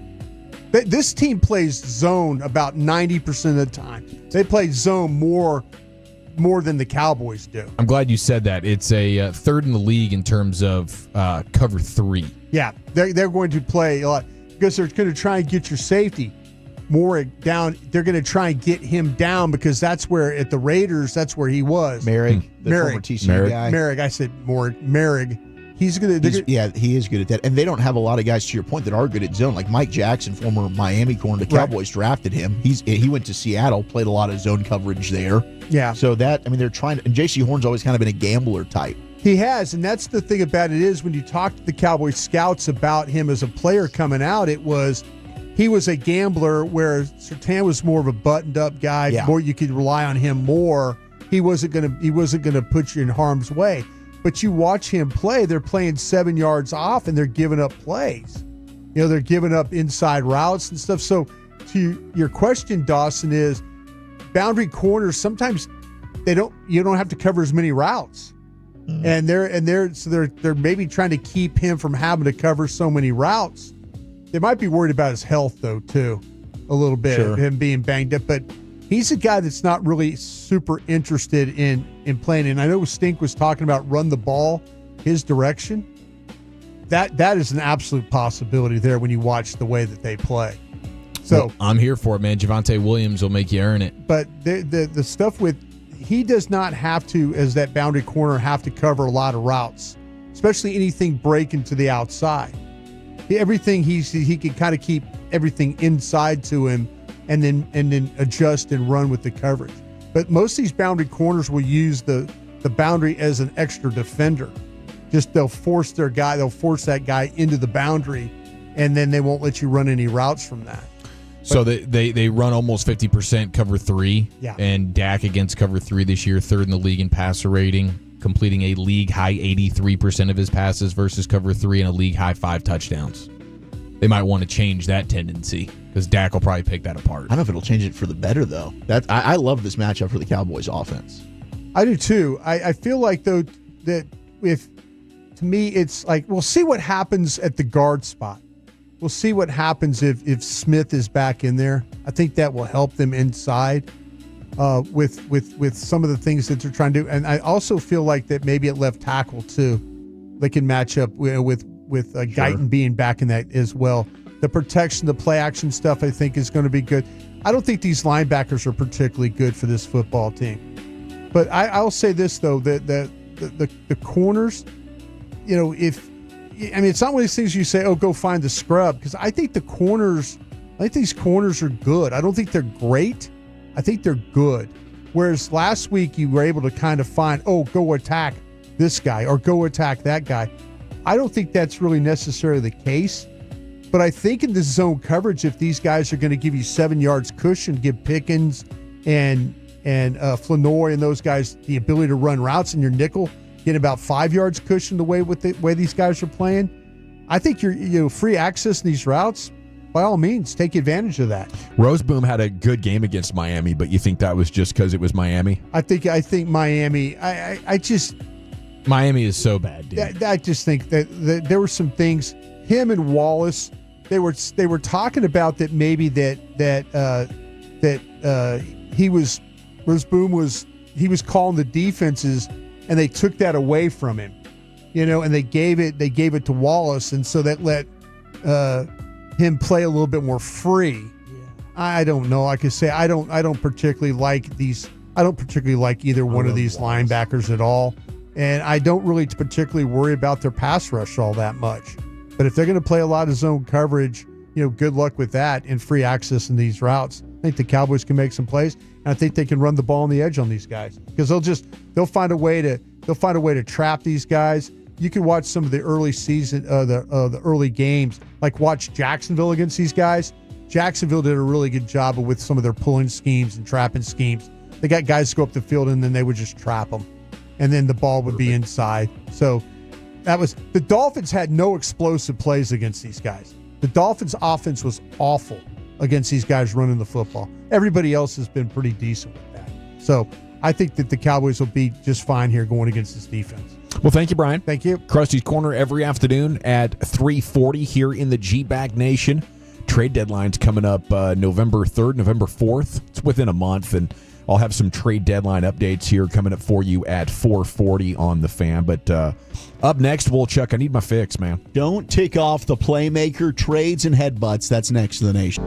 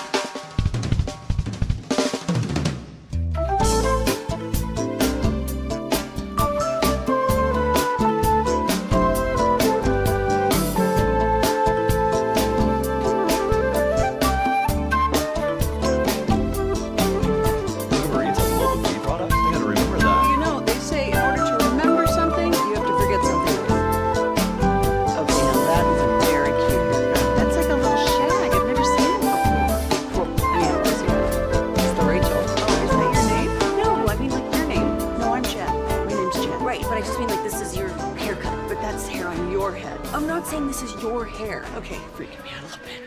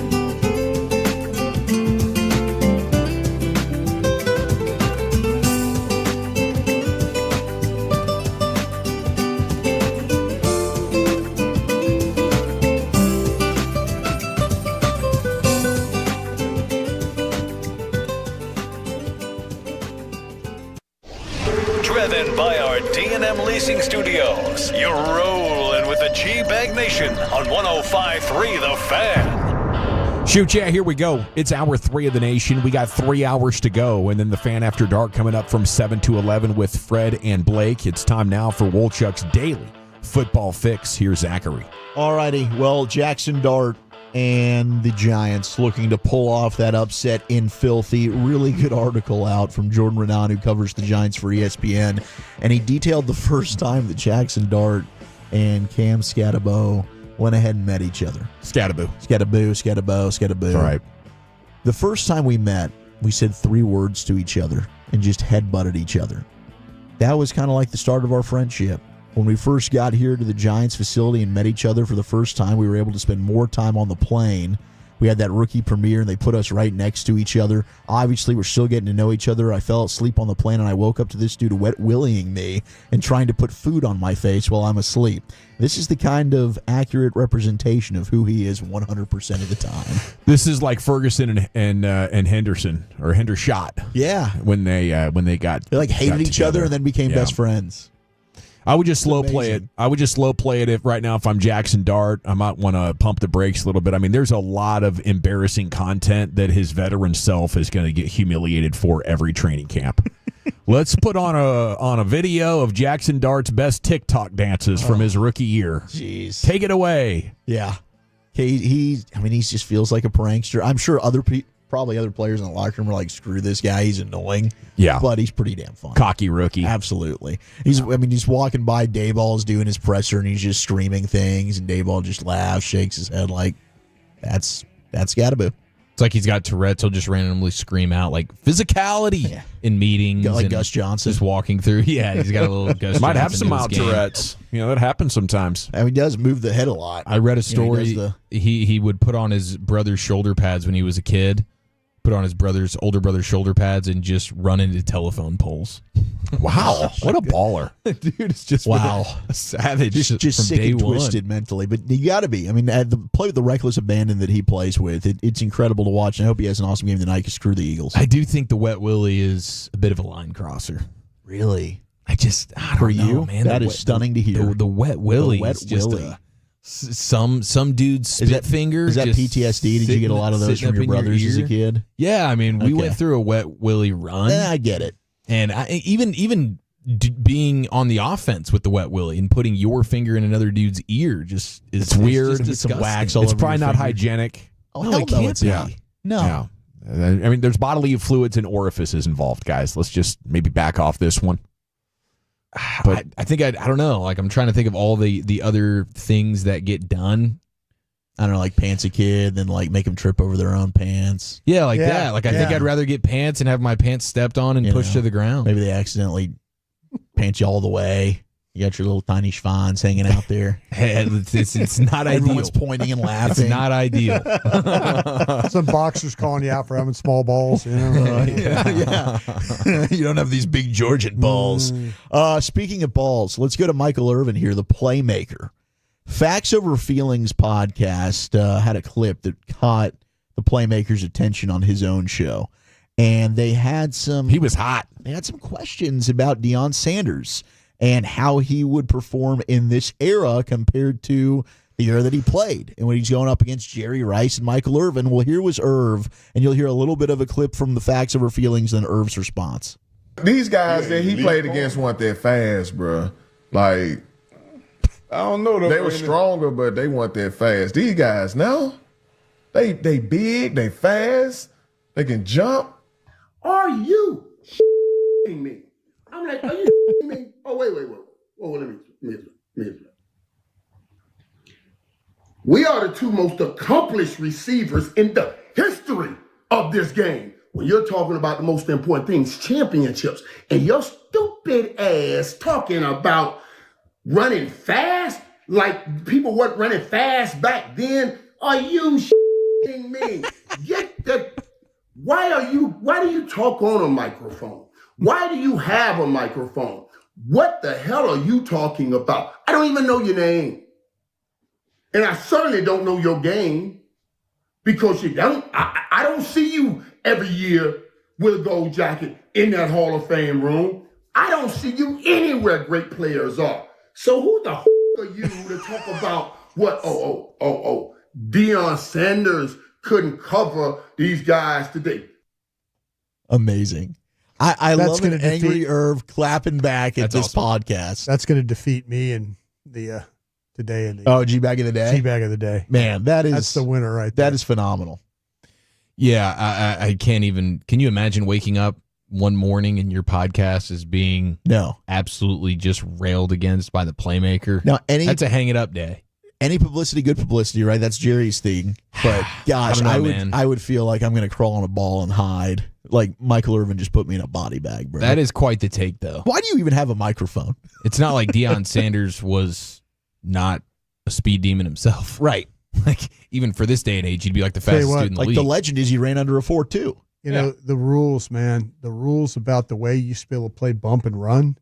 I mean, yeah, you might not be fast, but, man, they let you get up and you get to chuck guys the whole way up the field. Incredible. Yeah. I think today's game would be better for Deion, actually, because it's less physical. I agree. No question. Exactly. No question. Exactly. I mean, I don't think that the speed, it's two different eras, but Deion's one of those all-time greats. Yeah. You put him in any era. He's gonna be awesome. Darryl Green could really, really run. 100%. Smaller guy, played bump and run, didn't give you any space.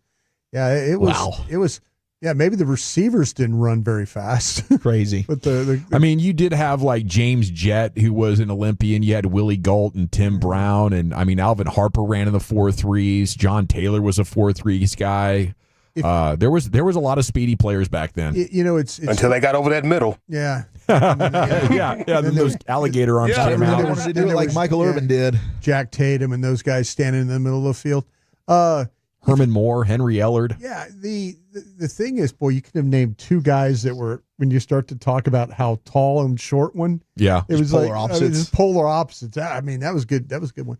It's really, it's kind of amazing now with the way, like I say, that these guys that they do play. But if you look at today's wide receivers, if you look at the top 5 of them in the league, the catches, all of them are route runners.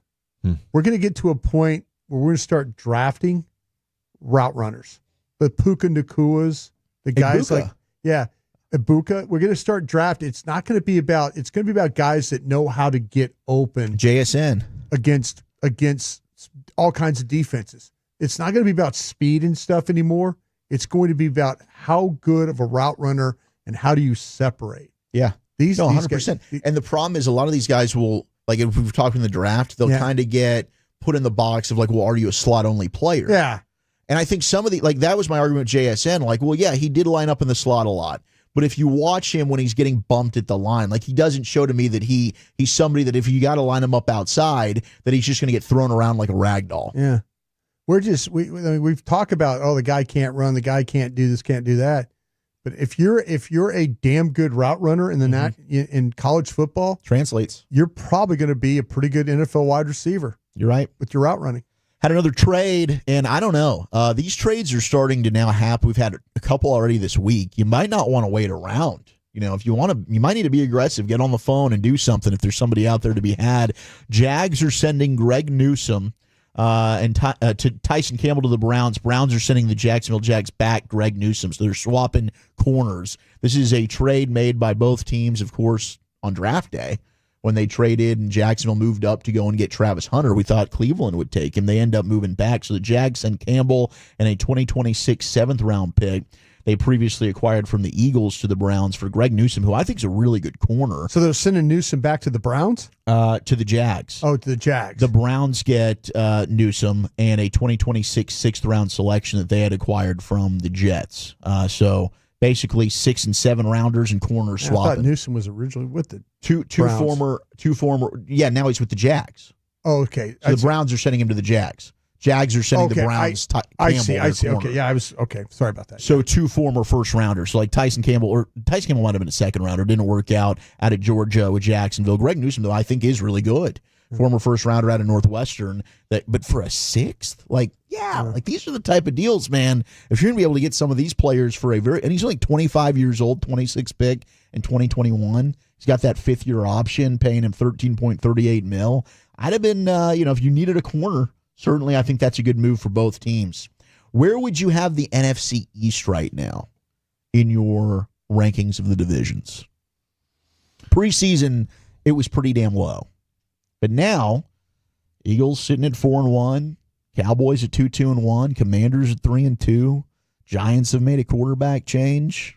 They moving up for you? I mean, yeah, you'd have the NFC North, NFC West, AFC West, and then I think you could start making arguments for the NFC East. Is that?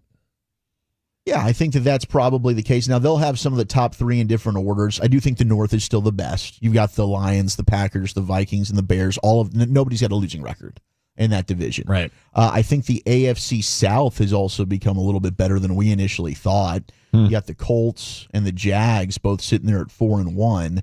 The Texans, do they start to win some games and get back in the hunt? Obviously, the Titans are going to drag them down. But they've got, courtesy of ESPN, the Cowboys in the NFC West at 4 right now. Patriots are coming on strong, and they could be 4-1 if they hadn't turned it over 5 times against the Steelers. So I would say the AFC East is a candidate. But, other than the NFC North, I don't think there's a division that's clearly head and shoulders above what the NFC East has cooking right now. Yeah, the West is good. To your point, the Cardinals, I think, are going to end up stinking. But right now, you got the 49ers are playing pretty good ball at 4-1. The Rams are sitting there at 3-2. Seattle also at 3-2. Do they end up fading? Yeah, Seattle might be the West team. If you look at just the overall, though, like if you look at how they're slotted right now, San Francisco's at 2, Seattle's at 6, and the Rams are at 9. Yeah. The way they're seated right now in the because of schedules and stuff like that, the differentials and things that you Seattle's look at. good, and Darnold. Last week that was a heck of a game with Tampa Bay. They came out on the wrong end of it, but Darnold played really, really well. It looks like Lamar Jackson's probably going to miss this game against the Rams. Baltimore, you're looking at possibly a 1-5 start, yet still favored to win that division, right? Pretty nuts. Well, thank you, Wolchuk. Thank you. All righty. We got your football fix every afternoon at 4 o'clock here on 105.3 The Fan. Cowboys trade deadline updates coming up at 4:40. We got the Jake Ferguson show coming up in just over an hour from now. Of course, G-Bag today in LA Live and everything. And Joe Person, who covers the Panthers for The Athletic, is going to join us at 6 o'clock. So we'd love it if you can stick around, spend the rest of the afternoon with us, talking Cowboys and sports. And Wolchuk's going back-to-back. He's got a mixed bag coming up. Where's that going? Let's preview your Dallas Stars October baseball and the Chipotle employee who's got that Mateer scoop. That's next.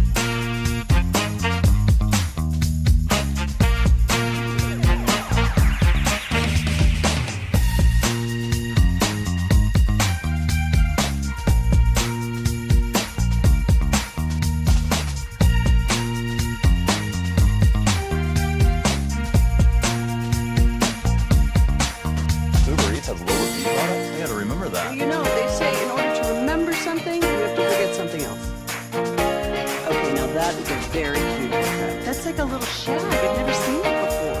Well, so Rachel. Oh, is that your name? No, I mean, what's your name? No, I'm Jen.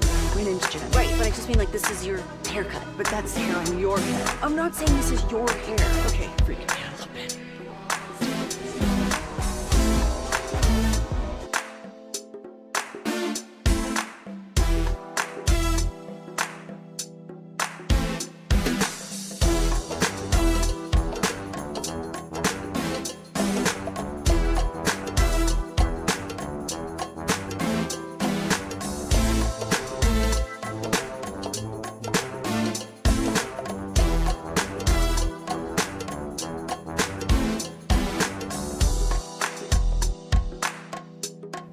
It's true that you've got to forget something else to remember that Uber Eats has groceries. No, that's absurd.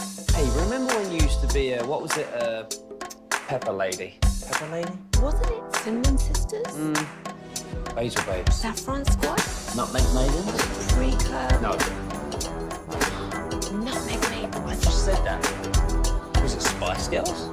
Doesn't sound right. Was it Saffron Squad?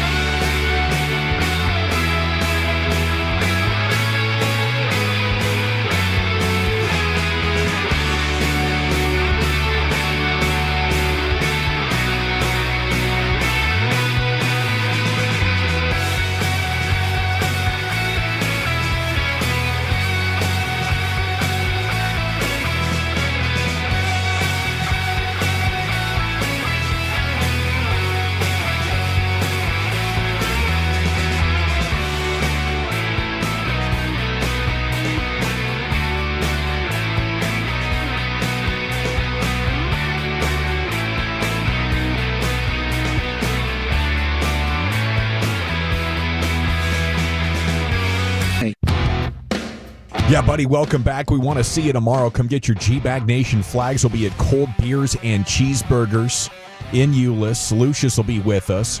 KNC is going to be at Taco Bueno 10 to 2, so go find them for a flag. And how about this?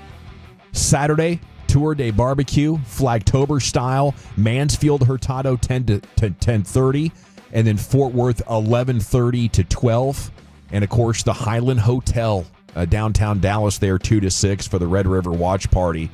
Time now for a Woolchuck mixed bag. Never know. Oh, sorry.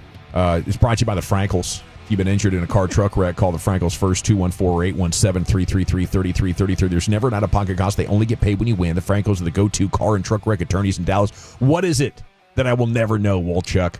How damn good the Stars team's going to be. I mean, I can't wait for tonight. They're getting it going. 7 o'clock. Puck's going to drop there in Winnipeg. But I do think there's a lot of questions about the Stars team this year. And I think the player that could really tilt things for them is Maverick Bork. We got to see a little bit of Maverick Bork last year in the playoffs. Super, super young. And the Stars have hit on guys like Wyatt Johnson. Obviously, he's been awesome. Jason Robertson will be a restricted free agent this year. But when you lose a bunch of goal scorers, and they did with the Donov leaving, and Marchment, still, I mean, that's a 20-plus goal scorer guy. Obviously, he was frustrating in the postseason.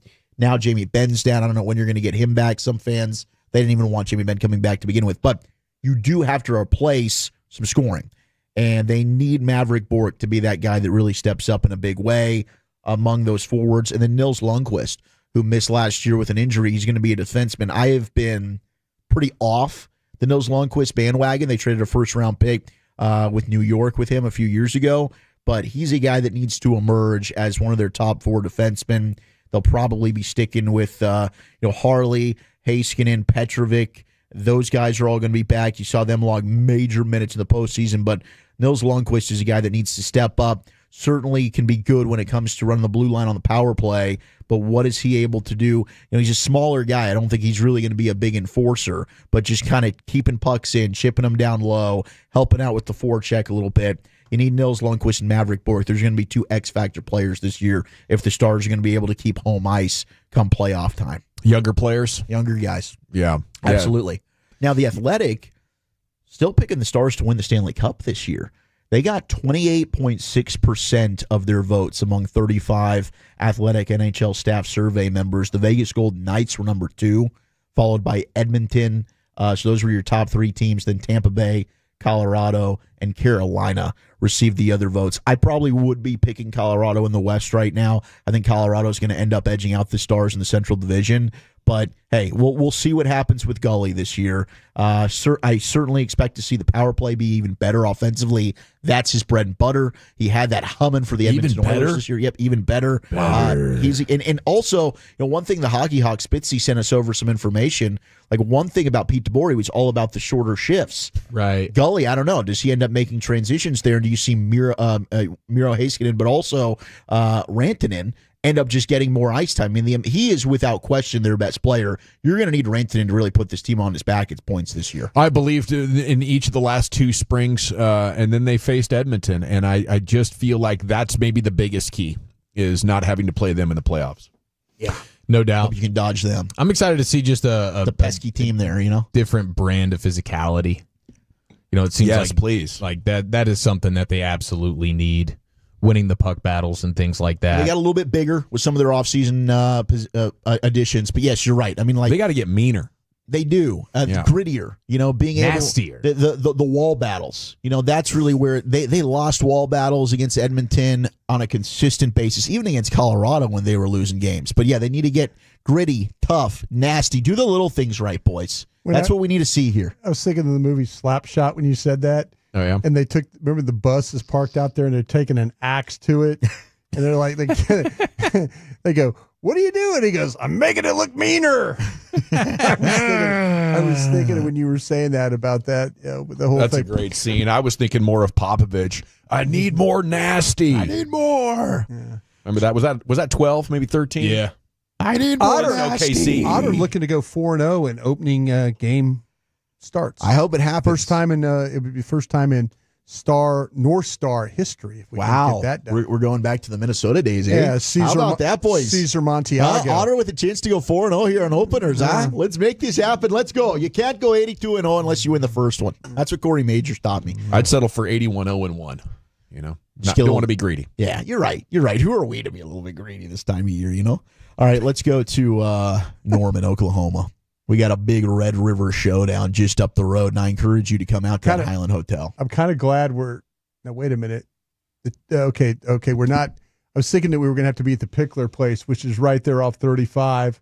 I was thinking that's next Friday. I think next Friday. I know that's what I'm saying with all that traffic. You guys are in Euless. I think you're going to be able to dodge some of that stuff. That's what I'm saying, though. I was worried about, I was thinking, thank God we're not at the Pickler place, which is a great place to be. Yeah, it is. Yeah, it's going to be busy tomorrow. All that traffic on 35 trying to get over there. Yeah, it's my personal hell. Yeah, being stuck on one of those overpasses in traffic. That would be. Yeah, you're like moving at a snail's pace, bumper to bumper. Next thing you know, you're up there for like 5 minutes. Ooh. You're lucky. You might just get out and abandon the car. Just start walking. Like, F this, man. I got stuck downtown Austin one time for like 20 minutes on that bridge. No. And I was pitting out by the time I got back on solid ground. That can be a nightmare because the traffic in Austin, is downtown in that area, it is absolutely no joke. You take one, go all the way around. It's expensive. Oh. You got to pay. Okay, do you want to be trapped on the overpass or go on the high overpasses? Welcome to my world, Brian. I always take the one. I need a personal driver. I pay for it. My man's sitting there like he DoorDashes bottle of water from a hotel. You think he cares about you think he cares about a little toll? That's such a flex. That was amazing. I thought it was awesome. I thought it was hilarious. Yeah. So you're like, I just can't make it down to the lobby. Just screw it. I don't want to go out there. I'm in my skivvies. I was in a poker tournament. Didn't want to miss a hand. Might be my Rockets. So I want to turn it around. All right, let's go to Norman. They're doing some excellent journalism, and they have tracked down the tortilla presser himself at the Chipotle to give us the update on what the hell is going on with John Mateer. One being Cooper Whitaker, the viral tortilla presser who did his own reporting when he found himself face-to-face with Mateer while working at Chipotle. Kind of try to keep it composed, but then I was like immediately like, so how's the thumb? And then I was like, are you playing for OU Texas? And he was like, yeah, definitely. And then I was like super geeked, like the whole conversation after that. He showed me his thumb. It was only stitches, no cast. He said the doctor shouldn't put 3 nails in there. So he's all good. While Venables says one thing, Whitaker says this. BV has been very careful with his words recently. He's been like, we assume he's not playing. We say these things. He's like, oh, he's like trying hard. But what Mateer told me is that he definitely wants to play. The tortilla presser's reporting might not be credible, but this take is. I don't hate a lot of things, being a Christian and all. But Texas is from Satan. Wow. Oh, my goodness. Well, that take might be questionable, but so could John Mateer when the injury report comes out later tonight at 7 o'clock. Reporting from campus, Michael Thompson, OU Nightly. Thank you, Michael. Nice job, Mike. That. Wow. That is some hardcore journalism right there. Just going and making sure we're tracking down the Chipotle worker. But, Mateer showed him the thumb. And the thumb looked good to go, according to that tortilla presser. So we'll see. And why don't you throw in some extra guacamole? Can I get some free guac? I'm going to show you the thumb. I need some extra guacamole, please. But then this burnout burrito maker, he circles back and says he definitely wants to play. Which one is it? Yeah. He is going to play or he wants to play? Burnout. I think he wants to play, but I don't think he's going to play. If you're OU, do you want him to play right now? Yes. I don't think you do. If you're OU, I think you want to beat Texas as badly as you possibly can. They've had some embarrassing losses. Sacrifice their quarterback. That sounds like turnover central. How are you going to have ball security? Yeah. Well, look, Michael Hawkins Jr. is capable of that, too. He was rough when he had to play last year. Frisco Emerson product, but he looked good last week in place of John Mateer. But I will say, I know as much as we're fading Texas and they did not look good on their defensive line, they've still got a lot of really good players on that defense. Michael Taff at safety, Anthony Hill Jr., if they get Malik Muhammad, South Oak Cliff back at corner. Texas defense is still really good, but they did get bullied by that offensive line for Texas. So if OU is able to run the football, I think the Sooners are going to probably be at a good spot. I expect an ugly, low-scoring game. Yeah. Maybe even 13-10 or something. Give me the Horns 20-16. Put them up. Oh, wow. Yeah. Just when you fade in Texas will find a way I'm sure Carter will tell me this here, but win a game they shouldn't. No, this Oklahoma schedule afterwards, maybe you got to think big picture. At South Carolina, Ole Miss, at Tennessee, at Alabama, Missouri at home, LSU. Dang, that's a gauntlet, bro. Can you figure out, do you need your quarterback is completely healthy? Do you feel like you can get by Texas one more week and then play for the rest of the season to play for the Texas playoffs? Team that showed up against Florida, you can lose one game. You get 2 games, get in the playoffs. It seems like. Yeah, they could. You could lose one for sure if you're Oklahoma. But man, I know that Sooner fan base. You just heard it right there. They want nothing more than to just kick Texas while they're down. At what price? Just beat the. I don't think they care. I think Oklahoma fans care more about beating Texas than they do probably about the SEC title game. Man, I tell you what, I'd be real cautious because they look like they got a really good team. But if you play your quarterback, and now something else happens, and you got that schedule, I don't know. That would seem. I don't think he's playing. I don't think he's ready yet. So I don't think they're going to have to worry about that. But you got to wonder. It might end up being a conversation of can you beat Texas without him? Yeah, that's where I would. That's why I would evaluate. A week ago, I didn't think they could. I didn't think Oklahoma would be your Texas without John Matier. But after the Florida game, you're feeling better. Is good enough to get after Texas and cause problems. With the way Texas offensive line they're not going to fix their offensive line problems in 5 days. It's just not going to happen. A lot of DFW players in this one. Jacob Jordan, wide receiver, Southlake Carroll, playing for Oklahoma. Jaden Hardy, defensive back, Louisville, also at Oklahoma. Texas, Denton Ryan's own Anthony Hill Jr., Duncanville's own Colin Simmons, who's an absolute savage, Parker Livingston from Lovejoy, who's kind of become the number one receiver there for Arch, Melissa's Trevor Gooseby, who needs to step up and play great. I already told you about Malik Muhammad, the sock player.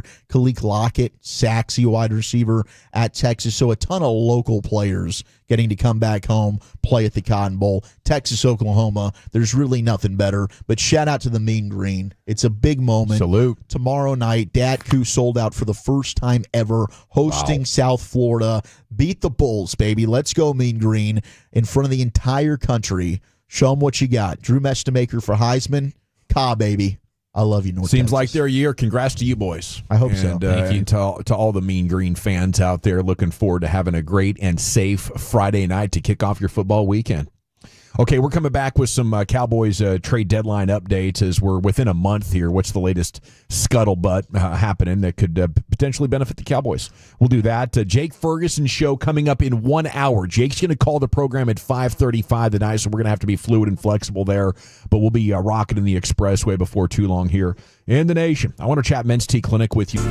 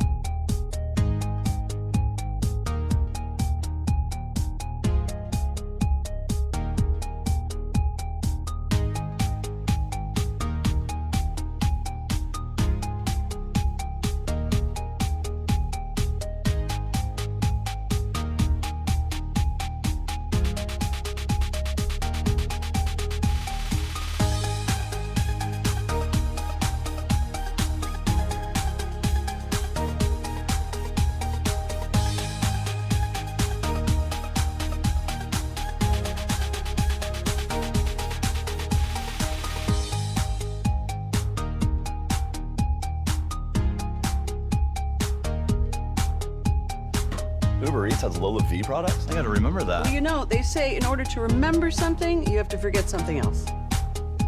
Okay, now that is a very cute haircut. That's like a little shag. I've never seen that before. Well, I mean, of course you have. It's the Rachel. Oh, is that your name? No, I mean like your name. No, I'm Jen. My name's Jen. Right, but I just mean like this is your haircut. But that's hair on your head. I'm not saying this is your hair. Okay, freak.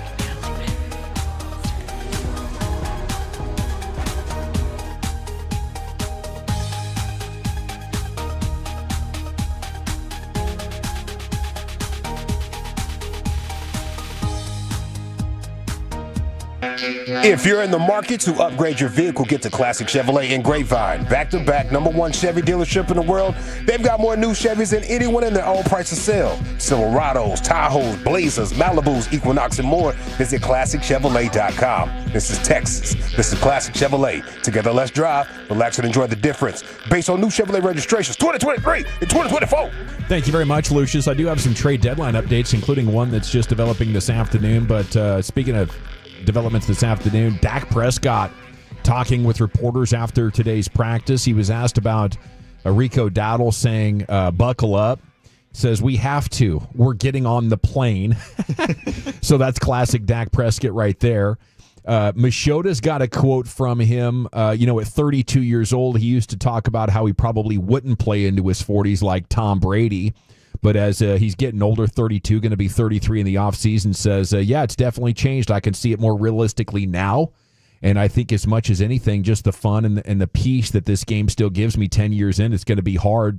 You can't supplement it. So as long as I can do this at a level that I'm proud and happy with, I will keep trying. And I'm excited about that. I don't know. I don't know how you would handicap the odds of him being able to play to 40 considering the injuries he's already had. But, sometimes players figure out what it takes to stay healthier or they get better luck and they end up staying healthy. Like I always think of Grant Hill in basketball. And there's no doubt about it. Looking at some of these pictures, it's incredible how lean Dak is. I mean, from where he was as a rookie to now, it's got to be 20 or 30 pounds lighter. Mm-hmm. Like he is a smaller guy, and I don't think he's lost any strength. He's probably stronger and smaller, lighter on his feet, capable of moving, maybe capable of avoiding contact a little bit better. Body fat percentage, gosh, I'm thinking 9? Somewhere in the neighborhood of 10, and that used to be probably somewhere in the neighborhood of closer to 20. Oh, yeah, absolutely. I think it was over 20 his rookie year. And remember that picture from the summer, how shredded he was? He looked like an Olympic swimmer or something, or like an Olympic boxer. And then I got one more Dak one here for you. He's been asked about passing records in franchise history. He's coming up on a bunch of benchmarks, and he was asked about passing Romo for third place for wins in team history, and his response was never celebrated third place. So he's got bigger goals than that. All right, the Jets are willing to trade Breece Hall is the story. The Chargers, the Chiefs, the Texans expected to show interest there in Breece Hall, who we got an up-close personal look at there with the Jets. Really good runner. I think he's going to be a free agent at the end of this year. Mm-hmm. I guess that'd be fun if he goes to the Chiefs. Obviously, the Chargers really need him after losing their rookie and Najee Harris. Yep. They're down and out, and yeah, maybe the Texans are a Breece Hall away from getting that offense back on track. The tough news yesterday, I thought, in the trade market, Greg Newsome last night dealt from Cleveland to Jacksonville.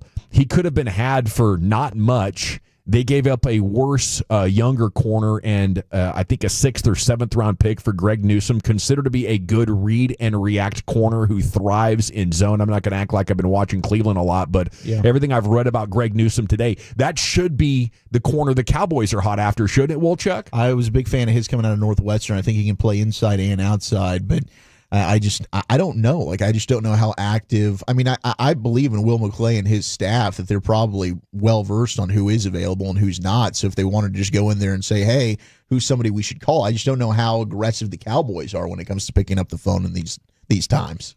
Yeah, and I don't think they are. I think they're waiting for a great trade to arrive on their doorstep that they're willing to accept. Like, wow, you're willing to give us Pickens for a 3? Okay, it's done. You know, yeah. I don't know if the Joneses specifically want to be working those phones constantly trying to make incremental upgrades, because I believe they feel like if they're out there on the hunt, they're going to have to pay a premium.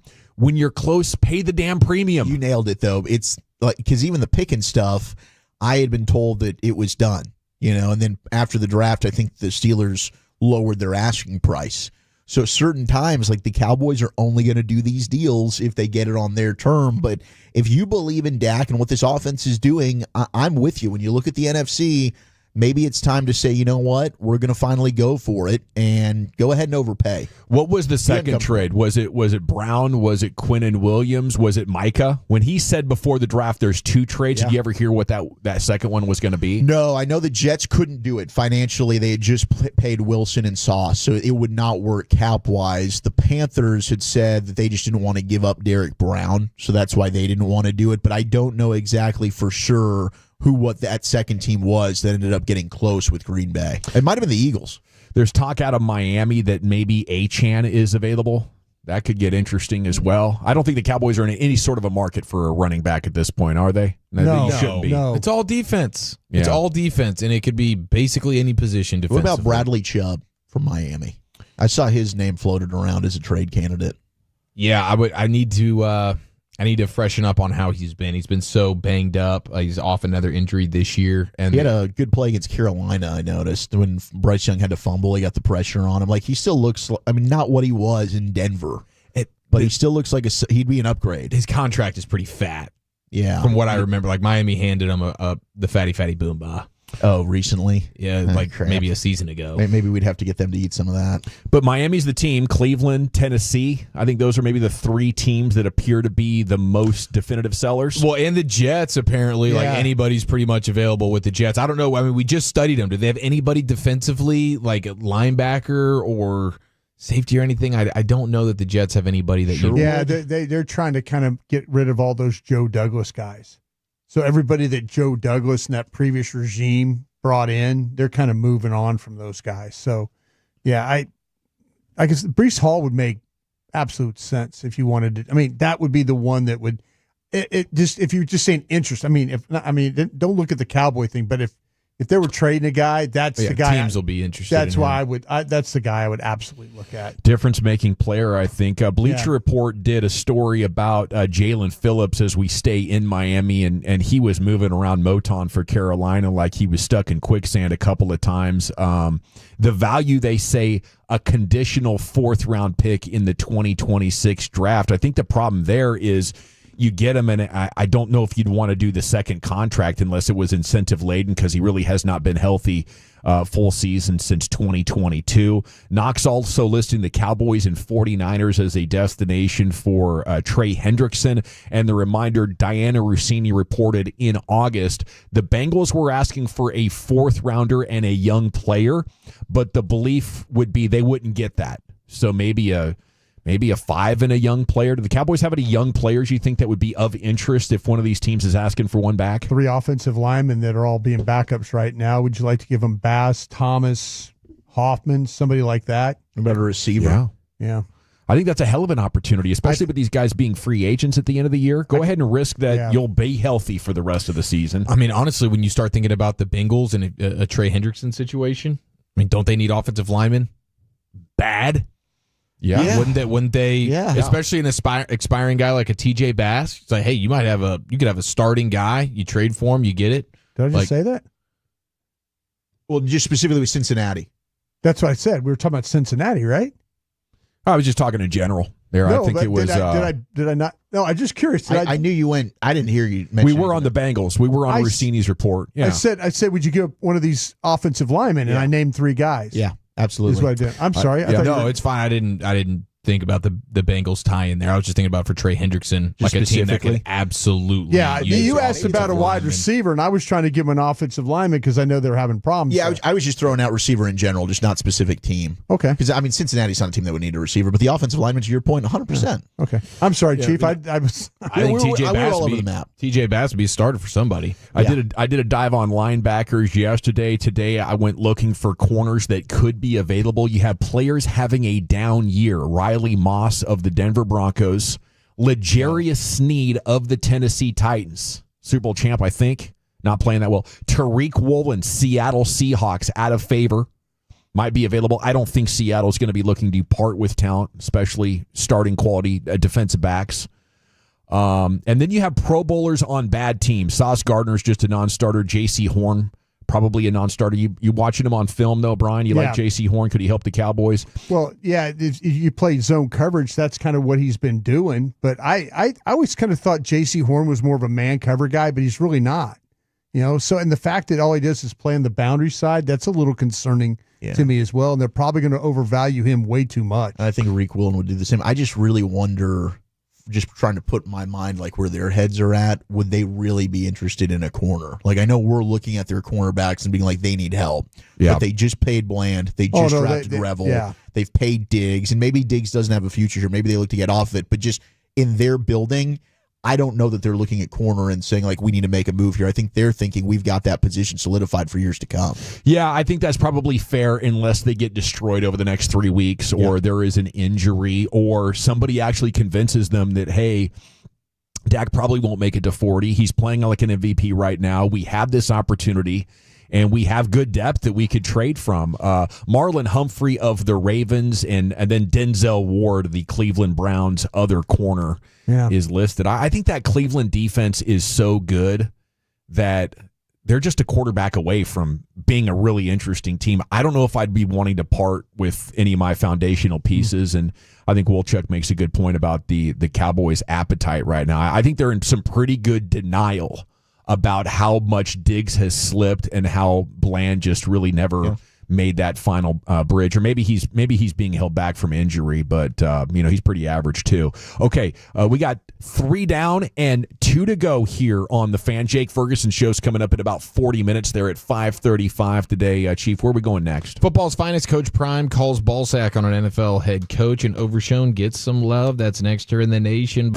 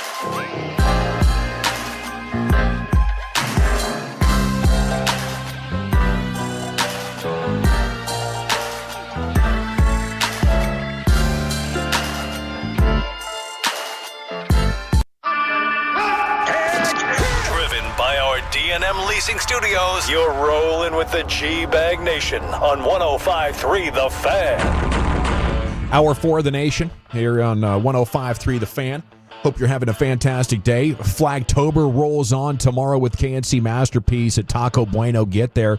Join us at Cold Beers and Cheeseburgers 2 to 7. Lucius is going to be with us, and we'll have the flags.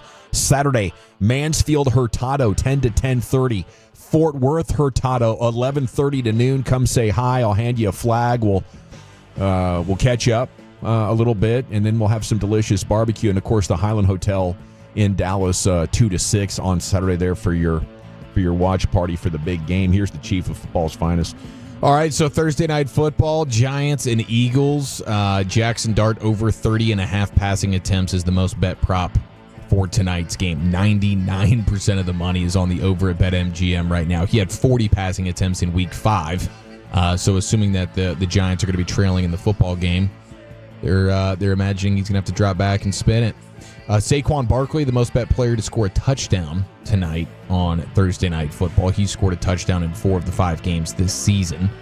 And it would be incredible if the Giants can find a way. Can you imagine the meltdowns tomorrow in Filthy? I would love it. I would absolutely love it. It's would like be gorgeous. The Yankees meltdowns that are going on right now. I mean, I believe in parity, but it's crazy. They shouldn't be this bad. The Giants? Or the Eagles. Oh, yeah. Offensively, in particular? Yeah, and pass rush. I mean, they got 3 dudes still. They got 7 sacks. They can't run the ball. They can't rush the passer. I think at this point, 5 weeks in, if you're this bad, it's kind of like the Rangers offense. What do we say? If you're this bad and we're in mid-May, the best you're going to get is to average. There's no going from here back to paving football fields with the other teams for the rest of the season like they were last year. Yeah, it's evident. Like what they had last year, it's hard to duplicate that level of dominance. And now you have Barkley a little bit banged up. Their offensive line clearly isn't as good. They're having questions. I mean, you can get odds right now on whether or not their play caller will last the season actually calling plays. Yeah. So it's just it's weird, but their schedule lightens up a little bit, but it's still relatively tough. They might need to change OCs. Do you think they're worried? Do you think that Hurts not scrambling more has hurt this football team? Absolutely. Is it down? It's down, yeah. I mean, it's a 17% scramble rate this season. So like he was at in 21 through 24, he was right at 22.3. But the offense not being the same because of him not running. I mean, he ran against the Cowboys, don't get me wrong, but everybody else, it seems like.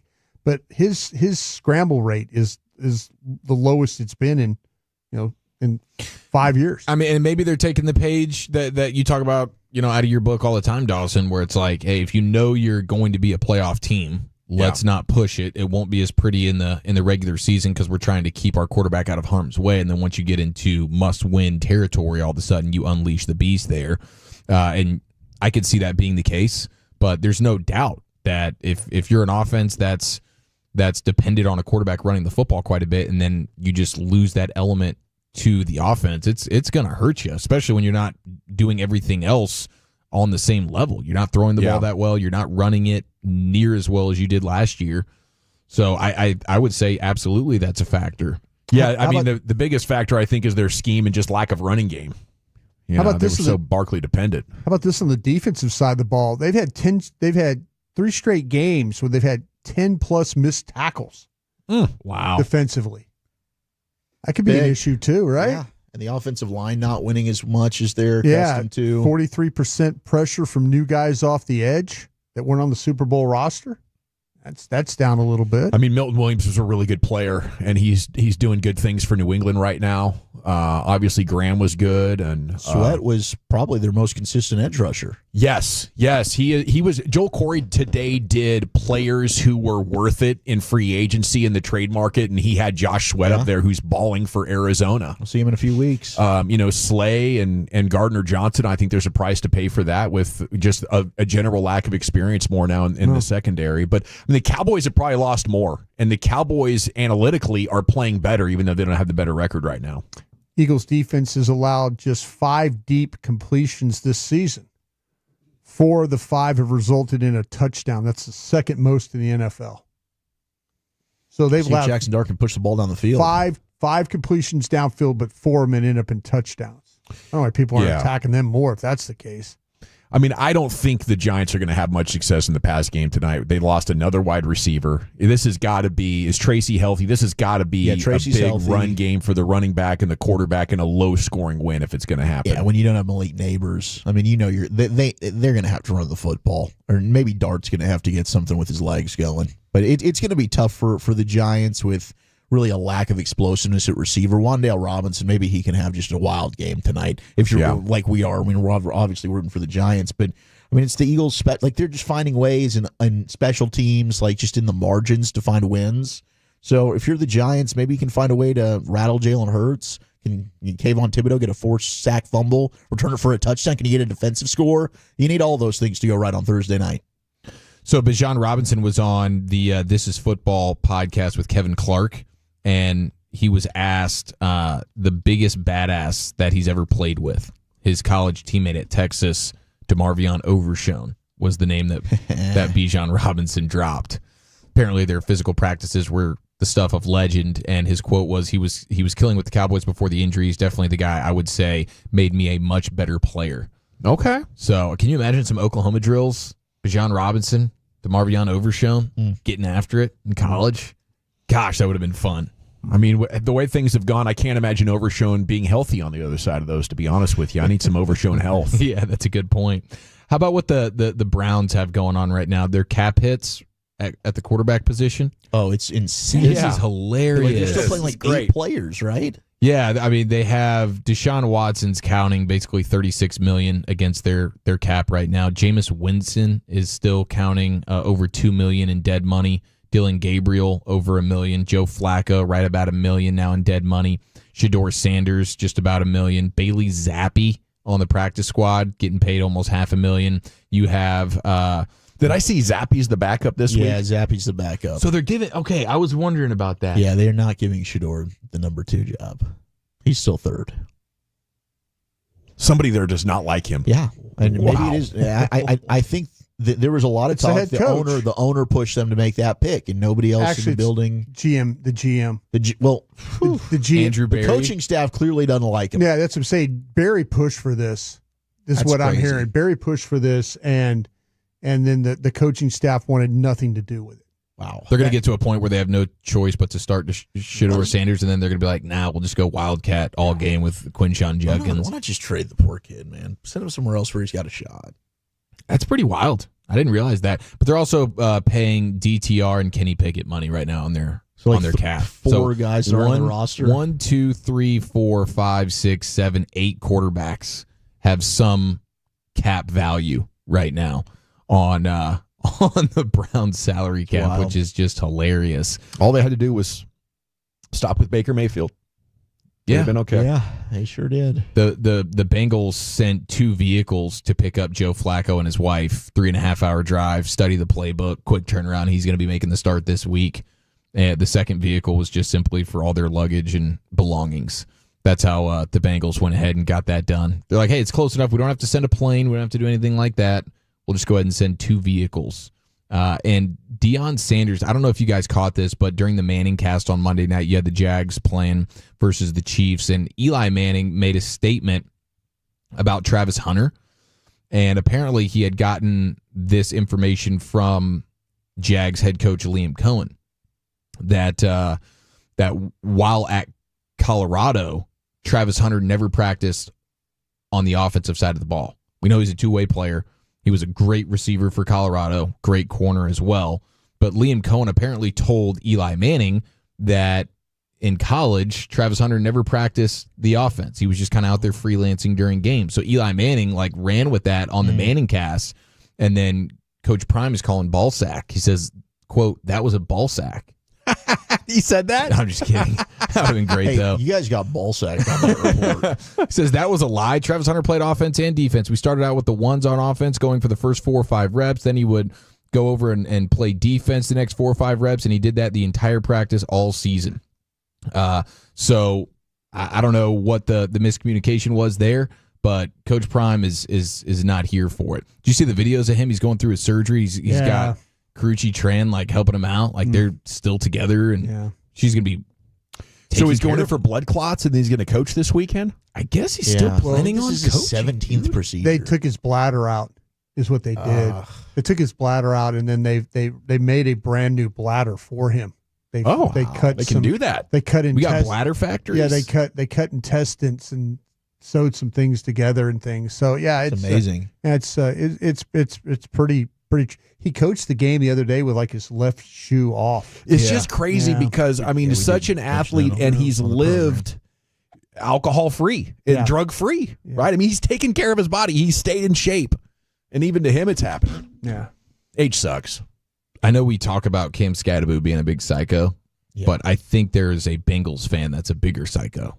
This guy is all over the internet right now. Okay, he's a diehard Bengals fan. All right, and this is a team that is borderline unwatchable. And he's on the these Bengals? days. No. Oh, he's a fan. Yeah, he's just a Bengals fan. And he has decided to, and he's documenting this on the internet. Oh, yeah, this is great. He's living in his car for the entire season, and he's door dashing to make money. And he's doing it so that he can afford to attend every Bengals home game this year. Yeah, it's genius right here. I think it's going to test him when it gets to those December and maybe January. Yeah. Maybe one game in January. I've seen those people live in the Arctic kind of thing in vans and stuff. There's some TikTok videos of those folks, how they survive. I mean, you'll freeze to death. Bro, this is middle of the night. Ridiculous. I mean, what do they do? They start fires in the car or something? They make a little fireplace in the car? It's crazy the lengths that they go to stay warm in these cars. Homeless ingenuity is at an all-time high right now. Yeah. But, I mean, this guy, to do it for the Bengals, to do it for any team is asinine. Yeah. But especially to do this for the Bengals, bro. Once Burrow goes down, you got to punt on this plan. Yes, exactly. You pull the plug on it and say maybe we'll rally and look at doing this next year. But have you ever seen back in the day, Dawson? You'll probably remember this. I bet you Lucius would remember this too. Oh yeah, I do. When remember when people used to stay up on signs? They're like a billboard. They would live on the billboard up there, and they wouldn't come down until something happened. Like a strike. Yeah, well, don't cut down the redwoods or something. Well, no, it was more like I'm not going to leave until the Cowboys make the playoffs. Oh yeah. So they stay up there the whole time, and it's like I remember those. It was always it was like a radio station. The evening news would check in. on it. They'd always check on, and there was somebody sitting like, "How's it going up there?" "Oh yeah, we're doing great," and really they're not doing great. They're so happy they got to come down. But it was like back in the day, the radio stations would have people live up on a billboard. No way, and you get some fame, and I think this content creator guy might get some fame. I get some free tickets out of this. Somebody's probably going to hook him up with some shelter. Yeah, is this happening? It's like the Joe Hoyt DoorDash deal. I haven't seen any movement on that, but yeah, it's a good point. They'll start a GoFundMe for the kid, get him an apartment. Make sure he's toasty. Maybe we'll get some free food out of the deal. Yeah, it could pay off. Big picture. That's sad that you got to be homeless to afford to go to NFL games. That's the other side of it. How expensive it is. Especially these Bengals games, man. Shout out to the 775. But it is 8 games at what? Maybe $300 a ticket? Yeah, that's kind of where you sit, yeah. Yeah, I wonder how specific he is on where he wants to be sitting in there. Maybe he wants to get an up-close and personal view at that disgusting offensive line. The living out of the car deal, though, I think it's going to become more and more prevalent. I think we're going to see more of that. 775, I live in a regular SUV. No modification, and I drive Uber. Just text it in right now. There you go. At least it's SUV. This guy's living in like a there's two-door. people that live in these cars and then they pull over like at the LA Fitness and stuff and use the showers and things like that. That's what this guy does. Yeah. Smart. Yeah. He's Maybe got get like a storage unit. Planet Fitness. Storage unit. I've seen that before. I've seen people live in the storage unit. I've seen that before. Yeah. They're living in their vans right now. That's like the real popular thing, living in your vans. On Being the a content adventure. creator. Yeah. On TikTok and whatnot. Yeah, I think that's like the detaching from unplugging and going out there and showing the world, a different sort of adventure lifestyle. Yeah. Watch my behind at state parks and whatnot. Yeah. Yeah, dude, these people are nuts. On the Great American Road Trip we did a couple of years ago, we'd stay at state parks at like camping grounds, and you would see quite a bit of that. People would be driving up in their old Honda Civics and just getting out and washing. They need a home base. They need an HQ, and it's like $12 a night. I mean, hey, you got to do what you got to do. I do respect that. But these Sprinter vans are where it's at. Like the big money high rollers. Yeah. Are tearing it up in those things. Yeah, you have to have a job and put away and then like break out and go do that. But you need like a nest egg or something to pull that off. I think Slater's sister did it. Yeah. You're right. You're right about that. You're sure right. Remember Gardner Minshew was doing that? I wonder, he was living out of a Winnebago. There was a Blue Jays pitcher.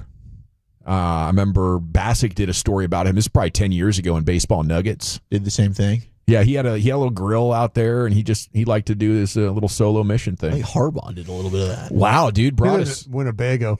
254 just says, I'm a nurse who takes care of people right after their surgery. Broadus is right. Holy S, Broadus is right. Thank you. They use part of the intestines to create a sac to hold the urine that comes from the kidneys. Then the urine is directed outside of his body into what's called a urostomy bag. Mm-hmm. That's how he's living right now. Yeah. Okay. Well, he's doing it with a hell of an attitude. Yeah. I mean, absolutely. You cannot keep this guy down. Hey, as that nurse person, I'm seeing like conversations online where the blood clots can be bad in Colorado. Like it makes it worse. Oh, that's really? Yeah. That's very good. I'd be getting out of Colorado real quick. That? Yeah, I need a medical buyout ASAP. Stat. Get back to the great state. So nice up there, though. Okay, yes, get back inside. It is very nice, and the view from his office. If you're gonna die, probably a good place to die. Yeah, I guess I'd prefer to do it without blood clots. No, that's what I'm saying. I mean, it's probably let's avoid that. Okay, G-Bag Nation, we're coming back. We'll get you caught up on everything else that happened at today's practice. We'll get to the Jake Ferguson Show. The G-Bag of the Day and LA Live is all next. Commercial-free, uninterrupted, all the way to the top when we're back here on The Fan.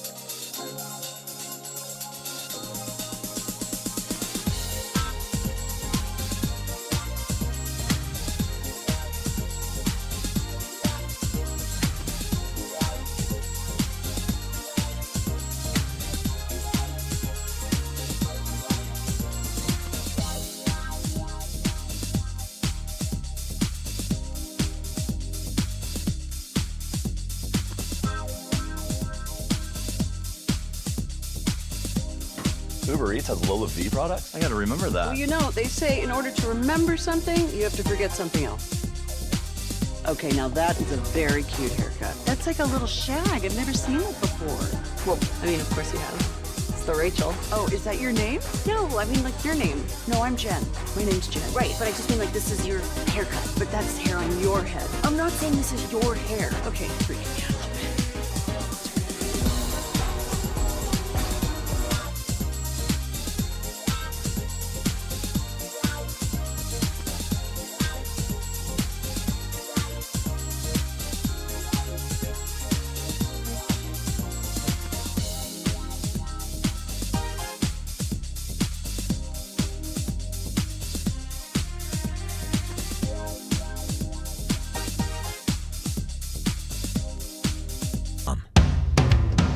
Shoot, yeah, welcome back. It's the G-Bag Nation here on The Fan. We are 12 minutes away from Jake Ferguson joining us here on your home of the Cowboys. Let's hit the expressway. It's brought to you by the On-Time Experts. Fred and Blake are in there in the bullpen throwing heat already. Fan After Dark's coming up from 7 to 11. Dodgers and Phillies, they're underway. They are scoreless in the first. Dodgers lead that series 2-1. Brian needs to find his remote so he can get his day baseball on. Brewers and Cubs coming up at 8 o'clock. Milwaukee leads that series 2-1. So just the NL tonight down to 2 games here, but Mariners and Tigers game 5 tomorrow. That should be quite a bit of fun. Nathan Eovaldi, sports hernia. He's hoping for a big healthy season in 2026. He is due, but yeah, I guess he had surgery for a sports hernia to go along with his other collection of injuries. And yeah, you know, we just need these 2 aces to be healthy next year. Everybody else going to fall into place 3, 4, 5. Should dominate with the pitching once again. And you know, and see why I trust he's going to get this offense figured out. He ain't going 3 years in a row like this underperforming. See why I want to stand for it. Yeah, he's going to be grinding, man. He is. And I know we were talking about maybe moving on from some of these guys like an Eovaldi, but gosh, I just love him so much. Yeah, hey, he's like he might be my favorite Ranger of all time. You know, if CY decided we need to blow this thing up, I'd be like, okay, I get it, CY. I trust your vision. Right. But right now, the better risk is just to bring those 2 guys back and see if you can recapture that glory of the pitching staff and the defense and just you know, get some replacement level offense. Should be good enough to go on another run. John Rahm still struggling to find peace in the game of golf. You tracking this story, Brian? He's a meditator, so I'm always watching him. You can see him sometimes. He was good in the Ryder Cup, though. He was. Guy was really good. He said it was the most mentally exhausting week of his life. Yeah. And maybe, you know, the stress is still there, but he barked at a marshal today that tried to cheer him up during the Spanish Open. Yeah. His drive found the left rough on the par 4 8th.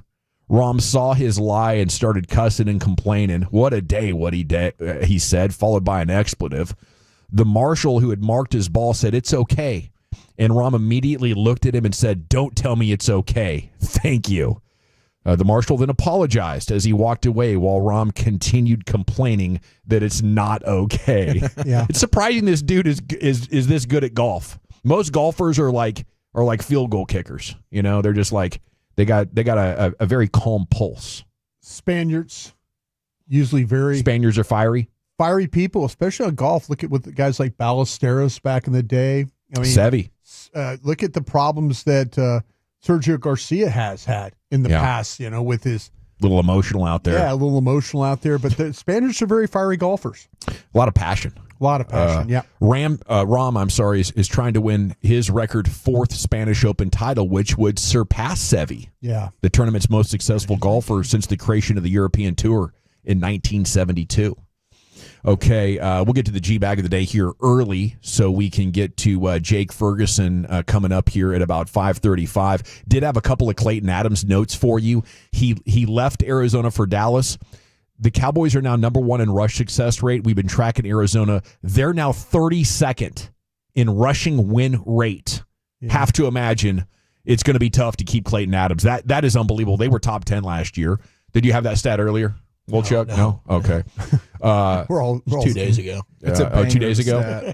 You know what? I think too, losing Connor has hurt their running game too. I watched them play against Carolina, and you know he was involved. But man, that's That's a big difference with him, but the scheme is not the same running the ball. No, It's and just maybe not. if DeMarcado holds onto the ball, Yeah. they'd be helped a The little bit. success rate looks a little bit better. Looks a little bit better. Sitting at 30. Clayton talked to reporters today, though, on his tandem with Connor Riley, the O-line coach. Says even their disagreements are productive, functional. They love it. He says it's been awesome. I couldn't ask for someone who understands what I want at a higher level and who also has a lower ego. That's Adams on Riley. I'm excited about Riley as well. We got a chance to interview him before the third day of the draft. What an easygoing guy, but man, like very, very much like when you start talking about how you do things, and they're on the same page. Like they were not going to ask these guys to do something that they couldn't do. They were going to come in, they were going to learn them, and then they've kind of figured out that these guys, the pullers are your tackles. You know, some of your guards, maybe you want to pull Smith a little bit more than Booker, but they've kind of figured out which one of their guys can do certain tasks. And I think that's what's made him very successful right now. Adams was asked if the Cowboys' rushing attack is achieving his create violence, run, and hit edict that he said when he was hired. He said they're doing it, but they're inconsistent, and he expects more and better. Yeah. All right, it's time now to go into the Pimp Cup where Lucius Alexander has your G-Bag of the day. G-Bag of the day, we do it every weekday on the Fan 530. It's about 5:28 right now, just a little early. My name is L.A. Lucius Alexander. You can hit me up if there's anything you think I should be playing, what you guys have been doing, and I appreciate that. This is day 3 for this champion audio right here. Watch the game, the Cowboys game with A.I. Broadus. Left to right at the Dallas 42. Fields is in the gun. Gives it to Hall, and he's got a seam at right guard. He breaks away from a tackle running 30, 25, 21-yard line. This team's never going to stop anybody. I told these to keep Zimmer. Pressure blowing right up the middle. Sam Williams with his speed, with his first sack of the year, and the Cowboys' 4th of the day. Didn't Bobby say they wouldn't be able to rush the passer? This is why I fired his fat ass from Love of the Star. Here's a deep pass down the right side. Oh, Floyd at the 25. A great move inside the defender and down to the 15. Let me text the gang of 7 about this Flournoy guy. You like this guy, right, Zach? Yeah. That's why you're my draft show protege, and we had to gatekeep Chiafalo. All right, here's Fields throwing deep. Oh, into the right side. Wilson caught it at the 48. Is Bade mute over there? Is this a preseason game? Do I need to step in and do color for him? Going deep. There's a shot for Pickens. He got pushed. He caught the ball. Zach, do you remember which of my 72 podcasts I talked about taking a shot to Pickens this week? Peyton, I'm going to run downstairs real quick and see if the homeless guy outside the McDonald's wants some G-Bag gear. Throws it deep to the middle of Lenoir on a deep crosser. 45, broke a tackle, right sideline, 20-yard line. He told me I had to be higher than Mark Sanchez in the cab of an oil disposal truck to think he'd be seen in that. Brilliant work there from Bobby Belt. Bobby was good today. Did you really tell him to keep Zimmer? No. No. Mike told me he wanted to be the head coach. That's why he moved on. When they didn't offer him the head coaching job, he said, "I'm just going to move on." It'd be a lot better right now if they had kept Zimmer, wouldn't it? As defensive coordinator? Yeah. I love Mike. I do. I think Mike's really good. I felt bad for him. He did not get a sniff as a head coach there, but obviously with Shoddy, the Joneses got their guy. All right, let's go to the second clip right here. Costco crash out. Dude was on his phone in the middle of the aisle, and another guy moved his cart out the way. Okay. Hey, give me some room, man. I'm trying to get by. Yeah. And it became a thing. What happened? You didn't have any space? No, I didn't have any space. You didn't have no space? Well, honestly, sorry. You were blocking the way on your phone. You were kind of blocking the way on your phone, buddy. You should move out the way next time. You didn't have no space? I didn't have no space, buddy. You're blocking the whole way. I couldn't even get through, buddy. Come on, buddy. Get the phone. Buddy? Yeah. What's going on? You have a buddy? Yeah. Is something wrong with you? Yes, I have something wrong with me. Buddy, I'm not trying to be difficult. You are on the phone. You are trying to be difficult. No, I'm not. You're trying to show your muscle. No, buddy. You're on the phone on like an idiot. I gotta get that out of the way, buddy. Learn your language. I am. Why you're calling me an idiot? Buddy, why you're calling me an idiot? Were you on the phone? No. I was not on the phone. You were on the phone 3 seconds ago. I was not on the phone. You were on the phone. Do you have a father or mother? Learn from your dad, from your parents. Why are you screaming? You call me an idiot. He called me an idiot. Why is he crying? Why is he crying?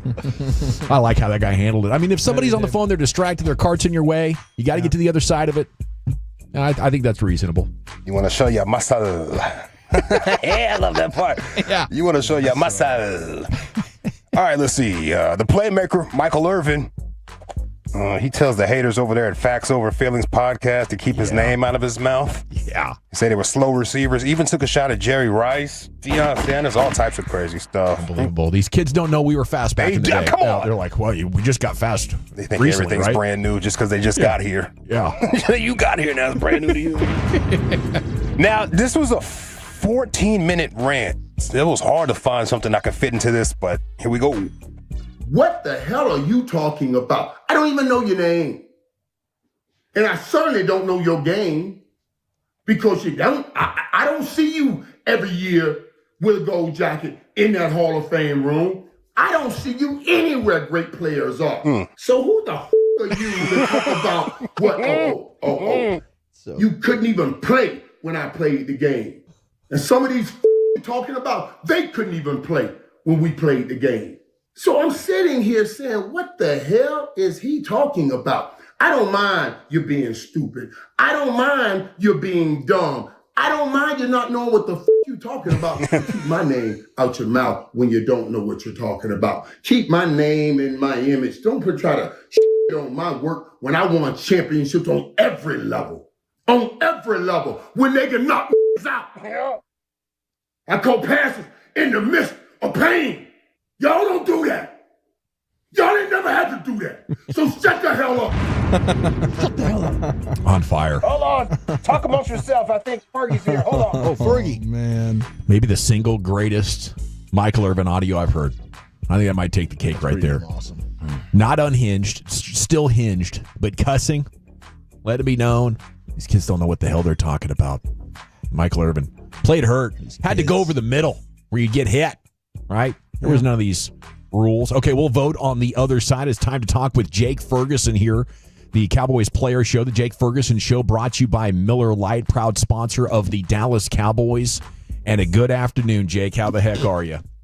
I'm good. How are you guys doing?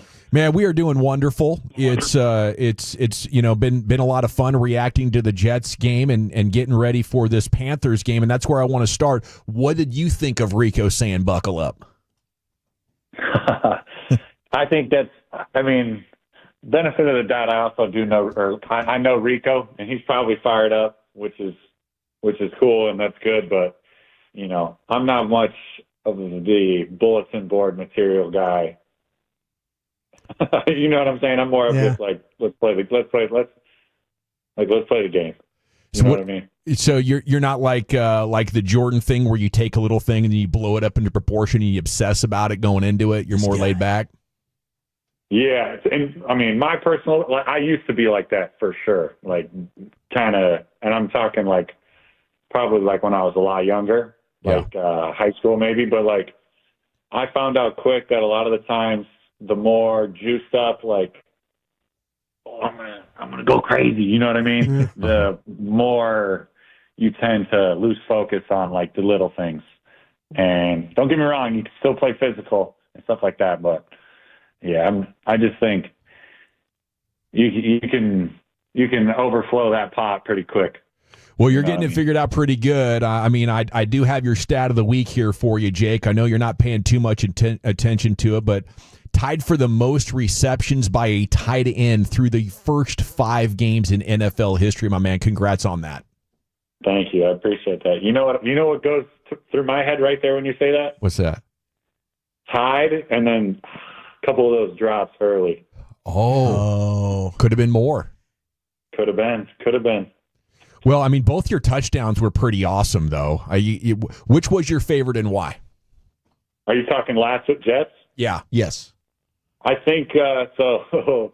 I think that my favorite one was the second one. The first one, obviously, the setup from the big boys. Mm-hmm. But if you watch the end of that, I've caught on a lot of heat from this. If you watch the end of that, I pushed T-Steele away, Terrence Steele. He's trying to celebrate with me, and I pushed him away because I was looking for George because we had planned that stupid dance. Oh. And I walk in on Monday, and they're like, every single O-lineman I see is like, man, that's crazy, Jake. Like, that's crazy. You're pushing away TCO. I felt bad. And then, but yeah, the second one, better Selly. That was first one back, I was scrambling for the celebration. But yeah, second one definitely just because I got to see the big boys. Okay, well, you couldn't miss Nate Thomas celebrating with all the pumping. He gets flagged for it, but how amazing was that? Yeah, that was crazy. That's the Key and Peele skit, the Hingleman Kringleberry or whatever. But he threw the ref threw the flag, and we were like, no, like what happened? Like holding. We thought it was an illegal man downfield at first, and then he walked past us and goes, yeah, he triple pumped. Can't do that. And he was laughing. We were like, oh damn. 2-pump max then? Yeah. Yeah, you can't see the full thing on film, but I'm pretty sure he Yeah, it might have been 5 pumps. I lost count after a little bit. Are those your favorite jerseys to wear? Those like Arctic whites? No, surprisingly, I'm a Navy fan. Ooh. I like the navies. I really like the navies. And then obviously those aren't my favorite simply because the pants aren't comfortable. Yeah. Oh, they're a little bit different material. Is that what it is? Yeah, if you watch that game back, you'll see me pulling up my pant like almost any time Dak makes a check or anything. Anytime there's a pause on offense. Just like a plumber's crack situation. You got to be careful. Yeah.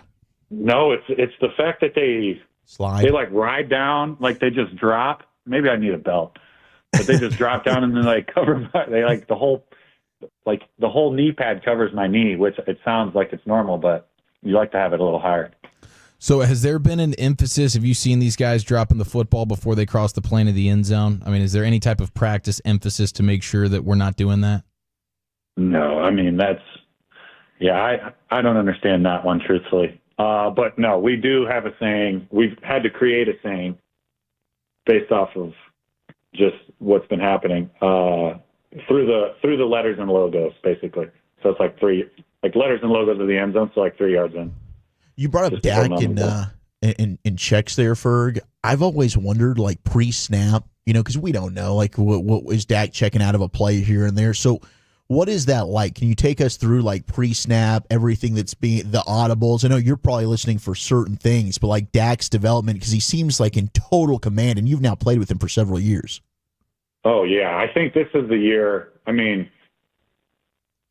is definitely the most vocal and like at the line of scrimmage, like we're making checks or just being like just communicating really like at a high level. And I think it's definitely different this year than it has been in previous. But yeah, we get up there and there's also a testament to this offense, you know what I mean? Like how we're able to be coached, this team, the receiving core, the O-line, making like protection checks, and then also just having Dak at the helm, making those checks and also like just communicating it through to us. It completely opens up a whole new game, like especially in the pass game. Jake Ferguson Show here with you on 105.3 The Fan. They're saying you become like the best security blanket for Dak since Witten, and that's getting a lot of media attention. What's the key to developing that trust with him and to being so reliable for him right now? Yeah, I think first thing, if you're talking like check downs and stuff like that, like whether I'm chipping off the line or it's just a little short route, like that's a testament to the receivers and our receiving core. Like those guys have to drop back into coverage, or else we're taking a shot. And you saw that last week with like Flournoy and stuff like that. And some of those young guys stepping out, but like sometimes they have to drop into crazy quarters and like take away the deep shots, and then that's when those checkdowns hit. But at the same time, like the connection with Dak that like we're trying to establish and keep going, obviously, I think that starts like pre-season, pre-OTAs, going. We were going golf, and he took the whole receiving core out to Georgia, and we do throwing sessions as well as workouts, as well as just hanging out, getting to know each other, and that kind of stuff coming from your quarterback it's so easy to buy in. And like when you're thinking of, the quarterback flying lead and we'll fly wing, like that's exactly what you want from your quarterback and your lead guy. And he's doing exactly that. And then, I mean, we're both trying to break 100 on the golf course when it's off season, so that's also a pretty big, connection right there. How's that going for you? Terrible. Terrible. I've broken it a couple times. There was one point I was in the low 90s, but then obviously fall camp hits and you don't want to go because your back starts to go and stuff like that. But yeah, it's all about connection, and that's also kind of what Shotty has been preaching is, like something that separates us is our connection with one another and like how we get to know each other as men. Because then once you get to know a guy, you'll be willing to go to war for him. That's just how it goes. You know what I mean? And it's all throughout the whole team. Hey, Jake, you guys are going to connect on one of those seam passes.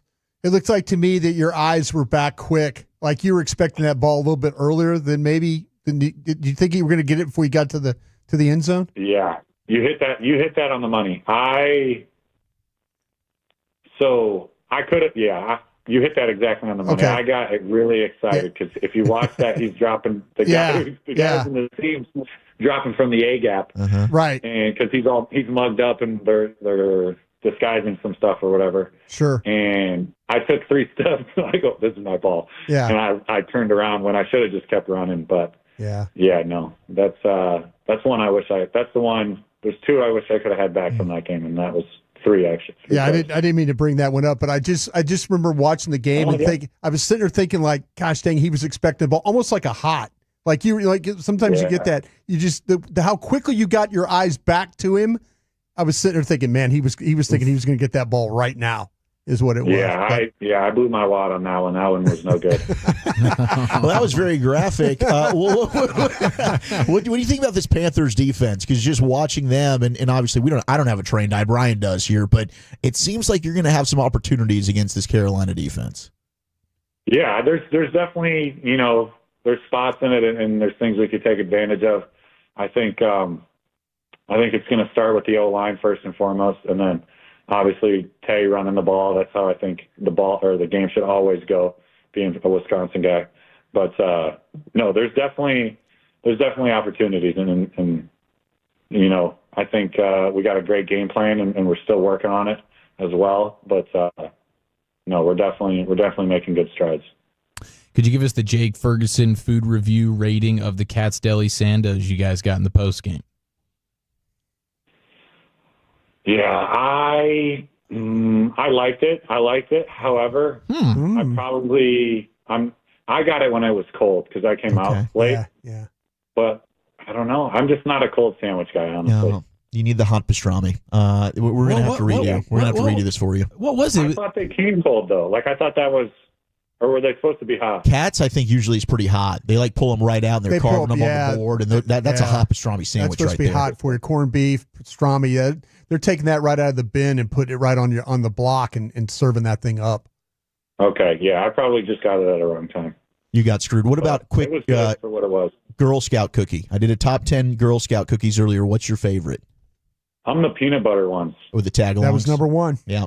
Yeah. I'm definitely peanut butter ones, and then I do I can only do 1 sleeve of Thin Mints before I tap out. Like, I can't overdo Thin Mints, but they're good. Yeah. No doubt. Slightly chilled? Yes. Almost every chocolate is, for me, going in the freezer. Okay. There you go. Like that style. Yeah, 100%. Well, if you're hungry tomorrow after practice, we're going to be at Cold Beers and Cheeseburgers in Euless. I just want to invite you. We'll have a hot burger waiting for you. Where's that at? How far is that from Frisco? I don't know. What do you think? 20 minutes or so? It's a bit of a haul. Yeah, bit of a haul. It's a bit of a haul. Everything's 20 to 30 minutes in DFW. See if Jerry will lend you the helicopter out there on the field, practice field. Just jump on and come see us. We'll have a hell of a time in Charlotte and give them hell. We'll be pulling for you, Jake. Yes, sir, fellas. Appreciate you guys. Salute. There he goes. Jake Ferguson, brought to you by Miller Lite every Thursday about 5:20 here in the G-Bag Nation. We'll go back into the Pimp Cup. We got a champ. We got 2 challengers, Lucius. Time to vote? Let's see. Okay. Do we have 2 challengers? What did I play? Costco and Playmaker. Okay. Yeah. Okay. Playmaker's going to win the day. You know I'm just I telling am. you right now, my reign is about over. Boy, you should see to hear the unedited version. Mike was really cussing up a storm. I don't blame him. I don't blame him. Mike. It's disrespectful. Yep. Hey, where am I at? Oh, dude, Connor's gone. Oh, yeah. This isn't one, but I have this for Broadus. Winner. This old lady, I mean, she's old, got pulled over for speeding. Ma'am, I stopped you for speeding. You were going 112. 112, Sign back yeah. there said 112. That is Highway 112, not the speed limit sign.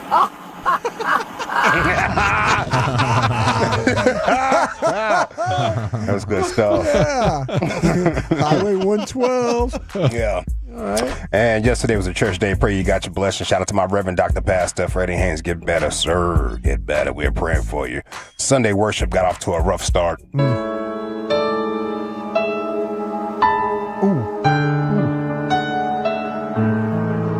Know a name I can silence rolling away. All right, church. Good morning. How we doing this morning? We're going to stop for a moment. Stop. Hit Please. the red button. How many of us know sometimes plans just don't the plans don't go according to our plans. So can we just take a moment right now? And there's many things that I can get you to do. But one thing that I'm going to get you to do right now is just give Jesus a big shout of praise so that we can reset this moment. Reset. Got to reset. Cut him off in the middle of him singing, bro. Yeah. Yep. It's not the worship music we had in mind. Come on, man. I didn't think he was doing much of a better job either. That's the funniest part to me.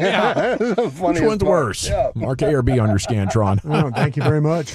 Is it AI brought us our champ? Is it the Costco crash out? You're an idiot. Is it the Playmaker? Michael Irvin. Yeah, I think I want to hear that one again. Or is it your Sunday worship? I'm going to go Costco crash out. This is tough. I could go either way on this, Chief. How about you? I'll go with the Playmaker. Lucius? Big Mike. Wolchuk? I'll go with the Costco crash out to make it fun. Bryant? Playmaker. By a score of 3-2. And your new G-Bag of the Day champion, it's Michael Irvin, bringing the heat to these young whippersnappers that have no respect for how they did it in the 90s. Let them know, Mike. Hey, Lucius, real quick for you. Real quick. Yeah. The story of Texas State Highway 112 maybe here. There's 3 112s, right? From your previous, which you 112. The Highway Where 112. the players dwell. Yeah, 112. Highway 112. There's one in Texas. It used to be Highway 69, but there was so much vandalism to the signs. Much vandalism to the signs, they named it Highway 112. I don't blame them. That's a pretty cool sign to have. That's awesome. Let's go back to Lucius. In the Pimp Cup for LA Live. Hey! Ladies' night. All right, she swears. Fire up this funk and let's have a talk. It'll make you dance to some of everything. Everybody get high. With you. Go ahead. Yeah, I'm a with you, ladies. I want all the ladies to know that we with you. Now, what that means is when we first meet you, we'll go out with you. We'll drink with you. We'll take you to dinner. Go to dinner with you. Go even over your folks' house with you. But the first time you start asking us to cash out you money, and I've been knowing you 3 days, we through with you. Yeah, we through. We through, ladies. This is LA Live for Thursday, October 9th, 2025. It is a Thirsty Thursday Ladies Night edition. Shout out to all the Tolo ladies that listen to this station. You are appreciated. Tupac cares if nobody else cares. How about that? LA Live is sponsored by Greystone Roofing and Construction. That is greystone-roofing.com. Game 3 of the WNBA Finals was last night. Did anybody catch any of that? No, sir. No, I did when I got home. They've got to redo their schedule.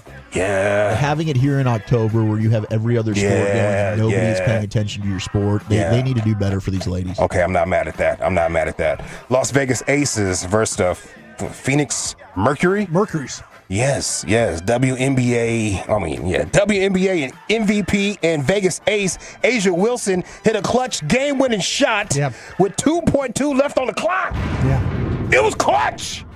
It was so clutch.